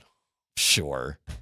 Get him on to yell. If he said I'm a Yankee, that would just piss me off. Well, he played. Let's see. Here we go. Yeah, 7 years with the Yankees, 5 with the White Sox, 4 with the Padres, 2 in Oakland, 1 in San Francisco, 1 in Pitt, 1 in Texas, 1 in Cubs, 1 in Seattle. Yeah, so way more with not on the Yankees than with way the more, but 7 years, way longer tenure with one team. Yeah, 7 and he won years. championships there too. Which sucks. You know, that was back in the day. Back in the day conversation when closers would throw the 8th and 9th innings. There wasn't a setup and a closer. They would throw. No, they would throw 2 innings. Yeah, you get 6 outs. God go. forbid you throw 2 innings. Well, that's insane. And the Dodgers had to win a game the other night just using their relievers in a rotation. Closers got to be the best job in all sports.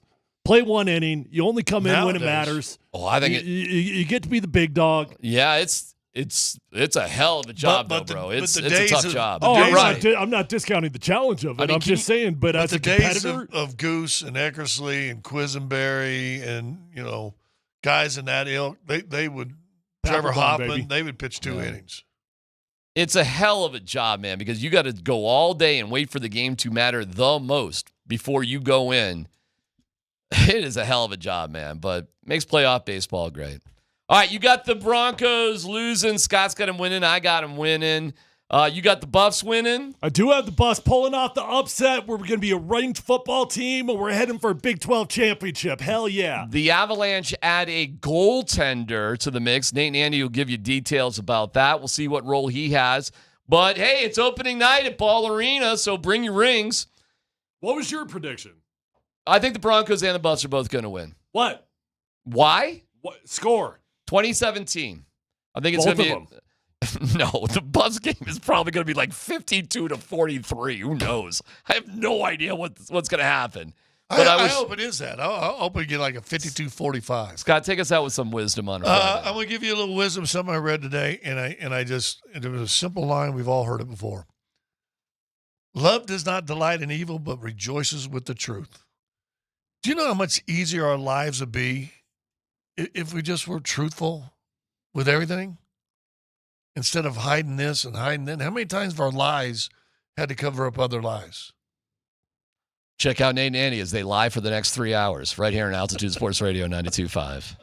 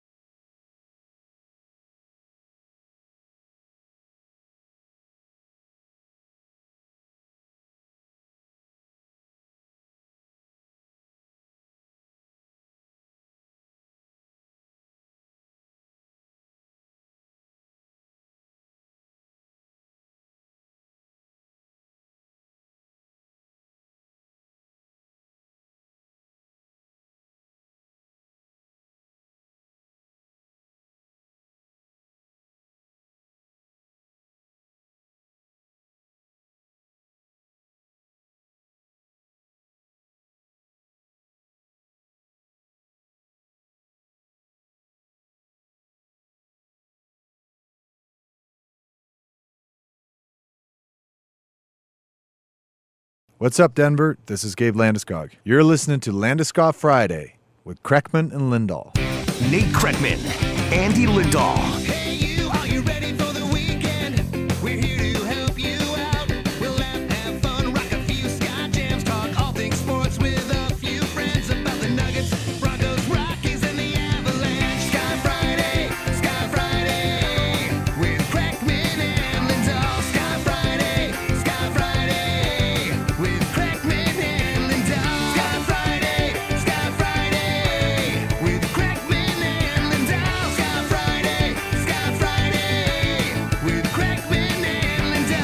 It's a Ska Friday edition of the Kreckman and Lindahl Show.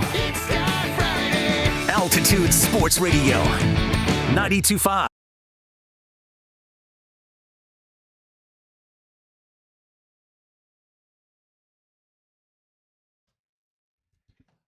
Oh, yeah, it is Ska Friday. Welcome into the show, everybody. Started the program, realized I'm unprotected right now. Whoa! Going Dave Grohl all over this microphone Hey right now. Hey now. Hey, That's led to a few problems. Oh, now we're on hiatus all of a sudden. Oops. I don't want to laugh about it. And, you know. Did you see marital that tweet? problems suck and all that. It was Jack Whitehead replace Foo Fighters on at this particular festival. Really? Because the band had to pull out and somebody put a... Oh, yeah. I can imagine what they put. Didn't know Dave knew how to do that? Happy Friday, everybody. Happy Ska Friday. It's Kreckman and Lindahl here on Altitude Sports Radio 92.5. Oh, it's a football Friday. And what a football weekend we have ahead of us. Obviously, it starts tonight, 7 o'clock, Castleview and Valor. Moj and the Sandman on the call tonight at 7 o'clock right here on Altitude Sports Radio 92.5. The college football slate tomorrow, Andy, is football elite, to say the least. We will have Red River Rivalry right here tomorrow on Altitude Sports Radio 92.5 at 1:30. Quinn Ewers shall make his return going up against Oklahoma at the Cotton Bowl, so that one's going to be a gigantic pile of fun. Number 1 versus number 18. Tomorrow evening, Ohio State and Oregon. Again, I had that moment where I was like, oh, yeah, it's a conference game. It's a Big Ten game, and it's not Cardale Jones in there. No, Ohio State and Oregon Buckeyes, 3.5-point favorites on the road in that one, so that's obviously a gigantic pile of fun. Ole Miss and LSU in Death Valley, that's going to be great. And the Buffs and K-State tomorrow at Folsom. Oh, yeah, I suppose also Ken Niumatalolo and San Jose State will make a visit to Fort Collins this weekend. What? Niumatalolo. All right. You know where he coached for 15 years? I have no idea. In Navy. Okay. Ken Niumatalolo, Service Academy legend, Andy. Just keep saying it. You're the play-by-play guy here. It's a fun name to say. He's a very nice man. Hawaii legend, played quarterback at Hawaii, now the coach at San Jose State. That's a good Spartan offense. CSU's going to have to be able to slow those guys down a little bit. This is another one where I'm looking at Jay and I'm like, that's a good Mountain West team. That's a good team in your weight class. You have to win these games at home. There has to be a world eventually where you win these games on your home field. And I, as an outside observer, I have 0% confidence that he can do that right now. And I hate saying it about Jay. I like the guy. The program's lost. They're absolutely lost at the moment. Again, every time they've been in a spot to get a big victory, they failed to be able to do so. Outside of one magical quarter against Boise State, the rest of it has just been a massive disappointment. Happened again last week in Corvallis, so got to get that flipped around. And then, of course, Sandy, on Sunday, Broncos-Chargers as an afternoon affair, an old AFC West showdown. I ask you this, okay? We know of the Broncos' success at home against the Chargers in recent seasons. We know of the Broncos' general success when they have faced Justin Herbert in Denver, what's otherwise known as chargering on an annual basis. Going into this game, and kind of as a Friday topic as we're previewing this matchup, and we've been doing it all week long, How does Jim Harbaugh, legit championship winning, Super Bowl appearing football coach, how does Jim Harbaugh change the way that you view the San Diego, don't call us San Diego Chargers? It gives him an air of legitimacy to me because the guy's won everywhere that he's gone. Yep, he's a really good coach. Are they doing at the clip that they probably expected? I don't know. Like you said, they are still charging because somehow everyone's hurt. Yep. That's amazing to me. It's amazing to me that no matter who, because I got to imagine they changed the training staff, right? Everyone likes their own training staff. Remember that was a big deal? Sean wanted his guys in, all that kind of stuff. I mean, I didn't track that stuff. I'm assuming Jim brought like everybody that worked in Michigan, right? Yeah, somehow. As long as you're not Connor Stallions, you got to go along with Jim to go live in L.A. Yeah, so I feel like they're going to be a good, tough football team to play because I feel like the right decisions will be made at the right time. Here's the deal, dude. I'm trying to think, like, who you don't have Brandon Staley to call like the most inexplainable defense possible. Why did you do that? Right. Why did you go for it there? Yeah. Why did you like? That's not going to happen anymore. No, right? they're coach. There's an adult in the room there. Right. So they'll make the right calls with the right plays at the right time, all that kind of stuff. I mean, all the goofy stuff about Jim, the khakis, the beating up his quarterback, the bizarre things that he says, the weird romance novel affair that he has with his own quarterback, all of that. Beneath all of the quirky, bizarre exterior is a brilliant football coach. Yeah, who just lets his coaches coach and knows how to win games. Again, he did it in San Francisco. He did it in Michigan. Now he's back to probably do it with the Chargers, and he's got a good quarterback. He probably has the second best quarterback in the division. I agree. I don't even know why probably. I'm not going to say probably. It's okay. definitive. He does. Yeah. So, I just expect – here's what I expect. I expect him to have the same effect on Justin Herbert and the Chargers that Gary Kubiak had on the Broncos in 2015 with Manning. Yeah. And that is, look, man, just because you think it's a great time to pass, just because you can pass, we're still going to run the ball when it's appropriate. We're still going to play hard-nosed football. We're still going to play physical. Now, again, I guess the only thing throwing me off about this week where I feel like I'm not, I think this is kind of a toss-up game because I do think the Chargers probably have the better roster at the moment. Probably, maybe not. But they're so beat up again, Nate. No, I know. They're just constantly hurt. That's what's so funny about this is you look at this game right now, okay, and Herbert's got the high ankle, which he was clearly hobbled his last time out. No, he's coming off a bye, but still. They're not calling him perfect in the injury report. When we played the audio yesterday, that was a guy. That guy, he didn't stand there and go, "Nah, I'm doing great, 100%." No, he straight up was just kind of like, "Man, we'll see." He knows I got to take a hit to see if it's okay. Frankly, exactly. They're banged up at the tackle spots. Maybe both those guys are going to play. Also, I didn't see the latest injury report. What they say on Slater today, because I know Joe Alt's going to play. He's good to go. Slater's the one I don't know about.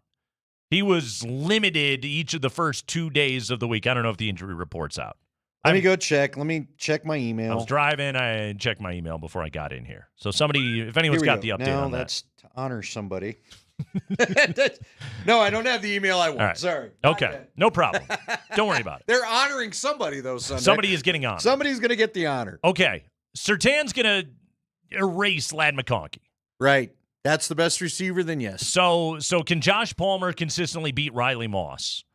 Can Quentin Johnson, can he get open down the field and maybe they can hit a big play? I mean, ideally, in Jim's world, the Chargers will run the ball 38 times on Sunday and throw it 22.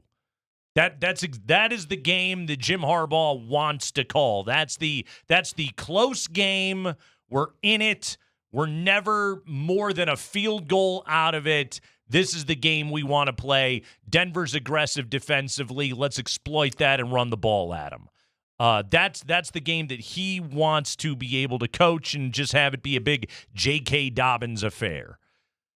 Does he get to coach that game? I don't know. And if there's a turnover, something goofy early on, a special teams play, who knows? Maybe Bo hits one. Maybe they throw a deep ball and Troy Franklin catches it. Whatever it is that happens early on in that game, and suddenly they've got to start dropping back a little bit more. Do they have any chance to be able to move the ball consistently against Denver's defense? I don't know. The funny thing about asking all these questions, and on the other side of the ball, of course, Joey Bosa is banged up. Yes, Bud Dupree has been a good player for them. Khalil Mack has played well so far this season. They got talent all over their defense. But they're the Chargers. They're chargering their asses coming into this game, and yet Jim Harbaugh standing on the other side.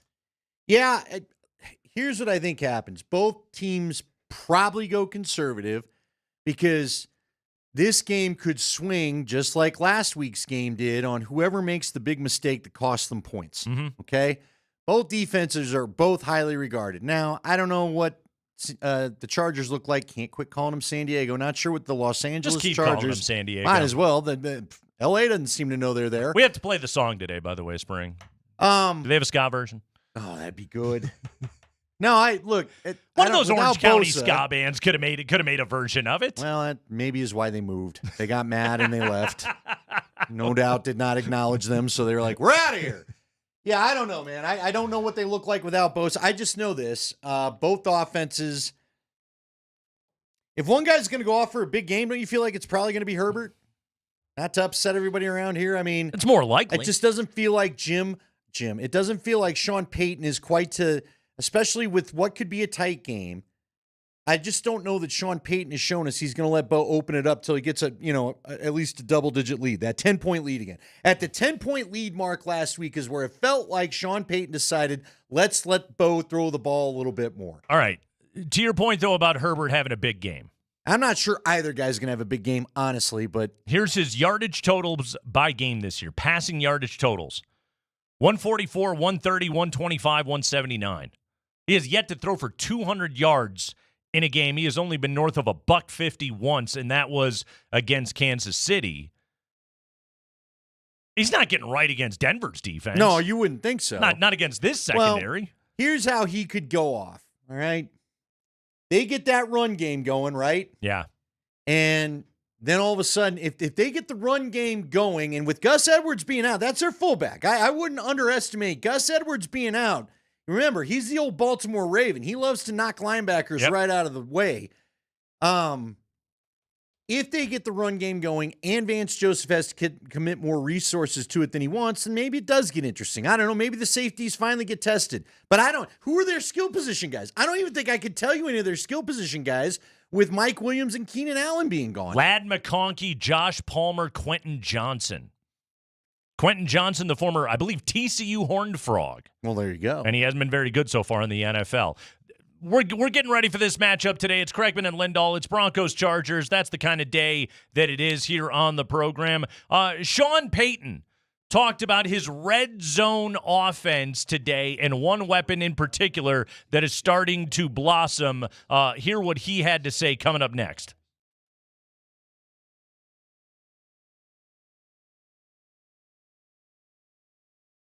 Hey guys, Andy Lindahl for my friends over at Colorado Off-Road. What are you looking for? You need some floor mats? Again, beautiful, beautiful fall day. A little chillier today. Not sure when we're going to finally see some precipitation, but leaves are starting to fall, and when the rain falls with the leaves, you know what kind of mess that can drag into your truck or 4x4. That's why those floor mats are so great to have in your vehicle, especially if you lease it. Leasing a Bronco now in my family, and so we decided Bronco Sport decided to put some floor mats in there. Lots of stuff they can do for you, though, with the winter weather that will be approaching here in a couple of months, whether you need, a bed cover if you'd like to keep the bed clean. Maybe you want something for towing. Whether remote start is always great in cold weather. So you can warm up the vehicle before you head on out there. They can do the heated seats. They can do the step rails if you'd like. The step rails are key when the weather gets slick. Just everything you can think of. They've got it for you over at Colorado Off-Road. They're 3 blocks south of downtown Littleton on Prince Street. Go ahead and find them there. We're proud to have them as a 5-year sponsor here of Kreckman and Lindahl as the title sponsor. You can find them on the web at cooffroad.com. Give them a call at 303-761-1264. Colorado owned, Colorado grown. It's Colorado Off-Road.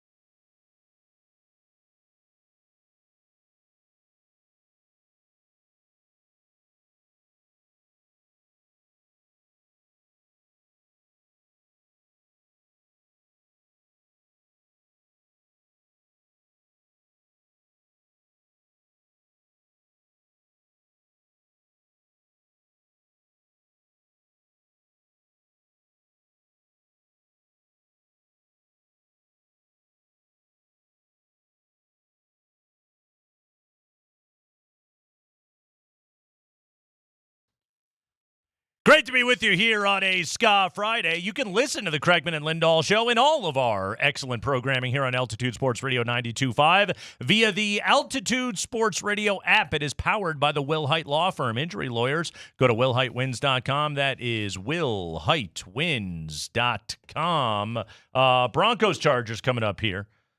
Obviously looks like a defensive affair. 35, the total on this game opened at 37, and the Sharps immediately bet it all down to 35. Taking a look at this Bronco team right now, Andy. Offensively, they're leaving a little something to be desired. Got going a little bit in the second half last week. Raiders crumbled late. That was good to see, but the week before that, they scored 10 points, and quite frankly, we're kind of lucky to do that. Right now, do you know who leads this team in touchdowns scored? Wow. Gosh, I guess I don't. McLaughlin? It is Bonix. Really? He's got the 3 rushing touchdowns. All right. Well, there you go. On the year so far, Jaleel McLaughlin has a rushing touchdown, a receiving touchdown. One of them was on one of those, wasn't it? It was one of those flare screens, and the other one was on a pitch play. The 2 touchdowns that he has scored. But, hey, we'll take it. 2 red zone touchdowns out of Jaleel McLaughlin. Today, Sean Payton was asked about the intangibles that Jaleel possesses as a smaller but effective running back in the red zone. I think most of these things are actually tangible. But nonetheless, go ahead, Spring. I would say, great question. I think he's got good contact balance for his size. And I think, when there was a time when we talked about a change of pace type back. I said, he comes to my office, he's wanting me to call him a joker, and so we haven't done that yet. But I think that he's got good vision, and I think some backs are just hard to lay your pads on than others. Like, in other words, he gets tackled, but, he might just get quartered or, so I think he's got good vision. He's got very good feet. And I would say there's some strength in how he runs. Only one joker in this town, my friend. You don't get to be it. He does need to figure out a joker for his offense, though. Sure does. We heard about how important it is. Greg Dulcich appears like he's not interested in being a candidate, judging by the play, so I don't know what you do. This is the kind of weapon, though, we've been waiting to have on the Broncos for some time. An actual red zone weapon, a guy with some actual shiftiness that can kind of make people miss every now and then, which is exactly what he did on his touchdown last week. Oh, again, he took what could have been an easy loss and had been, frankly, the previous weeks. The only difference, I'm going to say it again, the only difference in my mind between what happened against the Raiders and what happened against the Steelers, guys broke tackles. Yeah. Guys made plays after the catch. And if you're going to live with this, throw it behind the line of scrimmage or 5 yards from, guys have to do that or this is not going to work. What's incredible about it is that touchdown that he scored last week on that swing, Tommy Eichenberg, the linebacker for the Raiders, should have knocked him out of bounds, no problem. Jaleel was just too slippery for him. Yep. Combination of speed and a little bit of physicality, like he should have been pushed out of bounds at the 2, but he kind of went right through him. It was a hell of a play, but that's, to Sean's point right there, that's the kind of play you can sort of make as a smaller dude. Javonte Williams hasn't really gotten going yet as any kind of red zone threat on this team so far. Obviously, he's playing better right now, but he hasn't found the end zone yet this season. Jaleel McLaughlin is picking up that slack. Now, obviously, once you're inside the 5, who cares who scores it as long as you do? Yeah, you can't get field goals. Yeah, I mean, fantasy football owners care, but yeah, if you just want the Broncos to win the football game, then that's really all you care about. But Jaleel McLaughlin has been a really nice find for this team. I know that Estime is back and he's practicing. But they didn't activate him, Not right? yet. At the moment, though, I'm fine with what they have going. Now it's the running back position. Somebody's going to get nicked up. They always do. No, it's impossible. Well, Estime already did. Exactly. It's impossible. Bidet already did. True. It's impossible. I'm starting to get used to saying that name, by the way. Well, how can we forget it now? You're Never never going to will. forget it again. Rest of my life, absolutely not. But I'm a bidet convert. You know that, Andy. Well, you were really a champion of the bidet all along. Absolutely, yeah. Me and my friend Bidet Matthews Band, we've been happy. Here we go. Happy together for years. God, I thought we were done. You know what that is? That's straight COVID radio right there. The bidet. That's what that was. That was we discussed that when there was no sports happening. Right no there. sports, nothing. Period. Yes. Nothing new. I think we did a Dave draft based purely on that topic. Probably, yeah. That was a thing I did during lockdown was got a bidet, and then we talked about it on the radio because, there wasn't any sports. No. Hey, did you there see wasn't it? anything. How about that Last Dance? That Listen, was something. for those that don't remember the COVID days, we actually talked to Gabe Landeskog for about 5 minutes strictly about Tiger King. Tiger King. Yeah. Because he was just, I think it was most of the interview. He was watching it, too. Yeah. Wasn't any hockey to talk about. Man. Oh, I think we talked to him about hair care products and Tiger King. Yeah. Just how sweet it is to be Gabe. Great conversation. Oh, there's our healthy Gabe. Oh, I want my healthy Gabe our back. sweet, sweet Prince.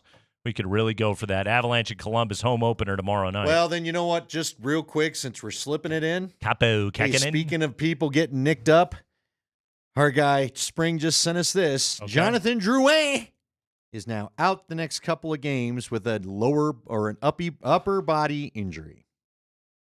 It's the upper body. Upper body, sorry, yes. Upper Okay. body. His upper the body next hurts. Few games per Jared Bednar. Okay. That from our guy Jesse Montano. Goaltender Capo Kakinen is now in the fold.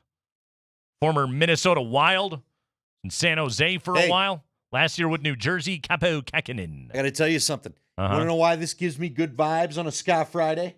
Good vibes for us on a Ska Friday. Scapo Skakinen. What happened the last time we stole a goalie from Minnesota? Huh? Oh, that did work out. What happened? Yeah. What happened, Mark Springer? Mhm. Who might that have been? Do you remember? Mark so doesn't care. Devin Dubnyk? No, we got Kemper. Oh, yeah, And he then was with what the happened, Wild Mark? back in the day. Our That's sweet right. prince, Gabe Landeskog, raised the cup above his head. So Capo Kakinen with your wild name, copping it out. Why don't you cop a squat in the crease, pal? You're up. How about this? I'm looking at Hockey Reference right now. What a name. Capo Kakinen. It's just, number one, it's fun to say. Hey, I was texting you guys that he had done it. I had to look at the spelling of his name 3 times to get all those damn things right. Number two, consecutive A's. Yeah, that threw me off. I thought it was 2 P's. So Nope, that's it's 2 A's. That's fun. Did they not do the vowel rule? What is he, Finnish? He Is that is a Finnish. Finnish name? He's a Finn. Do they yes. not? You know how you're not supposed to allow, you got 2 vowels, you got to double up the consonants between them. Do they just go double up the vowels, the hell with it? Who's your favorite double A right now over at Ball Arena? Capo Kakinen or Aaron Gordon? Come on now. Shirtless Aaron Gordon will live forever. The last name Kakinen, 2 umlauts. That's 4 dots in the last name. 2 dots over the A, 2 dots over the O, double umlaut in Capo Kakinen. You can't text an umlaut, can you? You probably can't. You gotta like hold it down, and then you go up. It's like if you want to put like the acente on a Spanish name. Oh, the what? Come again? Acente. What am I doing? The acente. The umlaut, I'm sure, is along the same lines. Look, people. Or along the same dots, let's be honest.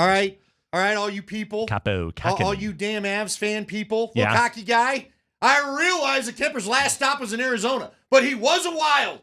And we are drawing any dang connection to get this team back to a second cup that we can find.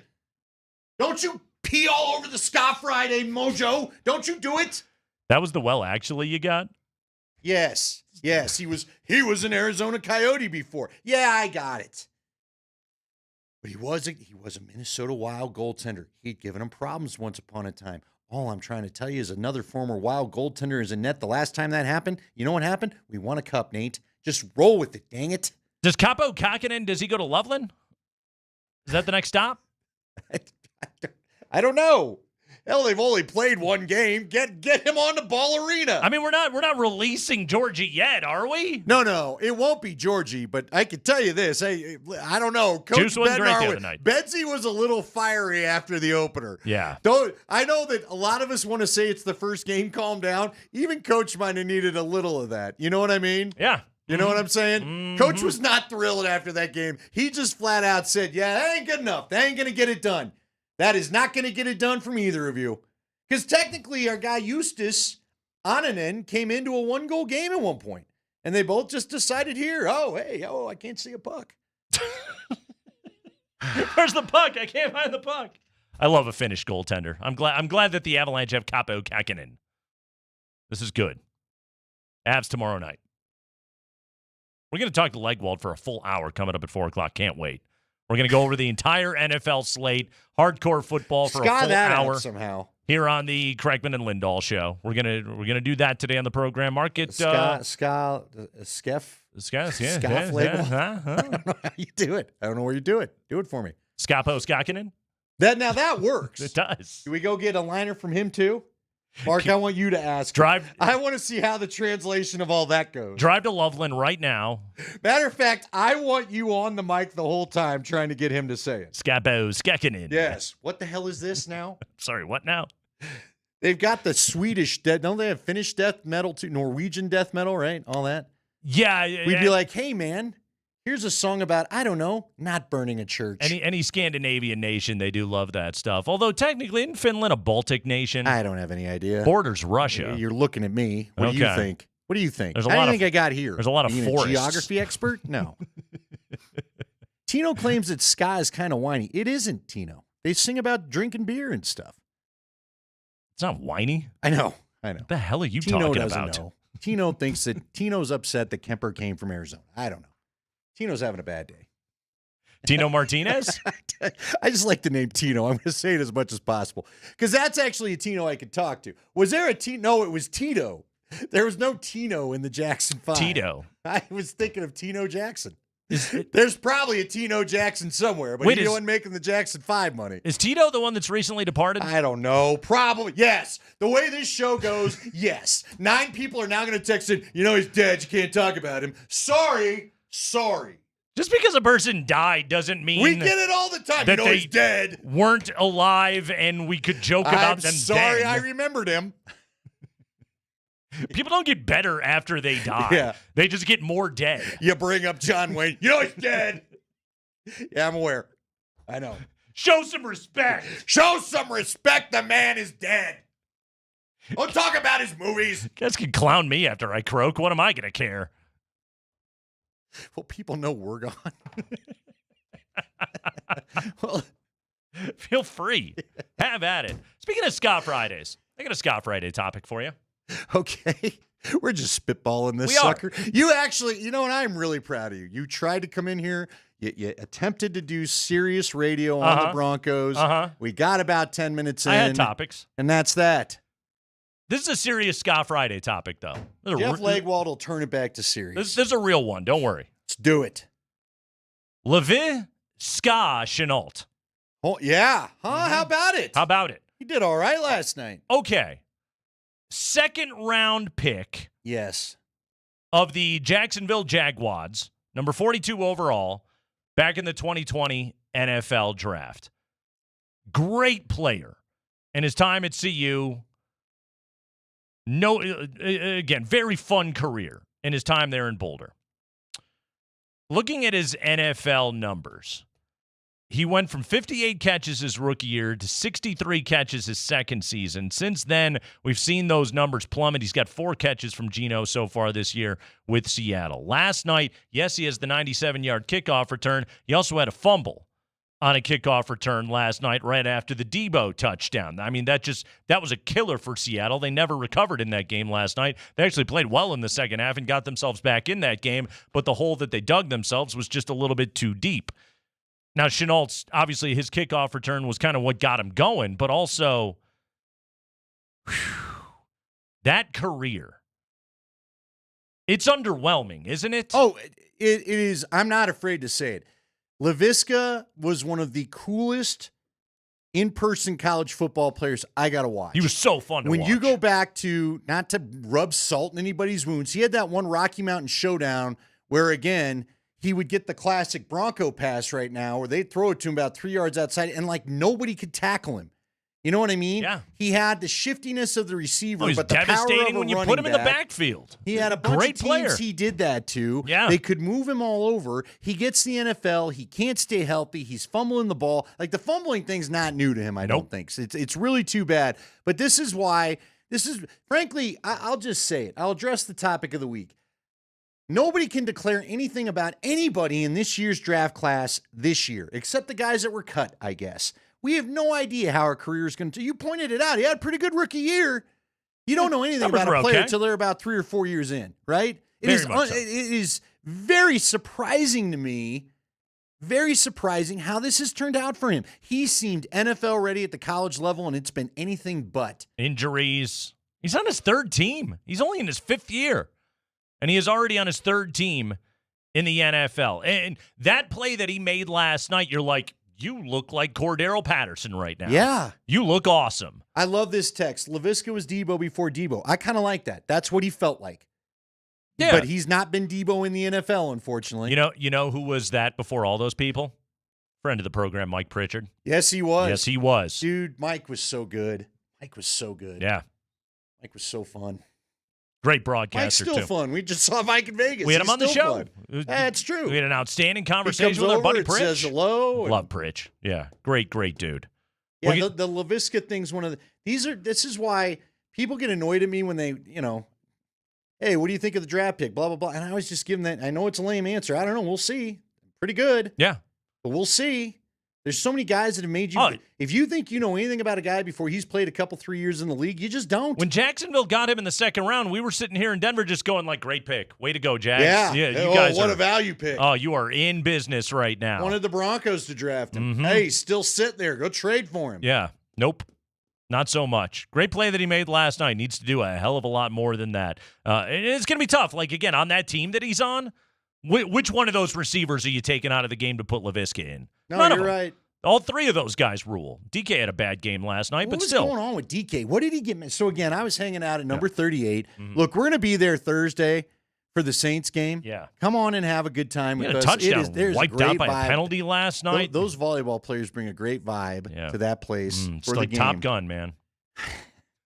It is a co-ed group, and there's 2 sand pits. No, but the one got knocked out of his hand right in between, and then he didn't get the second foot down. 3 catches on 11 targets last night. Oh, yeah, the damn toe. With his bright green shoes on. Looked like Isaiah Likely Is on opening are all night. NFL teams going to demand that everyone just wears white shoes from now on? Are we talking to Mark Johnson next? Yes. I hope. Now that you mention Yes. it. That was not Maybe. the text I got. Hey, we'll find out. He told me he'd be around. We are spitballing this show. We think we are going to, but he won't be the first guest to blow off Kreckman and Lindahl. But you know what? You know what, Nate? It's a Scott Friday. We won't care. We'll just keep driving. It's a Windows LaVis down. Scott Friday on Kreckman and Lindahl.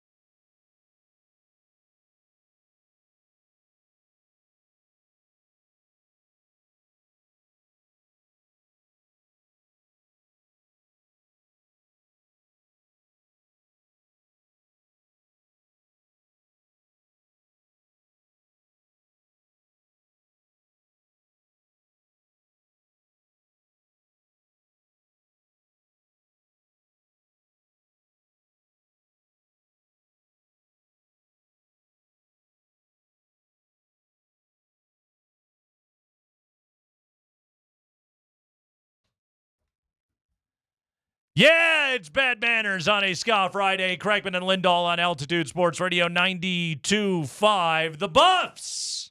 Oh, big one tomorrow night. Kicking off a couple of minutes shy of midnight. They'll be taking on K-State at Folsom Field. Colorado off the bye and still really riding high off the best victory of the Deion Sanders era. Right now, we welcome into the program the man that will be on the call yelling touchdown, touchdown, Colorado. Our pal Mark Johnson, voice of the Buffs, is with us on a Friday afternoon. What's up, Mark? How are you, man? Well, I tell you what, Nate, the only thing that would make this one better is if it was 8:15 Mountain Time and we were kicking off in Corvallis. That would make it that much better because that way we'd get home at 7 a.m. So love these night games.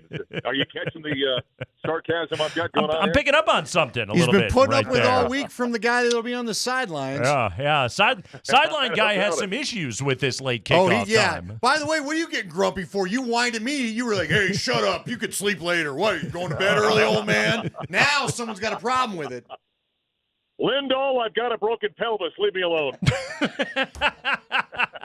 It's getting repaired, right? It's coming along. Yeah, they He's let me start decaying walking status. here about 2.5 weeks ago, and so I'm on 2 feet now. So yeah, I'm making steps in the right direction. He looks like a 90s rapper when Got he a walks. cane? Got the cane. Oh, man. Oh, yeah. He's just giving it that little, Get dude. that man a Technicolor Dreamcoat. Yeah, that's right. Let's He's got a little Kramer in the parking lot going on, if you know what I mean. I'm talking about right there. Mark, let's start with CU before we get to the matchup.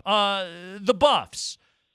The vibes for this team. This is always going to be a confident group. This is always going to be a chip on the shoulder kind of group. Yeah, but there was some serious legitimacy to that last victory to go on the road as a 2-touchdown dog and just beat the snot out of a pretty physical team. Couple of time zones away. What has that done for this team, and what has it done for the confidence of the group that I know is high, but still, like, we know that win did something? Yeah, there's no doubt. What did you say off the top there? The most complete game, I think, during the prime era, and I think that's a fair assessment of that contest. I mean, you've got the team there, and UCF, it was the number one rushing team in America. They held them to about half of their normal yardage. I mean, it was still 177 yards, but that was half of what they normally were recording before that ball game. And so I think that was impressive. The way this defense has gotten better every single week has been impressive. The offense rushed for 128 yards. I know that's not a huge number, but from a Colorado perspective over the last season and a half, that was a respectable number right there. I mean, so they've got the threat of running the football. You know, this team right now, I think, is a competent football team. I sat down with LeJohntay Wester yesterday, and I said something about, as well as you guys were playing, did you maybe not want the bye to keep going? And he goes, oh, yeah, no, we were talking about that because we were playing so well. And so I think this is a competent football team right now. We knew they were going to be explosive offensively, and they certainly have been. But you're adding to that now to become a complete football team, and I think that's why you got a real confident Buffaloes team taking on a very good team in K-State, by the way, tomorrow night. Coach. Mark, He's you're your not coach. Yeah, That's sure. all right. Could be I've a coached coach. you for years. Moke. No. Now I'm not. I can't even talk. Mark, here's the deal. I was talking to Scott Hastings midweek, and he posed an interesting question to me. He said he felt like Prime is probably coaching his coaches more than last year to get what he wants out of it after a year of being up at this level. I wasn't so sure that's the case. I do feel like there's synergy in this staff, maybe more than we had a year ago. But I think when we see things like the 2 tight end set come into play, that's a Pat Shurmur influence. How do you feel like all this? You talk to these guys every week. How is this coaching staff gelling as this goes along? Well, I think there is quite a bit of that you're referring to going on. You know, when I sat down with Pat yesterday, we did a little pregame thing. We were talking about that, and you know, part of the fact that you're seeing much more, and you have seen some 2 tight end stuff, but much more 11 personnel instead of 10 personnel. So Savell Smalls has played quite a bit out there at tight end.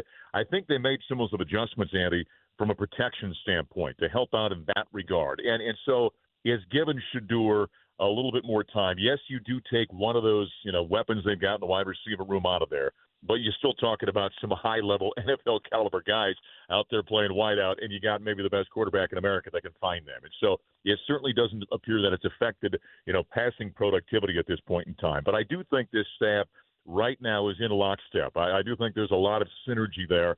And listen, Robert Livingston, the defensive coordinator they brought in from the Cincinnati Bengals, who was a secondary coach there, I think is a star in the making, guys. I mean, he really is an impressive guy, and you can't talk to any one of the defensive guys that don't sing his praises. He's got a teacher kind of mentality. He's an energy guy. And boy, he really, I think his stock in the coaching world is really going up, and I think that's been a huge, huge deal on the defensive side of the football, along with bringing in some pretty good transfers as well along that defensive front. Just real quick for Nate, because I've been meaning to tell Nate, I think he'd love this stat. They still have not allowed a touchdown in the third quarter, right? I know Coach has been tracking that. Yeah, let's see. UCF, they scored one, was in the fourth quarter, but they're still only averaging about 5.5 to 6 points a game in the second half this season. And so it's really been an impressive deal. Now that I think about it, I think UCF did get one touchdown in the third quarter, but did not get one in the fourth quarter, if I remember correct. Again, that was 2 weeks ago, so don't ask me to remember everything. But point being is they've still been a great second-half defense this season. And the last couple of games, they've gotten up to a better start on the front end of those games, which has really helped as well, obviously. Talking to Mark Johnson, voice of the Buffs. It is CU and K-State coming up tomorrow night. Should be an awfully fun one. Taking a look right now at this Kansas State team, their quarterback. That is, I mean, this dude's got dual threat written all over him. He is an absolute weapon, not super accurate throwing the football, but dangerous with the ball in his hands. What kind of challenges does Avery Johnson pose for the Buffs? Well, I think there's a couple of things there, Nate. I mean, Avery Johnson, the way he's able to move and keep plays alive. You said, I don't think he's a natural passer, right? That's Shedeur Sanders. That's not Avery Johnson. So if you can limit him a little bit and maybe force him to throw the ball more, that might be the wise decision. Now, the other thing that's kind of interesting about that, K-State, I don't know, they stepped out of prehistoric times. They got 6 touchdowns to the tight end. You don't see that in college football anymore. So you've got that added responsibility defensively of having that 11th guy you have to defend with a mobile quarterback back there and a guy that does like to run the football. And then you got to worry about the tight end matchup. They've got 6 touchdowns to 4 different guys that they use at tight end. And so it's this odd throwback. When I was sitting down with Robert Livingston yesterday, I go, you guys ready for that? You haven't seen it. He goes, this is one where you got to go back to the defensive philosophies and foundations of defenses gone by, because nobody worries about that anymore, covering a tight end, for goodness sakes. It's like driving a Model T or something, for goodness sakes, in college football. So it is kind of unique, but Avery Johnson's a talented guy. They got DJ Giddens, who's averaging about 120 yards per ball game. You got Dylan Edwards coming back, of course, was above last year as an explosive kid, a Derby, Kansas kid who kind of went back home after he jumped in the transfer portal. Mm-hmm. And so they're a formidable rushing team, number 9 or 10 in the country at 252 yards per ball game. So a little bit similar in terms of what you kind of expect, what that offense is going to do, that the Buffs defense is going to have to be concerned about tomorrow night. By the way, one fun thing for you guys to track tomorrow night on the broadcast. You guys have an air quotes 8:15 kickoff. It's really up in Boulder. 8:25. We know it's going to be about 8:30. 9 p.m. Mountain Time in Manoa, Boise State and Hawaii. Ashton Genty and Travis Hunter are going to be playing at the exact same time, essentially. Tomorrow night, the 2 late games in college football, Boise and Hawaii, is going to be over on CBS Sports Network. That Hawaii defense, they can't stop anything right now. Ashton Genty is going to run all over them. That's going to be there's a fun little Heisman duel going on late night tomorrow night. Yeah, isn't it fun, too? Because, listen, we've all in this business kind of complained about this kind of thing over the years. The Heisman Trophy's become give it to the quarterback of the best team in America, right? And that bores me stiff, and it drives me crazy. I know a few years ago when Ndamukong Suh, kind of put a wrinkle in there, made a heck of an argument because he was the best player in college football that year. But right now, if you're looking across college athletics and you're truly looking at who are the best players, you've got Genty and Travis Hunter right now. I think that's fantastic that everyone's – and by the way, I've got to give a little plug for a guy, Mark Kisla from the Denver Gazette the other day, who came up with one of the great lines I'd heard in a while when he said Colorado's got 3 of the top players in America, and Travis Hunter's 2 of them. I thought that was a great line. But that's a lot of fun. And so That's good for college football. Those two guys will be playing at the same time, but we'll have to be tracking that ball game in the booth while ours is going on. So we've got to compare, statistics and performances by those two. Oh, it's a great race that's going on for the Heisman Trophy. An awful lot of fun. And look, what Travis Hunter is doing is absolutely unprecedented. But Ashton Genty's got over 1,000 yards in 5 games. He didn't even play the second half last week. Just unbelievable the year that he is having right now. Mark Johnson's on the call on Learfield tomorrow night. Mark, beautiful work as always, buddy. Thank you. All right, guys. Appreciate it. See you. All right. Voice of God right there. Mark Johnson getting ready for CU and K-State tomorrow night. Yeah, and you get to Gamecast, that Boise-Hawaii game coming up tomorrow night. That's another one I'm not sure Genty's going to play in the second half. Well, we'll find out. Yeah. I mean, don't you give him a couple third quarter carries to really keep the train rolling? Isn't that kind of wild though? Like they scored 49 in the first half last week against Utah State. This being Boise State, and they were just Spencer Danielson was just like, nope, you're done. 13 carries, that's it, kid. Now he had 186 yards and 3 touchdowns on those 13 carries, but they're trying to get to a playoff. The almighty dollar rules everything. Cannot get him hurt, man. Just can't do it. If they lose him, they're toast. It's Kreckman and Lindahl. Jeff Legwold for an hour of a lot of NFL conversation. Is there any world where somebody scores 20 points on Sunday, Broncos-Chargers? Leggy will tell us next.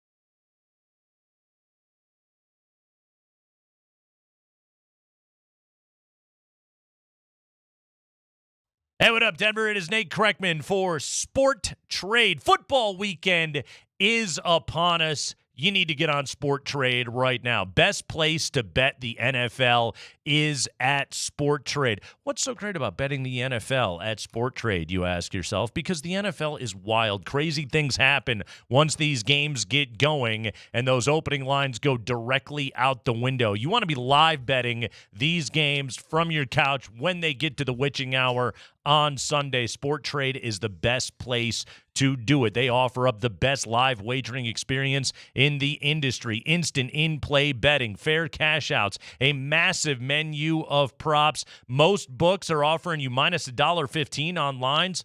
On in-play markets, Sport Trade, they cut that VIG in half. That is more money in your pocket when you win. Download Sport Trade on your iPhone today. Use code NATE. Earn 10% cash back on every bet you place in your first week. Terms, of course, do apply, because I promise you, you're going to love that live betting experience on Sport Trade. Wheel ain't going to be spinning. Those bets are going to go through instantly. Sport Trade is regulated by the Colorado Division of Gaming. Gambling problem? Call or text 1-800-GAMBLER. Sport Trade, of course, wants you to know the best bettors are the most responsible bettors.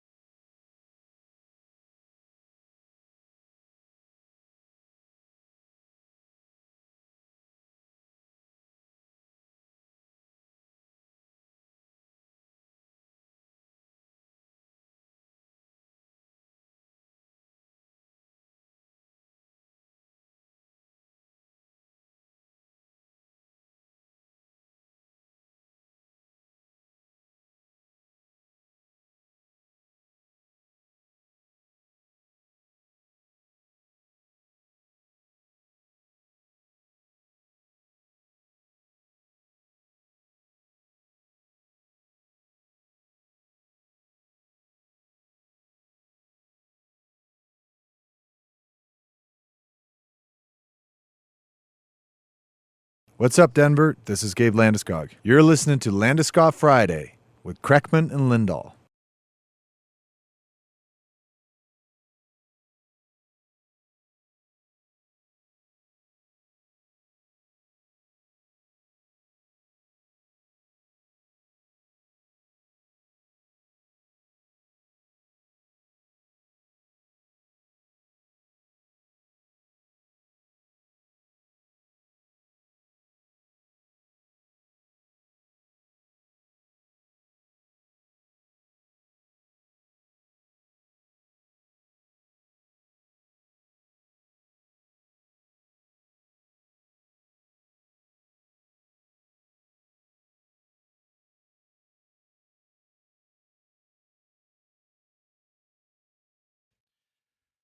Live in the Backus and Shanker studios, Kreckman and Lindahl. Backus and Shanker, serious lawyers for the seriously injured. On a not-so-serious show. Maybe the seriously injured Chargers are getting a little bit better. Maybe they need to call Backus and Shanker. According to the latest injury report. Jeff Legwold stopping by to hang out with us for a full hour here on a Friday afternoon. A lot of Broncos conversation. We're going to go over the entire NFL slate here this week. There is some really interesting games screaming at us coming up this weekend. But Leggy, we start there, okay? The more things change. There is the LA Chargers. They're not even the San Diego Chargers anymore. And yet when they sent out their initial injury report this week, this is a team coming off their own bye, mind you. I believe there were 16 names that were on that damn thing. Now, it looks a little bit better as the week has gone along. Leggy, look, franchises are made up of people. And there's different people inside the building right now. There's different players that they used to have, and yet for whatever reason, and maybe you can tell me that reason, this franchise can never keep their players on the field. Why? I mean, chargering is a verb, okay? Why is that the case with this group? That's an excellent question. Thank you. No, it's they've been vexed as long as people can remember. Yeah. Whether it's Phillip Rivers playing with a torn ACL in a playoff game because they had a great team and all of those things. It's just it is really the nature of how much of the NFL and your success rate is, despite all of their quest to plan for everything, is really based on the luck of health. In the end, is it a luck thing though with that team? Because it's hard to believe that they have different people. They're in a different city now. 8 different strength coaches, right? However many different head coaches, the different cities, different practice facility. There's. I mean, they got Harbaugh in there doing squats in his khakis right now, and he's not on the injury report, so maybe the khakis are the key. That's maybe the key right maybe there. They need to bust out the khakis. Apparently, so Andy, what's the latest from Rappaport on Justin Herbert? He's off the injury report. He's good. Now, Rashawn Slater, we're not so sure about. Bosa, also questionable. Okay. They did have, I think I got it still standing. Yes, Gus Edwards was out. Gus Edwards is out. Jasser Taylor. They're all out. But Bosa, Christian Fulton, Nick Neiman, Rashawn Slater, and Dean Leonard are all questionable. Is his mom Jamam Taylor? Yeah, right? I'm curious about this. Great name, by the way. It's no Capo Kakinen, but it's a pretty good name right there. It's just incredible with that group. All right.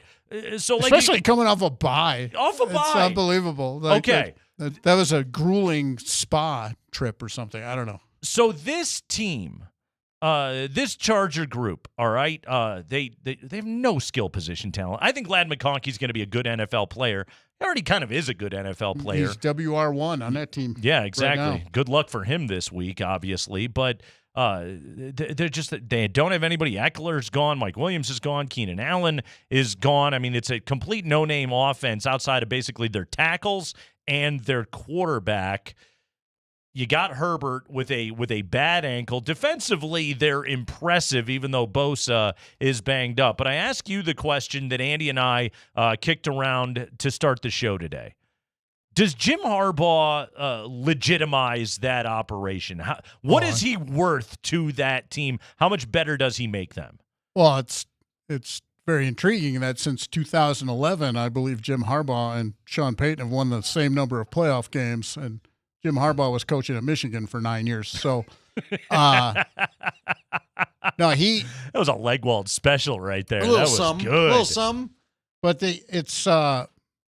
of course he does. I think he was the Broncos' first choice. They flew to Michigan to make sure, for a second interview, to make sure the answer was really no.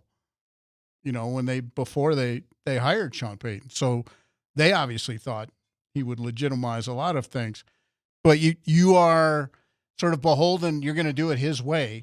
He wants it to look a certain way. He wants it to feel a certain way. He wants the players to act, It seems like he has that right He now. does. I mean, you watched him play the Chiefs. Yeah. And held them to 17. That defense is legit. And if the Chiefs don't get the one big explosive play in the game, who knows? But they were able to, on a 1st and 10 from about midfield, 54 yards, I think the play to Worthy. It's the only really explosive play the Chiefs have the whole game. They just play the Chargers. It's not what they used to be. I mean, Herbert's not chucking the ball all over the place. I mean, through 4 games last year, he had 145 pass attempts through 4 games last year. This year, he's got 91. He's got a game over 150 yards passing so far this year. So, I mean, the script is working. He's even ish. Harbaugh's even said, I have what people consider a throw it around quarterback, and we're still going to run Greg Roman's power. At one point I see him line up against the Chiefs. Herbert's in the shotgun, like, okay, today's football, but the running backs are in the I formation to his right.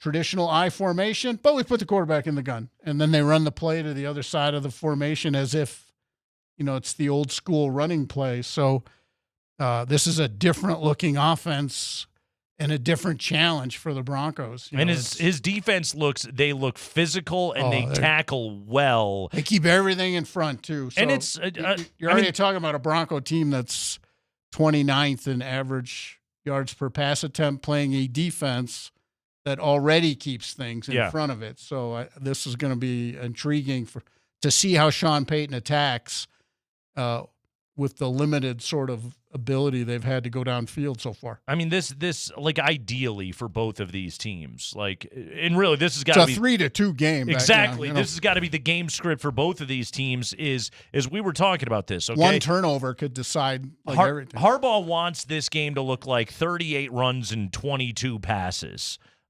which really is exactly what Sean should want.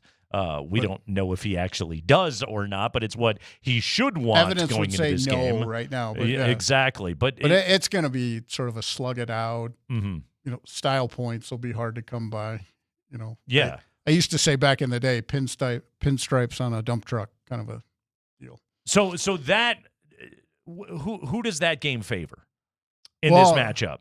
Both defenses are so good, I think that it sort of favors that side of the ball. So whichever of these really good defense, Chargers are 1 in scoring defense. The Broncos are higher in some other categories, and they're like 3 points behind them on the scoring. Yeah, and so it really is who forces the one turnover deep in somebody else's territory. How long has Bosa been out? By the way, I looked it up. They've had the same strength coach for the last 4 years. His name is John Dunn. And then I looked at for a history of the thing. I think John Dunn should be done. Well, so Jonathan Brooks was the guy for a bit. And then Devin Woodhouse. I don't know, man. We're doing strength coaches through history. Well, no, I'm just trying to figure out why. Well, how come you can have 9 different? John Lott was there. This is our first ever remember some strength coaches. Yeah. Oh. Let's remember some Broncos strength coaches. I'm just I'll start. Rich Tootin. We all know that. No, but Get the sled out. It does amaze me that you can switch guys and yet the same thing.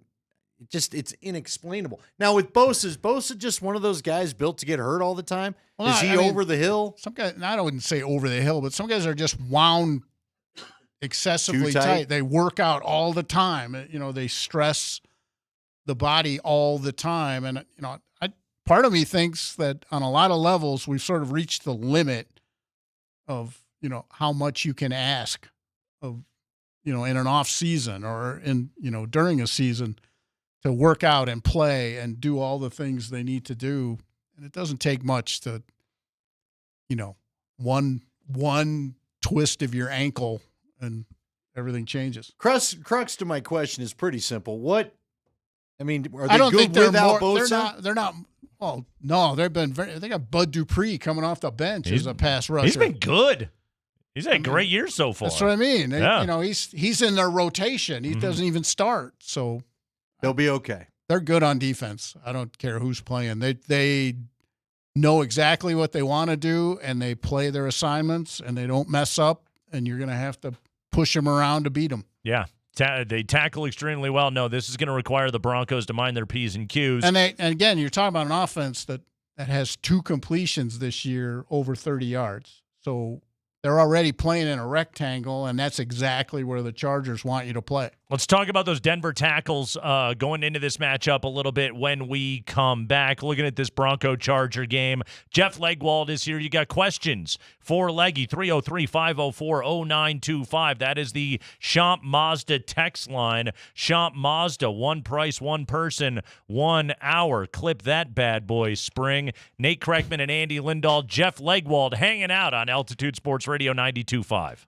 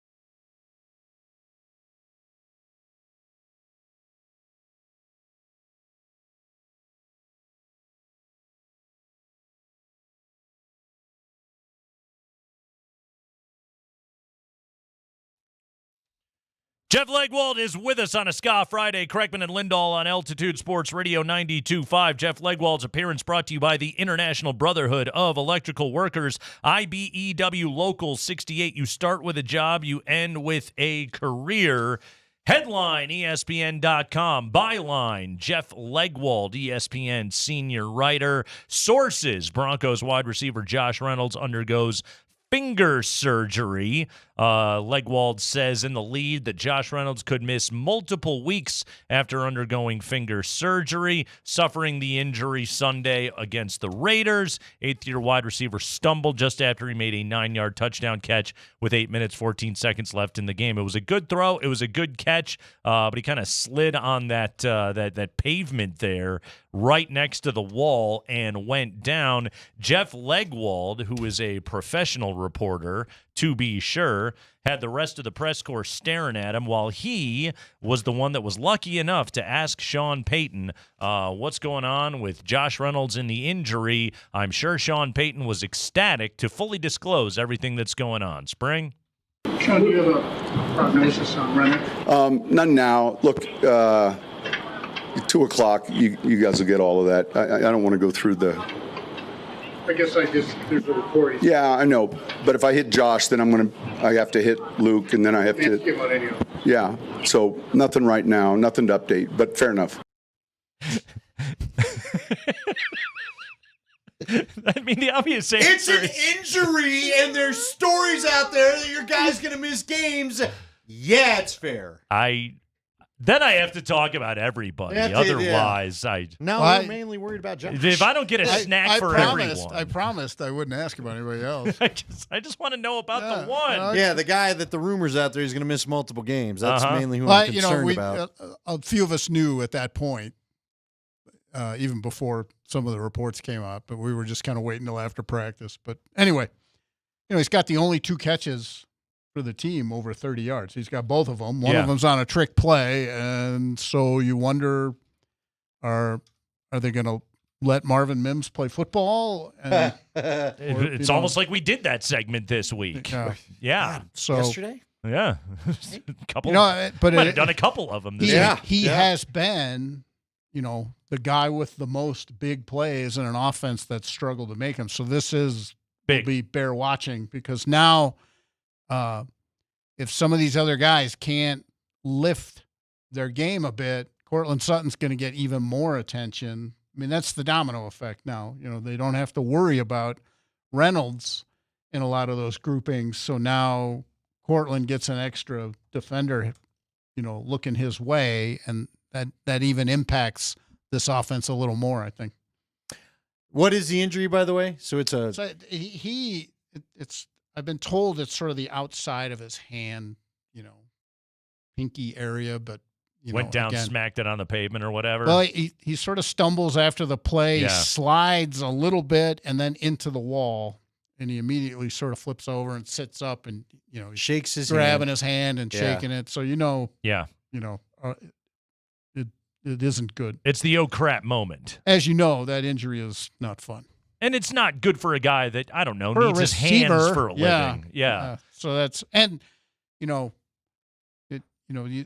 started to hear some things yesterday, because when a guy neither practices nor works with the training staff somewhere else on the side field or in the building or whatever, when they're not even doing that, then it's all right. So it's a significant injury. We were looking at snap counts earlier this week for the receivers. Sutton number 1, Humphrey number 2, Reynolds was number 3, and then way down the list is Mims and Franklin. I think they were tied at 59 snaps each played so far this year.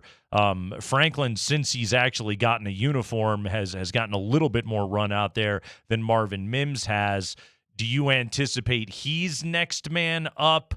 Or does this cause the Broncos, with maybe Payton not trusting the 2 younger receivers as much, to rethink things formationally? That will be intriguing to watch. The old we'll see. Yeah, they've been in 3 wide so much more than anything else right now, even when they want to run the ball. Yeah. Now, Vele is ready to play, and I would expect him in the lineup. And that's good news. That's a guy with 8 receptions in the opener. We tend to forget because he injured the rib right away. But I think he's back in the mix fairly quickly too. But again, that's another big-bodied guy in the middle of the field. You're good up on those types. Yeah, the hole in the offense with Reynolds is going to be, the deeper plays, or even some of the catch and run stuff, down the sideline. So I don't think he'll play less 3 wide, I guess. Yeah. Until I have to see it to believe it. Sure. And I think they think that gives Bo Nix the cleanest look at a defense, even if it restricts their run game and it restricts some other things they do. They're making trade-offs right now, and that's a pretty big trade-off they want to make. All right, the Marvin Mims thing. Let's dive into that, okay? Because I know you already talked about it. You do watch the tape. Nate and I were trying to figure it out, and I guess one of these weeks I'll try to go and look at the 22 as well. Is he getting open, and the choice is not to throw to him? Is he not actually getting open? What's the deal there? Is this just a case of a rookie quarterback and the second-year guy not having a lot of chemistry because there was a quarterback battle in camp? What can you find? Is he not running the routes well enough? Like, who do you put it on that he doesn't really show up in this offense? He doesn't get a snap count to start with. That's a coaching decision. Whether it's his position coach or the passing game coordinator or Sean Payton. I mean, the decisions are being made that little Jordan Humphrey is going to play more. And, obviously Sutton's going to play more. And that before this, Reynolds was going to play more. So they've made choices, and they don't throw the ball down the field enough for people to be divvying up catches between Franklin and Reynolds and Mims. They simply don't throw that pass. I mean, you're talking about a team that is 12th in pass attempts. So they're busy, but they're 29th in average yards per attempt. So not only are you busy, you're being busy in the same areas of the field, and those aren't the routes Reynolds runs very often, not the routes Mims runs very often. Let me pause you right there, okay? I want you to pick up on this because now you're bringing a point where people keep asking after you say it. Will you explain further to people the rectangle you talk about that they're playing in? Because when you say he's not running those routes, they both are running outside this rectangle they're living in. Can you explain that term more to people? They are 29th in the league in yards per pass attempt at 5.8 yards per pass attempt. That's significantly behind the leaders. That means you're doing most of your business from the line of scrimmage to 20 yards out, and that's it. They have 2 pass completions this year over 30 yards. One of them's the trick play against the Steelers. So they have 1 from scrimmage called pass play in a traditional set of over 30 yards. You're doing business in a very limited area in your passing game, and you're asking the kid to throw it a lot while you're doing that. Again, they're 12th in the league in attempts, and they're very low in the league in production. So they're throwing a lot of passes and not getting a lot for it. Oof. And that's the thing that drives me nuts about it is Mims has shown us. We were talking about Laviska Shenault before. When he touches the ball, yeah, something happens. Even Sunday, he has a punt return, and he has a reverse that goes 17 yards. And the one touch he has on offense goes 17 yards. Yeah, I think he had one other catch in that game, but it wasn't terribly notable. But we were talking about Laviska Shenault before, okay? He has the kickoff return for a touchdown last night. The fumble notwithstanding, you know what Laviska can do with the ball in his hands, but he's on a team with Metcalf and Lockett and Smith and Jigba. Like, he's not going to break into that. The Broncos don't have Cortland Sutton's their best receiver. He's probably number 4 if you're comparing him to those other 3 dudes in Seattle up there. Like, that's who Mims is sitting behind right now. The lack of willingness to get speed on the field is absolutely bizarre. And what's funny about it is today Peyton is singing the praises of Jaleel McLaughlin, who's a fast and slippery player and has become a nice little weapon in the red zone. He has 2 pretty impressive touchdowns so far this year. So we know that Sean's not averse to having speed and a guy that can make somebody miss out on the field. Mims does it consistently in special teams, and yet the lack of willingness to try and create something where he would work in this offense. Just the thing that I keep coming back to, Leggy, and tell me if I'm crazy on this. You're crazy. I just don't think he trusts him. Well, I don't think he trusts Franklin. I don't think he trusts Mims. He's just like, I got 3 vets, and those guys will do what I'm coaching them to do. It's like George Karl with mediocre point guards. They'll do what I'm coaching them to do, and so I'll put them out on the floor. Well, there's always that element to playing time. Mhm. Coaches are always going to play the players they trust more. It doesn't matter the position. It could Yeah. be guard. The talent's got to count for something. It always should and does much of that. I think some of this is because the head coach can't walk out and say, yes, I have a rookie quarterback, and yes, we're using about 60% of the playbook because of that. Yeah. So when he puts Mims and McLaughlin in certain situations, it's predictability because they're only running a limited set of plays with those guys on the field. So as a defensive coordinator, the minute you see those guys in the lineup, you know what you're looking at. You know what you're going to get, and predictability is everything if you're a defensive coordinator. So that is some of the issue. He's trying to balance, how do I get these guys on the field and not tip my hand? And that's the issue they have because, again, he is bringing along a rookie quarterback. He's made this decision. You know, they're going to play Bo Nix right from the jump this year. And I think sometimes we expect, because he's decided that Bo Nix is immediately ready to do 100% of everything they want to do. And that's not the case. So some of this is he's trying to avoid, okay, Jaleel McLaughlin's in the game. The defense knows what 3 plays we're running, and that has happened. So that's what they're fighting all the time. All right, let's talk about one other player in this offense right now. Javonte Williams is averaging 4.8 yards per carry over the last 2 weeks. And that was, it's 2.2 when they left Tampa, I think. It was absolutely brutal. He was 2.9, 1.5, 2.4 each of the first 3 weeks. I mean, he couldn't do anything. His rushing totals, 23, 17, and 12. We've seen him jump to 77 and 61. What happened there? Up front, what happened with Javonte? How's this working all of a sudden? I think they've done a better job of just picking the things he does more, more inside zone, more of the old school, what they call duo, which is 2 blockers on 1 defender on the left, 2 blockers on 1 defender on the right. That's the whole. Yeah. They used to call that the old duo scheme. And, inside zone, things inside where he's decisive and quick and, and physical and falls forward. And he finishes. Yeah. I think for a while, they were trying to sort of press the, outside shoulder of the guard to the sideline a little bit. And that's not their strength as an offense right now. And so I think they've been better, much better about saying, okay, we do these things well, let's do them.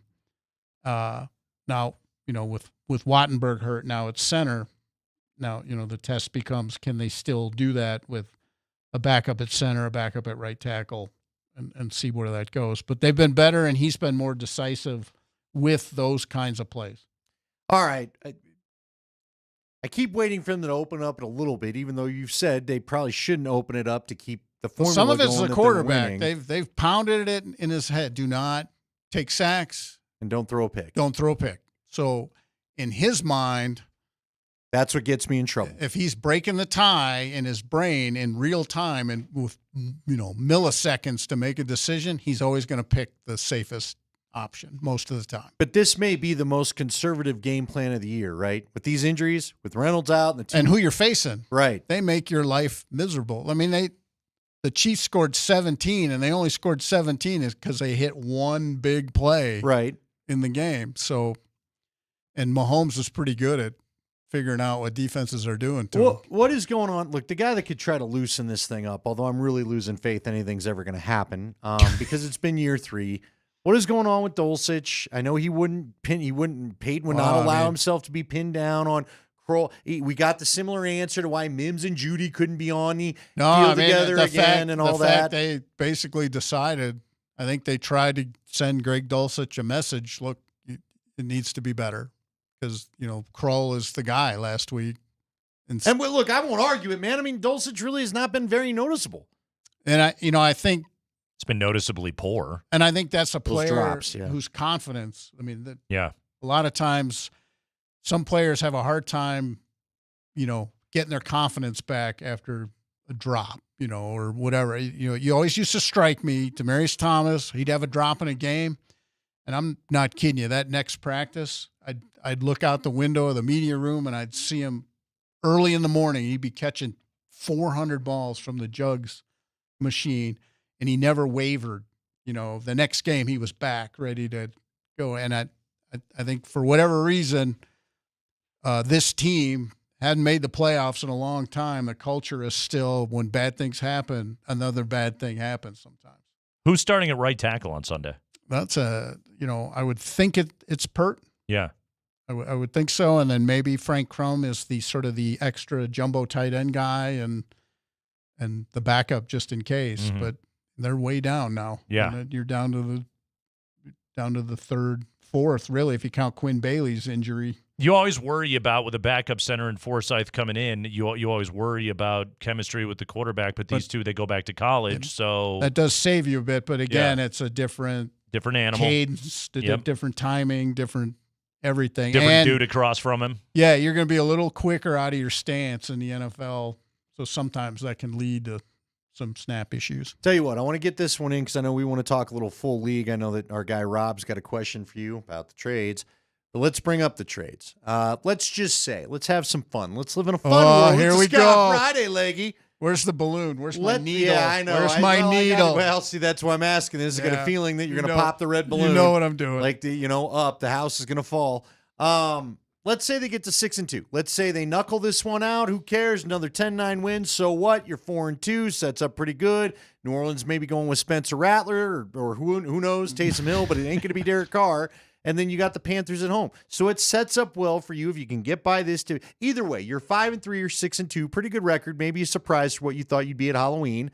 Do they have even the cap space? Because everyone's GM hats are going on. The trade deadline's coming up. Can they get a tight end? Can they go for a receiver? Is there any cap room for that to be realistic? Go ahead and take your pin out, Doctor. Yeah, no, I have two words for you. Russell Wilson. Right. The only thing they could do to add a player with any significance in a contract is to mess with the only contract they haven't messed with yet. They've messed with McGlinchey's. They've messed with Powers. They've every time they've made a move, they've added voidable years. I mean, they've kicked this can that's going to crush them later, but they've done it. And the only contract left is the one they seem to not want to mess with, and that's Garrett Bowles'. Okay. So how much can you mess with it, though? It's the last year of his deal. Like, what can you even do? You can still add a voidable year or two, like they did with Yeah. I mean, they added voidable years to McGlinchey's. They added voidable years to Cortland Sutton's. It's unbelievable they did that. They basically told the guy, we're not giving you a raise, we're not doing anything, but we need salary cap room, so we're going to add some fake years to your contract. Should we take that to mean they're waiting for this year to end and then just say, Garrett Bowles, it's been a nice run. No, thank you. Keep it real. Thank you. And that's what I'm saying. It's very telling that that's the only big contract that they have yet to mess around the salary cap with this year. And look, we're going to be talking about this stuff they've done later because it's going to impact things. But Garrett's is the only one, and unless they're willing to do that, they really can't do much because, again, they came into the year with a significant cap hit nobody else had. All right, where's Devontae going? We'll get Jeff Legwold's take on that coming up here in just a moment. Plus, again, looking around the league, I always like to ask the question. We're always big fans of the Circa Survivor Pool. Who's surviving this week in the NFL? To me, there's one real obvious candidate, but we'll break that down coming up next.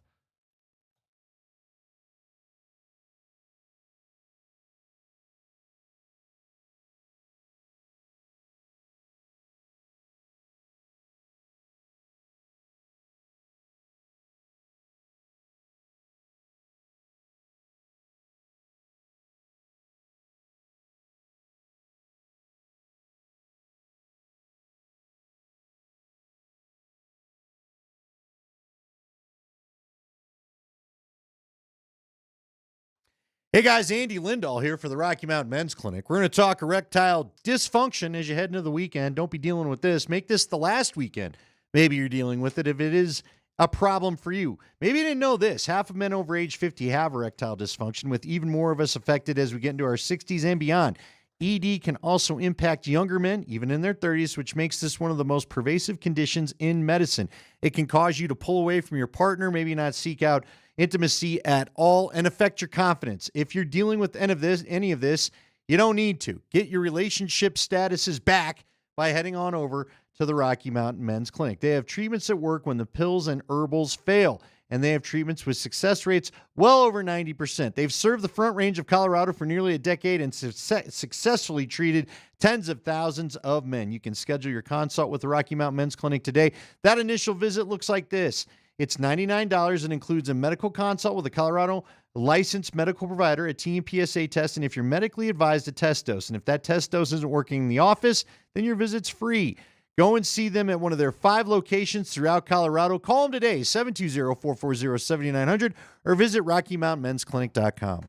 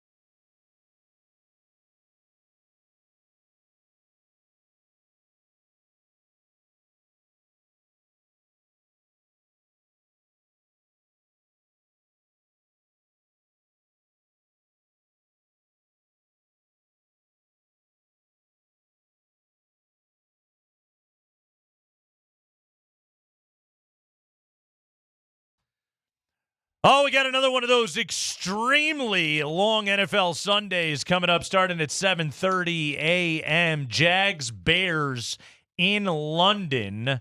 That one ought to be fun. And then the early slate of games.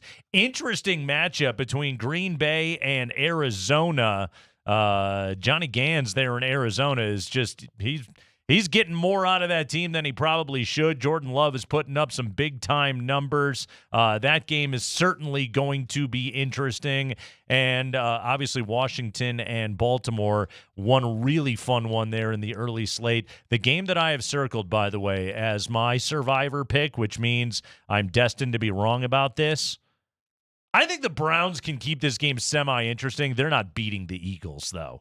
Philadelphia is winning that game. Leggy, you've covered some messes, some dumpster fires in your time, but the Cleveland Browns, wow, that's as bad as it gets right now, including you watch Jameis up there firing the team every single week. You know the locker room wants him to play. Right. They can't stand Deshaun Watson right now.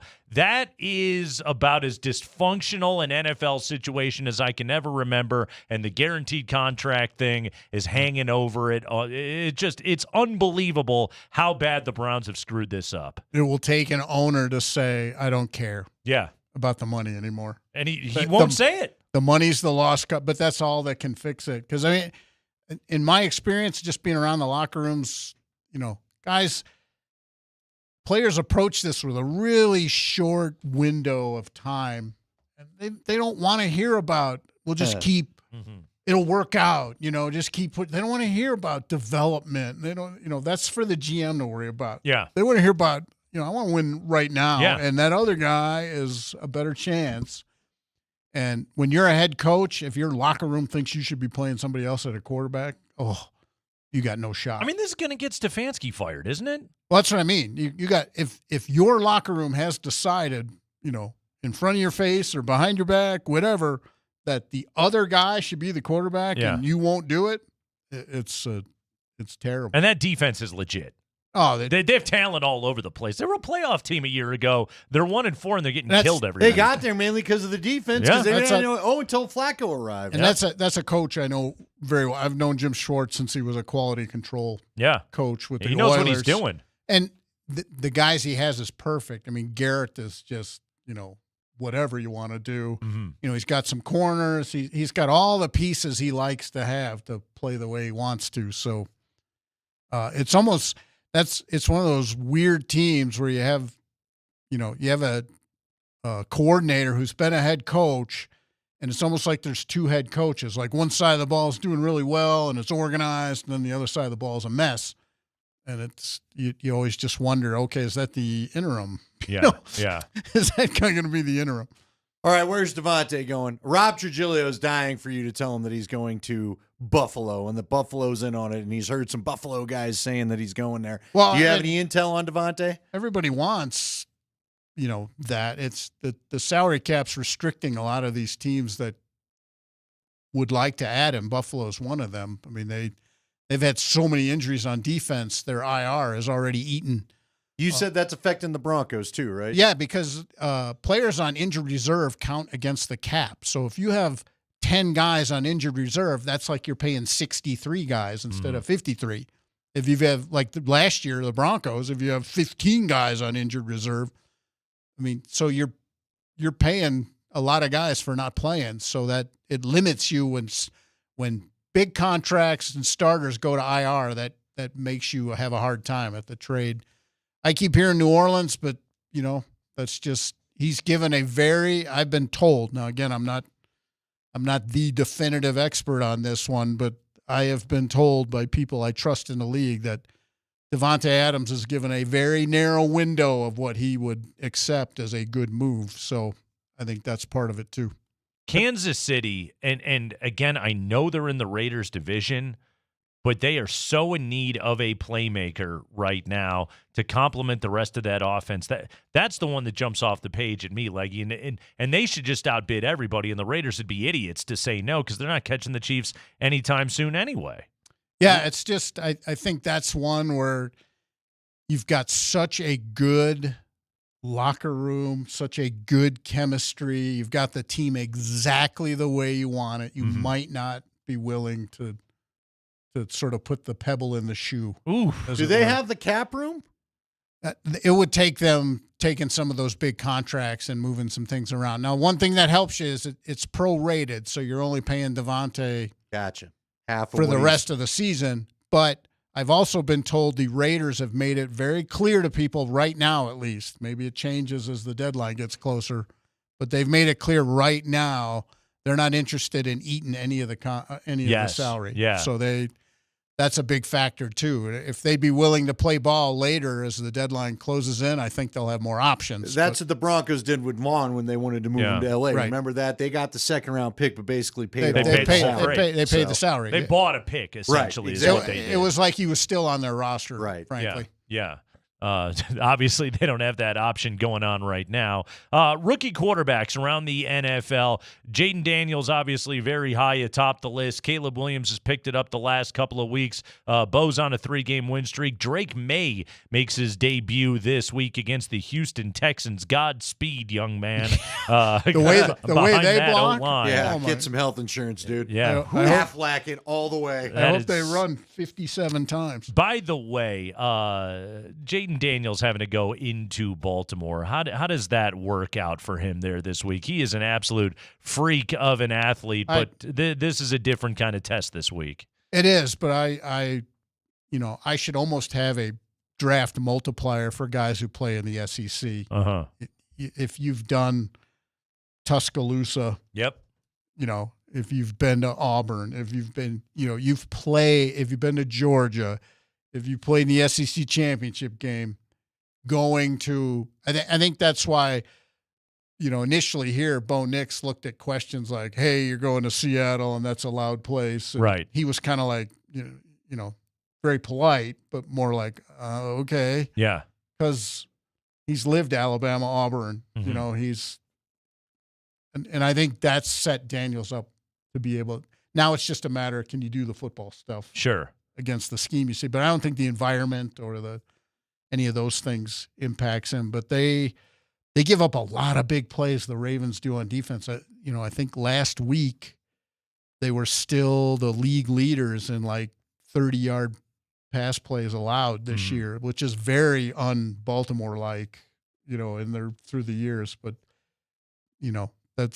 they've lost some pretty decent defensive coordinators the last few years. So I think that's the one thing I would watch is the big play ratio for Washington. How willing are they going to be able to test that? I ask you this, Jeff Legwold, as we button up this conversation going into Week 6. Right now, who is the best team in the NFL? Who's the most complete team in the league? Yeah, I know they don't look it. I know they don't act it. I know everybody says it's ugly, but to me, it's the Chiefs. Yeah. God, you're making me sick. Well, I know you're right. They're 5-0. They're not even playing well. No, and this is like last year. Like everybody should have got them last year. Right. It's they have everything they want, and the thing I always look for in the NFL in the good teams, like the 2015 Broncos had it. Who adjusts the best to the stuff that happens? They adjust to everything. Injuries. Things that happen in a game, weird stuff. All they do is just like, okay, whatever. And, they've won games when Mahomes hasn't had the numbers, and they've won games when he's, put drives together right at the end. And they don't panic. And defensively, they're much better than people give them credit for. I think they're. And I give them a ton of credit for how good they are defensively. But I mean, just in general, we don't often talk about Chiefs' dominant defense. Right. We don't think of it that way, but they are. That's very much the sort of the engine of this team right now is they can play defense against anybody in the big moments because they played in. I mean, what other team in the league's played more big games? Yeah. I mean, they are a big moment team. Important drive, they do the right stuff. We got to cut you free. You need to bookmark your story about worst contracts. When he pops in next Friday, we got to get his tape. My boss would say it's mine, but well, there he is, everybody. Jeff Legwold. By the way, who did you pick on ESPN? Who you got? Broncos, Chargers? We don't pick. You don't pick? No, we don't pick. No. Wuss. Who are you picking on the Kreckman and Lindahl show? On the Kreckman and Lindahl show, I will pick them in a 3-2 Donnybrook. 3-2. I love the Donnybrook. Yeah. There we go. It's gonna be one safety against one field goal for. The coaches always give me crap for my old school cement head thing, but I asked Vance Joseph a question off to the side yesterday, and he was like explaining this big heavy power formation the Chargers run. He was like, "Yeah, like you like." And then wow, just taking a shot. Yeah, so you want the wing T back in the pros? Stone Age football. So 3-2 would be my pick. Okay. By the way, speaking of teams that play the way that you like, I'm still picking Baltimore to win the Super Bowl this year. Jeff Legwald, everybody. Altitude Sports Radio 92.5.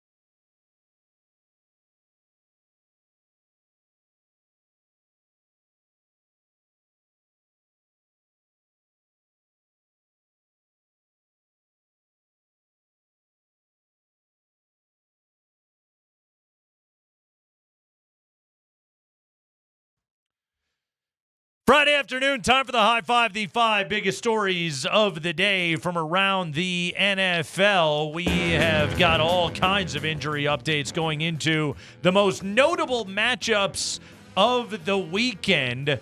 Ravens-Manders in the early window. That one ought to be a gigantic pile of fun. Oh, we got a barn burner in the AFC South, Andy, with Indy at Tennessee. Anthony Richardson supposed to be back and playing in this game against Will Levis and company. Drake May will make his debut for the Patriots going up against the Houston Texans. Fun one in the late window, besides Broncos-Chargers, quite obviously. Detroit is going down to Dallas. Lions is a 3-point favorite in that game. Cincy and the Giants on Sunday Night Football. You'll be waiting all day for that one. Mark Springer, let's do this.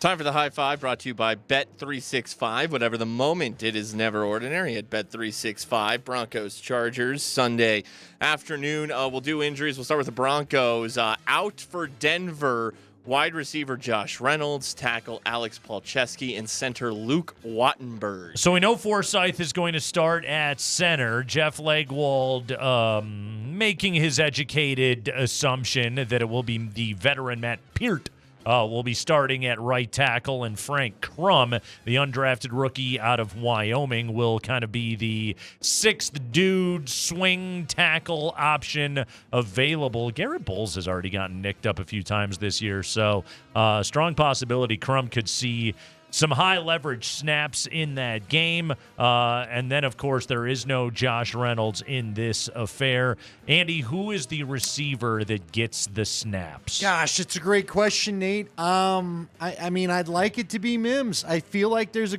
decent player, good player in there, right? Gosh, we just don't seem to see I know there's a good player in there. John Payton doesn't see, think here's so. the deal. Devon Vele would be the easy answer because I believe he's ready to get Coming back. off an injury. But as Leggy said, you already got the big body of Lil Jordan Humphrey, and the most, opposite name out there, Lil Jordan Humphrey, when he's one of the bigger receivers along with Cortland Sutton. You need somebody that's able to break a tackle and get you some yak. We need some yak in our life. And I don't know if that's Devon Vele, but who knows? Vele kind of had that role in the early going, and then Lil Jordan, once Vele got hurt, Lil Jordan sort of filled in for it, and he's played well. I take nothing away from Lil Jordan Humphrey. He's had a nice season, and he's making some splash plays for this offense. He's broken tackles. He's had some yak. It's been nice to see. But I completely agree with you. I'd like to see a world where Marvin Mims is going to be on the field, which means Troy Franklin is going to play 40 snaps. Yeah, you're probably He's right. fast. Yeah. Okay. He's fast. Catch the ball when it, lands in your hands in the end zone. But here's the thing. With the offensive line situation, you're going to have to be judicious in how many times you drop back, aren't you? I mean, look, both teams are probably going to have to – they're probably going to see passing opportunities they'd like to take advantage of. Mm-hmm. But because of the defenses they're playing and the Broncos are at home with the noise on their side, both defenses are probably going to – or both teams are going to probably run the ball more than they want to. Total on this game, 35.5. Oh, that's not even a 20-17 game. Does anyone score 20 in this game, They're Andy? predicting. Maybe. Oof. There's a defensive touchdown, yes, on either side. Some awfully low numbers in this game, and there very Which well means could we're be. going to have a 45-40 AFL shootout, right? That's what'll happen. Doesn't feel terribly likely, but again, this is what happens when you try and bet the NFL. Go ahead, Spring. High five. All right, Chargers injuries. Their tackles, Joe Alt for a second straight day was full in practice. He looks like he's going to play. He'll play, yeah. Rashawn Slater limited once again. Quarterback Justin Herbert was a full participant in practice. He is going to play on Sunday. Running back Gus Edwards is out. Outside linebacker Joey Bosa was limited after not practicing the last 2 days. He is questionable. How about cornerback Asante Samuel Jr.? He was limited on Wednesday, practiced in full yesterday, and today he was ruled out with a shoulder injury. Yeah, that's a little odd. Jim Harbaugh was asked about that to start his media availability today. Happy Friday. Just with Asante, he was full yesterday and then didn't practice today. Was there some sort of setback with him? Yeah, there was. Not in practice. It's just You know me. I mean, we've gone over this many times, right? I mean, not qualified to go into the medical details of it. So. No, you gave the right answer. Was there a setback? There was.